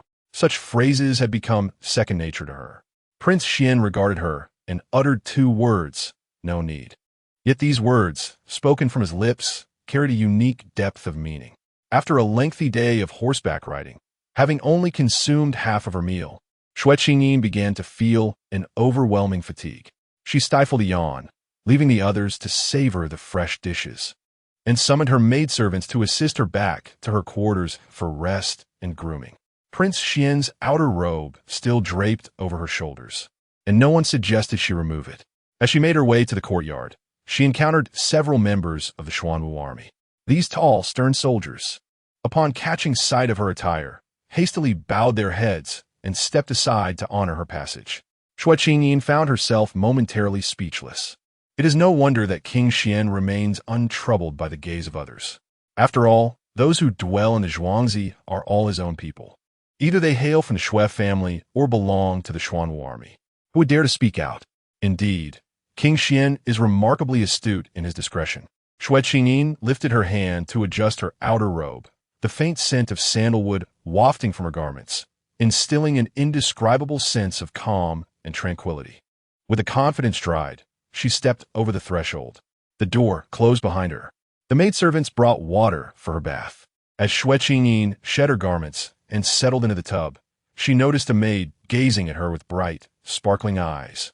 Her tone cautious yet unable to suppress her excitement as she inquired, "Is the young lady to become the princess consort of King Xian?"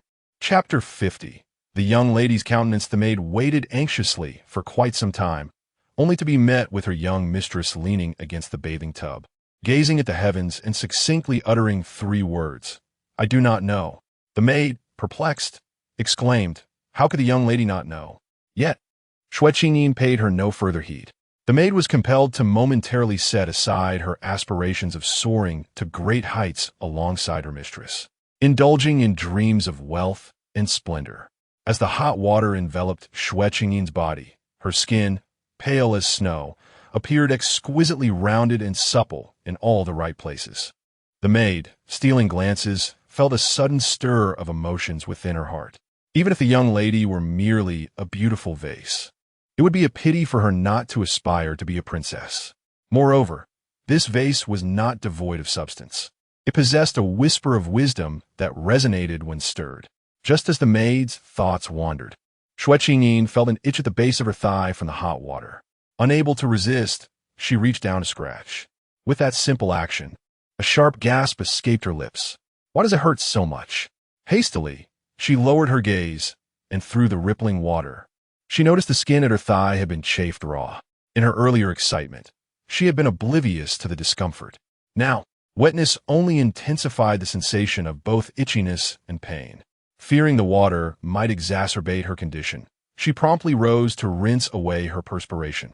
The maid supported her, but as she took a step, pain shot through her. How could it hurt this much? By the time she finally collapsed on her bed, she had exhausted every ounce of her strength, much like a delicate mermaid walking upon a knife's edge. "How foolish of me," Xue Qingyin murmured. It was no wonder that Prince Xian had insisted she cease riding and had remarked that it would be a miracle if she could rise the next day. For others, Even if the saddle caused discomfort, they would likely fare better than she, whose frail constitution had been susceptible to injury since childhood. Even coarse fabric could cause her harm. Disregarding the oddities of her situation, she pulled the blanket over her and lay with her legs askew. Thankfully, despite the pain, it did not hinder her from resting. She slept soundly until the sun reached its zenith the following day. Gradually, she became aware of a cool sensation on her legs. Startled, she opened her eyes to find her maid seated beside her, applying ointment. Relieved, she sighed, "I forgot to apply the medicine yesterday. Had I done so earlier, it surely would have healed by now." The maid replied, "The medicine just arrived." "Is that so? Delivered by a soldier?" "Indeed, it was sent by Prince Xuan." Xue Qingyin took the medicine bottle from her maid's hands. The jade vessel, devoid of inscriptions or labels, was an enigma in its contents, but appeared to be of considerable value. The quality of the jade used for the bottle surpassed even the hairpin her mother wore. Xue Qingyin couldn't help but click her tongue inwardly. Such wealth! It made the prior suggestion from He Songning to marry the Prince of Wei, endure his life, and inherit his fortune suddenly seem more enticing. After all, they were all sons of the emperor. They must be quite affluent. As she toyed with the bottle, laughter suddenly echoed in the air. "How did you come to be injured so?" Looking up, she was met by the sight of the elegantly adorned Princess Jinke. Xue Qingyin curled her legs slightly, feeling a bit bashful. Princess Jinke sat down beside her and remarked, "Today, upon my arrival, His Highness the Xian Wang has already returned to the city. His aide, Deputy General Fong, mentioned that you were unwell, so I thought I'd come and keep you company." "Return to the city? Did not the Xian Wang say he would remain at the estate today?" Xue Qingyin pondered but quickly dismissed the thought, considering it a trivial matter.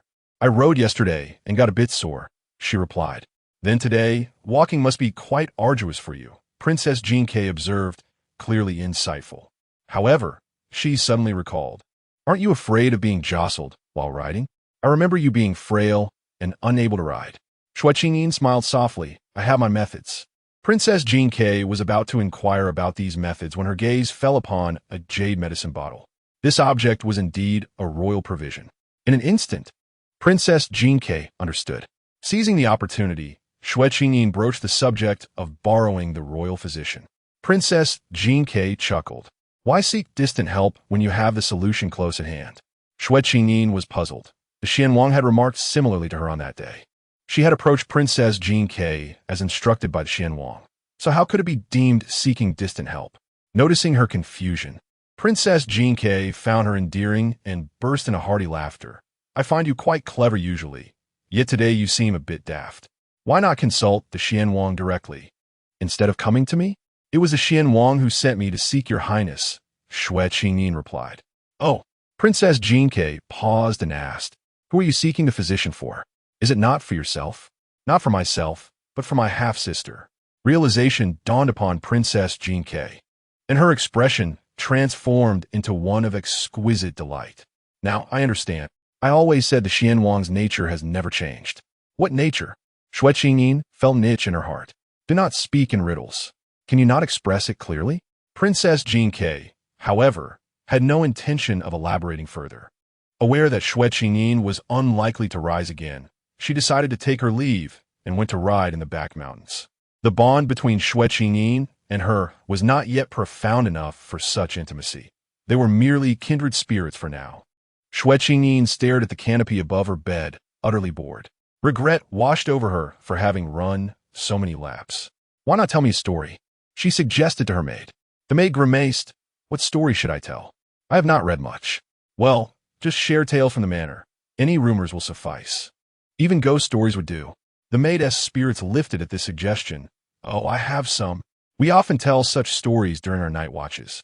Meanwhile, the Xian Wang was in an audience with the emperor. Emperor Liang, in good spirits, remarked gently, "You have been diligent in your recent visits. It brings me great comfort. Please rise."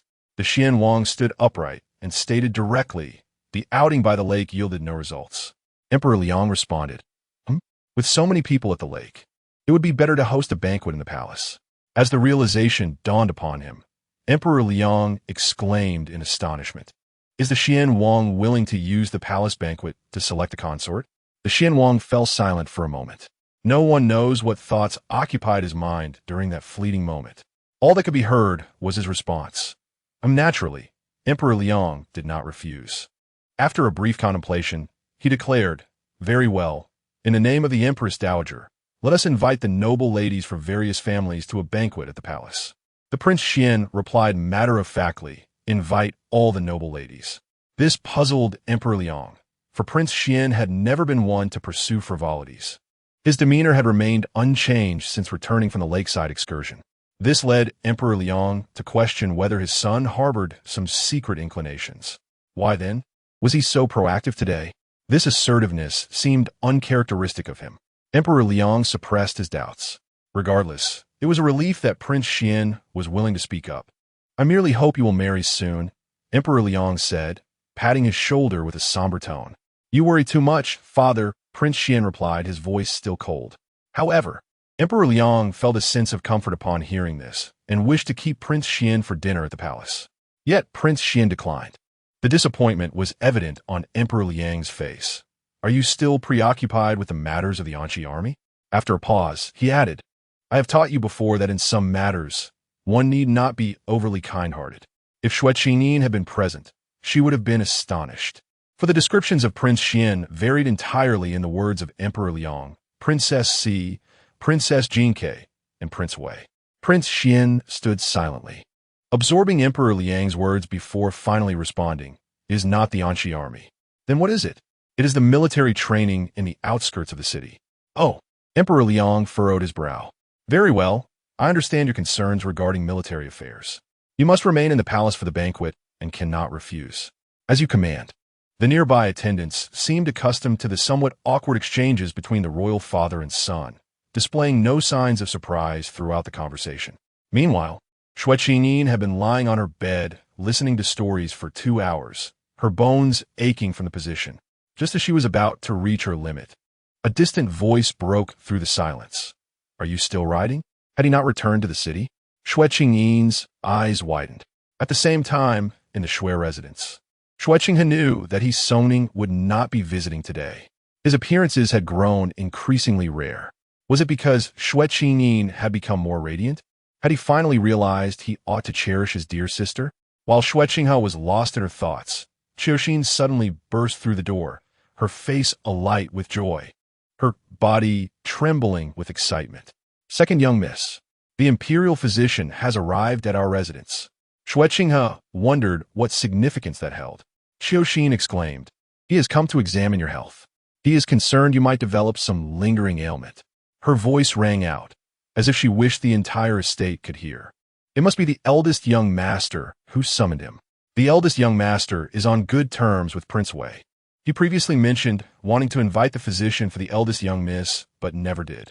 Now, it is certainly due to the second young miss's reputation. As Qiuxin spoke, her enthusiasm was palpable. Chapter 51. The imperial banquet approaches. Even someone as indifferent to fame and fortune as Xue Qingyin could not help but feel a flicker of emotion upon hearing this. Her gloom dissipating slightly, she waited until someone led the imperial physician into the courtyard. Xue Qingyin stretched her neck and peered outside, but did not catch a glimpse of Madame Xue. Why hasn't he the madam come? After all, it is the imperial physician who has arrived, she mused quietly. In truth, she merely wished to see the unsightly expression on Madame Xue's face. With no one to boast to, her joy had been considerably diminished. Xue Qingyin sat up in the inner room, supporting herself, her head still throbbing faintly. Xue Qingyin ushered the physician inside. The physician, in his 40s, called out from a distance, "Is this the residence of Miss Xue? I have been sent by Princess Jinke to attend to her ailment." "Princess Jinke?" Xue Qingyin exclaimed. "Is she not from the Wei Wang residence?" The physician, puzzled, replied, "How could she be from the Wei Wang residence?" Xue Qingyin was left dumbfounded, wishing she could dig a hole and hide. Xue Qingyin's face instantly turned pale, feeling mortified, remembering how Xue Qingyin had foolishly questioned whether it was the Wei Wang. Her embarrassment deepened. Suppressing her humiliation, Xue Qingyin remarked, "The maid is simply overreacting. Please do not hold it against her." Xue Qingyin hesitated, her words caught in her throat, and ultimately chose to remain silent, her resentment simmering. News of the imperial banquet spread rapidly among the households. Consequently, Madame Xue summoned Xue Qingyin back. He Songning, oblivious to the developments, awoke to discover that Xue Qingyin had left. Anger bubbled within him, his teeth nearly grinding to dust. In the brief span of 10 days, he seemed to have exhausted a lifetime's worth of ire. The timid scholar's attendant inquired, "Young master, shall we return to the residence?" Unaware of the complexities, the attendant believed that the elder brother had come to the estate to mend their sibling bond with the eldest daughter. He Songning's brow darkened, a low growl escaping his throat as he replied, "No, we shall not return." Fortunately, studying at the estate was appropriate. To return now with a book box would only invite ridicule. The attendant nodded hesitantly, preparing to withdraw and allow He Songning some peace to study. Suddenly, He Songning asked, "Have the people from the Duke Zhao's household departed?" The attendant nodded. "They have left as well." He Songning's previously subdued agitation surged once more. They even managed to send Zhao Xufeng away. Did they not think to inform him? Truly, they had become audacious. As Xue Qingyin stepped through the door, she sneezed. Rubbing her nose, she was assisted by 2 maidservants as she gingerly made her way inside. Madame Xue was utterly distressed. "What happened? Did you fall?" Xue Qingyin sheepishly replied, "I fell while riding." Madame Xue rolled her eyes in exasperation. "Aren't you afraid of falling ill again?" Leaning on her mother's shoulder, Xue Qingyin playfully nudged her, saying, "But I feel well now. I shall only grow stronger from here on. You need not worry about me anymore. Let us see how you fare once you are fully recovered," Madame Xue said, her tone laced with concern. Madame Xue paused for a moment before continuing, "Moreover, even if you improve in the future, what mother would not worry for her child? I shall forever be concerned about whether you eat well today and whether your spirits are high." Xue Qingyin leaned against her more affectionately, indulging in a brief display of tenderness. However, Madame Xue abruptly pushed her away, frowning. "What will happen to the palace banquet?" Xue Qingyin was taken aback. "The palace banquet? Oh dear, I completely forgot. She truly should not have ridden a horse today. What to do now?" Xue Qingyin began to fret. Meanwhile, Xue Qinghe sighed in relief. After the imperial physician's diagnosis, there were no significant health issues. After reviewing the prescription left by the previous doctor, he made slight modifications and informed her that with another 7 or 8 days of care, she would be well. This was indeed the best news amidst the day's awkwardness. Xue Qingyin was nowhere to be found. Just as Xue Qinghe hesitated, contemplating whether to advise her against speaking so recklessly in the future, Xue Qingyin hurriedly burst through the door. "Second miss, the eldest miss has returned. Xue Qingyin, you need not always concern yourself with your sister's affairs. Second miss, please listen to me first. The eldest miss returned because of the palace banquet.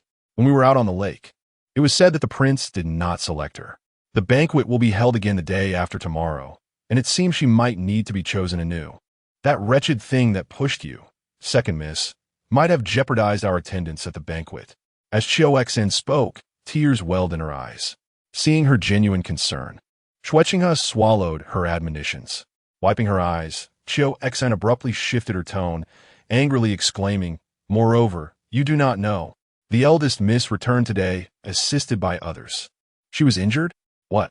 Do you truly believe it was mere coincidence that she was injured at the same time as you? She only wishes to vie for the favor of the young master. As a legitimate daughter, has she not received enough? Why must she covet everything that belongs to you?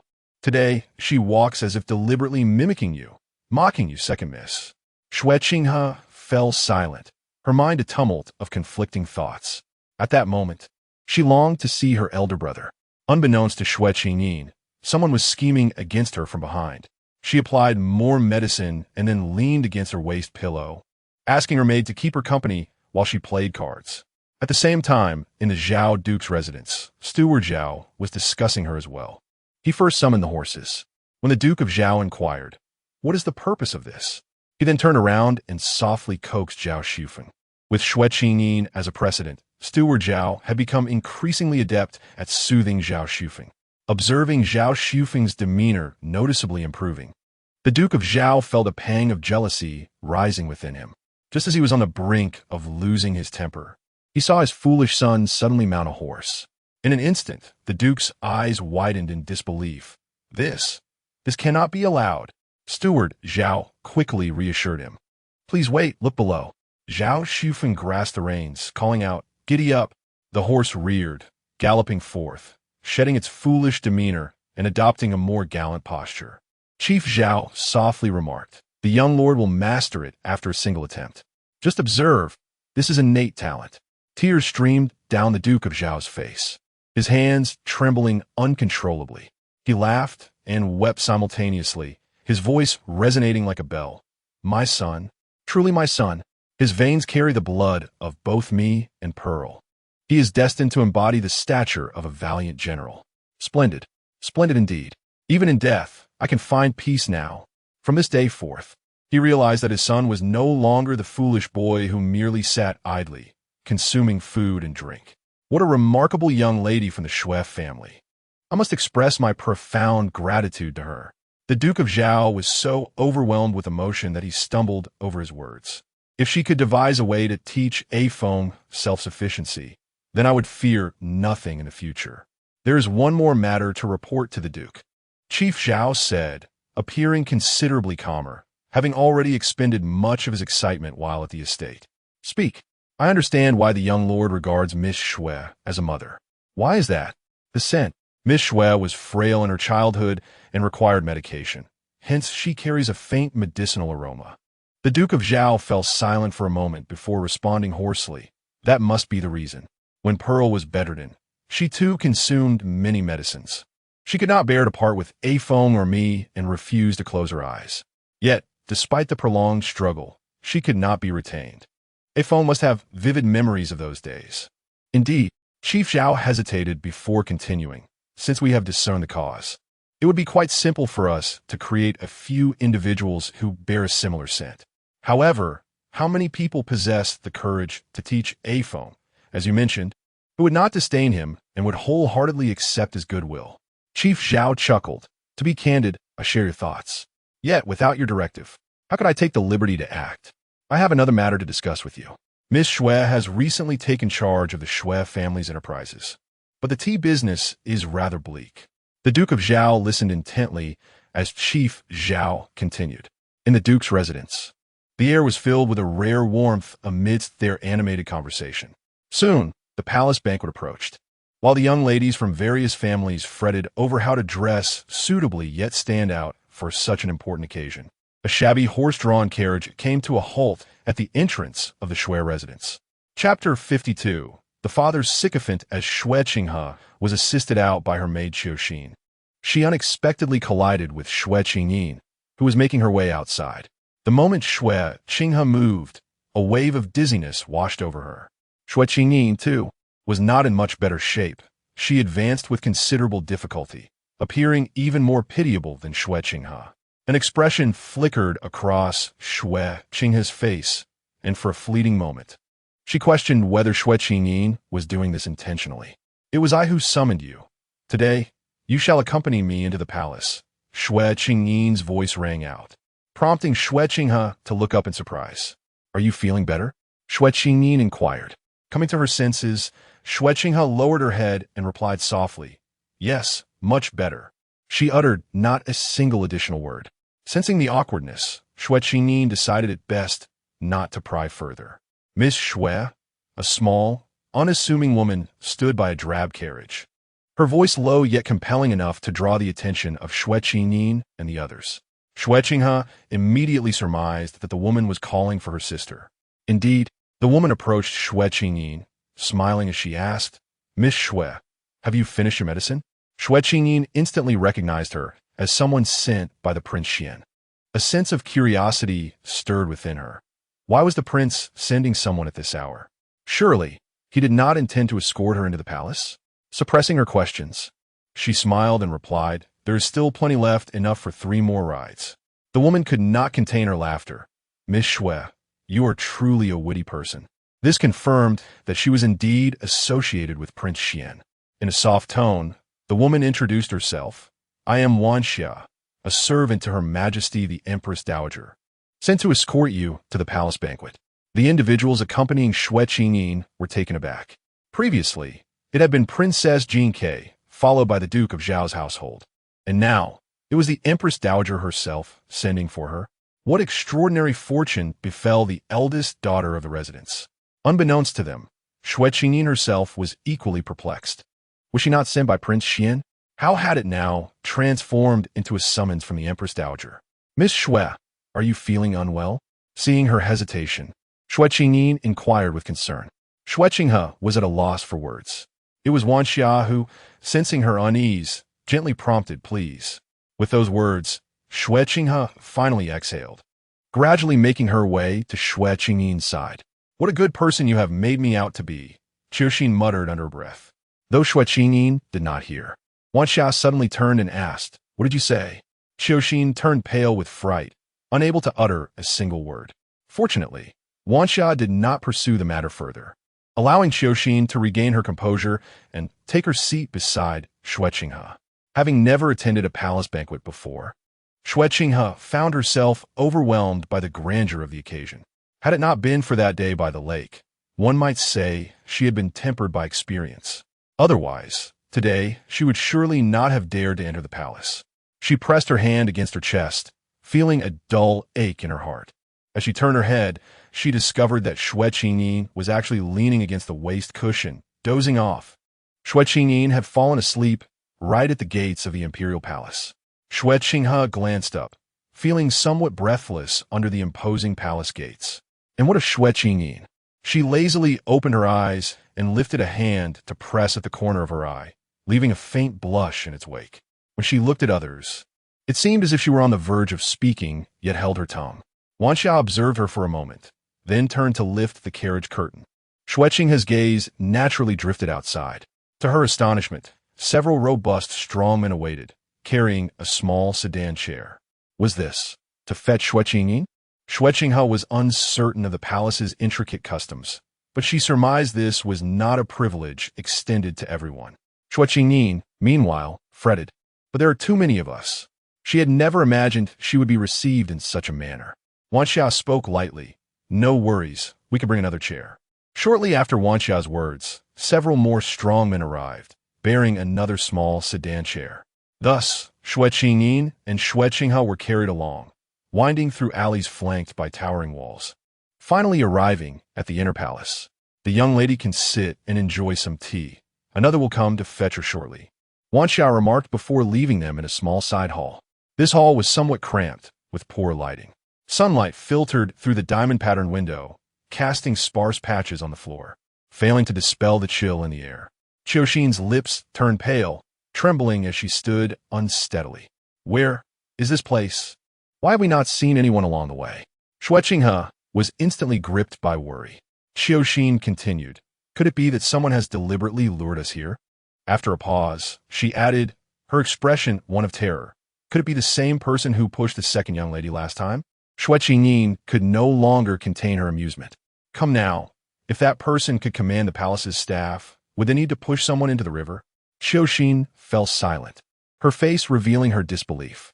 In contrast to her anxious companions, Xue Qingyin appeared quite composed, almost provoking.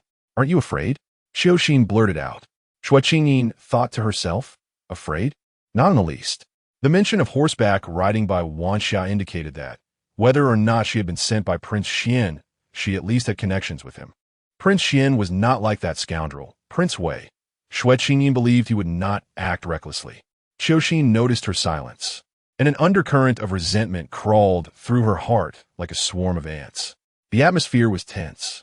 Meanwhile, in a quiet room where one could hear a pin drop, an older woman spoke. Which one is it? Wanxia knelt before her, replying softly, the one leisurely sipping tea. The woman observed Xue Qingyin take a sip of tea, perhaps finding it unpalatable, as Xue Qingyin wrinkled her brow and let out a soft sound of displeasure. Wanxia found this somewhat endearing and could not help but smile.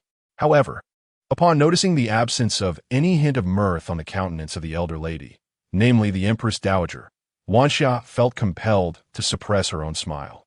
She softly remarked, the eldest daughter of the Xue family possesses remarkable composure, and her lineage is not insignificant.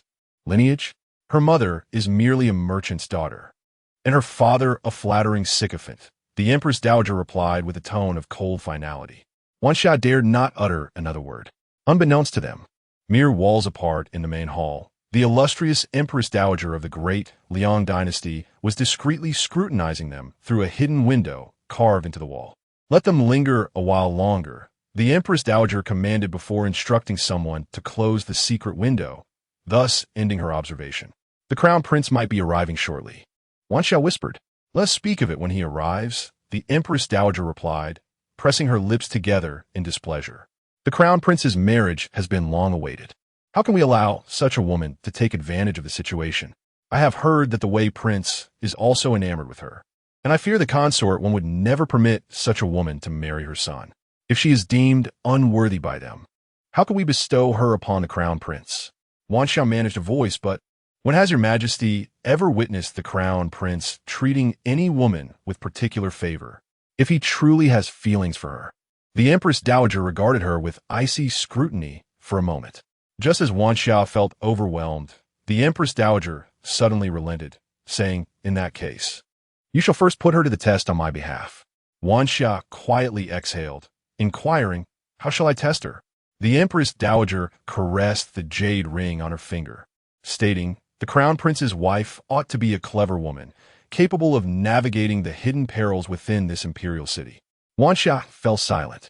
Within the side hall, Xue Qingyin grew increasingly restless. She bit her lip and said, Sister. At that moment, the sound of approaching footsteps drew near. The footsteps were steady and powerful, neither hurried nor slow. Xue Qingyin lifted her gaze. The Crown Prince? The Crown Prince was equally surprised to find an additional person present. He cast a cold glance at Xue Qingyin, causing her body to tremble uncontrollably. Come with me, the Crown Prince commanded Xue Qingyin. Xue Qingyin, bewildered, replied, What is this?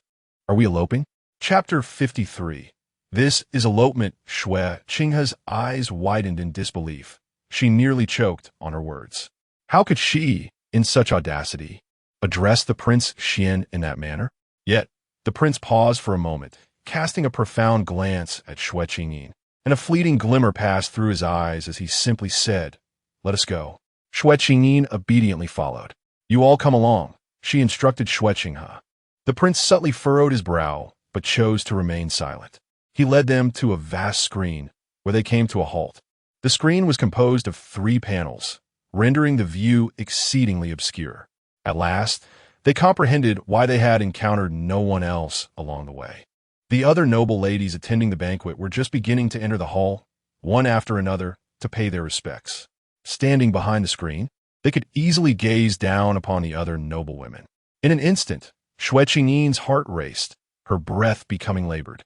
Those elevated noble women had unwittingly lowered themselves in stature before them. Is this the joy that power and status can bestow? Observing the scene before her, Xue Qingyin was equally taken aback. No wonder they had brought her here. She subtly shifted closer to the prince and tugged at his sleeve. The prince turned his gaze towards her. Xue Qingyin gestured for him to bend down slightly, or else how could she converse with him? The prince inclined his body towards her. Leaning closer to his ear, she whispered, How does your highness know what I intend to do? A mere casual inquiry, and he had discerned that day when Xue Qingyin had been pushed to the ground.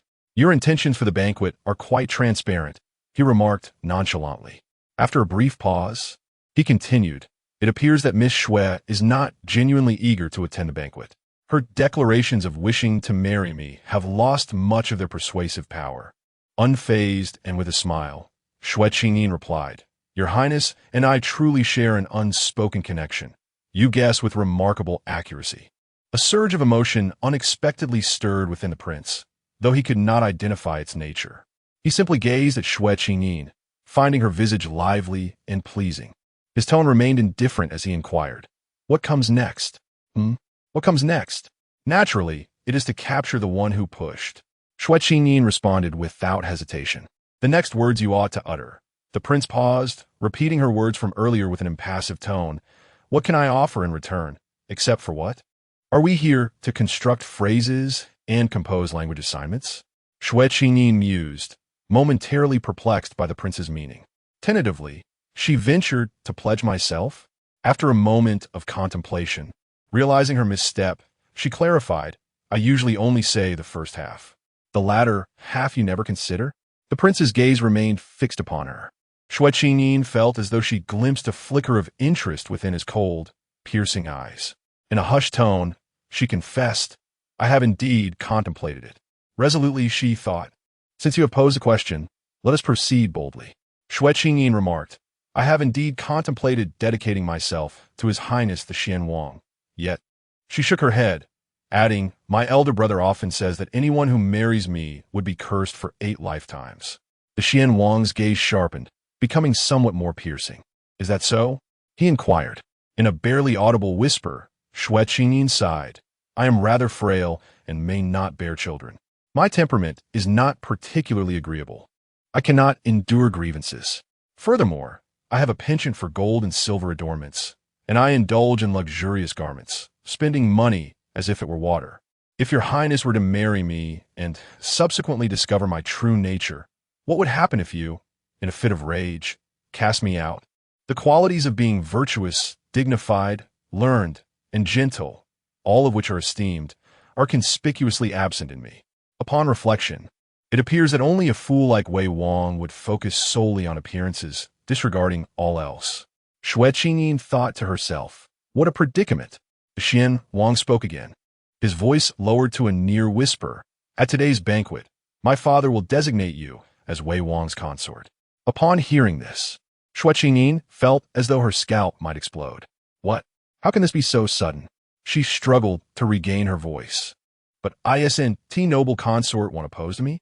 The Xianwang's voice was nearly imperceptible as he replied, precisely because she dislikes you. Xue Qingyin began to grasp the situation. The emperor did not wish for Wei Wang to grow too close to his maternal family.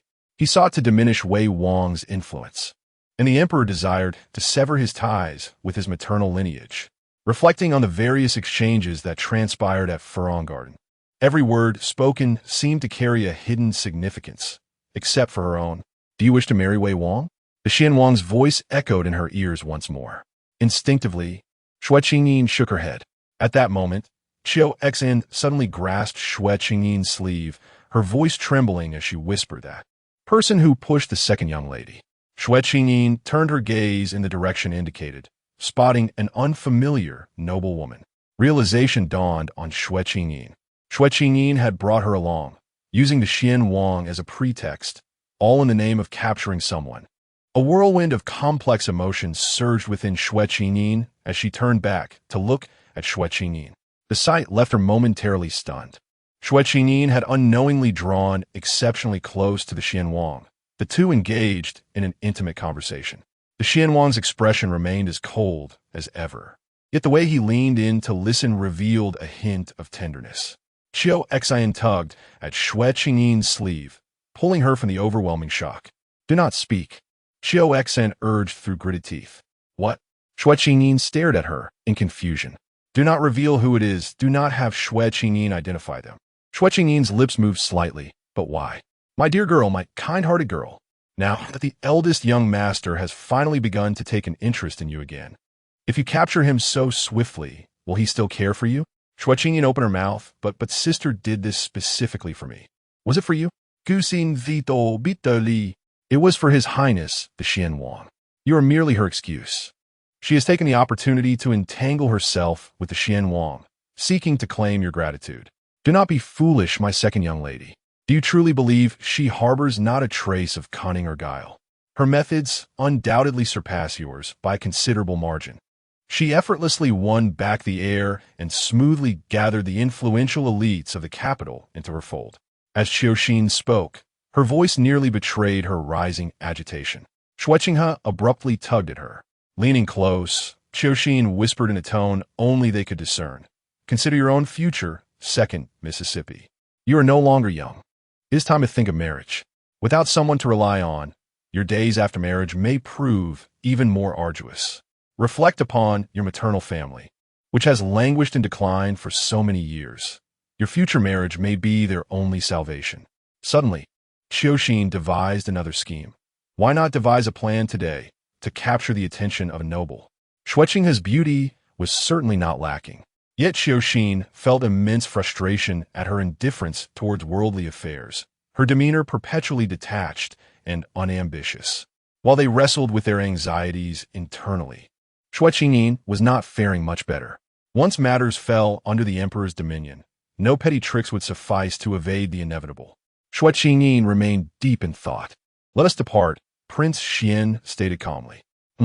Xue Qingyin instinctively followed him. After taking a few steps, she suddenly remembered, my sister. She would be attended to in her absence. Where we headed? Xue Qingyin mused, sensing that this was not a journey to the palace banquet. Isn't the young lady contemplating elopement? Prince Xuan remarked with a cold expression, delivering his words with an air of indifference. Indeed, this was elopement. Chapter 54. Her delicate countenance, Xue Qingyin followed Prince Xuan out of the harem and into the front palace. As they walked, the vigilance along the route had evidently intensified. The atmosphere was so solemn and severe that Xue Qingyin felt this was not a clandestine escape, but rather an abduction for sale. Strangely, no soldiers cast astonished glances their way, perhaps out of fear to look up. A torrent of chaotic thoughts surged through her mind. Prince Xuan halted and gestured towards the Taya Hall. Xue Qingyin paused to gaze upon it. Not far away stood a grand two-story palace. Its majestic faade imposing and dignified. Even from a distance, one could sense its oppressive aura, resembling a ferocious beast. Her father, the emperor, favored hosting banquets and audiences with ministers there. Prince Xuan briefly mentioned it before directing his gaze elsewhere, towards the Qingxi Hall. The Qingxi Hall appeared even more colossal, dwarfing the Taya Hall. However, its exterior was adorned with bright colors, rendering it less stifling in appearance. "That is our destination," Prince Xuan declared. Xue Qingyin voiced her confusion. Will hiding truly be effective? She felt the logic was rather flawed, for if the emperor genuinely intended to designate her to the Wei Wang, her presence or absence would have no bearing on the outcome. "It is not hiding," he replied. "What is it then?" She glanced at him, yet Prince Xuan was reticent, offering no intention to elaborate. Fortunately, Xue Qingyin was one who found comfort in simplicity. Upon entering the Qingxi Hall, she realized it was even more spacious within. The towering bookcases at the entrance reached towards the heavens. Ahead hung intricate nine-linked rings and chessboards on the walls. Additionally, the hall featured areas for polo, archery, pot throwing, and swinging. Xue Qingyin suddenly understood. This was a place of leisure and entertainment. The discomfort of the journey, along with the apprehension of being delivered to the Wei Wang, was swiftly eclipsed by her burgeoning curiosity for the novel surroundings. "May I play?" Xue Qingyin inquired. Prince Xuan nodded slightly, of course. A few palace attendants scattered throughout the Qingxi Hall hurriedly bowed upon seeing the prince. Noticing Xue Qingyin rushing towards the archery area, they dared not intervene. She carelessly selected a bow and drew it back, but could not manage it. After some deliberation, she finally chose the smallest bow. "This one will do," she declared, managing to pull it back. She shot several arrows haphazardly. Although none hit the mark, Xue Qingyin found immense joy in her endeavor. Thinking to herself that she would arrange for similar activities at the horse grounds upon her return. As she pondered, she bent down to retrieve an arrow when Prince Xuan gently pressed down on the back of her hand. "Do not play any longer. If you wish to avoid pain in your arm tomorrow," he cautioned. Upon hearing this, Xue Qingyin promptly relinquished the bow and arrows, nearly forgetting that without prior experience, she could easily strain her shoulder and arm muscles. Perhaps something less strenuous would be wiser, she conceded, feeling somewhat deflated. She turned around and finally approached the swing, weakly gesturing, "It seems I'm only suited for this." Upon hearing her, Su Wang's lips seemed to curve slightly upwards. Xue Qingyin took a seat, pushing her legs to make the swing sway. Yet, it still lacked the essence of playfulness. Xue Qingyin smacked her lips, feeling a sense of dullness wash over her. At that moment, the sound of footsteps suddenly drew closer. Someone was approaching. Without a moment's hesitation, Xue Qingyin quickly stood up and glanced at Su Wang's expression, hoping to decipher who was coming by his demeanor. The next instant, her curiosity was satisfactorily addressed. "I heard from Xiu when that you were at the Qingxi Hall. What made you suddenly come here?" The visitor spoke with a light-hearted tone, entirely different from the one they had shared in the Lotus Garden. Xue Qingyin's heart skipped a beat.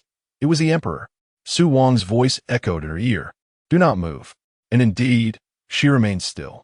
The emperor's footsteps abruptly halted as well. An indescribable silence enveloped the air. Xue Qingyin tilted her head out of curiosity to take a look. To her surprise, she saw their silhouettes reflected on a nearby fabric screen, their figures intertwined as if embracing one another. Coincidentally, the screen depicted a scene of mandarin ducks in embrace. The emperor's voice broke the silence again. "Su Wang." There was no trace of anger to be discerned.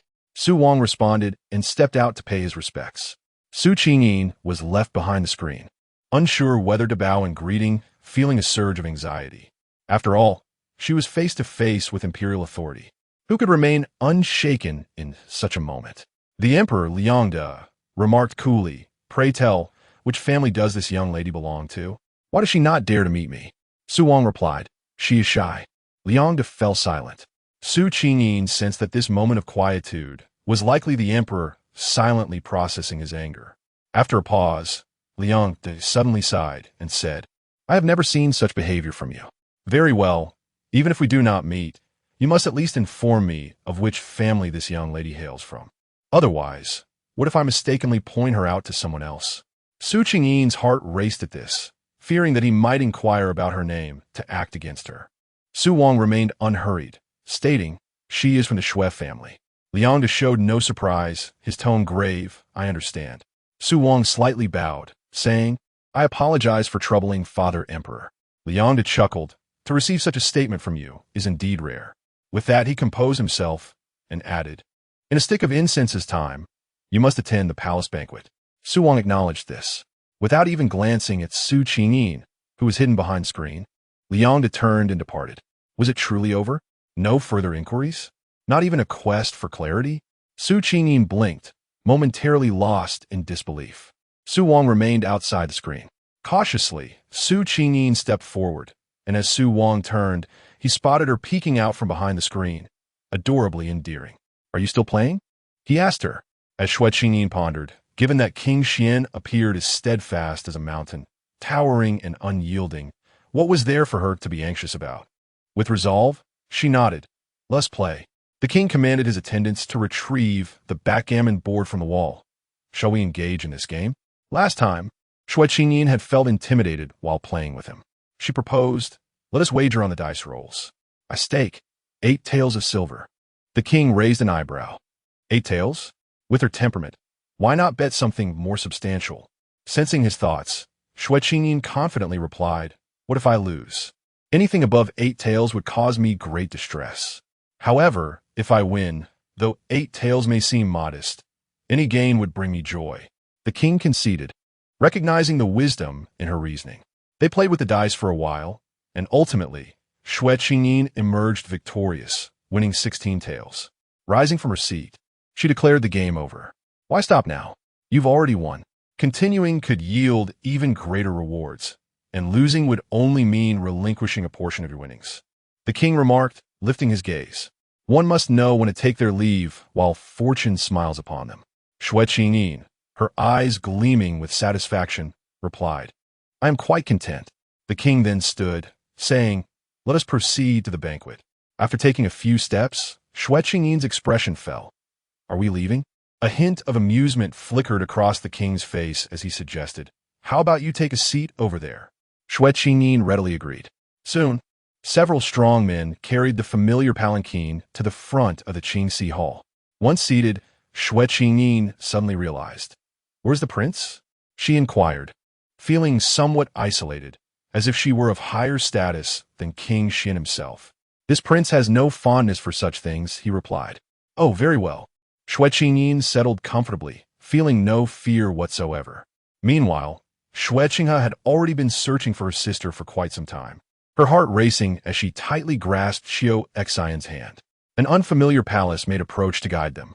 Unable to contain herself, Xue Qinghe asked, "Where has my sister, the esteemed Miss Xue, gone?" The maid chuckled. That is not something for the young lady to concern herself with. Left with no choice, Xue Qinghe fell silent. Once the maid seated them at the banquet, Xue Qingyin whispered. How disdainful. Why is it that only Xue Qingyin is regarded as noble? Do the rest of us deserve to be treated poorly? As Xue Qingyin grumbled, she suddenly spotted Xue Qingyin entering. Surely, the young lady has not been secretly meeting with His Highness the King? Do not speak such nonsense. What is nonsensical about it? You saw how intimate they were. Xue Qingyin felt a knot form in her chest. That is the king. She spat out, without parental consent or a matchmaker's word. How dare she act so freely? The young lady has no sense of decorum. Who knows which family the current emperor might favor for the king's bride? Such words were best left unspoken. Just then, a eunuch raised his voice, the tone lingering, announcing, "The emperor has arrived." A wave of trepidation swept through the hall, compelling everyone to kneel. Chapter 55. The engagement at the banquet. As Xue Qingyin completed her formalities, she felt a slight chill enveloping her. Upon raising her gaze, she noticed someone observing her intently. It was a middle-aged man of gentle demeanor, exuding an innate authority without the need for anger. Clad in a dragon robe, he possessed a strikingly handsome visage. Undoubtedly, it was the Emperor Liangde. In addition to Emperor Liang, the graceful consort Wan and an elderly lady with an elegantly styled high bun were also regarding her. She must be the Empress Dowager, perhaps? Being scrutinized by the three most powerful figures in the palace, Xue Qingyin, instead of feeling intimidated, grew resolute. She partook in the banquet's offerings without hesitation. After all, what alternative was there? Would she simply cease to exist in that moment? Such a display of composure revealed a depth of cunning, thought consort Wan. What a simpleton, mused the Empress Dowager. She bears a semblance of her father's charm, reflected Emperor Liang. Yet, the thought of the son that Xue Qingdong had raised caused his expression to darken once more. Unbeknownst to Xue Qingyin, the three sovereigns, while observing her, were forming entirely disparate conclusions. With the emperor present at today's banquet, the noble ladies were inevitably constrained in their actions. However, Xue Qingyin was not the only standout among them. The ladies of the Liu and Qiao families, whom Emperor Liang had initially considered for the Prince Xuan, also displayed a graceful poise. At that moment, the hall was filled with the sound of silk music, which alleviated some of the oppressive atmosphere. Xue Qingyin settled beside Xue Qinghe, tilting her head slightly to whisper, "Have you discovered who is behind your push?" Xue Qinghe hesitated momentarily. "You haven't found out?" Xue Qingyin frowned. "Surely you must know why I brought you here." Was it possible that Xue Qinghe was entirely oblivious to the purpose of the person hidden behind the screen? After a brief internal struggle, Xue Qinghe finally exhaled and replied, "I found out." Xue Qingyin, standing behind, widened her eyes, filled with a mix of frustration and disappointment. "Who is it?" Xue Qingyin perked up with interest. It was Xue Qingyin who discovered it. Xue Qingyin turned her gaze toward her. With a stiffened expression, Xue Qingyin realized that further deception was futile. Gritting her teeth, she began. Suddenly an idea struck her. After all, she was the only one who had heard the voice at that moment. The second young lady had been entirely unaware. Therefore, whoever she claimed it was, that would be the truth. Should the eldest lady end up antagonizing someone of higher status, while the true adversary continued to lurk in the shadows? The ensuing drama would be most entertaining. With this thought in mind, Xue Qingyin shook her head and timidly said, "No, perhaps it's best not to say. We might not be able to afford the consequences." Upon hearing this, Xue Qingyin's curiosity was further piqued. Which esteemed noble lady sought to undermine her, only to mistakenly identify Xue Qinghe as her target? "Fear not. Speak freely," Xue Qingyin encouraged. It was the young lady in the lavender dress, adorned with a delicate silver hairpin. Xue Qingyin instinctively turned to look, yet she did not recognize her. "Have I encountered her before? Do I hold any grudges against her?" Her maid appeared equally perplexed. Suddenly, Xue Qingyin spun back to face Xue Qingyin, a playful smile gracing her lips. "You aren't trying to deceive me, are you?" Xue Qingyin broke into a cold sweat, stammering, "Of course not. It's certainly not a deception." At that moment, Emperor Liangde's voice resonated throughout the hall. "Which one is the daughter of Minister Qiao?" The young lady adorned in a lilac dress gracefully rose and made her way to the center, bowing low as she declared, "I, Qiao Xinyu, pay my respects to your majesty." Xiao. Which esteemed official bears the surname Xiao? Xue Qingyin pondered. Unfortunately, the original occupant's mind was a blank slate, harboring nothing but thoughts of He Songning. At that moment, the Emperor Liangde chuckled and remarked, "Your father mentioned you in his letter of inquiry last month. Though he resides far in the Jiannan region, unable to care for you and your mother, I trust it has not caused you great distress." The Qiao young lady bowed once more, replying, "My father is esteemed by your majesty, and our household feels no hardship. We are filled with gratitude." The emperor inquired, "How is your mother faring lately?" "I dare not trouble your majesty. Each day grows warmer, and my mother's health is improving." "You must be 16 now?" Replying to your majesty, "I am 17. It is indeed time for you to consider marriage." In the 7th year of Long Fu, my grandmother passed away due to illness, and our household was engulfed in sorrow, leaving little room for other matters. "What a dutiful child," the emperor remarked. After a series of inquiries, he beckoned her closer, pointing to a dish of white dragon carp. "Your father has always had a fondness for this. You should taste it on his behalf." With that, he commanded a nearby young eunuch to serve the dish at Xiao Sinyu's table. To receive a dish from the emperor is undoubtedly a mark of honor. Xiao Sinyu quickly bowed in thanks, and then returned to her seat with proper decorum, eliciting envy from the other noble ladies. While they felt trepidation in the presence of the emperor, Qiao had already engaged in fluent conversation with him. Such is the advantage of having esteemed parents. At this moment, Xue Qingyin began to discern the significance of the Qiao family. Located in Jiannan, it indicated that her father was not a court official. The fact that a local official could provoke such a reaction from Xiao Sinyu suggested that her father was likely the regional governor, a powerful and significant figure. Indeed, a mere local official would not be so easily offended. Yet Jiannan is not particularly affluent, and in comparison, Xue Qingdong is no less significant. Unless, of course, Qiao Sinyu's mother also possesses a remarkable background, explaining the emperor's particular inquiry regarding her health.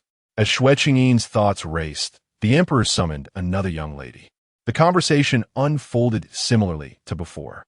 This time, the girl who approached the emperor was Lu, who had initiated a conversation with Xue Qingyin during the boat outing. Xue Qingyin realized anyone singled out by the emperor at a banquet, particularly regarding their age and potential for marriage, was likely signaling something to others. Lu and Xiao were evidently pre-selected candidates for the position of consort. The uncertainty lay in who was to be betrothed to Prince Xuan and who to Prince Wei. Furthermore, regarding what Prince Xuan had said about her being promised to Prince Wei, could the earlier proceedings in Qingxi Hall truly alter the emperor's decision? Was the emperor's resolve so easily swayed? As Xue Qingyin contemplated these intricate matters, she lowered her gaze and sipped her drink. Alas, what a dreadful taste! At this moment, Miss Lu concluded her conversation and returned to her seat. Xue Qingyin lifted her gaze once more, clearly observing the expressions of hope etched upon the faces of the other noble women. They all yearned to be called upon by the emperor. Although only a few words were exchanged, the prominence gained at this imperial banquet would surely be a source of pride for them for at least 3 or 4 years. Wouldn't it?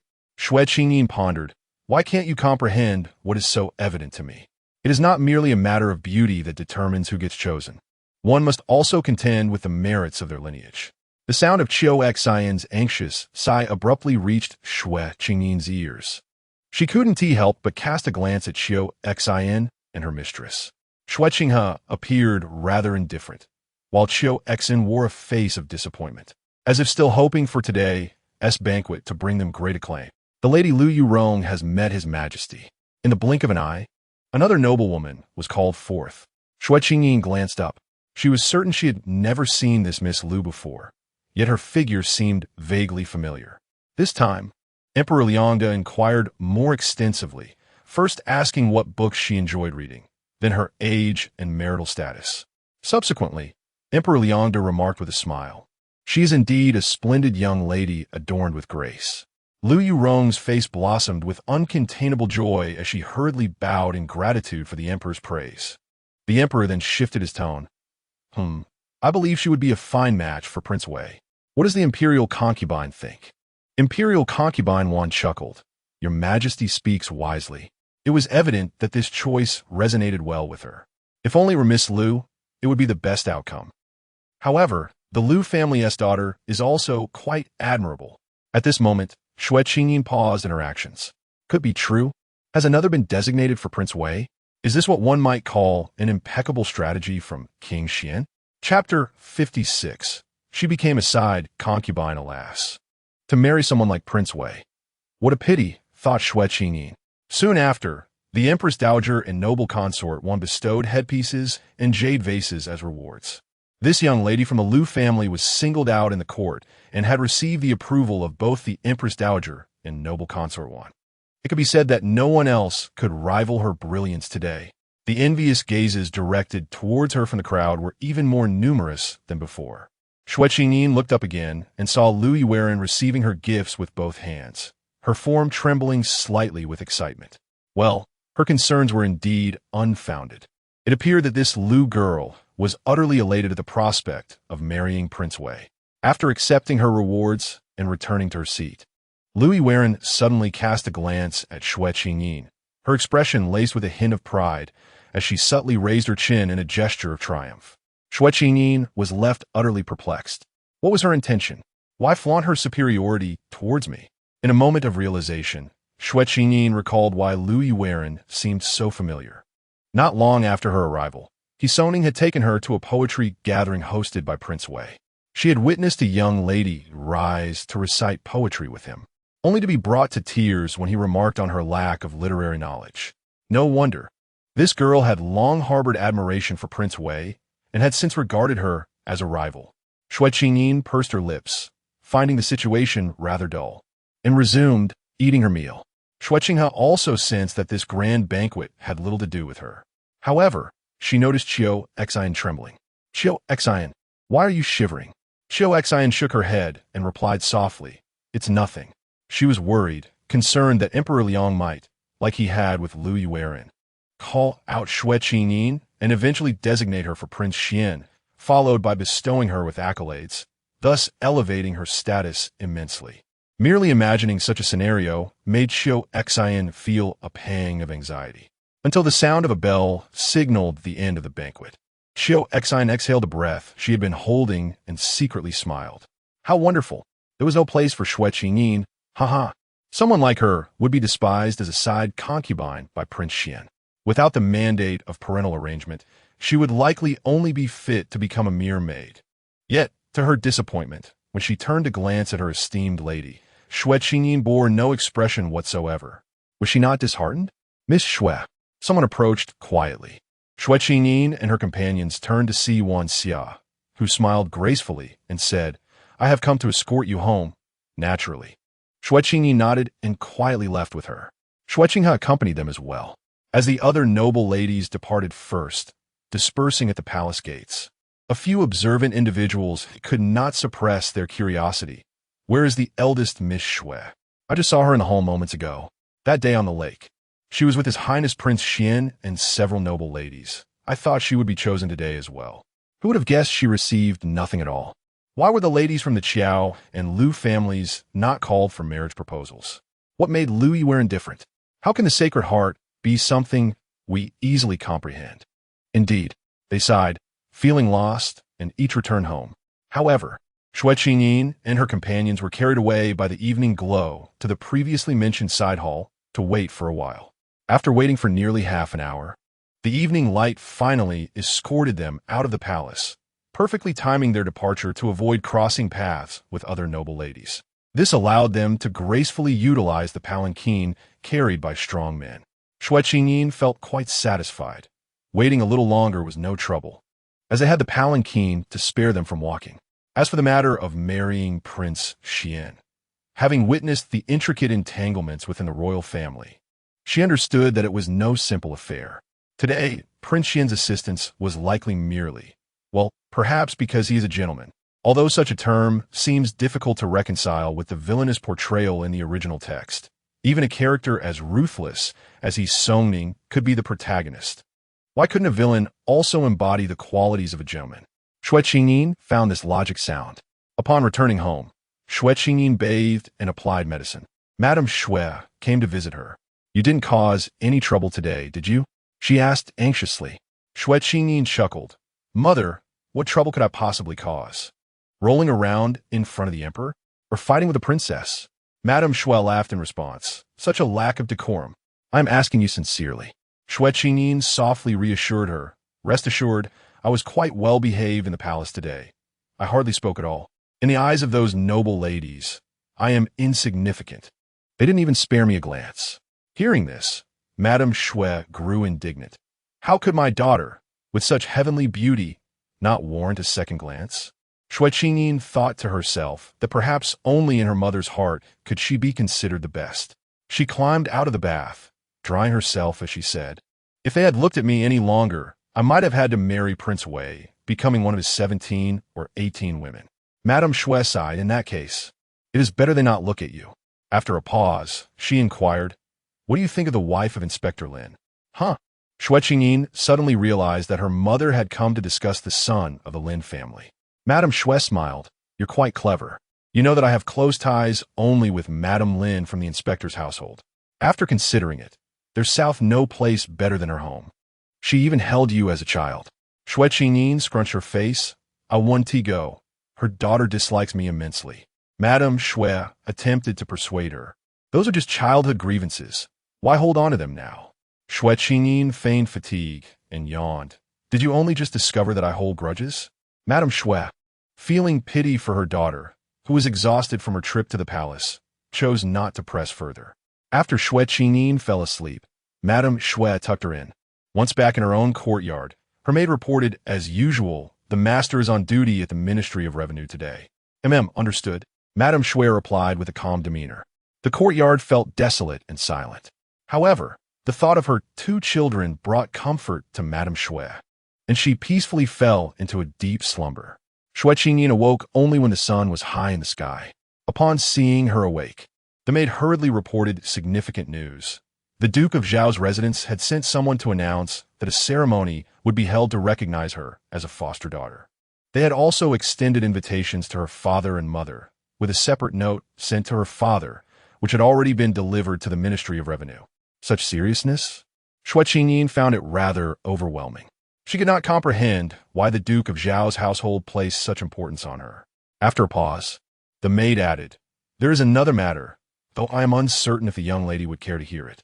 Just speak freely, Xue Qingyin thought, for I despise those who tease with suspense. The maid whispered, this morning, His Majesty decreed that Miss Xiao would be appointed as the concubine of Prince Wei, while Miss Lu would become his principal wife. That Miss Lu must be designated for Prince Xuan, right? Surely, they cannot bestow all 3 upon Prince Wei. Xue Qingyin clicked her tongue and pondered silently. The maid, troubled, continued, why has there been no imperial decree for the eldest young lady yet? Xue Qingyin laughed. I do not possess such audacity to entertain such thoughts, yet you have conjured them for me. The maid's cheeks flushed as she stammered. It is merely concerned that if the young lady does not marry Prince Xuan, she may lose even the chance with Prince Wei. Xue Qingyin playfully warned her, speak not of this lightly, or you may find yourself in peril. The maid quickly raised her hand to cover her mouth. I shall not speak of it. Xue Qingyin rose and summoned the waiting matron to come in and assist her with her grooming. This maid, being quite young, received a lesson from Xue Qingyin as she styled her hair. You have no idea how unfortunate that Miss Xiao's fate will be as the concubine to Prince Wei. The maid appeared puzzled. How could it be unfortunate? She will be a concubine, after all. Consider this. How many concubines does Prince Wei have? She will have to compete with countless others. In a month of 30 days, how many days could she possibly have Prince Wei spend the night in her chamber? Indeed, that is a valid point. But if it were you, it would surely be different. How so? Prince Wei would undoubtedly favor you above all others. And then, on some future day, his numerous wives and concubines might conspire to poison me? The maid fell silent. Xue Qingyin sighed. Moreover, with so many women, can he truly attend to them all? I fear he might be rendered incapable after just a few years. The maid's face turned crimson, and she stammered, unable to respond further. The matron, amused yet exasperated, remarked, how is it that the mistress speaks of such lewd matters? What kind of decorum is this? Xue Qingyin, beaming with mirth, replied, is it not true, Mama Zhong? Suddenly, the maid interjected, then for someone like His Highness Prince Xuan, who has not a single concubine by his side, does that not imply he is quite formidable in that regard? Xue Qingyin nearly choked on her tea. But after a moment's contemplation, she conceded. You have a point there. This left Mama Zhong fuming, hands on her hips. At that moment, His Highness Prince Xuan stood before Emperor Liangde, who wore a stern expression, his face betraying his displeasure, as he queried, "Why not? If you favor that Xue girl, I shall appoint her as your concubine. Let the Lu lady be your principal wife. As your father, am I not being generous enough to you?" Chapter 57. The heaviness of filial sins. The attendant, sensing the tense atmosphere, hastily bowed his head to pour tea for Emperor Liang. As a close servant to the emperor, he could act boldly without fear of reprimand. Yet, unexpectedly, Prince Xuan reached out, seizing the celadon pot from the attendant's hands, and personally poured a cup of tea for Emperor Liang. The emperor's expression softened slightly. In a gentle tone, Prince Xuan then confessed, "My sins are too heavy. I lack the capacity to love another." Emperor Liang slammed the celadon cup onto the table, rebuking, "I will not allow you to speak in such a manner. Those you have slain are nothing but treacherous ministers and rebellious scoundrels, or the barbarous tribes from the north and south. Today, the great Liang is at peace. With joyous songs and dances, you have contributed to this harmony. Can such actions be deemed as sins?" Prince Xuan remained silent. The emperor continued coldly, "As a son of the imperial family, it is a blessing for them to marry you. What does it matter if you do not love? Sitting as a princess, she brings unparalleled honor to herself and her family. Is that not enough?" However, the emperor soon shifted his tone, sighing, "Enough of this. I understand your concerns. Your ailment." He hesitated, ultimately stating, "Let be as you wish. But regarding the Empress Dowager, never mind." The emperor fell silent. Prince Xuan pretended not to hear the latter part, bowing in gratitude to Emperor Liang. "You may leave. I am feeling somewhat weary," the emperor said, resembling a heartbroken father, cradling his forehead with one hand, refusing to meet Prince Xuan's gaze any longer. Upon Prince Xuan's departure, the deputy general, Fang Qingzhong, promptly approached him. "Your Highness, do you intend to marry Miss Xue?" "Indeed," Prince Xuan replied expressionlessly. "She is the most suitable, is she not?" However, he knew it would not be easy for Emperor Liang to issue a decree. But it matters not. Today is merely the beginning. Fang Qingzhong nodded, remarking, "It is rare for a prince to have someone he favors. Do I favor her?" Prince Xuan thought fleetingly as he walked slowly towards the palace exit. As he passed the towering gray brick walls, their height made the path appear narrow, and upon raising his head, the sky seemed compressed into a thin line. Beneath those high walls lay the lives of countless individuals, buried and forgotten. He wondered whether Xue Qingyin would still smile so freely after entering the prince's residence. "Have Du Hong Xue send some items to the Xue residence tomorrow," he instructed. "Yes," he paused and added, "You mentioned last time that the maternal family of the Xue family's illegitimate daughter is. They reside in Xingping County.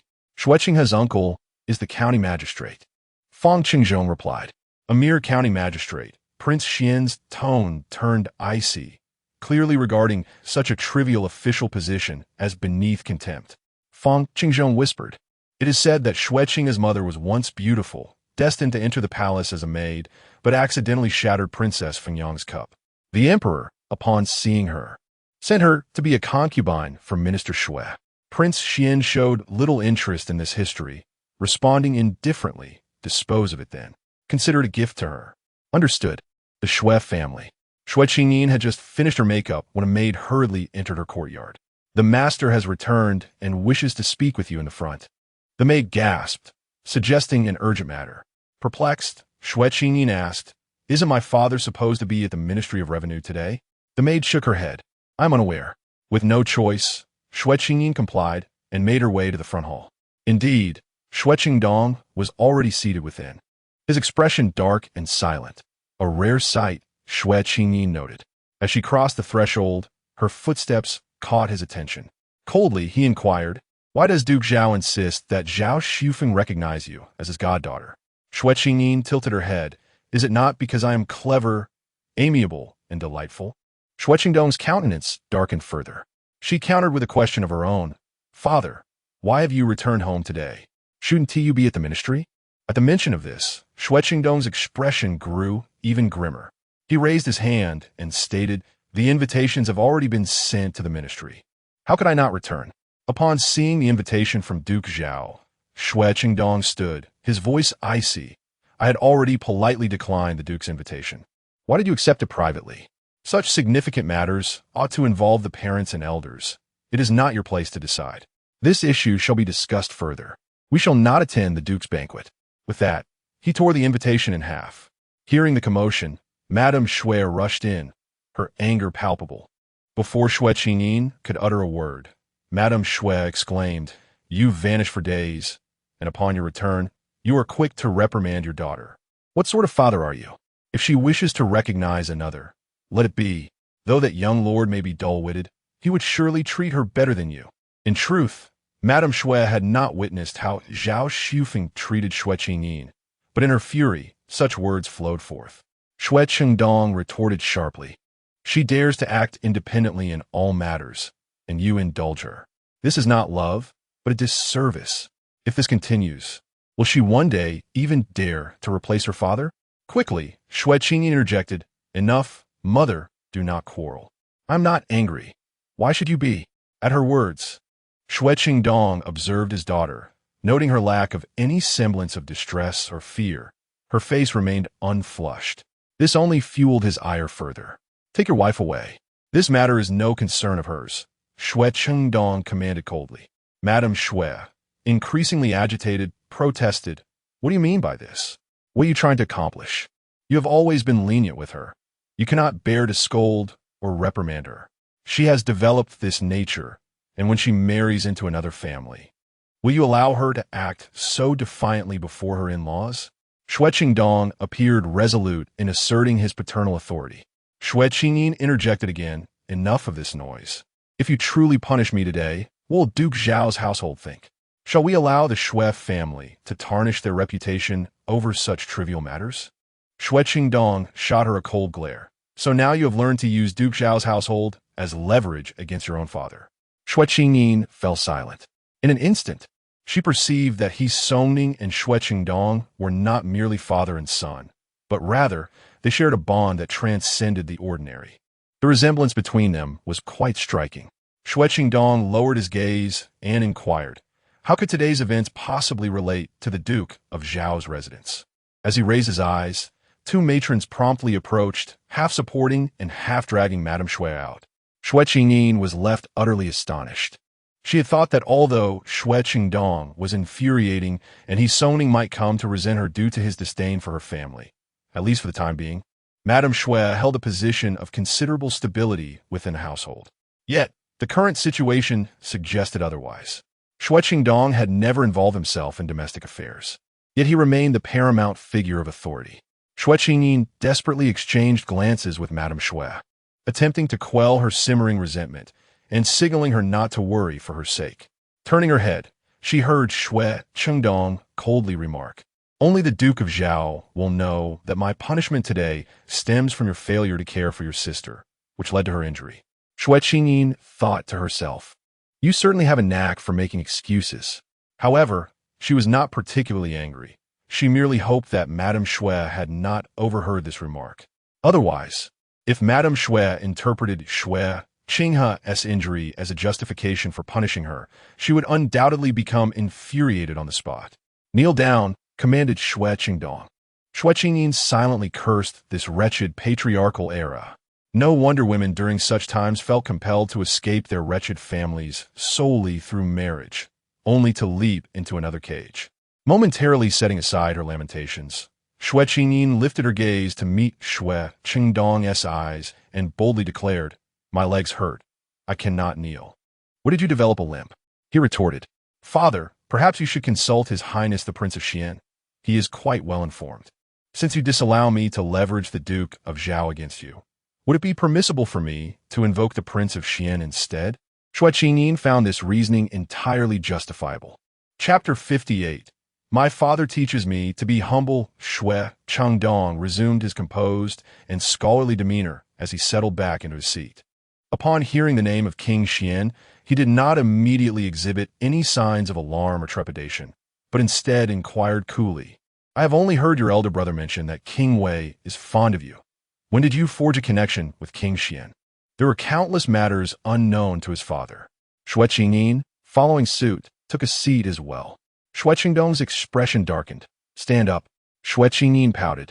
"Did I not just inform father that my legs are sore?" "Such weakness," Xue Qingdong retorted coldly. "Am I not entitled to a moment of delicacy as the daughter of a distinguished minister?" Xue Qingyin countered. Xue Qingdong realized she had become increasingly adept at arguing her case. Continuing this futile dispute would indeed be unbecoming. He shifted his tone to one of icy finality. "I do not care where you met His Highness King Xian or what bond you may have formed. I can assure you unequivocally that you shall not marry him. The emperor would never consent, let alone the empress dowager." "Why not?" Xue Qingyin inquired with feigned curiosity. Xue Qingdong found her audacity amusing. "Have you come to me for wisdom? One must ask when in doubt. After all, you taught me to be humble." Xue Qingyin defended herself.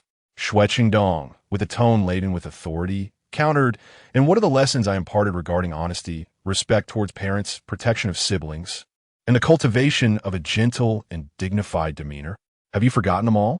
Xue Qingyin blinked innocently. "When did you ever teach me such things? In a dream, perhaps?" Xue Qingyin. Xue Qingdong barked sharply. "Am I not before my father? What more could he call me?" She retorted, pouting, "I am quite obedient. Unlike the last time I fell ill, calling for father time and again without seeing him return." In truth, she had likely called for He Songning instead. Yet, regardless, she insisted it was Xue Qingdong, and who could dispute her claims? Xue Qingdong was momentarily speechless, his words caught in his throat. Nevertheless, he maintained his paternal authority. "Are you lamenting your father?" Xue Qingyin sighed softly. "What daughter would dare? If I truly possessed such audacity, I would have long since urged my mother to remarry." Xue Qingyin. Xue Qingdong found himself both exasperated and amused. Outside, Madame Xue, unable to discern the scene within, could only hear the echoes of her husband's wrath. Rarely had she witnessed Xue Qingdong lose his composure in such a manner. Her heart raced with anxiety, fearing for Xue Qingyin's well-being. Observing that Xue Qingyin showed no fear of him, Xue Qingdong felt a surge of frustration. Yet, that anger was swiftly tempered. In the past, this daughter had indeed behaved like a complete fool. He had often pondered whether her foolishness stemmed from some prenatal misfortune, which had also ensnared her mother in its grasp. Countless times, Xue Qingdong had wished to counsel Madame Xue against indulging her, but each time the subject arose, she would become immediately agitated. Now, her behavior incited his ire even more than before. However, Xue Qingdong could not help but acknowledge that this indeed bore some semblance to his daughter's likeness. With his gaze cast downward, he pondered quietly for a moment. He refrained from employing the previously mentioned base tactics, instead elucidating the advantages and disadvantages to Xue Qingyin. Marrying the Prince Xian was an impossibility, yet the Prince Wei was a viable option. Xue Qingyin reminded him that the Prince Wei was already betrothed. "And so what?" Xue Qingdong replied. "The Prince Wei is fond of you, while concubine Wan harbors no affection. His Majesty would be rather pleased to see you sow discord between them." His tone, cultured and refined, belied an underlying arrogance akin to that of He Songning. Xue Qingyin murmured, "Father is indeed quite knowledgeable. The Prince Xian has expressed similar sentiments. It appears that the astute share a common line of thought. Yet, all of this presupposes that you have not acknowledged Zhao Shufeng as your father. Oh, ultimately, it is still a reluctance to have her recognize another as her father." Xue Qingyin mused. "Do you think concubine one enjoys favoritism?" Xue Qingdong suddenly inquired. Having consumed her fair share of palace intrigue dramas, Xue Qingyin thought to herself that this was a conclusion she could easily deduce without the need for intellect. Swiftly, she replied, "The more favored one is, the more they are akin to oil on a blazing fire." Xue Qingdong could not help but regard her with renewed interest and continued, "Indeed, concubine one's family is well connected among the literati. The Duke of Zhao has long been revered in the martial realm. The union of civil and military power is something the emperor would certainly not wish to witness." If you aspire to a lofty marriage, you must not entangle yourself with the Duke of Zhao's household. Do you comprehend? As your father, it is fitting for me to intervene and refuse this matter. You need not concern yourself with it. Xue Qingyin exhibited a magnanimous demeanor. Today's incident I shall consider as a momentary lapse on your part. Striving for your own interests is commendable, yet you should not direct your arrows at your own father. Should this occur again, matters will not be so easily resolved. He gently patted Xue Qingyin's head, resembling a loving father, albeit not entirely convincingly. I shall truly regard you as a dutiful child. Qingyin, be wise. Xue Qingyin could not help but gaze up at Xue Qingyin, inquiring, is it always necessary for you to meticulously account for everything? Is it not acceptable to be a clever person? It is well and good. Yet if one is to be clever in all things, one risks losing their humanity. She replied in a measured tone. Xue Qingyin's voice grew slightly cold. What is your implication, Qingyin? It matters not how high a marriage one seeks. It is rare that one is regarded favorably, Xue Qingyin asserted. I still intend to visit the Duke of Zhao's residence. She feared the day would come when she truly integrated into this dynasty, becoming one who calculated every gain and loss. Xue Qingyin's brow furrowed as he looked at Xue Qingyin with disappointment. You still lack wisdom. Then let me lack wisdom. At least I shall ensure that I protect those I wish to protect at critical moments, draw near to those deserving of closeness, and love those worthy of affection. Without regard for gains or losses, Xue Qingyin replied with unwavering conviction.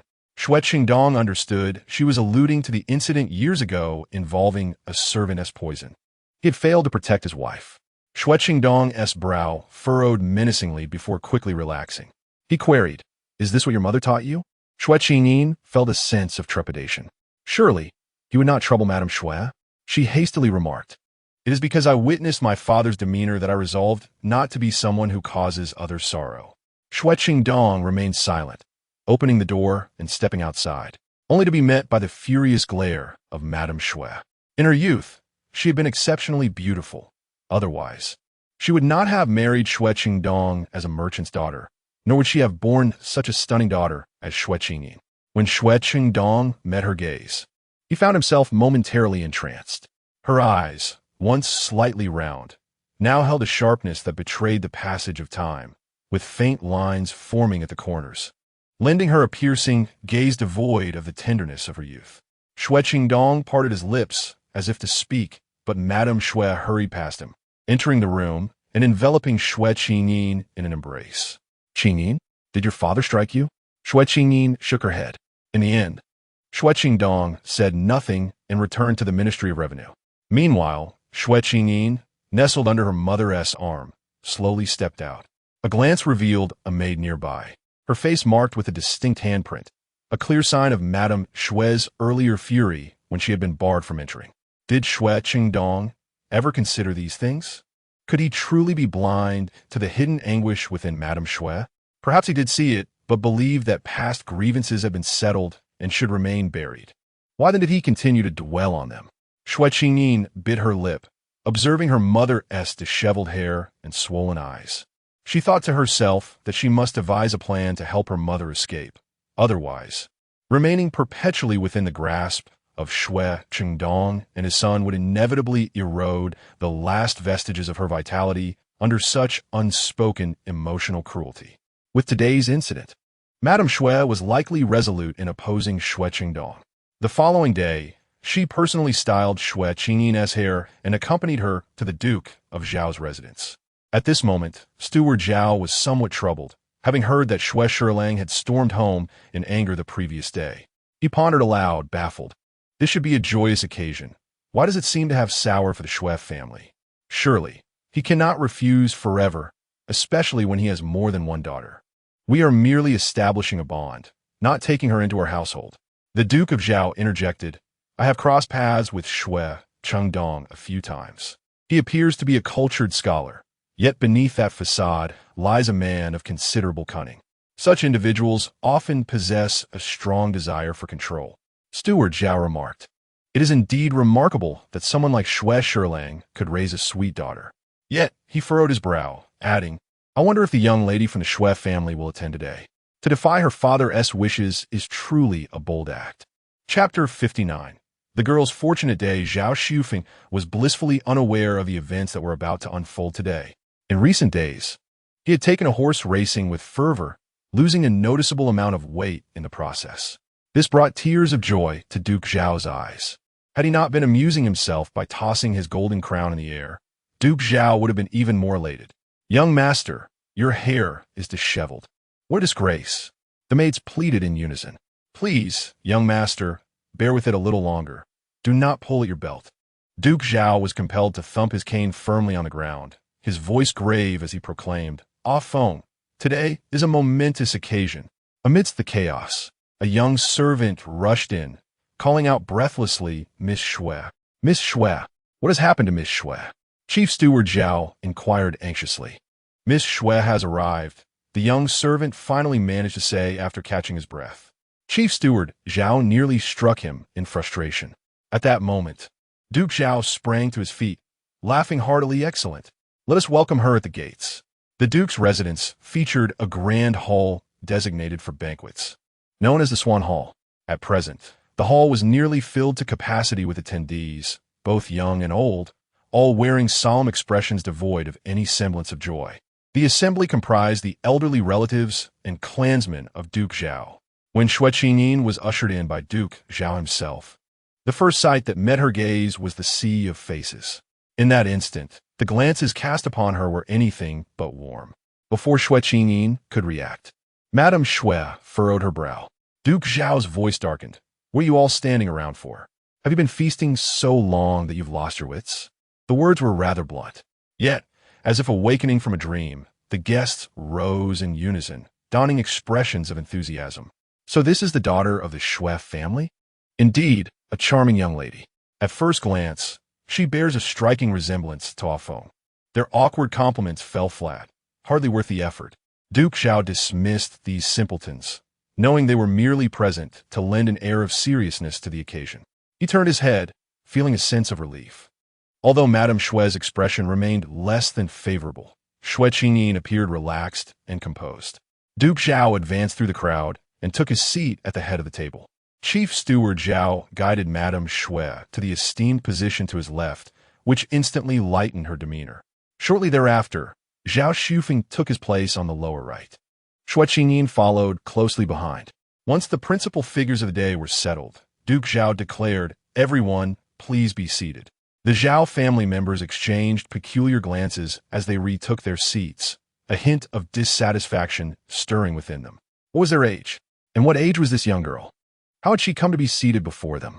"Serve the tea," Duke Zhao commanded, his voice steady.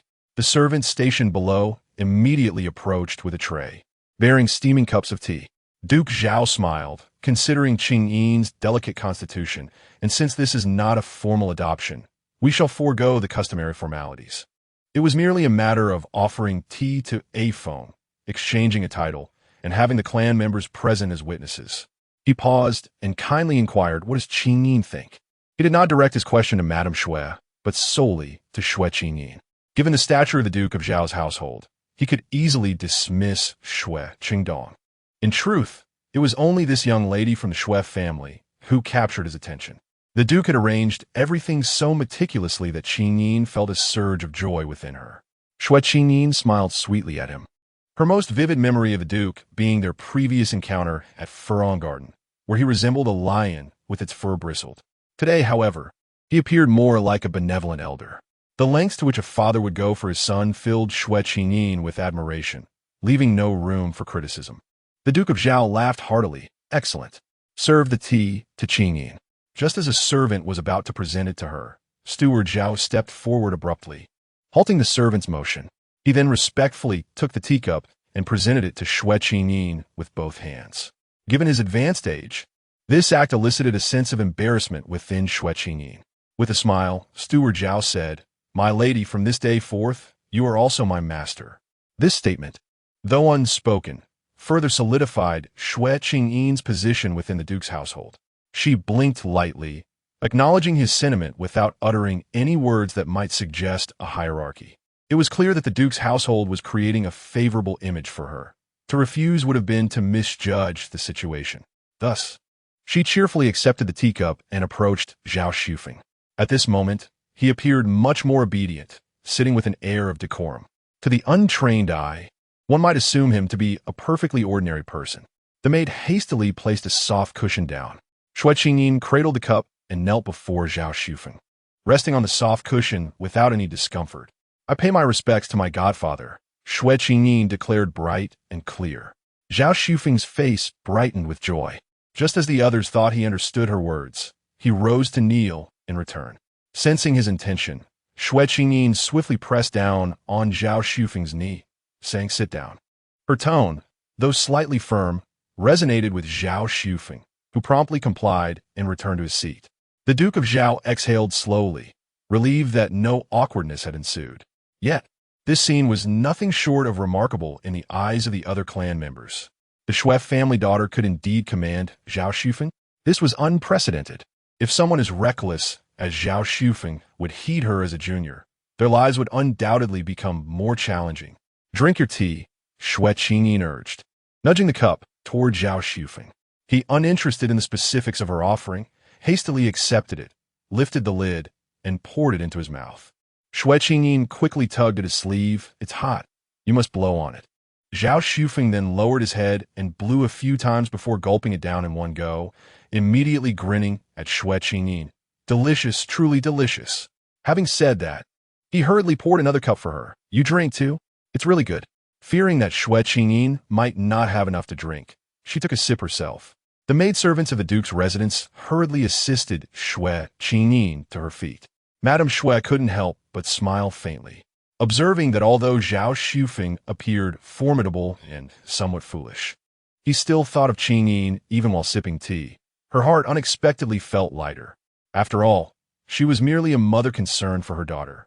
And considering that Duke Zhao's actions today stemmed from a genuine affection for his son, she couldn't help but sigh, finding the people of the Duke's household suddenly more endearing. Xue Qingyin smiled at Duke Zhao and said, "Shall I toast you with a cup of tea?" Duke Zhao replied, "Certainly." He lamented that he would never again taste the tea brewed by a daughter-in-law or see grandchildren surround him.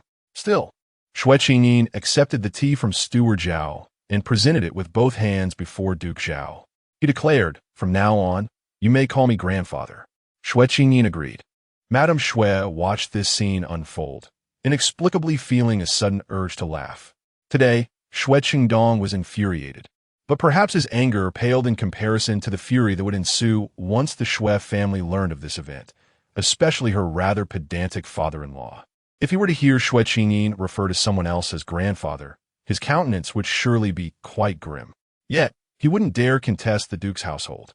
As Madame Xue pondered this, she couldn't help but clap her hands in laughter. Seeing Madame Xue so delighted, Duke Zhao also felt a surge of joy. In that moment, the atmosphere in the Duke's residence was filled with merriment. The tea was indeed as delightful as Ah Feng had claimed, smooth and sweet. Duke Zhao laughed heartily. Meanwhile, in the Xue household, Xue Qinghe was awakened by her maidservant, Qiu Xin, whose face was alight with excitement. Upon seeing her expression, Xue Qinghe sensed that it might not bode well. The last incident involving the imperial physician had already caused quite a stir. What could it be this time? "Second miss, someone from Ruxiangji has come to make you a new dress." Ruxiangji? Xue Qinghe was taken aback.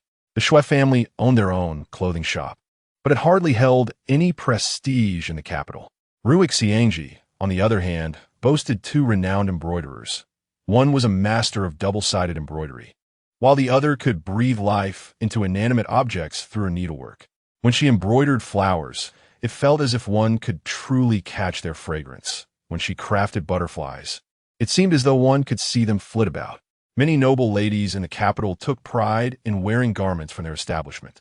Xue Qinghe only possessed a single dress from Ruxiangji, a gift from Yisongning, which she had been reluctant to wear and had tucked away at the bottom of her trunk. After noticing she hadn't worn it, Yisongning had not brought her any more since. Now, the very establishment was coming to tailor a dress for her, them in a custom fit, crafted just for her. Such matters typically required notification to the household. Didn't they? Xue Qinghe questioned, puzzled. How could Madame Xue possibly allow this?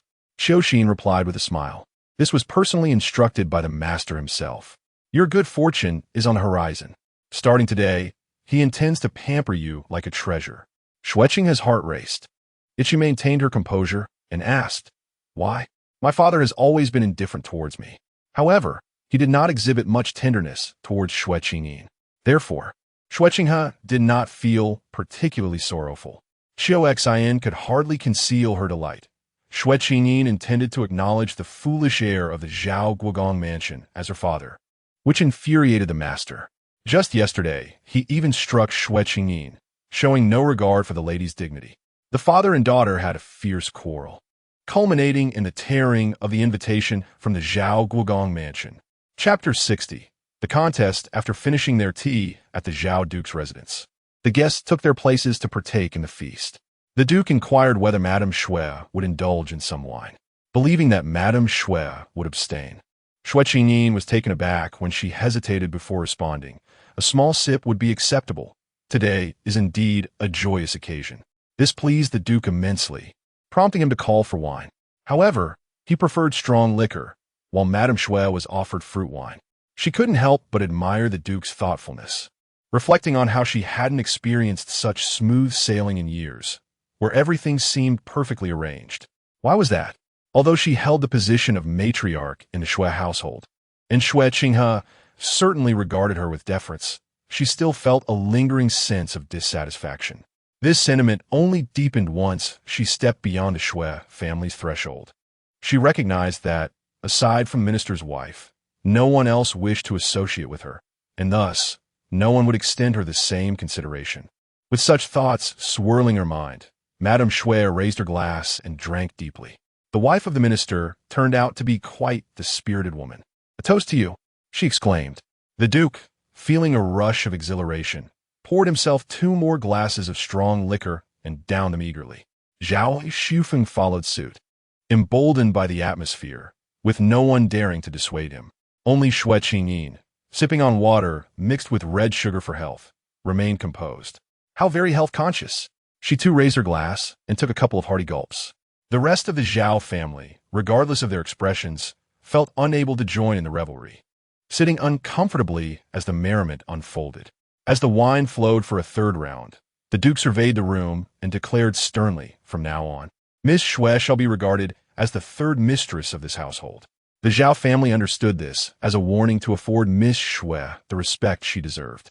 Naturally, as the goddaughter of Ah Feng, no one would dare act with disrespect towards her. Indeed, we hope that Miss Xue no. We hope that Qingyin will engage more frequently with us, her relatives. Xue Qingyin merely smiled and raised her glass in silence. It would be wise, of course, to avoid mingling with the Zhao family, to prevent any unwanted entanglements, and to avoid misunderstandings with the Duke. Observing her demeanor, the Duke discreetly acknowledged her behavior with a silent nod. A father, after all, cannot help but think deeply, wishing to foresee every eventuality. He did not wish for Miss Xue to be cunningly clever, yet he also did not want her to be so naive as to be led astray, potentially causing unintentional harm to Zhao Xufeng in the future. However, from what he had seen, there were no flaws to be found. The banquet soon concluded. As they departed, the Duke had 2 large boxes of gifts brought forth. With no female relatives in the household, these items were originally part of Pearl's dowry. "Today, they rightfully belong to you," he stated, pausing to add, "Pearl was my wife. You should address her as grandmother." "Thank you, grandfather and grandmother," Xue Qingyin replied softly. The mention of his late wife brought a sudden somberness to the Duke. Yet he took solace in the fact that Xue Qingyin still remembered to express gratitude for Pearl, even though she could no longer hear it. The Duke of Zhao's lips curved into a faint smile as he directed the steward Zhao, have the guards escort Lady Xue and Qingyin back to the estate. The steward replied promptly, "You have consumed quite a bit of wine today. You should rest with the young master. I will ensure everything is taken care of for the young lady." The Duke nodded slightly. The atmosphere at the Duke's residence immediately grew quiet, and he turned to walk inside, taking Zhao Xufeng's hand. Zhao Xufeng glanced back at Xue Qingyin with lingering affection. Xue Qingyin thought to herself that would be wonderful if the father and son could enjoy life a bit more. "Please, young lady," the steward's voice interrupted her reverie. Xue Qingyin nodded and climbed into the carriage with Lady Xue. Once settled, she noticed Lady Xue offering a smile filled with both relief and emotion. Qingyin, today I realize you have truly grown up. You surpass your mother. Unsure if her mother had been affected by the wine, Xue Qingyin quickly nestled into her embrace and whispered, "In my heart, you will always be the most formidable." Lady Xue laughed heartily, her laughter resonating with joy. Unfortunately, this happiness could not be sustained for long. Upon their return to the Xue residence, the Duke's guards began to carry in the 2 large boxes of gifts. The servants of Xue household marveled at such a spectacle in silence. Lady Xue was assisted inside by her maid. The maid furrowed her brow and remarked, "Madam, why did you drink so much? Even if the master sent Xue Xiang to make clothes for the second young lady, you should not act out of spite." Lady Xue paused. "What?" The maid slapped her forehead and said, "I forgot. You left first. How could I know Xue Xiang was coming?" Lady Xue initially wanted her to elaborate, but then reconsidered, finding it trivial to dwell on such minor details. She replied coolly, "The second young lady is of age. She should have a few fine garments made. So let it be." "Are you not concerned, madam?" the maid asked in astonishment. "Concerned about what? Should I let others say I lack generosity as a stepmother? Qingyin is improving day by day, and Ning will soon participate in the spring examinations. Everything else is of no consequence to me." "But," the maid pressed anxiously, "the master instructed the steward to allocate 2 shops for the second young lady to practice. Do you not care?" "What?" Lady Xue's expression shifted instantly. If it were merely about making clothes, it would be acceptable. However, suddenly granting Xue Qingyin a shop, yes, if it were for her future marriage and management, it could be justified. But why did both matters coincide on this very day? Anyone with discernment could see that this was a deliberate challenge to the eldest young lady. Or perhaps, if one were to think deeper, Xue Qingdong was signaling to them both that without his endorsement and authority, titles such as matriarch of the Xue family or the rightful heiress to manage the estate amounted to nothing. Xue Qingyin had justified him, and he could nonchalantly elevate the second young lady. Perhaps the wine had clouded her judgment. Perhaps it was due to the lingering resentment from that day when Lady Xue was kept outside. Or perhaps, after a day of drinking, she suddenly comprehended certain truths. Lady Xue, in a fit of anger, hurled her teacup, "Xue Qingdong." She spat out his name through gritted teeth. Her mind was in disarray. Go summon the second daughter, then proceed to the Ministry of Revenue to seek the master. She resolved that today she would no longer endure. She yearned to unleash her wrath and confront Xue Qingdong with clarity. At that moment, Xue Qingyin could not help but let out a soft sigh. She pressed her temples. Yet, deep down, she sensed that this was a fortuitous turn of events. "Mother, please refrain from such actions," Xue Qingyin gently advised her. "Qingyin, this matter cannot be approached with leniency. I know you fear such scenes. Return to your courtyard, and I shall handle this matter with clarity," Lady Xue replied coldly. Unfazed, Xue Qingyin maintained her calm demeanor, responding gently. "Do you not understand Father's temperament, Mother? If you vent your anger on Xue Qingyin today, Father will perceive it as a deliberate affront to his dignity, and then what? He is the head of the household." Xue Qingyin rationally articulated this truth. As a married woman, what authority does a mistress hold once her husband seeks to strip it away? Can Lady Xue truly expect support from a merchant family? Lady Xue gritted her teeth. Just as in the past, there may yet be a resolution. Things are different now. Mother, back then, I was poisoned and nearly perished. Today, it is Father who intends to discipline me. What pretext would you have to create a scene? Lady Xue fell silent. Her eyes were bloodshot, and the muscles in her face twitched slightly. Xue Qingyin, filled with compassion, embraced her, saying, "Mother, let us depart." "Where to? Back to your maternal home?" Lady Xue finally emerged from the overwhelming shock, nodding heavily. "Very well." Xue Qingyin understood well that he Songning and Xue Qingdong shared many similarities. Dealing with such individuals required a strategy of retreating to advance. A fierce confrontation would only exacerbate the division between them. Moreover, Lady Xue had borne the stigma of jealousy and malice for far too long. She could not afford to accrue more infamy. One day, she wished for Xue Qingdong to seek a return to the household. Chapter 61. Returning to one's parental home, Madame Xue intended to leave. Yet no one in the residence dared to act. Although she had previously been blocked at the door and recognized that her authority as the mistress was trivial compared to that of Xue Qingyin, today was the moment that truly opened her eyes. Until now, the facade had been maintained, preventing her from grasping the cold and harsh realities lurking beneath. With a cold laugh, Madame Xue remarked, "Well, it seems now that none of you can be relied upon. Madam, as before, why not wait for the master to return and then speak to him?" A nearby servant suggested with a troubled expression. Madame Xue took a step forward, feeling a wave of darkness before her. At that moment, Xue Qingyin reached out to steady her, saying, "Nong Xia, go fetch those soldiers back." Nong Xia, Xue Qingyin's personal maid, was closely tied to her, as her mother had nursed Xue Qingyin in her infancy. After a brief hesitation, she understood that the moment of decision had arrived. "I shall go at once," she declared through clenched teeth. The personnel from the Duke Zhao's residence had not yet departed when they were called back. Xue Qingyin stood firm, seemingly bearing the weight of the situation. She directed them to move the boxes outside with ease. "Gather everything of value from my mother's room," she instructed. Madame Xue paused, beginning to sense her daughter's intentions, and lowered her voice to ask, "Are we not returning?" Xue Qingyin understood that despite Madame Xue's grievances toward Xue Qingyin, given her background and upbringing, she could never conceive of a permanent separation from him, let alone a divorce. Instead, she reassured her, returning will be a matter of father coaxing mother back. Madame Xue fell silent. The servants hurriedly packed their belongings and loaded them onto the carriage. Madame Xue did not take any of the household servants with her, only those whom she had brought from her parental home. In contrast, Xue Qingyin brought every single person that he Songning had assigned to her. Among them was a slightly older maid named Zhishu, who was adept in martial arts and usually composed. Today, however, she appeared flustered, eager to rush to the outskirts to inform he Songning. "Miss, think carefully. If you and the madam leave, it will escalate the situation beyond control." Xue Qingyin simply asked, "Are we leaving or not?" Zhishu bit her lip. "Your brother entrusted you to me, thus you must obey my orders." Xue Qingyin chose not to engage in further debate. Zhishu lowered her head, instantly silenced.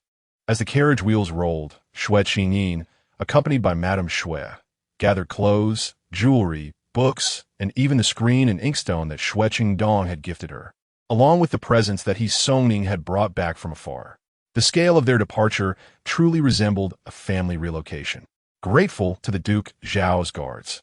For without them, even if she wished to show her father a cold shoulder, she would be unable to do so. The carriage sped away, seemingly in fear of being pursued. Madame Xue, worried about Xue Qingyin's discomfort from the jostling, pulled her into an embrace. After a considerable pause, she remarked, "Given your father's temperament, I fear he will not bow down to retrieve us. Our departure may well become a subject of ridicule." Xue Qingyin was taken aback. She looked up at Madame Xue and said, "Yet, mother has still decided to accompany me." For a fleeting moment, Madame Xue appeared lost in thought before softly responding, "Indeed. Perhaps after all these years, I have grown weary. It is you, Qingyin, who has bestowed upon me the courage. The Duke Zhao's household truly treats you with sincerity, beyond reproach. I need not fret over your brother's future anymore. We need not rely on your father for everything." Upon uttering the last sentence, Madame Xue exhaled deeply, as if she had expelled the burdensome melancholy that had long resided within her heart. Today's resolute departure fulfills the aspirations Madame Xue had once harbored but could not realize due to various constraints. Xue Qingyin nestled deeper into her embrace, reassuringly declaring, "Mother, I am here. I shall ensure that you do not meet the same fate as in the original tale. A good mother deserves a favorable ending, does she not?" The Xu family resided in the southern part of the city, their estate slightly more expansive than that of the Xue family. After all, Xue Qingdong had long ago separated from the main family and, having attained the position of deputy minister, built a residence of his own. In contrast, the Xu family possessed considerable wealth and, with a household of nearly 100 inhabitants, naturally required a larger abode. As soon as Xue Qingyin and her party arrived at the Xu family's doorstep, they stirred the household into a flurry. "The young lady has returned." "What, the young master?" Has he returned with her as well? The entire Xu family soon buzzed with excitement. Upon disembarking from the carriage, Xue Qingyin was greeted by a throng of eager faces. At the forefront stood a middle-aged man, her second uncle, Xu Qi. It is said that the Xu family originally operated a pharmacy, and thus many descendants were named after medicinal herbs. Xu Qi derived his name from astragalus, while Madame Xue's maiden name, Xu Ji, was inspired by the white atractalodes. What day is it today? My sister has brought back my splendid niece. Suki et Galim, his words tumbling forth in rapid succession, leaving little room for interruption. He continued, and where is my brother-in-law? A sense of foreboding began to creep into Xue Qingyin's mind. It was likely that the Xu family was not a reliable refuge. We had a quarrel, and it is only Qingyin and I who have returned, Madame Xue stated coolly. Xu Qi's expression stiffened. What was the quarrel about? Was it regarding that illegitimate daughter? How many times have I cautioned you against this? Madame Xue's countenance darkened gradually. Observing this, Xue Qingyin interjected sweetly, Uncle, we cannot stand here conversing in the cold. Xu Qi managed a strained smile. Indeed, let's go inside. Our Qingyin cannot endure fatigue. He thought to himself that Xue Qingyin was inherently frail, yet she was the only leverage his sister possessed against her husband. Are all these gifts brought back by my sister? A woman's voice suddenly intruded. Xue Qingyin turned to see her aunt, Madame Gui, slightly older than Xu Qi. Madame Gui bore deep lines around her eyes and brow. She had a round face, with remnants of her youthful allure lingering between her brows. Upon her smile, the flesh of her cheeks gently crinkled, rendering her expression excessively ingratiating. Xue Qingyin struggled to dredge up a fragment of memory. Her relationship with her uncle and aunt was rather ordinary. It was due to her fortunate countenance and her promising appearance that the venerable patriarch of the Xu family arranged for her to marry into their household. What are you staring at me for today, aunt? Is there something on my face? Guisher hastily touched her cheeks. Xue Qingyin responded with a smile. Aunt, you look even more beautiful. Guisher thought to herself that it was a rare occasion to hear such a compliment from this little ancestor, and she beamed widely, nearly grinning to her ears. Xue Qingyin then instructed the guards to carry the boxes inside, while inquiring, will mother and I still reside in the same courtyard? These items are essential for our daily needs. Instantly, the smile vanished from Gishi's face. Xu Qi solemnly asked, Sister, how long do you intend to stay upon your return?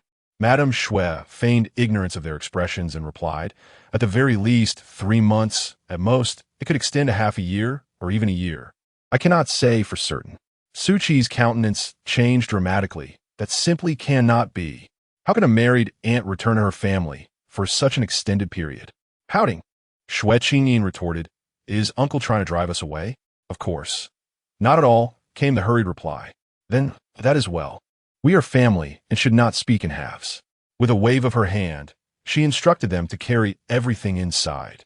Only then did Xu Qi notice that a troop of soldiers was following behind. A shiver ran through him as he asked, what is this? Although Xue Qingdong held the esteemed position of Assistant Minister of Revenue and was quite formidable, where would he find the authority to command such a multitude of soldiers?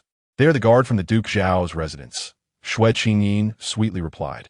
I thought these boxes were rather heavy and unmanageable, so I borrowed some help from my grandfather. Upon hearing the first half of her statement, Xu Qi was filled with trepidation. Merchants feared officials, and they feared soldiers even more. But upon hearing the latter part, he could not help but wonder, how could old Master Xue lend you soldiers from the Duke's household? Who said it was that grandfather? Xue Qingyin exclaimed. It is Duke Zhao, my grandfather, the new one. Xu Qi was rendered speechless, utterly bewildered. Could one truly distinguish between new and old in such matters? Chapter 62. Your Highness. Lend me in the evening. Xue Qinghe was summoned to the main hall for dinner. She respectfully greeted Xue Qingdong, only to discover that the table was set for just the two of them. Where were the others?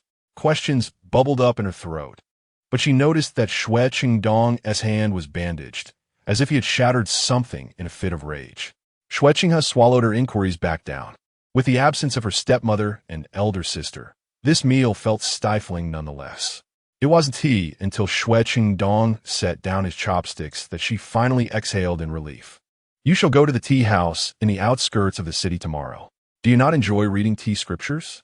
It would be better entrusted to you than to your sister. The accounts for Lingxiu Pavilion will also be delivered to you tomorrow. Xue Qingyin spoke briefly before rising to leave, devoid of any warmth.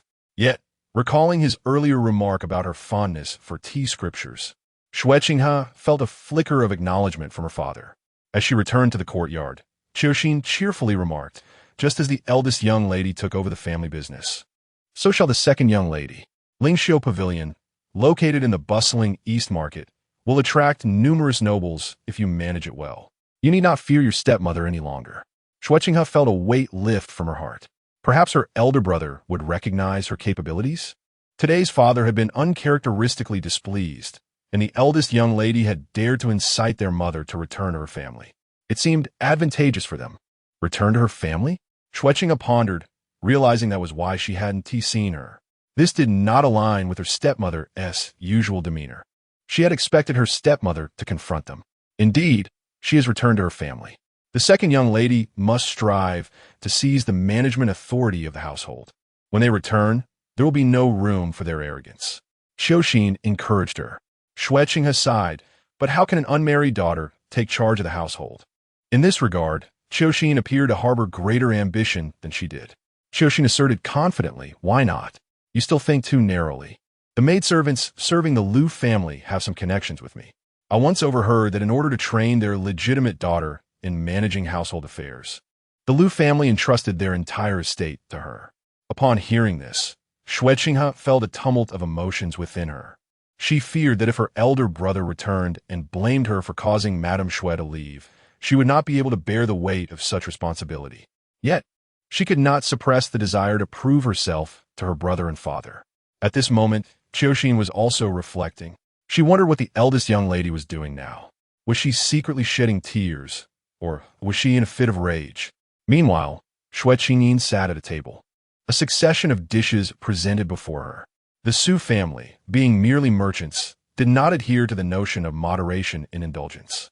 They had hired a Huayang chef, who had put forth great effort today to prepare several signature dishes, all served exclusively to Xue Qingyin.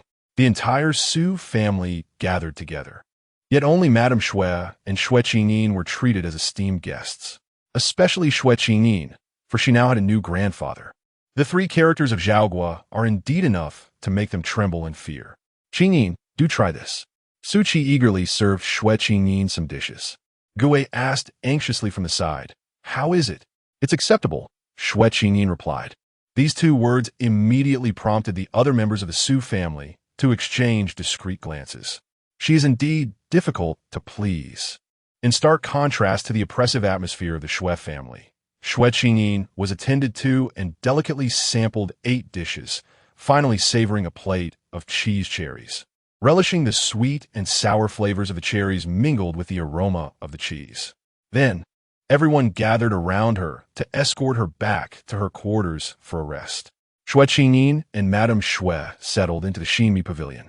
Before her marriage, Madame Xue had resided in the Xinmi Pavilion, and when the Xu family moved from Huainan to the capital, they had meticulously rebuilt their former residence in the city. Upon entering, Madame Xue felt a mixture of familiarity and strangeness. She patted Xue Qingyin's head and urged her to rest. I used to sleep on that couch, and your grandmother would quietly come in and cover me with a blanket. Madame Xue pointed to the long couch inside the door. After Xue Qingyin settled down, she turned to Su Qi and said, ultimately, I have married out. Returning now will not be without obligations. I will contribute 80 taels of silver to the family each month, which shall be regarded as expenses for food. We will manage the rest ourselves. Suki Loget Wadili.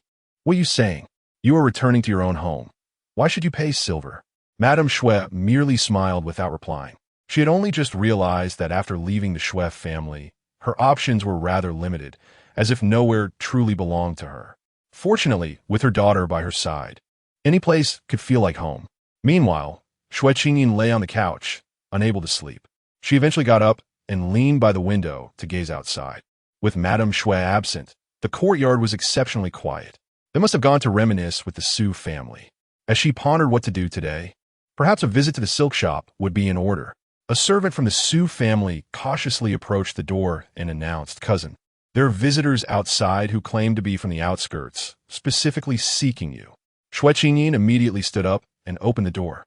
"Lead the way." She thought to herself. How quickly they found the Xue family. They are indeed clever, not merely waiting idly at the Xue residence. Stepping outside, she spotted a carriage waiting at the Xue family's gate. Upon closer inspection, she recognized a familiar face. She exclaimed with surprise, "What brings you here?" The young general chuckled. "We could be considered as having come from the village as well." Xue Qingyin nodded. "That is not inaccurate." With that, her gaze fell upon the curtain of the carriage. It was evident who was inside. She waved her hand to signal the Xue family servant to withdraw. The servant hesitated, reluctant to leave. "What are you afraid of? We are all family here," Xue Qingyin reassured them. "I need to attend to matters regarding the estate. There is no reason for you to follow me." Only then did the Xue family servant retreat. Xue Qingyin stepped forward and lifted the curtain without hesitation. Seated upright with a teacup in hand was none other than His Highness, the Prince. "I pay my respects to your Highness," Xue Qingyin said perfunctorily as she performed a curtsy. The Prince lifted his gaze. "Are we not all family here?" Xue Qingyin whispered, just amusing him. With that, she grasped the side of the carriage and swiftly climbed aboard. "What brings your Highness here?" Xue Qingyin inquired, puzzled. "I had a hunch it was you, but I dared not assume," she continued, unable to fathom the necessity of the Prince's visit that day. "Is Lu Xiuyuan not coming?" The Prince replied coolly. Suddenly, Xue Qingyin recalled, "Of course he is. I am counting on this gentleman to finalize the menu for me. Du Hongshu leaned in. I shall go meet Lu Xiuyuan then." So, it was to escort me to him? "However, it would be unnecessary to trouble your Highness. Just have General Du come to fetch me," Xue Qingyin said, displaying her understanding. Du Hongxue quickly responded, "I am hardly worthy of the title of general. In the army, my position is that of chief steward, which is quite different from the chief eunuch in the palace. The role of chief steward in the military is of great significance." As Du Hongxue spoke, he couldn't help but glance at the Prince's expression, pondering why Xue Qingyin seemed suddenly oblivious to the subtleties of the moment. "You have had a dispute with Xue Shilang regarding the affairs of the Duke of Zhao's household?" The Prince suddenly interjected, redirecting Xue Qingyin's attention away from her earlier confusion. Xue Qingyin remained silent, merely smiling brightly. "Your Highness is truly well informed." The Prince waved dismissively. "A little observation is all it takes to know." Xue Qingyin continued to smile. "Thank you for your concern, Your Highness." Her words were merely formalities, akin to expressing gratitude to a superior for their care. Yet, to the Prince, they resonated differently. He tapped his fingers lightly, pressing them closer to the cup. "Are you not troubled?" he asked. "Troubled by what?" "With the name of the Duke." "I am quite enjoying myself, wielding power like a tiger borrowing its ferocity," Xue Qingyin replied, her eyes sparkling with vitality. The Prince couldn't help but gaze at her expressive features a moment longer before responding. "Are you not afraid that borrowing too many titles may provoke the Duke's household?" Xue Qingyin retorted, "What can be done if I can only borrow this one title? If your Highness would be so gracious as to lend me another to use interchangeably, it would be most welcome." Du Hongxue, overhearing from outside, widened his eyes in astonishment. This discourse was a first for him, fresh and audacious. "Then take it and make use of it," the Prince said nonchalantly. Now it was Xue Qingyin's turn to be taken aback. "Huh? You truly lent it to me?" Chapter 63. This Prince and Miss Xue, the generosity of Prince Xuan, made Xue Qingyin feel somewhat embarrassed. She spoke in a delicate voice. "Actually, I borrowed your esteemed name the other day. Otherwise, my father, in a fit of anger, might have struck me." "He would strike you?" Prince Xian's gaze flickered, evidently extracting those 3 words from her statement. Xue Qingyin replied lazily, "Well, he didn't get the chance to hit me before I slipped away." Du Hongxue, waiting outside, couldn't help but chuckle. A splendid escape. Xue Qingyin inquired, "Where are we to meet Lu Xiuyuan?" Prince Xian moved his lips slightly. "Lingxi Pavilion." The name sounded somewhat familiar. Du Hongxue interjected, "How could it not be familiar? That's the Xue family's establishment." "Miss Xue, do you not recall?" Xue Qingyin smiled. "So we are going to tend to our family's business." Du Hongxue remarked, "The rich water should not flow to outsiders." Xue Qingyin paused. reflecting that while she had just made excuses to the servants about outsiders, she found it amusing that he echoed the sentiment. Having ascertained their destination, Xue Qingyin pondered another matter. In her haste to leave, she had not brought Mu Li nor any servants. If others happened to see them, they might speculate. Du Hongxue responded, "Not having servants is of no concern. Today we can serve as your attendants." Hearing this, Xue Qingyin leaned against the carriage window and laughed. "Then I shall shamelessly accept your offer." Indeed, she felt no need for modesty. Du Hongxue and the others, accustomed to military life, particularly appreciated such straightforwardness. He added with a smile, "It is perfectly fine that Mu Li is not here." Xue Qingyin replied, "Oh?" Prince Xuan casually opened a low chest beside his feet. Xue Qingyin initially thought it was merely a footstool. However, upon opening it, it revealed a beautiful veil. Beneath it hung light, jade-colored gauze, a common style. Yet as Xue Qingyin bent down to pick it up, she heard the delightful sound of jade clinking. Upon a closer inspection of the veil, she discovered that apart from the gauze, it was adorned with golden threads intertwined with pearls. The pearls were round and lustrous, while the jade was translucent and as white as fresh fat, exuding an air of opulence without being ostentatious. Xue Qingyin couldn't help but exclaim, "This is exquisite." The attendants of Prince Xuan's residence truly thought ahead. As she spoke, she donned the veil upon her head. How could the attendants have thought so far ahead? Du Hongxue questioned. Xue Qingyin tilted her head. Could it be that His Highness prepared this himself? Such a minor detail seemed somewhat improbable. However, she quickly reconsidered. A veil adorned with such pearls and jade. If not under Prince Xuan's directive, it seemed unlikely that anyone else would dare to prepare it. Before Du Hongxue could speak again, Xue Qingyin let out a soft sigh. "I owe His Highness more and more." With that, she quickly added, "Today, I shall treat His Highness to some fried oil cakes." How can a young lady treat someone in her own shop? Du Hongxue remarked once more. "But it is not in my own shop," Xue Qingyin replied as she drew back the curtain. The carriage was currently heading towards the Easter market, and along the way, they passed many eateries and shops. "Let us stop here," Xue Qingyin declared. The carriage came to a halt in response to her words.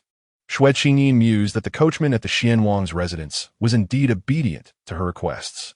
At that moment, she felt the weight of her coin pouch and retrieved a few small coins, extending her hand through the window to request 2 fried oil cakes.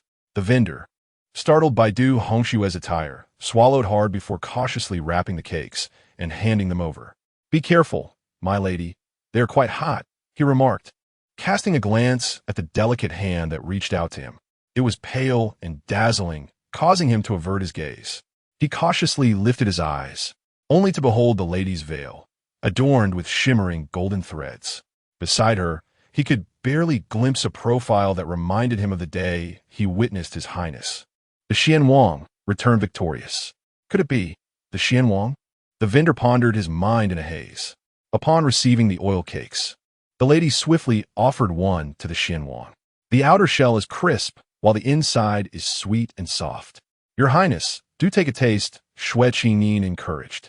The Xianwang inclined his head and indeed took a bite. "Is this your token of gratitude?" he inquired. "2 were purchased, and the Xue family girl intends to keep one for herself," he continued. "Is it sweet?" Xue Qingyin asked. "Indeed, it is sweet," he replied, though he was not particularly fond of sugary treats. Xue Qingyin inquired, "What is it that you lack, Your Highness?"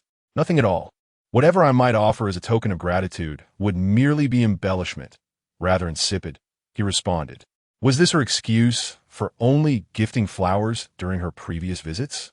The Xianwang raised an eyebrow subtly, yet he acknowledged that this particular sweetness was unique. "I bestow this sweetness upon you, Your Highness.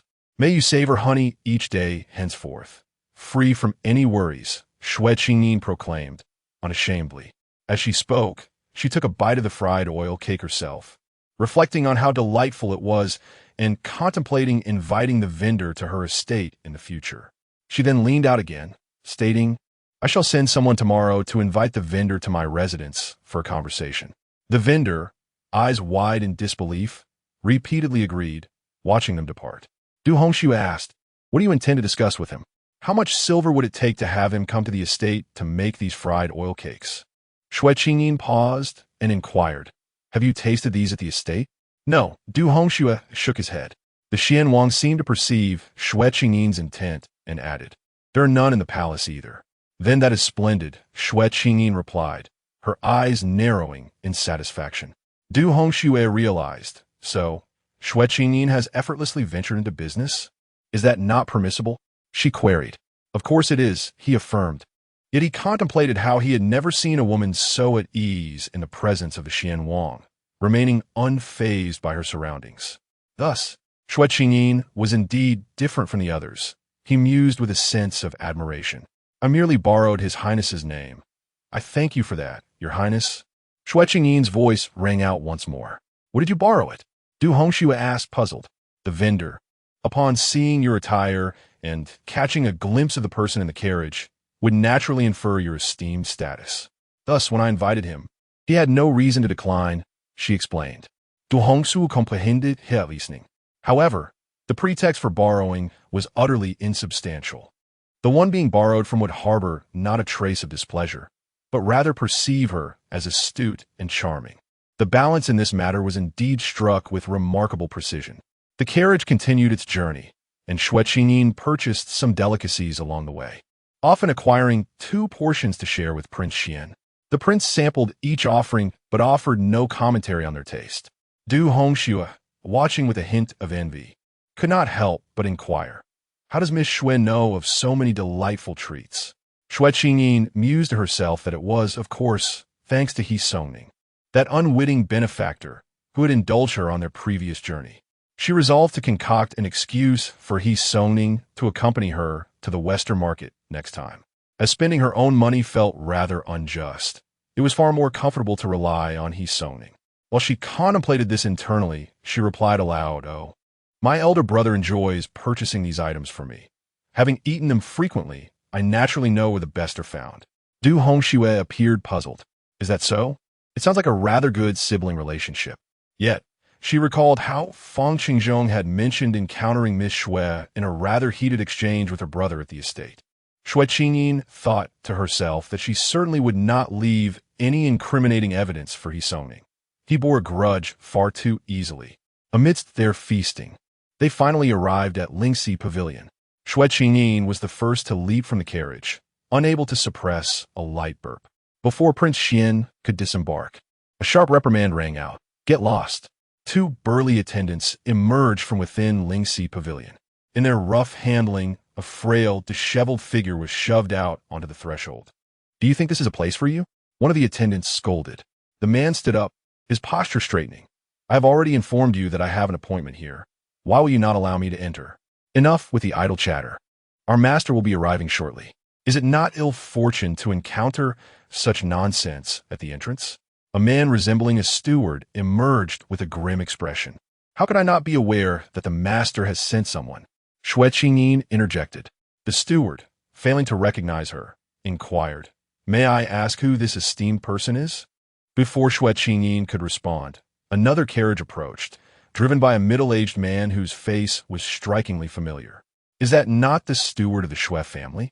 Xue Qingyin raised an eyebrow, contemplating.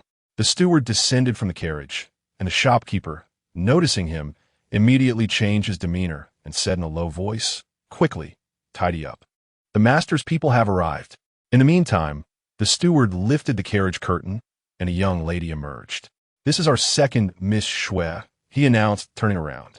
The presence of a steward, sent by her father to lend her support, alleviated much of Xue Qingyin's anxiety, even easing her headache. However, as she alighted, her gaze immediately fell upon Xue Qingyin. At that moment, the steward also noticed her, his smile freezing in place, his tone becoming peculiar. Why is the eldest Miss also here? Also, Xue Qingyin tilted her head, deeming the word quite apartment. She spoke, yet chose not to look at them further. With a shift of gaze, he turned to the disheveled figure who had been driven away, politely clasping his hands and inquiring, Might you be Mr. Liu? I am Liu Xuyuan. Do you recognize me, miss? The man, taken aback, raised his hand to brush back the hair from his face. Liu Xuyuan, such a familiar name. The innkeeper mused. Xue Qinghe, being well-read, quickly connected the dots. The sage of letters, Liu Xuyuan. However, upon hearing her respectful address. The man's expression darkened as he retorted, "What sage of letters?" Witnessing his audacity towards the host, the innkeeper's countenance also turned frosty. "Miss, take a closer look. Does he resemble anything you described as the sage of letters? He looks more like a beggar." Xue Qingyin cast a glance at the innkeeper and replied, "I have an appointment with Mr. Liu." The expressions of both the innkeeper and Xue's steward suddenly turned peculiar.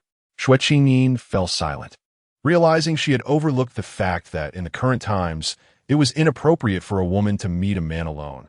That would be deemed a clandestine rendezvous. Meanwhile, behind her, a man extended his hand, slowly lifting the carriage curtain with a cool demeanor. "It is I, along with Miss Xue, who have an appointment." The curtain, made of indigo silk, billowed as his fingers curled, firmly yet elegantly grasping the fabric. Chapter 64. "Miss Xue is my kindred spirit." Xue Qingyin was the first to react. He bent down and bowed, his tone filled with excitement. "I pay my respects to His Royal Highness, the Prince Xuan." What did this person just say? "I pay my respects to His Royal Highness, the Prince Xuan." Xuan, Prince. The shopkeeper turned pale, utterly stunned. Yet, it was Steward Xue who reacted swiftly, quickly following suit and bowing down, while the others, regaining their senses, trembled in fear and also bowed in deference. Except for Xue Qingyin. She stood straight, raising her hand to pinch the pearls hanging down from the curtain. Alas, she had intended to avoid being recognized while in the company of the Prince Xuan. Now, this was ruined. She had been exposed by Steward Xue right away. With the Prince Xuan now revealed, there was no more hiding. What was the point of concealing anything? I might as well stride forward with confidence. "Let us proceed inside to converse," Xue Qingyin declared. The shopkeeper remained motionless, still enveloped in the shock of what had just transpired, utterly unable to comprehend the situation. Steward Xue frowned and admonished, "Why are you still dawdling? Do as the young lady says and enter." Steward Xue could not help but inwardly lament. It was over, utterly over. The master had instructed him to accompany the second young lady to establish her authority. Yet here they were, inadvertently enhancing the reputation of the eldest young lady instead. How could this be anything but a disaster? At that moment, Prince Xuan slowly descended from his carriage, stepping forward. Who among the crowd would dare to pass him? They obediently followed behind him. The atmosphere was so tense that it could be likened to mourning. Xue Qingyin felt a profound sense of despair. The voice of Prince Xuan broke the silence. "Have you fallen again today?" Who was he addressing? As the crowd stood in stunned silence, they looked up to see Liu Xun, disheveled and frail, being ushered away by the attendants, nodding with a sigh. "I fell into a ditch. No wonder he looked like a beggar." The shopkeeper thought to himself, "This is a calamity. How could he be so unfortunate?" Just at this moment, His Royal Highness shows up. The shopkeeper felt like crying but could not. He felt no honor in this, only an uncontrollable tremor coursing through him. Meanwhile, Xue Qingyin began conversing with Xue Qinghe. "What brings you here, Qinghe?" Upon saying this, Xue Qingyin recalled, "Ah, so you are the one mentioned the other day, who supposedly took over 2 shops to manage." Xue Qinghe awkwardly replied, "Yes." "Sister, please let me explain. I did not intend to." Xue Qingyin interrupted her. "What is the point of discussing this now?" Xue Qinghe assumed she was angry and, unsure of what to say, lowered her head. Xue Qingyin sighed. "You and Steward Xue should attend to your matters." Hearing this, Xue Qinghe still felt deeply uncomfortable. Beside them, Steward Xue quickly added, "With His Royal Highness present, we cannot afford to be negligent. How could we leave without permission?" Xue Qingyin was truly a loss for words. "Fine, follow if you wish." She merely felt that Xue Qinghe's presence was of no benefit to her. It would only diminish her own authority. Originally, Xue Qinghe was used as a tool by Xue Qingdong, which was quite pitiable. If she could seize the opportunity to strengthen herself, it would be quite commendable. However, despite having everything in hand, one still feels compelled to explain in front of everyone that it was never my intention to usurp your authority. This is akin to displaying weakness before the crowd. Who would still heed her words? Xue Qingyin mused. It is no wonder she felt a sense of frustration for the protagonist while reading the original work. The female leads in ancient novels often possess a meek and easily bullied disposition, leaving only a semblance of indomitable spirit. But what use is mere resilience? If only she had a touch more courage. As Xue Qingyin brooded, she suddenly heard Lu Shiyuan turn and inquire, "May I ask, who is this young lady?"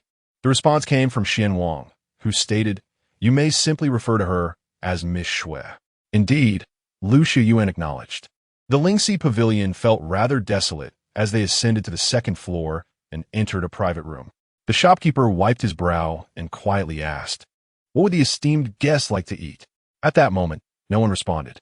It was Xue Qingyin, with a languid tone, who finally said, "Please bring forth some of your signature dishes." The shopkeeper, suddenly feeling assured, promptly agreed and made to depart. "Wait," Xue Qingyin called after him. "Does the young lady have further instructions?" The shopkeeper inquired, casting a pleading glance at Xue Qinghe and Steward Xue. Steward Xue shot him a glare in return. What transpired earlier? Noting Xue Qinghe's reluctance to take charge, Xue Qingyin felt compelled to step in. What was meant to happen had indeed come to pass. The shopkeeper closed his eyes tightly and confessed, "Miss this. This is truly a misunderstanding. I failed to recognize this Mr. Lu earlier, in his current state. Who could? It was only by chance that I received news about the master intending to send someone to observe. At such a critical moment, how could I dare to admit a beggar? We run an establishment, not a charitable organization. Would you not agree?" Before Xue Qingyin could respond, Xue Qinghe interjected, frowning. What if he truly were a beggar? Do we not possess the capacity for compassion? The shopkeeper, incensed, thought to himself, what manner of words are these from the second young lady? He turned to her, saying, "Miss, we must conduct business. How can we?" Xue Qingyin pressed her fingers to her temples, feeling that Xue Qinghe's statement was misguided. She interrupted, "How should a tavern keeper conduct himself?" "What?" The shopkeeper turned back, astonished. "He should possess discernment, be perceptive, and adept in hospitality. Is that not so?" Xue Qingyin spoke softly. The shopkeeper found himself at a loss for words, only able to concede, "Miss, you speak true." Xue Qingyin tilted her head, the jewels on her attire chiming softly. She sighed, "If you were truly a sycophant, he might yet be more astute than you." Pausing, she shifted her tone. "You only see his disheveled state and unkempt appearance. Why do you not take a closer look at the belt he wears and his footwear? It would be excusable for a servant to miss such details. But could a shopkeeper be so foolish?" The shopkeeper was suddenly enlightened. Indeed, though Mr. Lu appeared filthy and his clothing was hard to discern, if he were truly impoverished, would he be adorned with a belt and a fragrance pouch? The distinction in his footwear was even more pronounced. The soldiers donned sturdy boots, while the impoverished wore laced-hem shoes. Women often sported pointed shoes, and the affluent adorned themselves with jewels, whereas scholars favored the wooden clogs reminiscent of the Wei and Jin dynasties.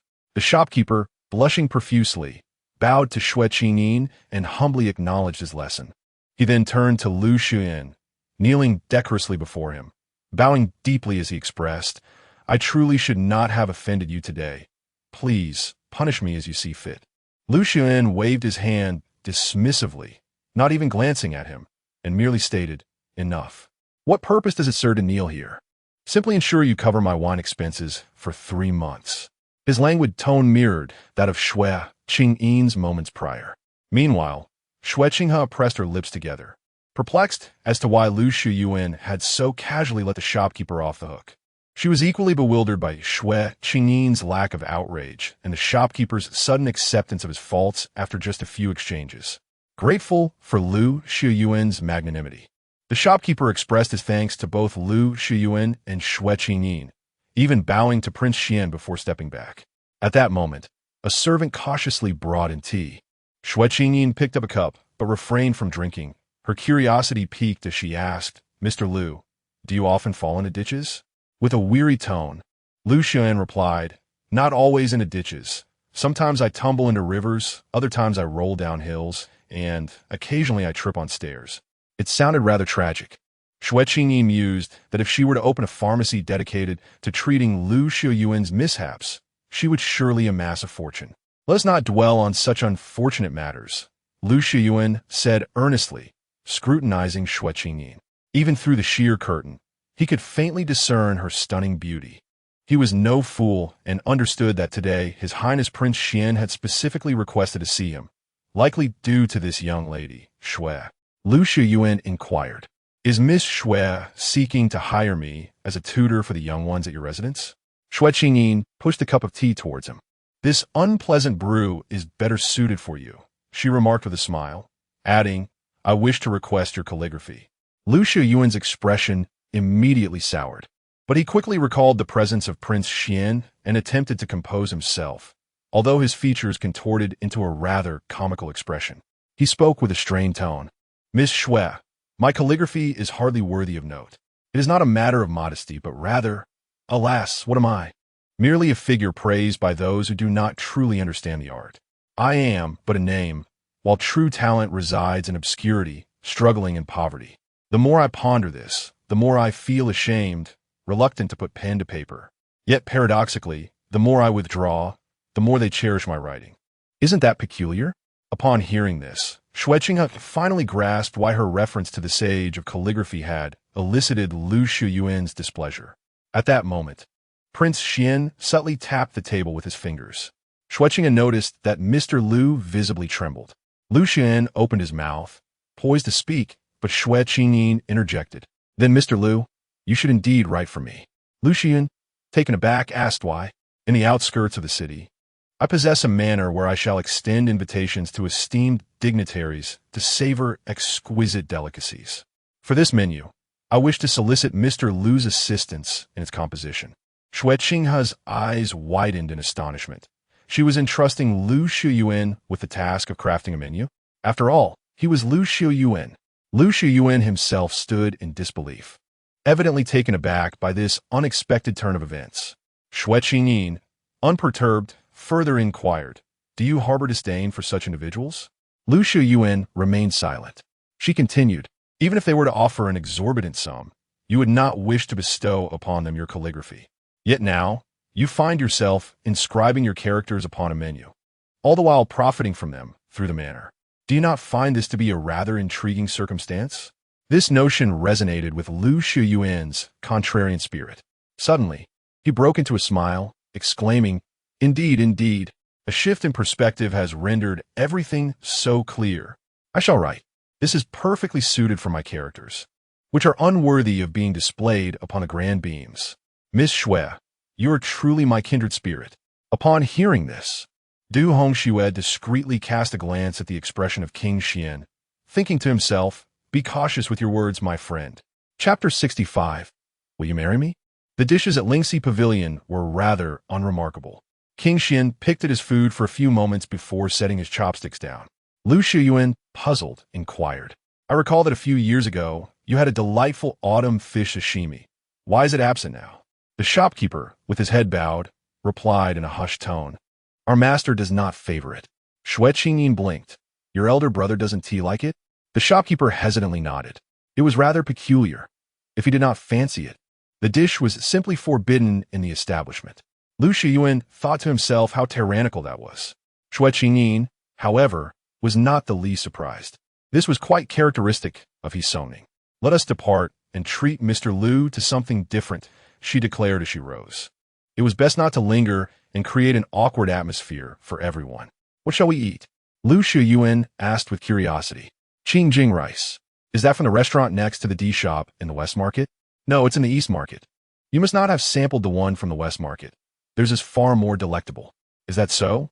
Lu Xun's enthusiasm noticeably increased as he brushed his hair back, saying, "While I cannot claim to be intimately acquainted with the finest dining and drinking establishments in the city, I do possess a modicum of knowledge."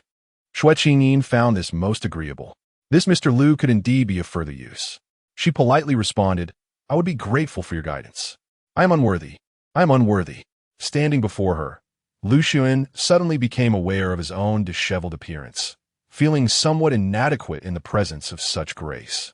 As their conversation grew increasingly animated, Du Hongxue couldn't help but glance at King Xian's expression.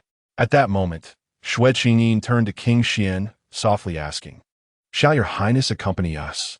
King Xian first cast a glance at Lu Xuan, then replied, Throughout the exchange, Xue Qingyin had not managed to interject. So she took the opportunity to inspect the kitchen, ensuring that the dishes were prepared. Upon seeing that they were about to leave, she rose to bid them farewell, murmuring, "Sister." Xue Qingyin paused momentarily, stating, "Do carry on with your duties." As she spoke, she glanced at Steward Xue. "What use is it to merely send someone on your behalf?" In front of the king, Steward Xue dared not retort. Only after Xue Qingyin had gracefully followed King Xian did Xue Qingyin look up in a daze, inadvertently noticing a detail. For a fleeting moment, the usually aloof and taciturn King Xian appeared to deliberately slow his pace, as though he were waiting for Xue Qingyin to catch up. Once they had distanced themselves, Xue Qingyin finally exhaled deeply, saying, "The eldest young lady is being intentional." Upon hearing this, Steward Xue also harbored doubts. How coincidental was it that they happened to come here today? Xue Qingyin hesitated. Surely not. The limelight has been entirely seized by the eldest young lady today. Xue Qingyin lamented. She even invited His Highness the King, along with that Lu Xun. How can we possibly compare? Steward Xue, being a trusted confidant of Xue Qingdong, was well aware of his intentions. After a moment of contemplation, he remarked, "Second young lady, do not be anxious. This is merely the beginning. There are still many establishments to come, and perhaps they will all eventually fall into your hands." Xue Qingyin, reflecting on his words, quietly tugged at Xue Qingyin's sleeve, saying, "Second young lady, it seems today may not be such a misfortune after all. In the presence of a young lady, the more feeble and pitiable one becomes. The master, in his endeavor to support you in the contest against the young lady, would undoubtedly grant you greater leverage." Listening to these words, Xue Qingyin felt a profound discomfort within her. She stood at the railing, gazing downwards, where she could discern the innkeeper's palpable disdain towards her. Was this what she truly desired? Xue Qingyin pondered in a daze. She yearned for her father to genuinely care for her, rather than engage in the cold calculus of interests as articulated by Xue Qingyin. Meanwhile, Lu Xuyuan was inquiring about Xue Qingyin. "Is she the sister of Miss Xue?" he asked. "Indeed, but we share different mothers," Xue Qingyin replied casually. "No wonder, her temperament is vastly different," he remarked. "Has she come to take charge of this establishment?" "Yes," she affirmed. "Why didn't your father entrust this Lingxiu pavilion to you?" "Simply because I'm overwhelmed with other responsibilities," Xue Qingyin answered dismissively. Yet, Xian Wang cast a knowing glance at her. Even Du Hongxue silently noted that Miss Xue, despite her grievances, chose not to voice them. Clearly, this was a deliberate punishment orchestrated by Minister Xue. "Today, you shall forego the Qingjing meal," Xian Wang suddenly declared.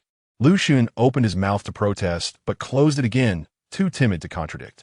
Du Hongxue added, "Mr. Lu, perhaps it would be best for you to return and freshen up." Lu Xuyuan's face flushed slightly, and he bowed, saying, "Indeed, I bid farewell to your highness, and also to Miss Xue." Du Hongxue thought to herself how loquacious he was, even going as far as to specifically bid farewell to Miss Xue. However, upon reflection, such etiquette was not without merit. Once Lu Xuyuan departed, Xue Qingyin returned to the carriage and curiously inquired, "Is this Mr. Lu perpetually plagued by misfortune? Why does he keep stumbling?" Xian Wang remained silent, observing her. Xue Qingyin blinked. "Am I not allowed to ask?" Xian Wang replied, "You may inquire." He suffered from a misadministration of medicine in his youth, resulting in a lack of mental clarity, which inevitably leads to his frequent tumbles. A glimmer of skepticism flickered in Xue Qingyin's eyes. "Is that truly the case? It sounds as though you're implying he has some cognitive deficiencies." For a fleeting moment, even Du Hongxue harbored doubts that their prince was being deliberately enigmatic. Xian Wang continued, "Indeed, it is true. The Lu clan is vast and rife with strife. Lu Xuyuan, with his remarkable talents displayed at a tender age, became a target for his own kin, who delivered the tainted medicine to his bedside." At this juncture, Xian Wang paused. Xue Qingyin was innately cursed, while Lu Xuyuan had been poisoned in his youth. Upon reflection, their backgrounds bore a striking resemblance. Xian Wang could almost foresee Lu Xuyuan expressing sentiments of shared suffering to Xue Qingyin. "Is it that Lu family?"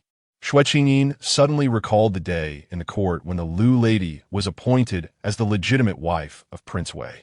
Yes, she is the legitimate daughter of the Lu family's second branch. What a surprising connection, Xue Qingyin mused. Does Miss Xue harbor concern for Lu Xiuyuan? Xian Wang interjected abruptly. Curiosity is a human trait, Xue Qingyin replied candidly, her tone unreserved. With that, they moved past the topic. Are we still visiting anywhere today? Xue Qingyin asked. Xian Wang countered her inquiry. Where else would you like to go, Miss Xue? Xue Qingyin paused momentarily and inquired, if I wish to go somewhere. Will your highness accompany me? The Xian Wang gazed at her and replied, I will not. Xue Qingyin nodded, acknowledging, I understand that your highness is preoccupied with military affairs. The Xian Wang continued, however, if you choose only one destination, that would be permissible. 2 or 3 are out of the question. At that, Xue Qingyin swallowed the words she had yet to articulate. The carriage fell into a profound silence. Taking a deep breath, she could not restrain herself any longer. She posed the most pressing question of the past few days. Your highness treats me in this manner, seemingly unconcerned with how others speculate about our relationship. Is it because you intend to marry me? Outside, Du Hongxue vaguely caught the exchange and, wary of eavesdropping further, deliberately lagged behind, distancing herself from the carriage. Within the carriage, a flicker of light passed through the Xian Wang's eyes. She did not inquire if the prince had affection for her, but rather if he intended to marry her. It was evident that she was acutely aware. The Xian Wang parted his lips. Would Miss Xue be willing to be a concubine? Xue Qingyin was taken aback. Could it be that there was indeed such an intention? The current emperor's offspring were not particularly numerous. Among the adult sons of merit, there was only the Wei Wang and the Xian Wang. Naturally, the emperor would not make hasty decisions when selecting wives and concubines for them, given the Xue family's present standing. It was not surprising that the position of primary wife was beyond their reach. Discussing monogamy with ancient individuals, especially within royal circles, would appear rather naive. In that fleeting moment, Xue Qingyin contemplated many things. She lifted her gaze to meet the Xian Wang's and asked, May I inquire who the primary wife is? The Xian Wang was about to respond when the carriage suddenly halted. They had returned to the Su family estate. At that moment, another carriage had also come to a stop before the Su residence. A noble within the carriage lifted the curtain and asked, Where is your cousin? The attendant replied, She has gone to attend to matters at the estate. As he turned to glance, he exclaimed, She has returned. It was this carriage that took her away. The carriage appeared unremarkable, lacking any distinctive markings.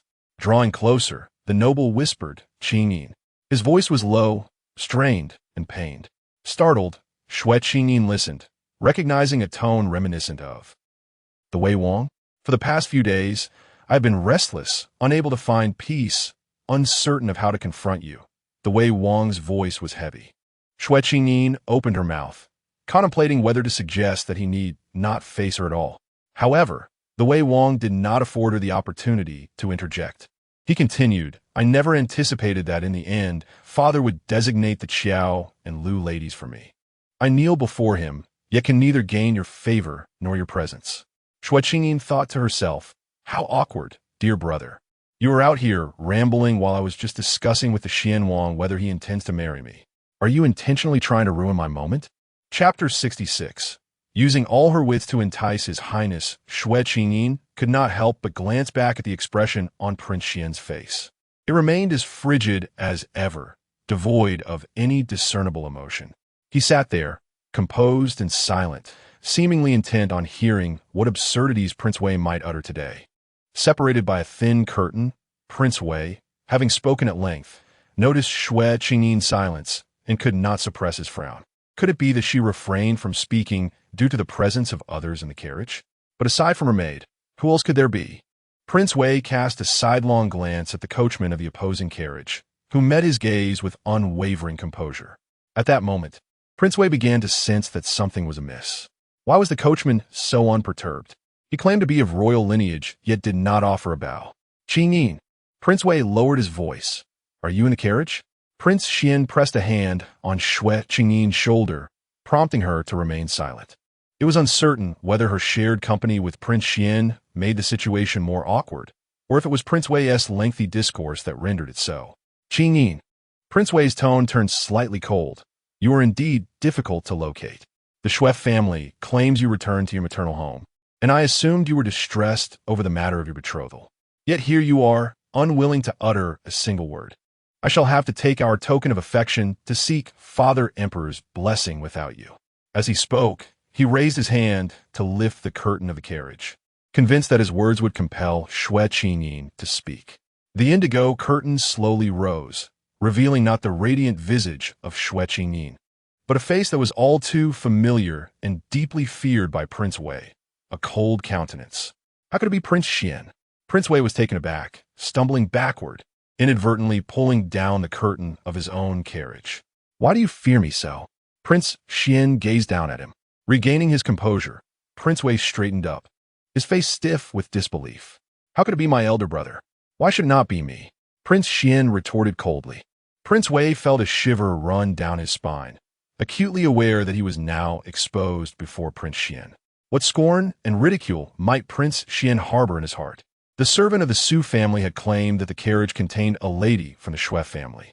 I did not mean to imply that. Prince Wei stammered, forcing his voice out. Did you dare to confess your feelings before my elder brother's carriage, and even presume to criticize Father Emperor? Prince Xuan merely raised an eyebrow. Upon hearing this, Prince Wei's complexion shifted dramatically. Elder brother, do not speak such nonsense.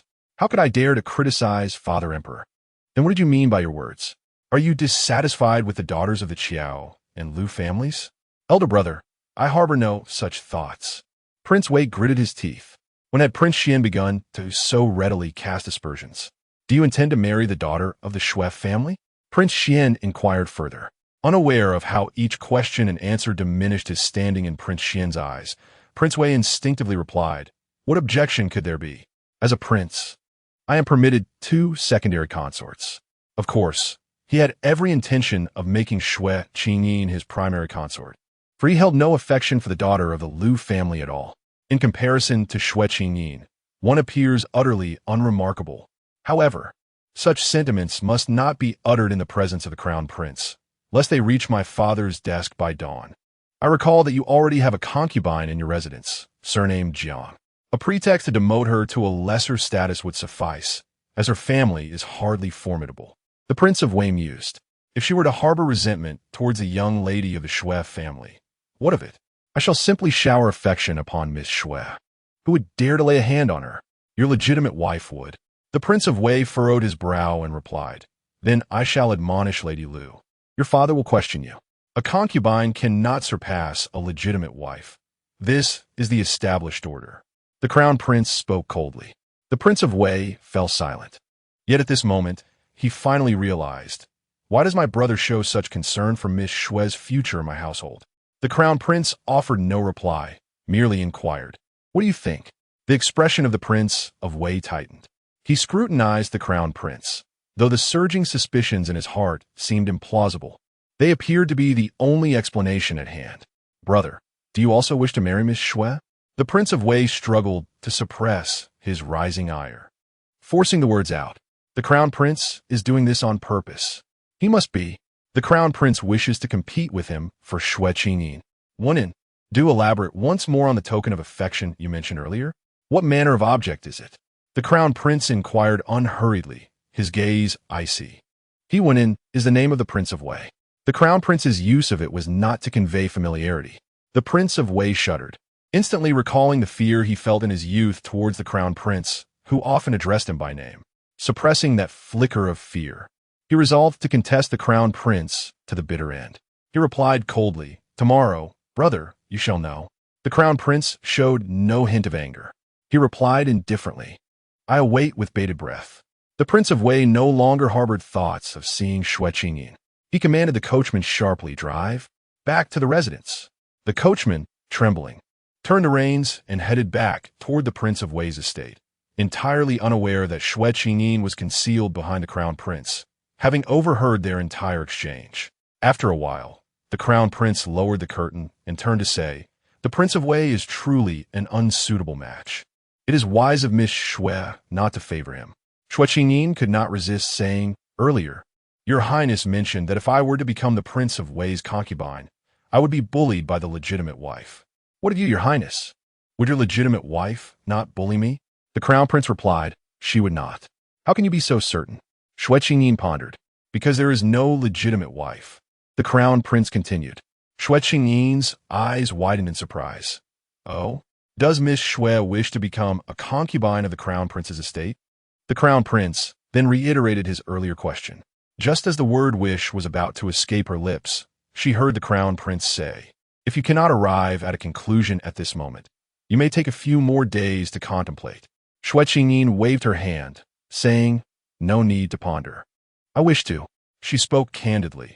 I had originally contemplated marrying you, Your Highness, though I believed it was a blessing beyond my reach. The Crown Prince thought to himself that he was aware. He knew she held affection for him. This day, she exhibited no semblance of hesitation, consenting far too swiftly, which consequently sparked a tinge of doubt within Prince Xuan. What exactly was it that she found appealing in him? With lowered eyes, he paused for a moment before raising them again to gaze at Xue Qingyin, inquiring, Have you always held affection for me?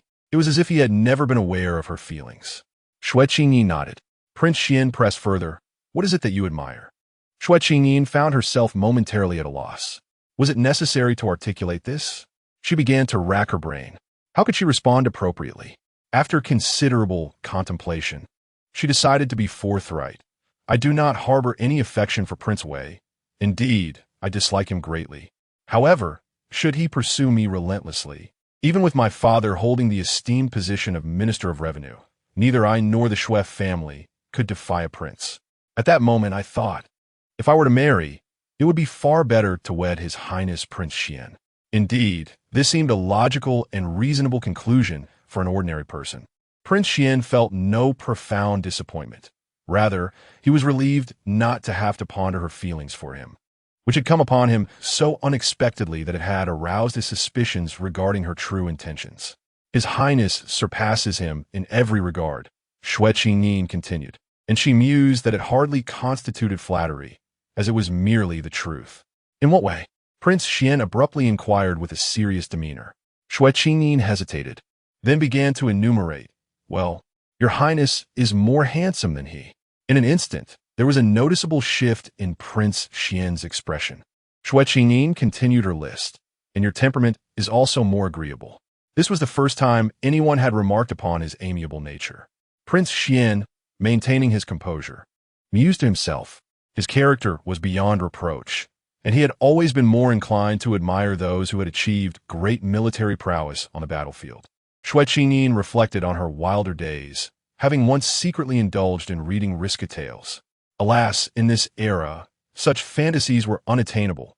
Armor was far too rigid. What nonsensical thoughts was she entertaining?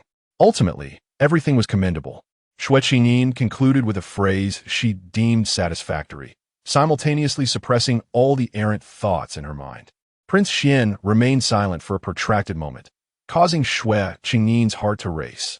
Was her candor too pronounced, leading him to perceive her as excessively pragmatic?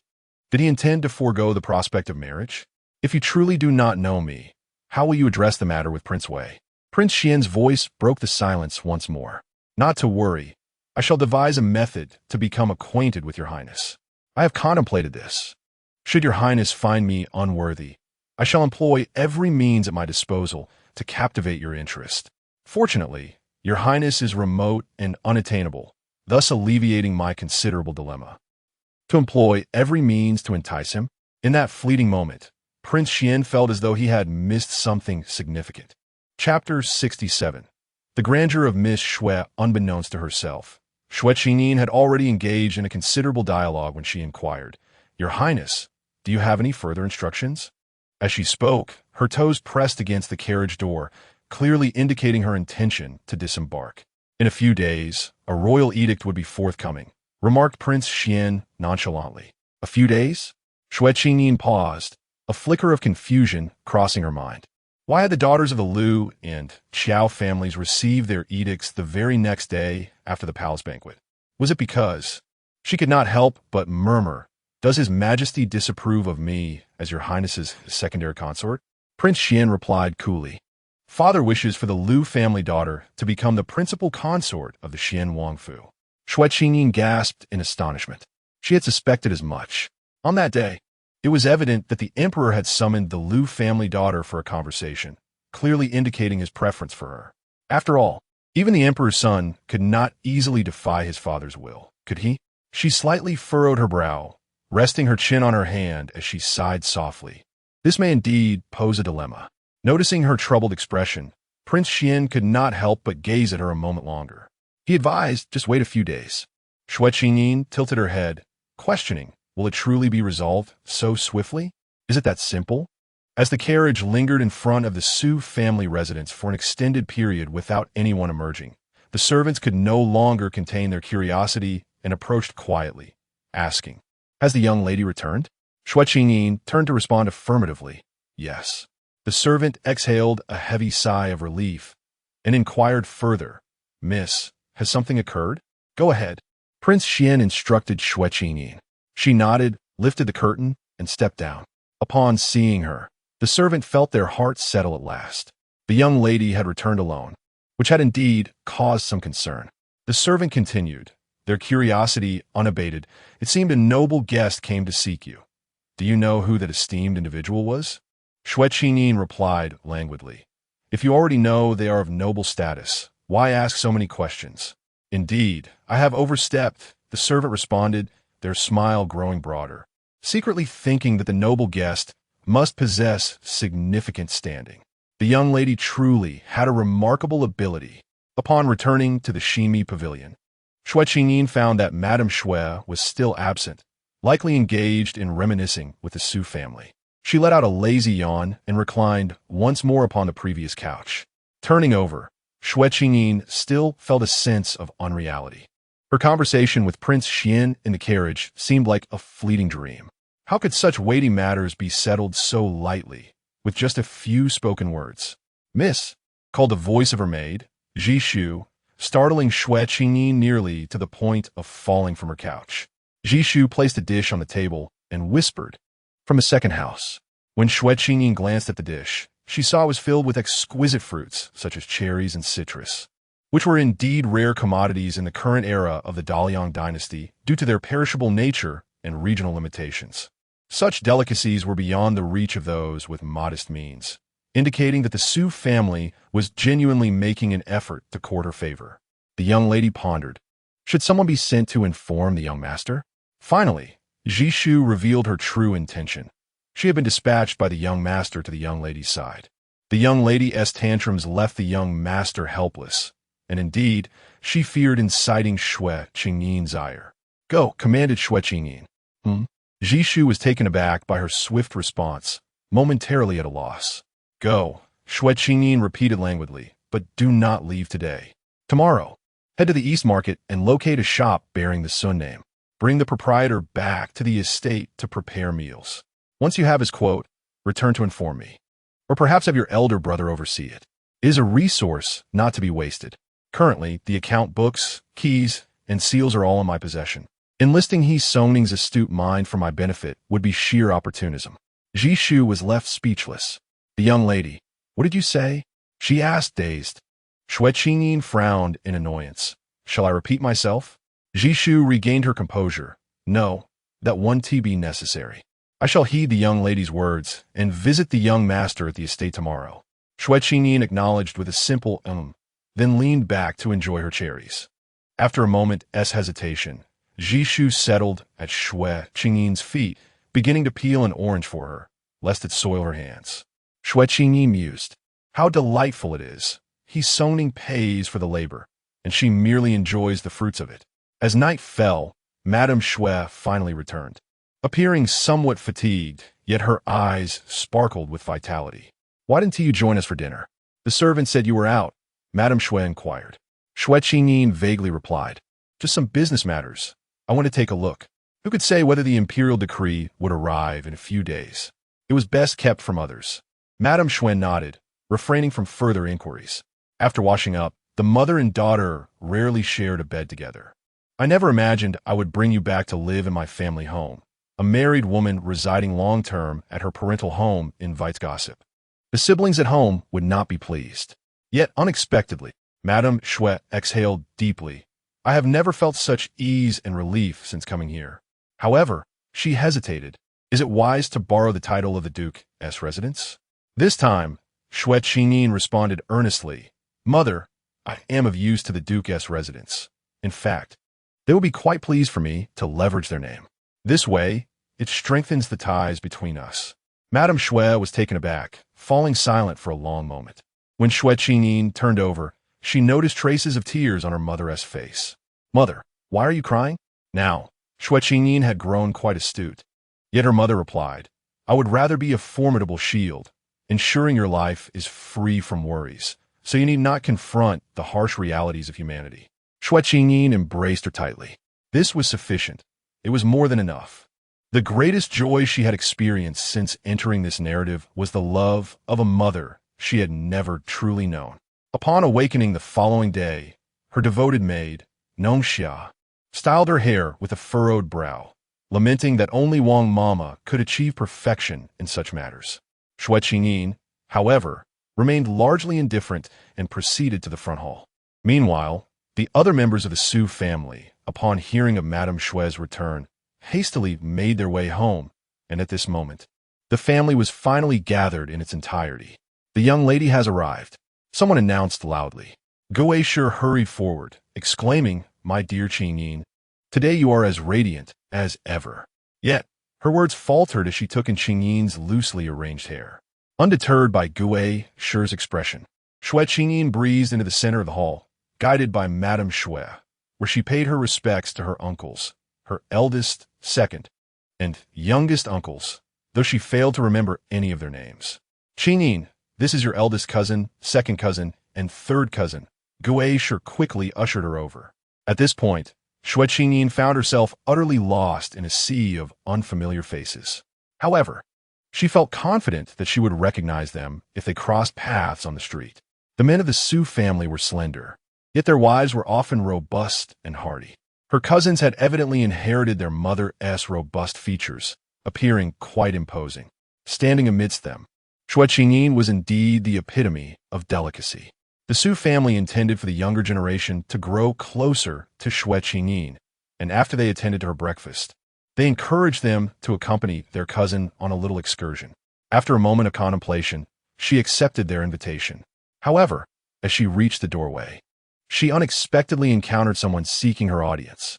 Miss Xue, the individual called out, and upon seeing her, broke into a smile. I have been sent by the fourth princess to escort you to Luge Garden for a conversation. Xue Qingyin fell a moment of daze. The fourth princess still remembered her.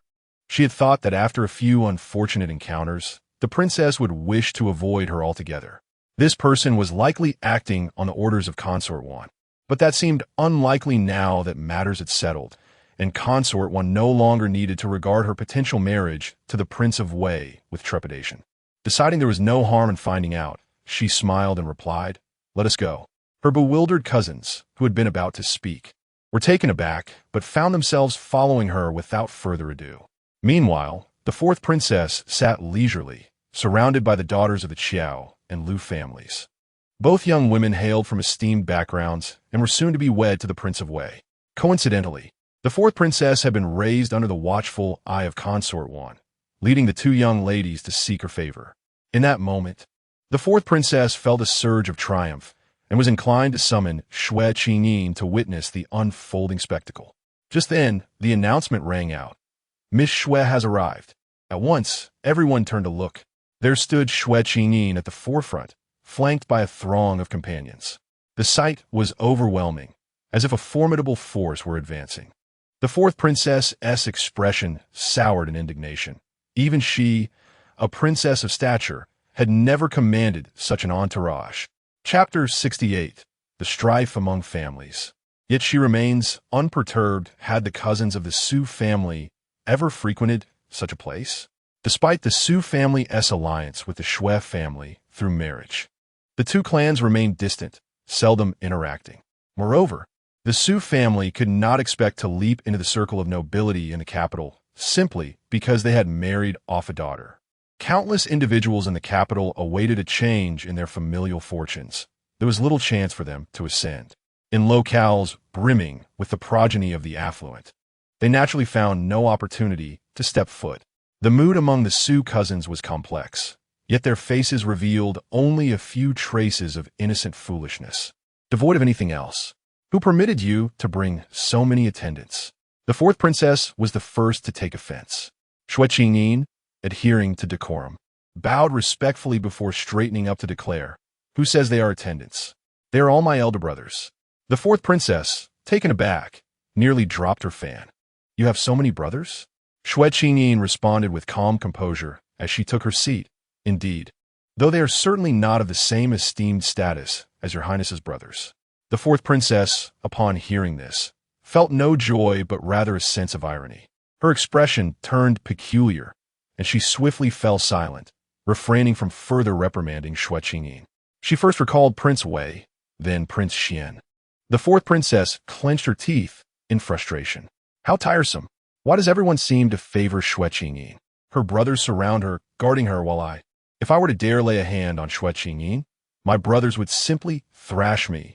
The fourth princess remained secretly vexed. Meanwhile, Miss Qiao exchanged a discreet glance with Miss Liu, pondering that there must be some leverage possessed by the Xue girl that made the fourth princess wary. Naturally, no one dared to be the first to confront Xue Qingyin, pointing out her presumptuous behavior. This scene opened the eyes of the Xue cousins. However, the gathering consisted mostly of women, making it inappropriate for the brothers of Miss Xue to remain in converse. Ultimately, it was Qiao Xinyu who spoke up, her tone neutral and her words measured. Xue Qingyin, of course, had no intention of opposing her. Thus, she turned to send the Xue cousins off to meander in the luge garden. They were quite obedient to her request. "How well they heed your words," the fourth princess remarked, her tone tinged with subtle sarcasm. Xue Qingyin nodded in acknowledgement, unreservedly accepting her compliment. The fourth princess, finding the exchange dull, shifted her attention and inquired, "Has Miss Xue ere arrived?" Her attendant replied, "Your Highness, she has been here for quite some time." Only then was Xue Qinghe brought forth. The fourth princess smiled. "Why did you sisters not come together?"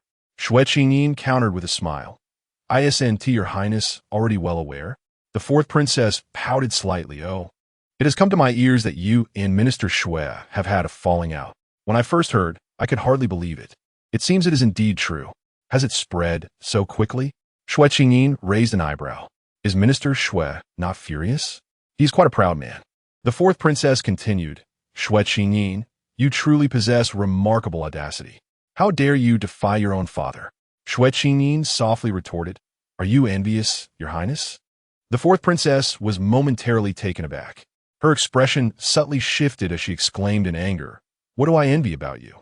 Living so recklessly, solely for your own desires, indifferent to the gazes of others." Xue Qingyin remarked. The fourth princess pressed her lips together, once again struck at a vulnerable point. A princess, considered to be of high status and wielding power, what does that truly amount to? Within the palace, one is bound by its rigid rules.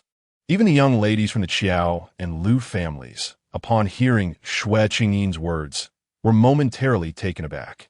The fourth princess snorted coldly. How could Minister Xue produce such an ill-mannered daughter? It is indeed a father's fault if he fails to educate, Xue Qingyin retorted with a click of her tongue. Meanwhile, Xue Qinghe, listening to this exchange, was left in stunned silence. How could her sister dare to speak to a princess in such a manner? The fourth princess, finding no success in her previous approach, resorted to her usual tactics. She summoned Xue Qinghe to her side and had someone present her with a plate of sweet pastries. Gifts from the nobility, regardless of what they are considered blessings. Xue Qinghe bowed in gratitude before taking her seat beside them. At this moment, Xue Qingyin recalled something and turned her gaze towards Qiao Xinyu. Previously, she had little interaction with Miss Qiao. I wonder what offense I have committed against Miss Qiao. Upon uttering these words, everyone perked up. Qiao Xin, standing beside Xue Qinghe, trembled with wide eyes. She had previously lied, claiming that the young lady from the Qiao family had incited the conflict between them. Yet, she never anticipated that Xue Qingyin would confront her so boldly. Miss Qiao even instructed someone to push me into the lake, Xue Qingyin continued. A flicker of confusion crossed Xiao Sinyu's face as she quickly denied. When did this happen? I swear to heavens, I have no enmity with Miss Xue.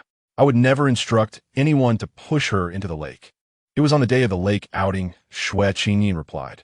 The fourth princess promptly questioned, but that day, nothing happened to you, did it? Xue Qingyin pointed at Xue Qinghe, saying, right, they mistook the second daughter of the Xue family and pushed her down instead. The fourth princess was momentarily at a loss for words. What a pity it was that you weren't submerged. That would have been quite unfortunate, Xue Qingyin sighed. Xiao Sinyu's expression grew slightly frosty as she said, surely someone must have deliberately used my name to harm others. This matter must be thoroughly investigated. If it was aimed at my Qiao family, perhaps it was this second daughter of the Xue family who lied? A lady from the Lu family suddenly interjected. Xue Qingyin couldn't help but burst into laughter, leaning against the armrest of her chair, her gaze fixed playfully on the Lu lady. Lu Yuerong felt a chill run down her spine at that smile. At that moment, she noticed that both Xiao Sinyu and Lu Shui were gazing at her. A wave of panic surged through Lu Yuerong's heart.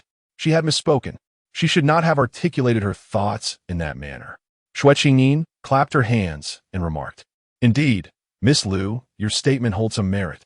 Why not inquire whether the eyewitness that day was truthful? Xiao Sinyu chimed in, oh, and where might that individual be? Xue Qingyin pointed at Xue Qingyin, saying, this is the personal maid of our second young lady, who was the one to identify Miss Xiao. Xue Qingyin felt as if her soul had nearly fled her body. The eldest young lady had directly thrust her into the spotlight. What should she do? Deny everything or admit to her deceit? With one surname Lu and the other Qiao, how could a mere maid afford to offend either? Xue Qingyin glanced at Xue Qinghe for help, but Xue Qinghe, oblivious to her distress, merely whispered, do not fear, just speak clearly. Overwhelmed by anxiety and terror, Gu Xin Shavisan Dimet. With a thud, she knelt, pointing at Xue Qingyin. It was the eldest young lady who wished to identify Miss Qiao. I never uttered such words. A heavy silence enveloped the room. Cautiously, Xue Qingyin raised her head and surveyed the crowd, only to realize that everyone was watching her with cold gazes, some even harboring mocking smiles. Even Xue Qinghe looked at her in disbelief, her eyes filled with disappointment. Xiao Sinyu shook her head, stating, this accusation is truly clumsy. If Miss Xue intended to implicate me, she would not have come to inquire so directly today. Xue Xian's face turned pale. Indeed, she should not have dragged Xue Qingyin into her panic. Her words only served to affirm Xue Qingyin's innocence. Xue Xian bowed her head and trembled as she managed to voice sigh. I speak the truth. It was merely because I discovered that it was the Lu family young lady who had pushed, and, thinking I cannot offend her, I randomly pointed at someone. I never anticipated it would implicate Miss Qiao. Lu Yuerong smashed her cup, exclaiming, you wretched thing, how dare you falsely accuse others? You ought to be taken out and sold. Xiao Sinyu coldly replied, if you can recognize the Lu family young lady, how can you fail to recognize me? Is the Qiao family so insignificant that even a maid can disregard me? Terrified, Xue Qingyin repeatedly bowed her head, exclaiming, no, I meant no such thing. Lu Shui laughed, saying, I believe this vile maid seeks to create discord between Miss Xue and Miss Sinyu. However, it seems that Miss Xue cannot conceal her thoughts and has revealed them outright. Xue Qingyin, astonished, looked up, feeling a chill run down her spine. Her intentions had been laid bare. Meanwhile, Xue Qingyin could not help but click her tongue, thinking Miss Qiao and Miss Lu are indeed astute, as expected from their noble backgrounds. She then turned to survey Lu Yuerong's pale visage, concluding that perhaps only this Lu young lady was somewhat foolish. Moreover, she seemed rather malicious. This infatuated mind is no less naive than the original. At least the original's affections were for He Songning, who is certainly superior to Prince Wei. I perceive that this vile servant has orchestrated this affair solely to undermine the eldest daughter of her master. As Lu Shui spoke, she turned to Xiao Sinyu and declared, Sinyu, both you and Yuerong shall eventually enter the residence of the Prince of Wei. You should be as close as sisters. It is inconceivable that Yuerong would conspire against you. Lu's words were remarkably astute. instantly elevating the situation and sowing seeds of suspicion between Xiao Xinyu and Lu Yurong. Xue Qingyin, observing quietly, sighed softly and even seized a moment to indulge in a delicacy. Meanwhile, the fourth princess felt neither admiration for Xiao Xinyu's cleverness nor regard for Lu Shuyi's cunning. As she gazed at Xue Qingyin, tumultuous waves surged within her heart. Today, Xue Qingyin had merely initiated a scheme, deftly extricating herself while ensnaring Lu Yurong, all the while solidifying her authority before her half-sister. Now, as Lu Yurong and Xiao Xinyu found themselves at odds, Xue Qingyin remained nonchalantly savoring her treats. Chapter 69.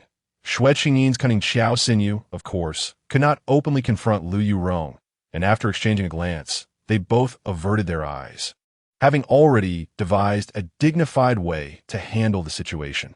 Seizing the opportunity, Lu Yurong pointed at Xue Qingyin and exclaimed, "The two young ladies of the Xue family, one legitimate and the other illegitimate, are well known throughout the capital due to the affairs of their family. What scheme is this wretched maid concocting? It is all too clear." Suddenly, Lu Shuyi turned to look at Xue Qingyin. Xue Qingyin wiped her hands and said, "I still do not fully comprehend the situation. I would greatly appreciate it, Miss Lu or Miss Xiao, if you could elaborate further." Lu Shuyi, realizing she could not depend on herself to provide any useful insight, gently suggested, "Ultimately, as a servant of the Xue family, I believe it is best for second Miss Xue to handle this matter herself." Xue Qinglu seemed to feel her blood run cold, her complexion turning frightfully pale. She took a step forward, unsteady on her feet, and could only manage to croak out, "Xue Qingyin, second miss, please save me. I truly did not intend for things to escalate like this. You know me, I have accompanied you for 10 years. When you lacked charcoal in winter, I bowed to Madam on your behalf. And on your birthday." Xue Qingyin suddenly collapsed at Xue Qinglu's feet, clutching her legs and trembling uncontrollably. As Xue Qinglu listened to her cries, memories surged within her. She turned to Xue Qingyin, her tone strained, "Sister." Xue Qingyin understood her sister's plight, but could not condone it. Without lifting her head, she replied, "You shall handle it yourself." She had no desire to involve herself in Xue Qinglu's affairs. Taking a deep breath, Xue Qinglu shed tears. Yet today, without He Soning present, there was no one to comfort her. She had to make her own decision. With a swift motion, Xue Qinglu slapped Xue Qingyin across the face, commanding, "Go and apologize to my sister."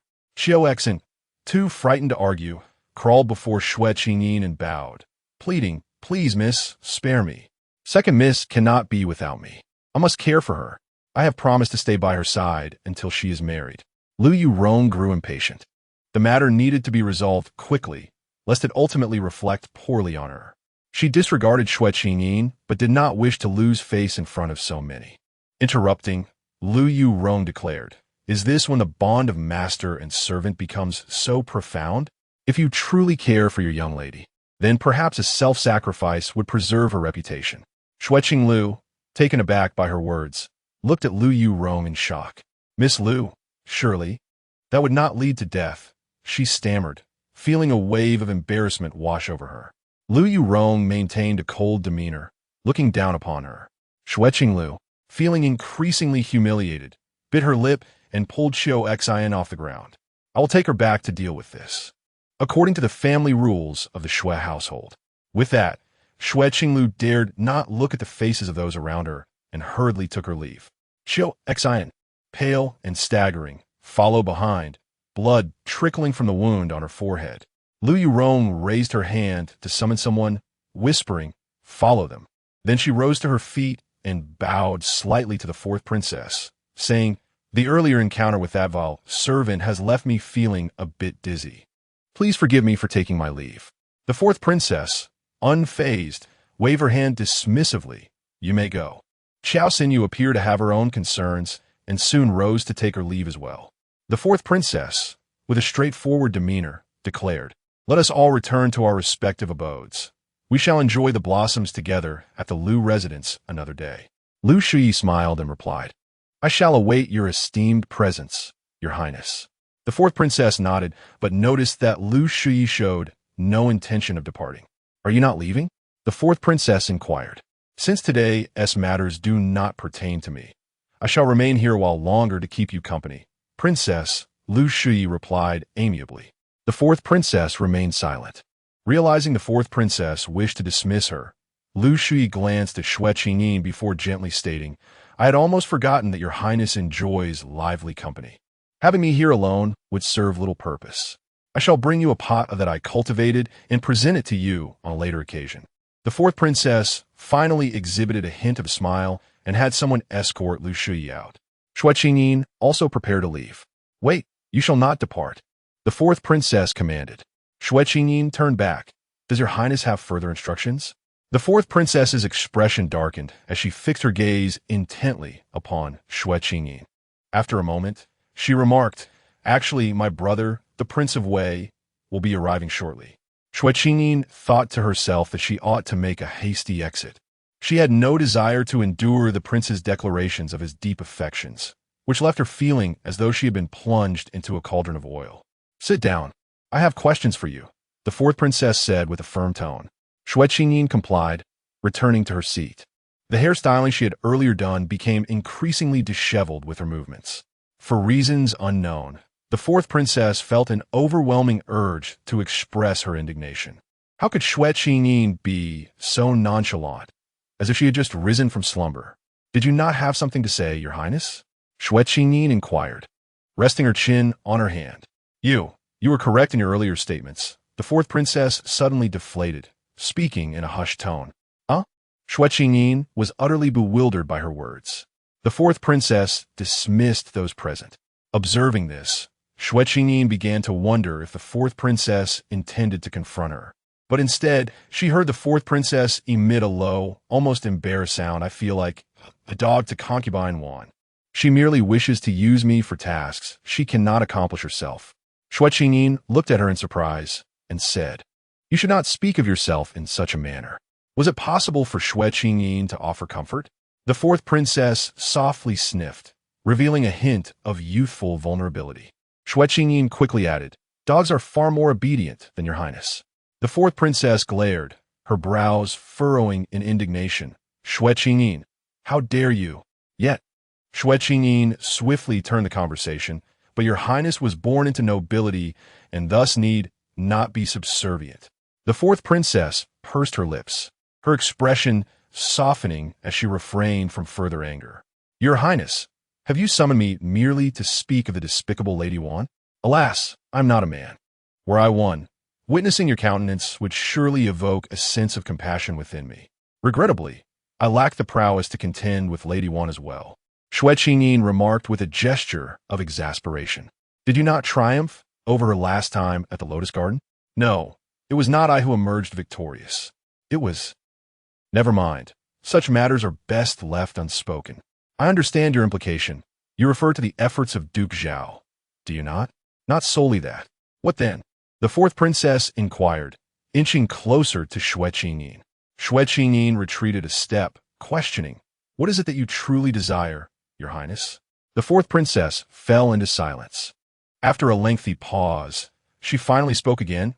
I wish for you to teach me. Once uttered, the fourth princess found it easier to continue, adopting her regal demeanor and declaring coldly, Prince Wei holds affection for you, as does my second brother. And today, do not think I am oblivious. You possess depth and cunning, formidable skills that I wish to acquire. Xue Qingyin felt an urge to touch the fourth princess's forehead, pondering if she had fever. I do not possess such abilities, she replied helplessly. You cannot deny it. Today you stirred chaos with mere words. Are you afraid my second brother might discover your true self? Is it not plausible that my lack of strength necessitates my reliance on the strength of others? Xue Qingyin mused, reflecting that if her father were the emperor, she could easily deliver a resounding slap instead of enduring such turmoil. The fourth princess stood bewildered. Is that truly the only reason? Your highness, I truly must take my leave. What if I were to reward you? Would you then instruct me? Xue Qingyin paused, responding. In that case, I can only offer you one piece of advice. As long as you do not regard yourself as exceptionally clever and reflect more on matters, all be well. The fourth princess gritted her teeth, indignantly retorting, I have thought, yet I remain perplexed. Xue Qingyin turned to regard the fourth princess. Her lovely yet brooding visage bore the marks of foolishness, so foolish that it almost evoked pity. At that moment, a carriage slowly entered the egret garden. The fourth princess whispered, "Prince Wei has arrived. Should you teach me, I shall detain him for you." The carriage came to a halt, and the occupant drew back the curtain before alighting. It was none other than Prince Xuan. The fourth princess widened her eyes in shock. How has it become my second brother?" As she spoke, a shiver coursed through her. Prince Xuan swiftly approached them. The maidservants nearby bowed deeply. Yet Prince Xuan paid them no heed, his gaze fixed intently on Xue Qingyin's slightly disheveled hair. Unbeknownst to her at that moment, her appearance was far more endearing than that of the fourth princess. Prince Xuan scrutinized her for a moment longer, as if etching her image into his memory. He parted his lips to ask, "Has she mistreated you?" The fourth princess's face drained of color and panic. "I have not, second brother." In that fleeting moment, she even questioned whether Xue Qingyin possessed any skills in sorcery. How swiftly she summoned the second brother. Yet, the elder brother Wei Wang remained conspicuously absent. Chapter 70. Do you miss me, Your Highness? The fourth princess watched as Xue Qingyin departed with her cousins from the luge garden. A fleeting glimmer of envy crossed her eyes, only to be replaced by a profound silence. Prince Xuan remained seated beside her. "Isn't my second brother leaving with them?" The fourth princess inquired softly. Prince Xuan glanced back at her. "Are you waiting for Prince Wei?" The fourth princess dared not raise her gaze, merely whispering, "Is Prince Wei now kneeling before father? Are you going to accompany him?" "No, I shall not." With that, Prince Xuan stood up, as if his sole purpose today was to catch a glimpse of Xue Qingyin and admonish the fourth princess a few words. Seeing him about to leave, the fourth princess hurriedly asked, "Second brother, will you marry Xue Qingyin?" She swallowed hard, adding, "Father would not approve, would he? That is no longer your concern. Next time you see her, remember to address her as sister-in-law." Prince Xuan replied coldly, and without further ado, he departed. The fourth princess's heart raced uncontrollably. Xue Qingyin still did not recognize her. She was so astute. Otherwise, how could someone like my second brother consider marrying her? He had never shown an inclination to compete with Prince Wei. "Your Highness," a nearby maid rushed forward to support her, fearing she might be incensed. Yet today, the fourth princess appeared remarkably composed. She simply tightened her fingers into a fist. Recently, she had uncovered the truth behind her mother's death. If she were to seek vengeance, she must become astute. She must. Meanwhile, Xue Qingyin was wandering around with her cousins from the Su family. At this moment, the maid Jishu had brought along a cook skilled in making fried oil cakes to the estate. Jishu wasted no time and immediately requested an audience with He Soning, recounting the recent happenings at the manor. However, He Soning displayed an air of calm, stating, "I am already aware." Jishu's heart trembled slightly, realizing that the eldest young master was indeed well informed about the affairs of the estate without her needing to report. "Did Qingyin summon you?" He Soning inquired. Jishu responded, "I mentioned it to her, and she then asked me to come, bringing along a chef to stay at the estate to prepare meals. She also said that if you were uncertain about how much to pay him, you should decide." He Soning's expression grew considerably more complex. "She certainly trusts me." Jishu, puzzled, remarked, "By blood, she naturally has great confidence in you." He Soning chuckled lightly, choosing not to comment further. Jishu then broached the topic of Prince Wei's primary and secondary consorts. Instantly, He Soning's countenance darkened. His estranged biological father, the current emperor, indeed favored his sons greatly. One was Qiao Xinyu, the other Lu Yuetong, both of noble birth. How could that fool Prince Wei fail to win over the woman he cherished? He Soning pressed his fingers to his temples, swiftly regaining his composure. Initially, he had underestimated Xue Qingyin. Now that she had allied with Prince Xuan, she had forged an entirely different path. Yet, the old matriarch in the palace held Prince Xuan in high regard and would likely oppose Xue Qingyin's union with him. He Soning swiftly altered his course, instructing Jishu, upon returning to the city, "Have your brother attend to a matter for me. You may command me as you wish. In 2 days, I expect to hear news of Lu Yurong falling gravely ill." Understood. Furthermore, instruct Qi Qiao to procure a personal item to be delivered to Chief Steward Jiang of the Wei Wang Fu, stating it belongs to the eldest young lady. Xu, taken aback, raised her gaze. It was indeed Qi Qiao who had facilitated the previous transaction with Chief Steward Jiang. This was known to Xu, yet she could not fathom why the eldest young master sought to engage in such dealings once more.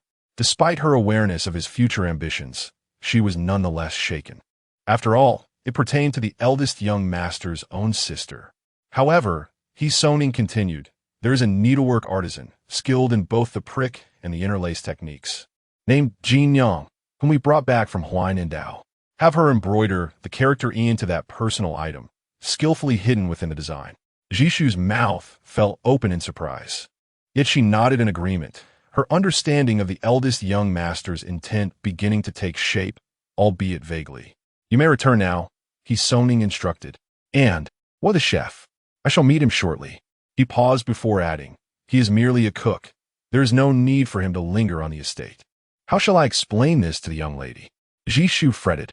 Xuening, his tone laced with complexity, replied, simply say I have taken care of it for her. Xishu sighed in relief. Though the eldest young master could be harsh in words, he still looked out for the young lady. Just as Xishu was about to take her leave, Xuening called out to her once more, adding, there will be some disturbances in the coming days. Ensure the young lady is kept safe from any mishaps. A shiver ran down Xishu's spine as she responded yes. Departing the estate, she boarded her carriage back to the city, and only after traveling some distance did it suddenly dawn on her. The eldest young master seemed to have forgotten to inquire about the second young lady. Meanwhile, at the Xianwang Fu, a youth stood before the desk.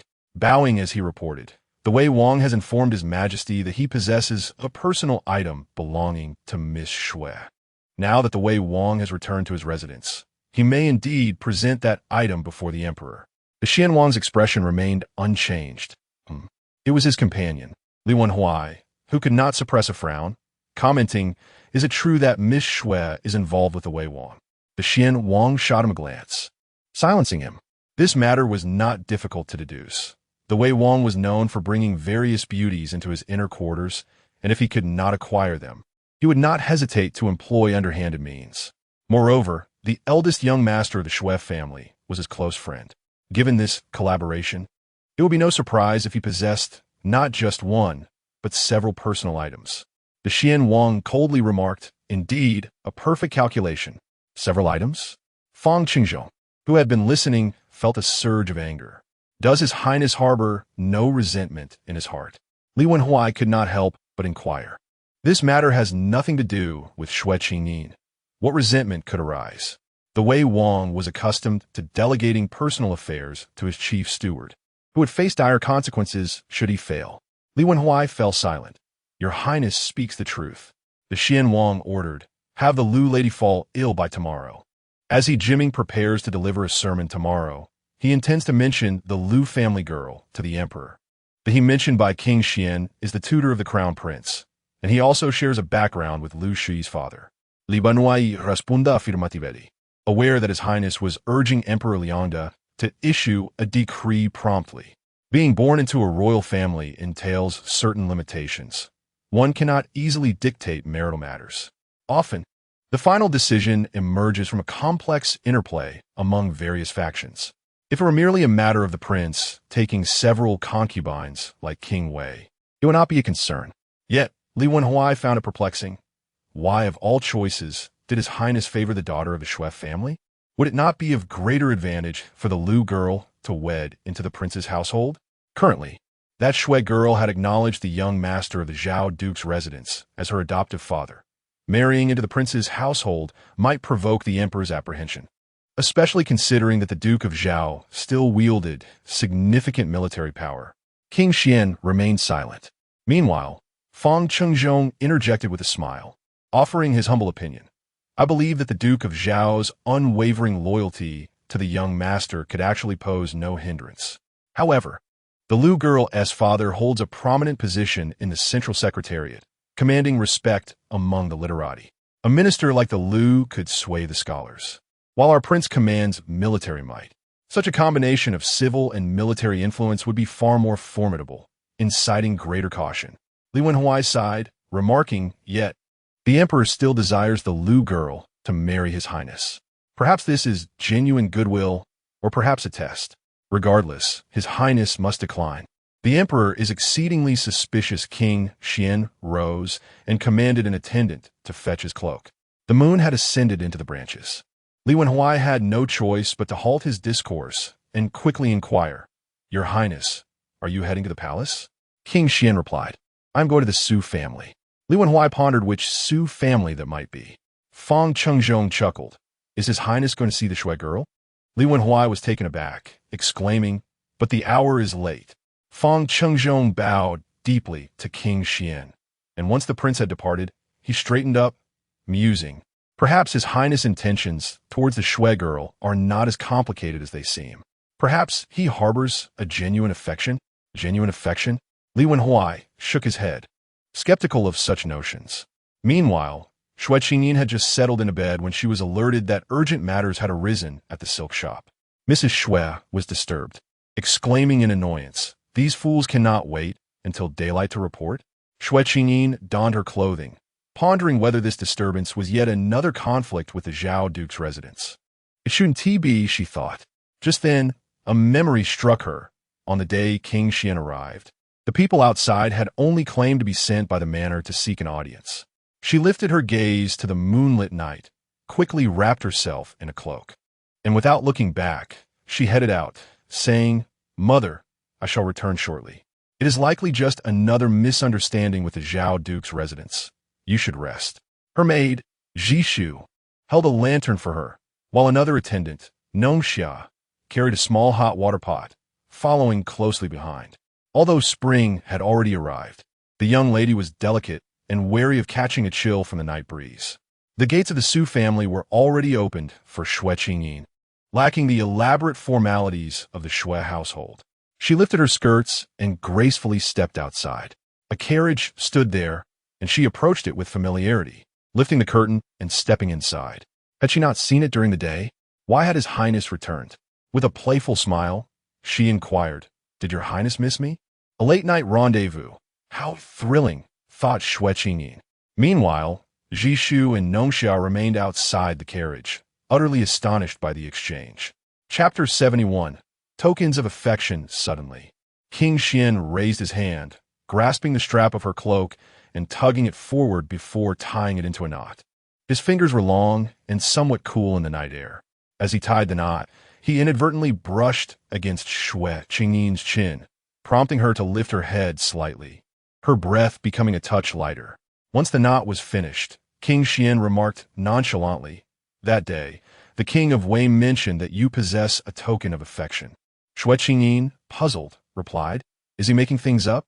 What token of affection could he possibly have?" "He said the same in front of my father. And this time he referred to something personal of yours." Xue Qingyin instinctively recoiled, fixing her gaze upon King Xuan, and whispered, "Your Highness, do you suspect me?" "No," he replied, "I merely wish to clarify. Naturally, there will be someone to intercept this item." Only then did Xue Qingyin obediently settle back in her seat. She had initially thought he was questioning her virtue. If that were the case, she would have left without a second thought. Marriage? Nonsense. Fortunately, King Xuan was indeed trustworthy. Xue Qingyin pouted and said, "I truly do not know what it is. I have hardly seen him. If someone from the estate had stolen it and given it to the King of Wei in a flash." A thought struck her. Her expression transformed into one of peculiar surprise as she exclaimed, "I once lost a personal item." King Xuan instinctively tightened his grip, a hint of menace flickering between his brows. Xue Qingyin continued, "I lost a foot towel." King Xuan, meeting his gaze, Xue Qingyin felt equally at a loss for words. "King Xuan, it is of no consequence." In that moment, he questioned whether the King of Wei had, during his upbringing, had his brain replaced with tofu, leading him to commit such absurd and ludicrous acts. Xue Qingyin exhaled gently, still carrying the coolness of the night. "Are you leaving now, Your Highness?" she inquired. King Xuan lightly pinched his fingers. Did she not wish for him to depart so soon? However, it was indeed rare for him to relax and engage in trivial conversation with others. The carriage fell into a profound silence. "Oh dear, my legs are gone numb," Xue Qingyin thought, attempting to change her position. As she stretched her legs, she accidentally bumped against the carriage wall. King Xian swiftly leaned forward, pressing a hand on her knee. Xue Qingyin hurriedly reassured him. It was just a light bump, nothing serious. Yet after speaking, she felt something was amiss and instinctively licked her lips. Shouldn't she feign a bit of vulnerability? Has your previous injury healed? King Xian's voice resonated in her ear. Xue Qingyin gathered her thoughts and nodded, generously praising. The medicine you sent works wonders. I was well by morning. She then confidently added, I will ride again next time. King Xian responded with an affirmative hum, his brow appearing somewhat softened. Once again, the carriage fell into silence. Xue Qingyin pondered that even elementary school students in love might find this more stimulating than merely sitting here in silence. She licked her lips again, contemplating saying a few words, but King Xian's voice preemptively broke the silence. How is the Xu family? He inquired. Xue Qingyin leaned against the carriage wall and said, They initially preferred my father, but now they favor me. Naturally, they're eager to please and indulge me. This has made my days considerably more comfortable. Do you not see that my complexion has improved significantly today? Prince Xian's gaze fell naturally upon her face. His eyes were cold, likely due to his innate inability to soften his demeanor. As he surveyed Xue Qingyin, his gaze resembled that of an observer rather than that of a lover, sending a subtle chill through her. Yet, she suppressed her unease. Indeed, Prince Xian replied in a deep voice, and feeling that his single word was too meager, he added, It is much better. A lantern hung from the corner of the carriage, swaying gently. The flickering candlelight danced across Xue Qingyin's features, illuminating her brows, her nose, and her lips with a touch of shimmering radiance. When she lifted her gaze to meet his, her eyes seemed to soften in the candlelight, imbued with boundless affection. At that moment, Xue Qingyin lifted a corner of the carriage curtain, saying, Shall I take my leave? It is rather dull to sit idly. Yes, you may return, Prince Xian replied, devoid of any warmth or reluctance. However, Xue Qingyin had not anticipated any such sentiment. She stepped down from the carriage, ready to depart. Take this. Prince Xian extended his hand from the carriage. Xue Qingyin turned to look at him, noticing a slender box in his grasp. At first glance, it appeared somewhat familiar. She accepted it and inquired, Is this for me, Your Highness? Prince Xian nodded. You seemed to enjoy it the last time. With that, he withdrew his hand, and the curtain fell, obscuring him from view. The coachman nodded to Xue Qingyin and promptly drove away. Standing in place, Xue Qingyin opened the box to reveal a multitude of gleaming golden leaves. Beside her, Nongxia gasped in surprise. What is this? Xue Qingyin, taken aback, replied, These are leaf cards. Remember the last time at Princess Jing's residence, when I lost at chess and suggested we play with the leaf cards instead? Prince Xian had indeed sent for a set of leaf cards, each crafted from gold. She had been astonished at the time and could not resist their allure. He had remembered the delight that had shone in her eyes. Nongxia swallowed hard. Miss, how much silver must this be worth? Xue Qingyin pondered, I do not know. Did Princess Jing truly give these so easily? As she contemplated, a gentle breath escaped her lips. Although Prince Xian possessed a cold disposition, he was undeniably generous and thoughtful with his gifts. Xue Qingyin tightened her cloak and looked down to see the knot he had tied for her. Let us return and get some rest. Otherwise, Mother will surely worry, Xue Qingyin said as she walked ahead. Jishu suppressed her astonishment and hurried to catch up. The foolish girl Nongxia was quietly counting on her fingers, yet she ultimately failed to arrive at a conclusion. Upon returning to the cine pavilion, Madame Xue was waiting for her, lamp in hand, and immediately inquired, What happened? Xue Qingyin responded with a smile. Oh, it was a trivial matter. Your daughter resolved it effortlessly. Madame Xue shot her an exasperated glance. Xue Qingyin raised her hand to remove her cloak, tugging at it, but to her surprise, it would come undone. She glared at the stubborn, not in frustration, wondering what sort of ridiculous contraption this was that she couldn't untie. Noticing the commotion, Madame Xue hurried over to assist her, muttering, How did you manage to tie such a tight knot? Bring me some scissors. As she spoke, Madame Xue turned her gaze to the small box cradled in Nongxia's arms, a fleeting shadow of doubt crossing her eyes. On the way back, Prince Xuan suddenly commanded. "Stop! Your Highness, what is it?"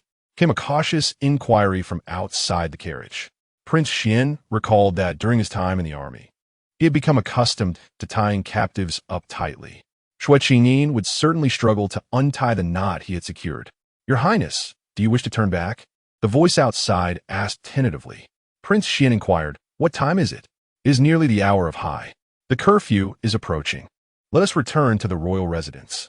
Fortunately, since the knot could not be unraveled, scissors would suffice to cut it open. The last time, the Empress Dowager had sent some crimson brocade, exquisite silk from Yuzhou, and fragrant cloud gauze to the royal residence, which could be fashioned into a new cloak for her. Prince Xuan thought to himself, remaining outwardly composed. Chapter 72. Sudden illness. The atmosphere in the Xue household had lost its previous lightness.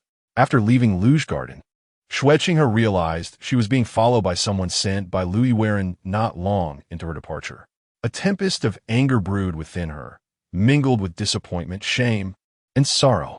It was only upon returning to the Xue residence, burdened by these tumultuous emotions, that she felt utterly drained. "Second Miss," Xue Qingyin said, her vision clouded, as she blinked vigorously, tears streaming down her cheeks. "I truly did this for you. Why did you deceive your sister?" Xue Qingyin trembled as she responded, For my sake?" Weakness seeped into her voice as she retorted, "Is this truly for my benefit? I trusted you so deeply, yet you have placed me in such an awkward position." On that fateful day of the boating incident, Xue Qingyin had been the victim. However, due to Xue Xian's lies, she was suddenly perceived as the perpetrator. "When you uttered those words at the palace banquet, I should have been cautious of you." Her voice quivered more violently. At this, Xue Xian abruptly lifted her head, her eyes reddening. "Are you blaming me, second miss? You are inherently kind-hearted, but too much kindness can turn to weakness. If you refuse to compete or fight for anything, how will those who follow you survive? I am willing to endure hardships by your side, but what about others? But you should not have lied." Tears welled in Xue Qingyin's eyes. The thought of punishing Xue Xian pained her, for Xue Xian had indeed been her companion through many difficult nights. "There is no right or wrong.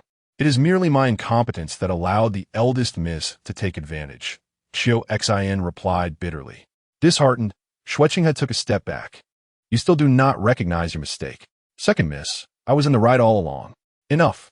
Wiping away her tears, Xue Qingyin turned away, stumbling towards the main hall. Since Madame Xue's departure, Xue Qingdong had been coming home more frequently. The person she was about to meet was none other than him. This incident, which was initially plotted by the Liu family girl against her sister, had devolved into such a situation.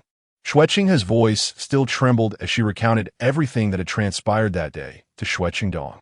Xue Qingdong observed the obediently kneeling Xue Qingyin with a sense of disappointment. He had not anticipated that she would be unable to resolve even such a trivial matter. However, he concealed his feelings and remarked, "Then let it be dealt with according to family law. 20 lashes and expulsion from the household." Xue Xian, kneeling in the outer hall, fainted upon hearing Xue Qingdong's decree.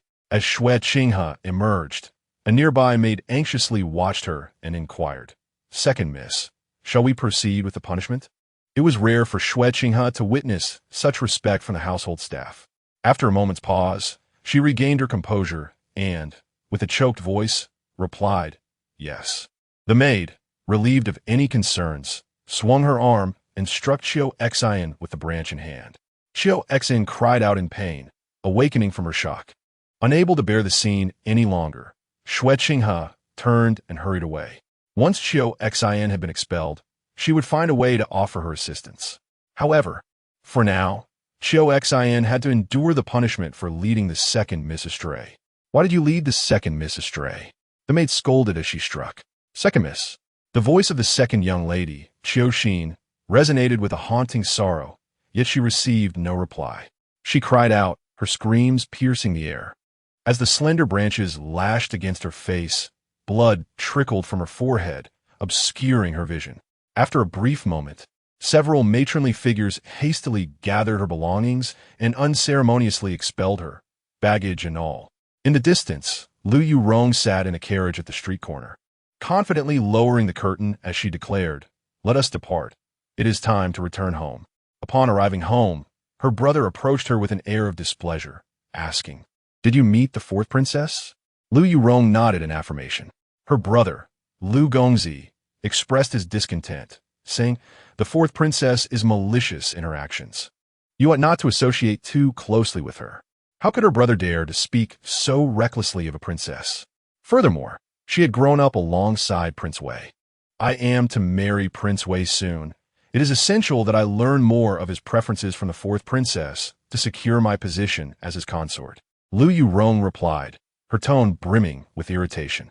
The mere mention of this topic only fueled Lu Gongzi's anger further. He retorted, "Prince Wei is hardly a gentleman. At the poetry gathering, he humiliated you, and yet you." Lu Yurong shot her brother a piercing glance, coldly interjecting, "Did you not once praise the elegance of Prince Wei's poetry? How dare you speak ill of him now?" Lu Gongzi's face contorted with anguish as he lamented, "Had I known it would come to this, I would never have praised him before you. Yurong, exceptional poetry does not equate to the qualities of a good husband." Lu Yurong, growing impatient, clutched her head, exclaiming, "I have already endured humiliation today, and now I must be lectured by my own brother." Lu Gongzi sighed. "Very well, you have a headache again, do you not? I shall summon someone to fetch medicine." Lu Yurong reclined on the bed, attended by her maidservant as she took her medicine.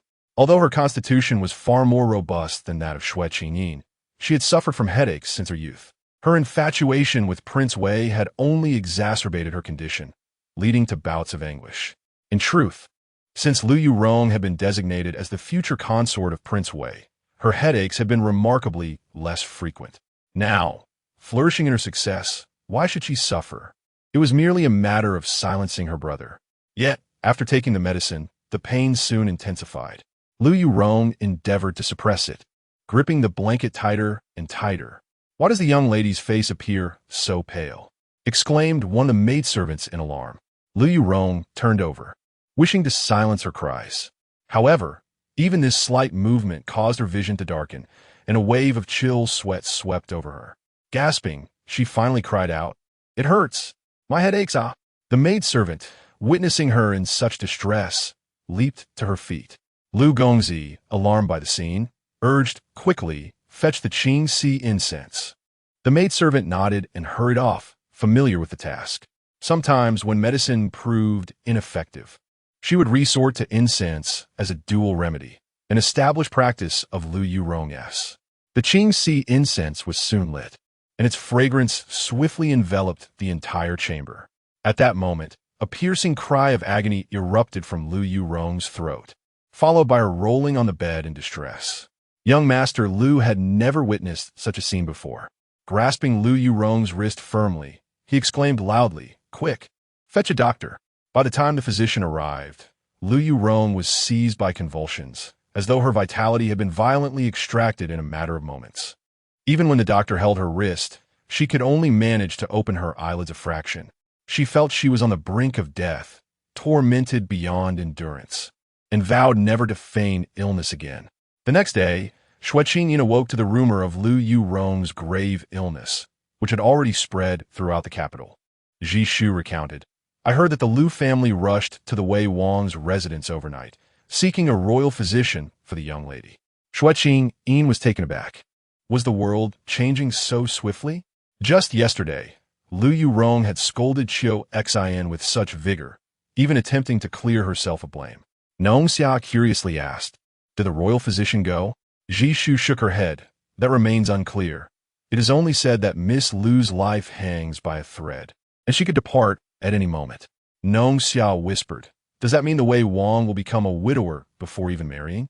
Zhishu replied, "Such is the fate of commoners. Royal scions do not become widowers." Xue Qingyin nodded in agreement. "One can simply remarry." Nong Xia frowned. "That sounds rather cruel." Xue Qingyin smiled. "Allow me to enlighten you, dear. In this world, men, regardless of their wealth or status, often exhibit such cruelty." Zhishu chuckled. "You need not mourn for Miss Lu's fate today. She had once intended to harm our eldest lady, yet fate intervened and brought misfortune upon the second lady instead. Indeed, Miss Lu is truly wicked. Just last time, She caused the eldest young master to be injured while directing her ire at our second lady. Nong Xia readily concurred. Ji Shu, hearing this, offered an awkward smile, for the eldest young master was indeed her superior. The news of Lu Yurong's critical condition also reached the ears of Consort Wan. "Did we not send a royal physician?" she inquired, her expression darkening. The matron replied helplessly, "Your Majesty has already granted ginseng." Consort Wan felt a tightening in her throat. Ginseng slices are primarily used to prolong life, which indicates the dire state of affairs. Why must she fall ill at this time? Consort Wan fumed, smashing the cup beside her. The matron sighed. Perhaps she is simply unfortunate, unable to bear the weight of royal favor. Consort Wan showed little concern for Lu Yurong's misfortune. Her primary worry was the implication of a vacant position for the principal wife. If Lu Yurong were to perish, the Lu family would no longer be able to forge a connection with the Wei Wang residents. Should the Wei Wang hasten to remarry, it would inevitably provoke the Lu family's discontent. This meant that, in the end, her son would only secure a marriage with Xue Qingyin. And what of Xian Wang? The emperor has yet to issue a decree for Xian Wang's marriage, and it is feared that he may be directed towards a daughter of the Lu family. Lu Shuyi's father is undoubtedly far more influential than Xue Qingyin's. The more Consort Wan pondered, the more troubled she became. At this moment, a counselor named He Ji poured a cup of tea for the imperiled Emperor Liangde. Chapter 73. Mutual Affection. Rare fondness. He Ji Guang held the esteemed position of left assistant to the Minister of the Interior, a third-rank official, serving as an advisor within ministry. Simultaneously, he also occupied the role of deputy scholar in the Academy of the Central Secretariat. The Academy was primarily tasked with compiling literature at the behest of the emperor or providing references for edicts issued by the Central Secretariat. As a deputy in the Academy, it was evident that He Ji Guang was well-versed in ancient texts. However, one who spends their days immersed in such tomes inevitably develops a certain bookish demeanor. The emperor took pleasure in conversing with him, appreciating the candor and lack of guile in his words, which provided a sense of ease. Consequently, He Ji Guang was often invited to the palace to expound on teachings, eventually becoming the tutor to the crown prince. As a result, though he wielded no tangible power, He Ji Guang was regarded as a close confidant of the emperor, enjoying a measure of esteem in the imperial court. Today, His Highness the Crown Prince is able to sit up, He Ji Guang remarked softly. The emperor, Liangde, replied with a distracted Why does your Majesty still wear a troubled expression, despite the crown prince's daily improvement? He Ji Guang inquired, a question he alone dared to pose. Liangde turned to regard him, sighing inwardly. He Ji Guang truly seemed oblivious to the deeper matters at hand. I am contemplating the situation regarding Prince Wei. He Ji Guang quickly added, I have heard whispers that the young lady from the Lu family may not survive. Oh, even you have heard of it? He Ji Guang nodded. The Lu family rushed to Prince Wei's residence for medical assistance, creating quite a stir. What was to be a joyous occasion has now turned into a calamity. Liangde expressed his displeasure once the position of the Princess of Wei becomes vacant. Selecting a suitable successor will prove even more challenging. He Ji Guang hastily counseled, Your Majesty need not fret. Prince Wei possesses exceptional talents, and countless noble ladies in the capital yearn for the opportunity to join his household. Alas, I have but one son, or else I would wish for her to marry Prince Wei. The emperor chuckled, You indeed. This has little to do with how many wish to marry Prince Wei. He Ji Guang, ever earnest, replied, I am but a simpleton. Please enlighten me. He Ji Guang was adept at literary pursuits, yet woefully uninformed in matters of court intrigue. His role as a teacher was comforting, and Liangde felt somewhat more spirited, whispering, Consider this. If the Lu lady were to lose her life, and Prince Wei were to marry another so soon after, how would the Lu family feel?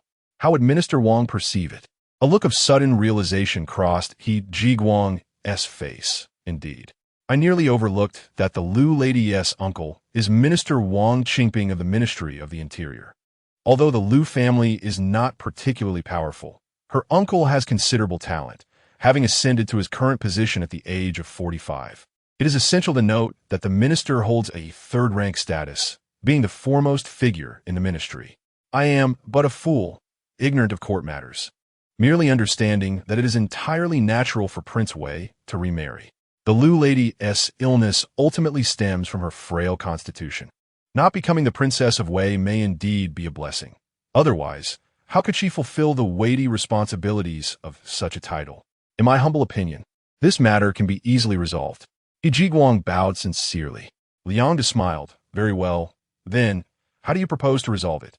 By recommending a noble lady of even higher birth for Prince Wei, he stated, though Liang replied coolly, such a task is far from simple.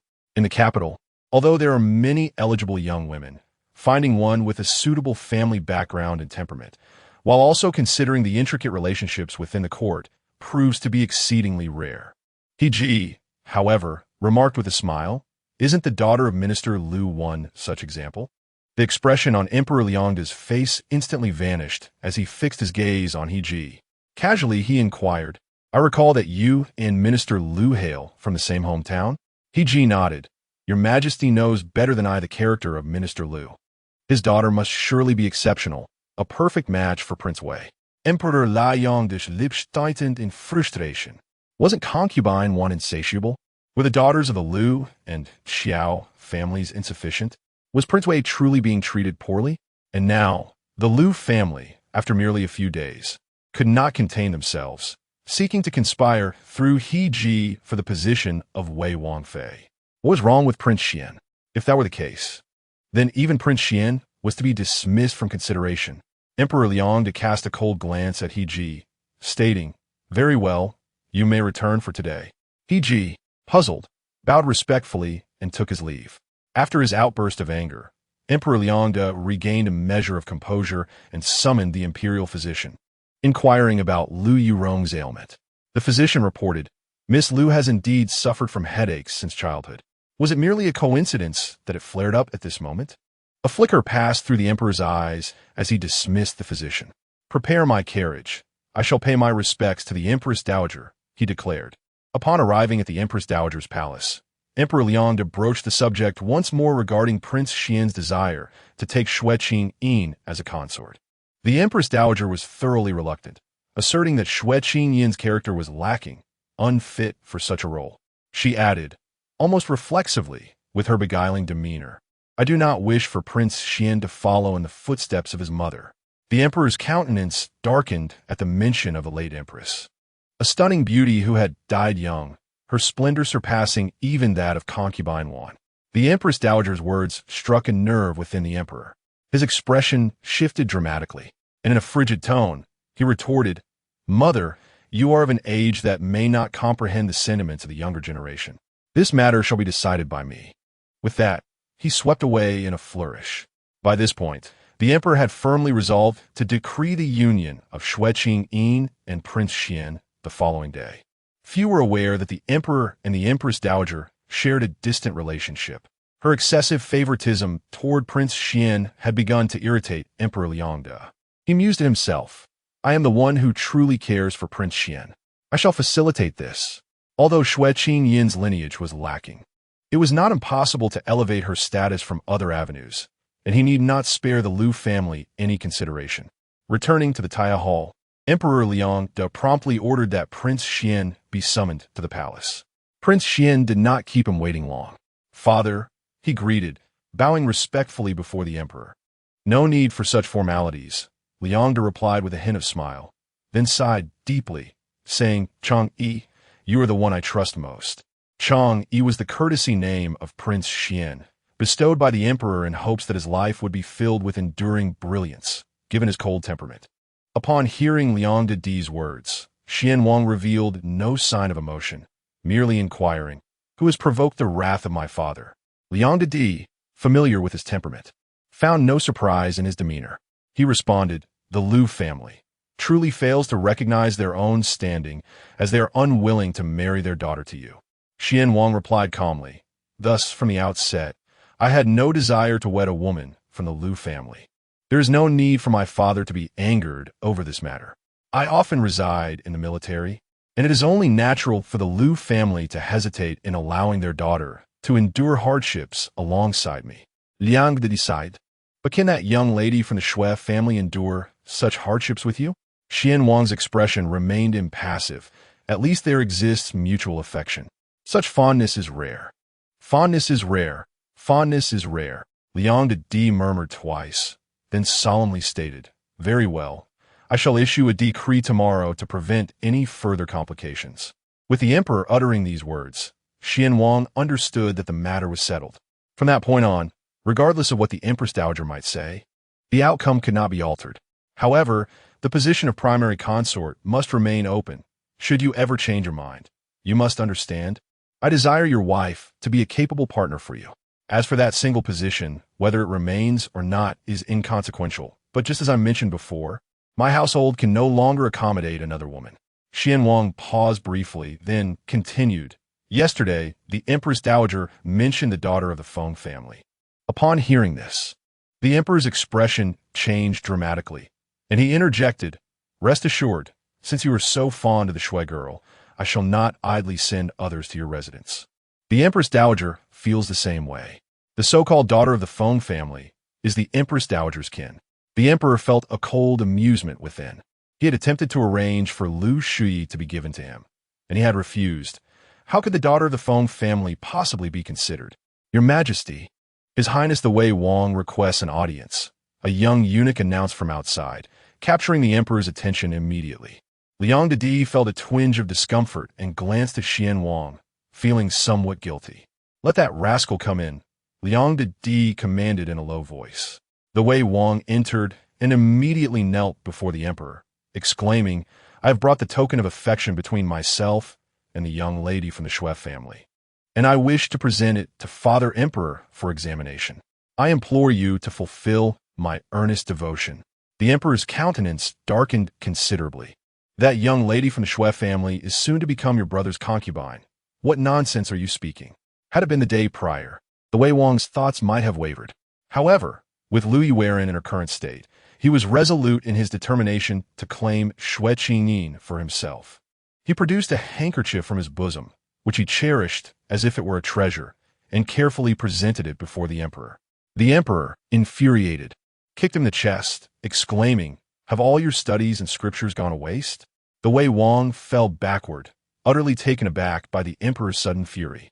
He had no inkling that the emperor's ire had been ignited first by He Ji, and then further provoked by the Empress Dowager. Upon reflecting on him now, he has become increasingly unbearable to behold. The emperor, the Duke of Wei, lamented.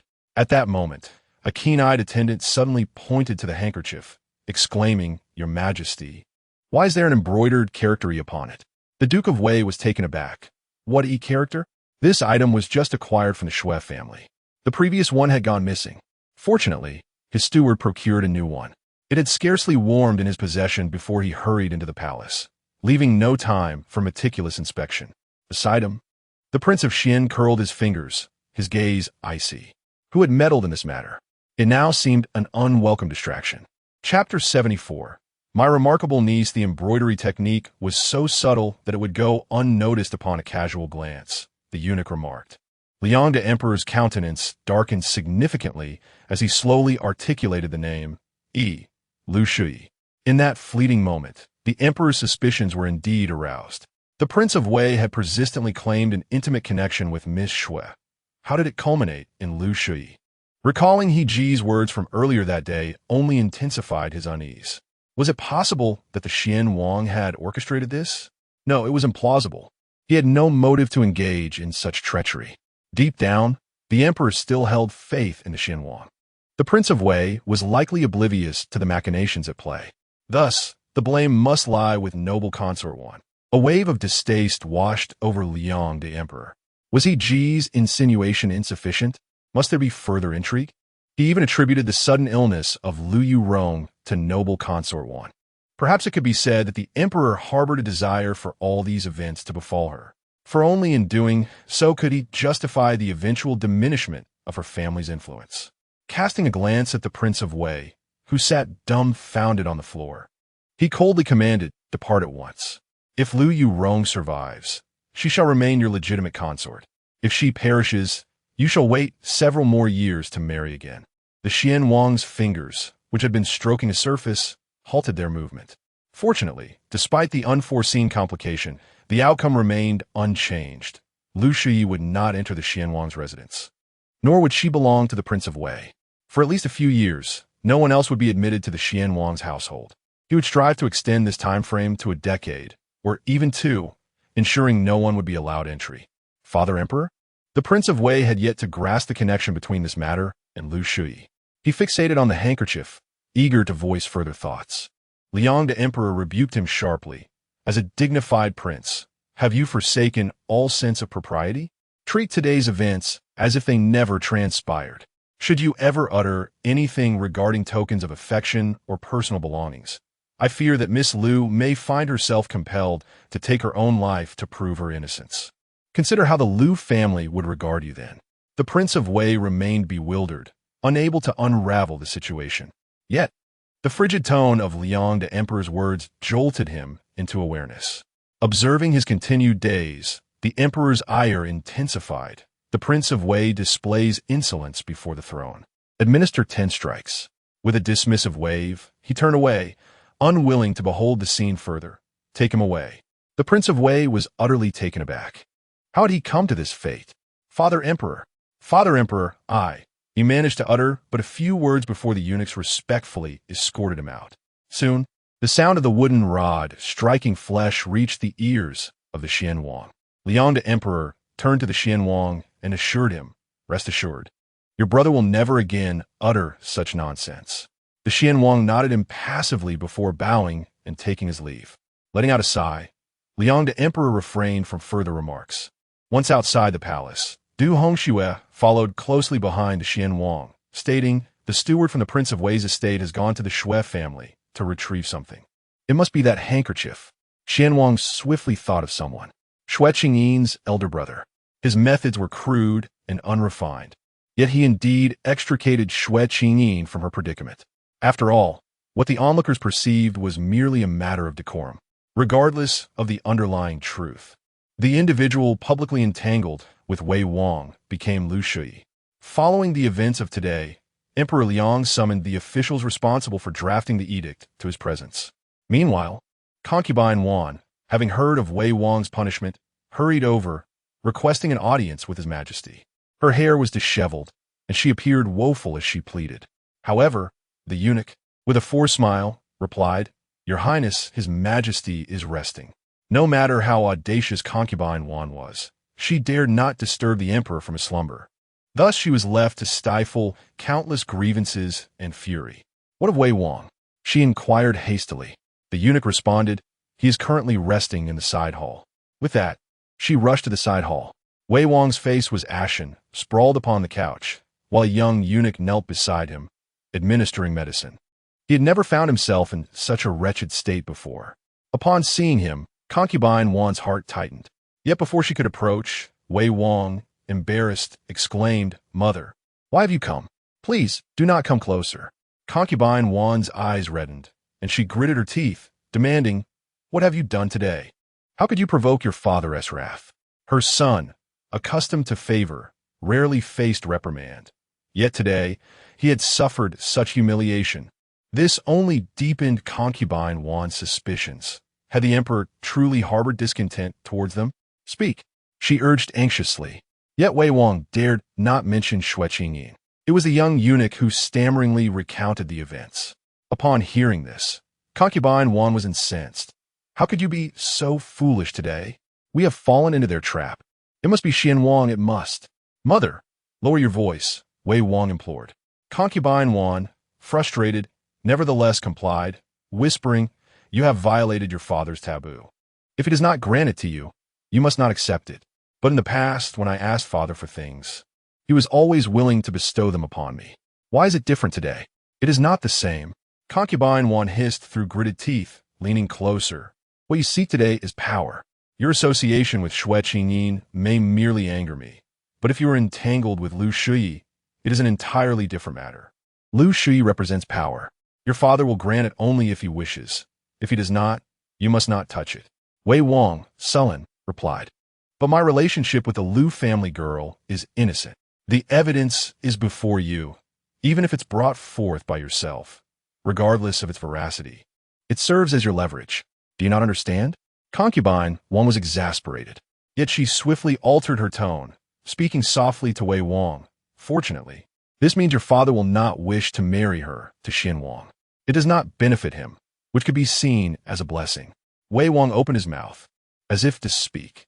He felt that Xian Wang had never truly desired to wed Lu Shui. I do not wish to marry Lu Yuehong, yet I must endure punishment. Xian Wang need not marry Lu Shui, and yet he can act with impunity. Why is that? Simply because he wields military power? The Wei King pondered for a moment and suddenly declared, I too wish to lead troops into battle.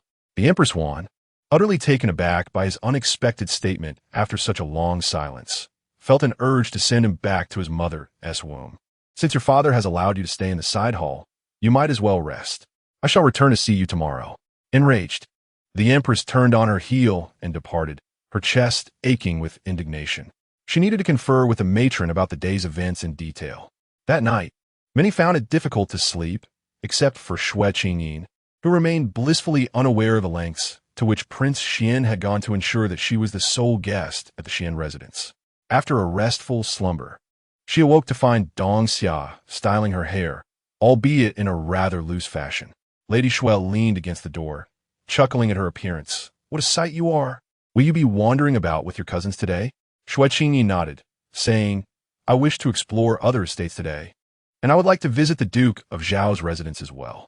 No sooner had she spoken than a young servant rushed in, announcing, the fourth princess requests the presence of a young lady for tea. Xue Qingyin was taken aback. Was the fourth princess resolute in her intentions? Just tell her, I am unwell and cannot come, she instructed. However, the servant hesitated, replying, I dare not say that. What is there to be afraid of? Can you not lie? Come, allow me to teach you. Xue Qingyin offered, but Lady Xue interjected with a sharp reprimand. And what good will that do? Teaching someone to lie. A master should set a good example. Do you understand? At that moment, the servant quickly clarified, no, it is not that I cannot lie, but rather, the fourth princess is currently standing at the entrance of the Su family residence. Both the master and mistress have gone out to greet her. Xue Qingyin sighed. Then let us go. With no choice, she allowed Lady Xue to escort her to the door. Indeed, Su Qi and Lady Gue stood there, both anxious yet eager to invite the fourth princess inside for tea. However, the fourth princess coldly refused, stating, I am here to wait for Xue Qingyin.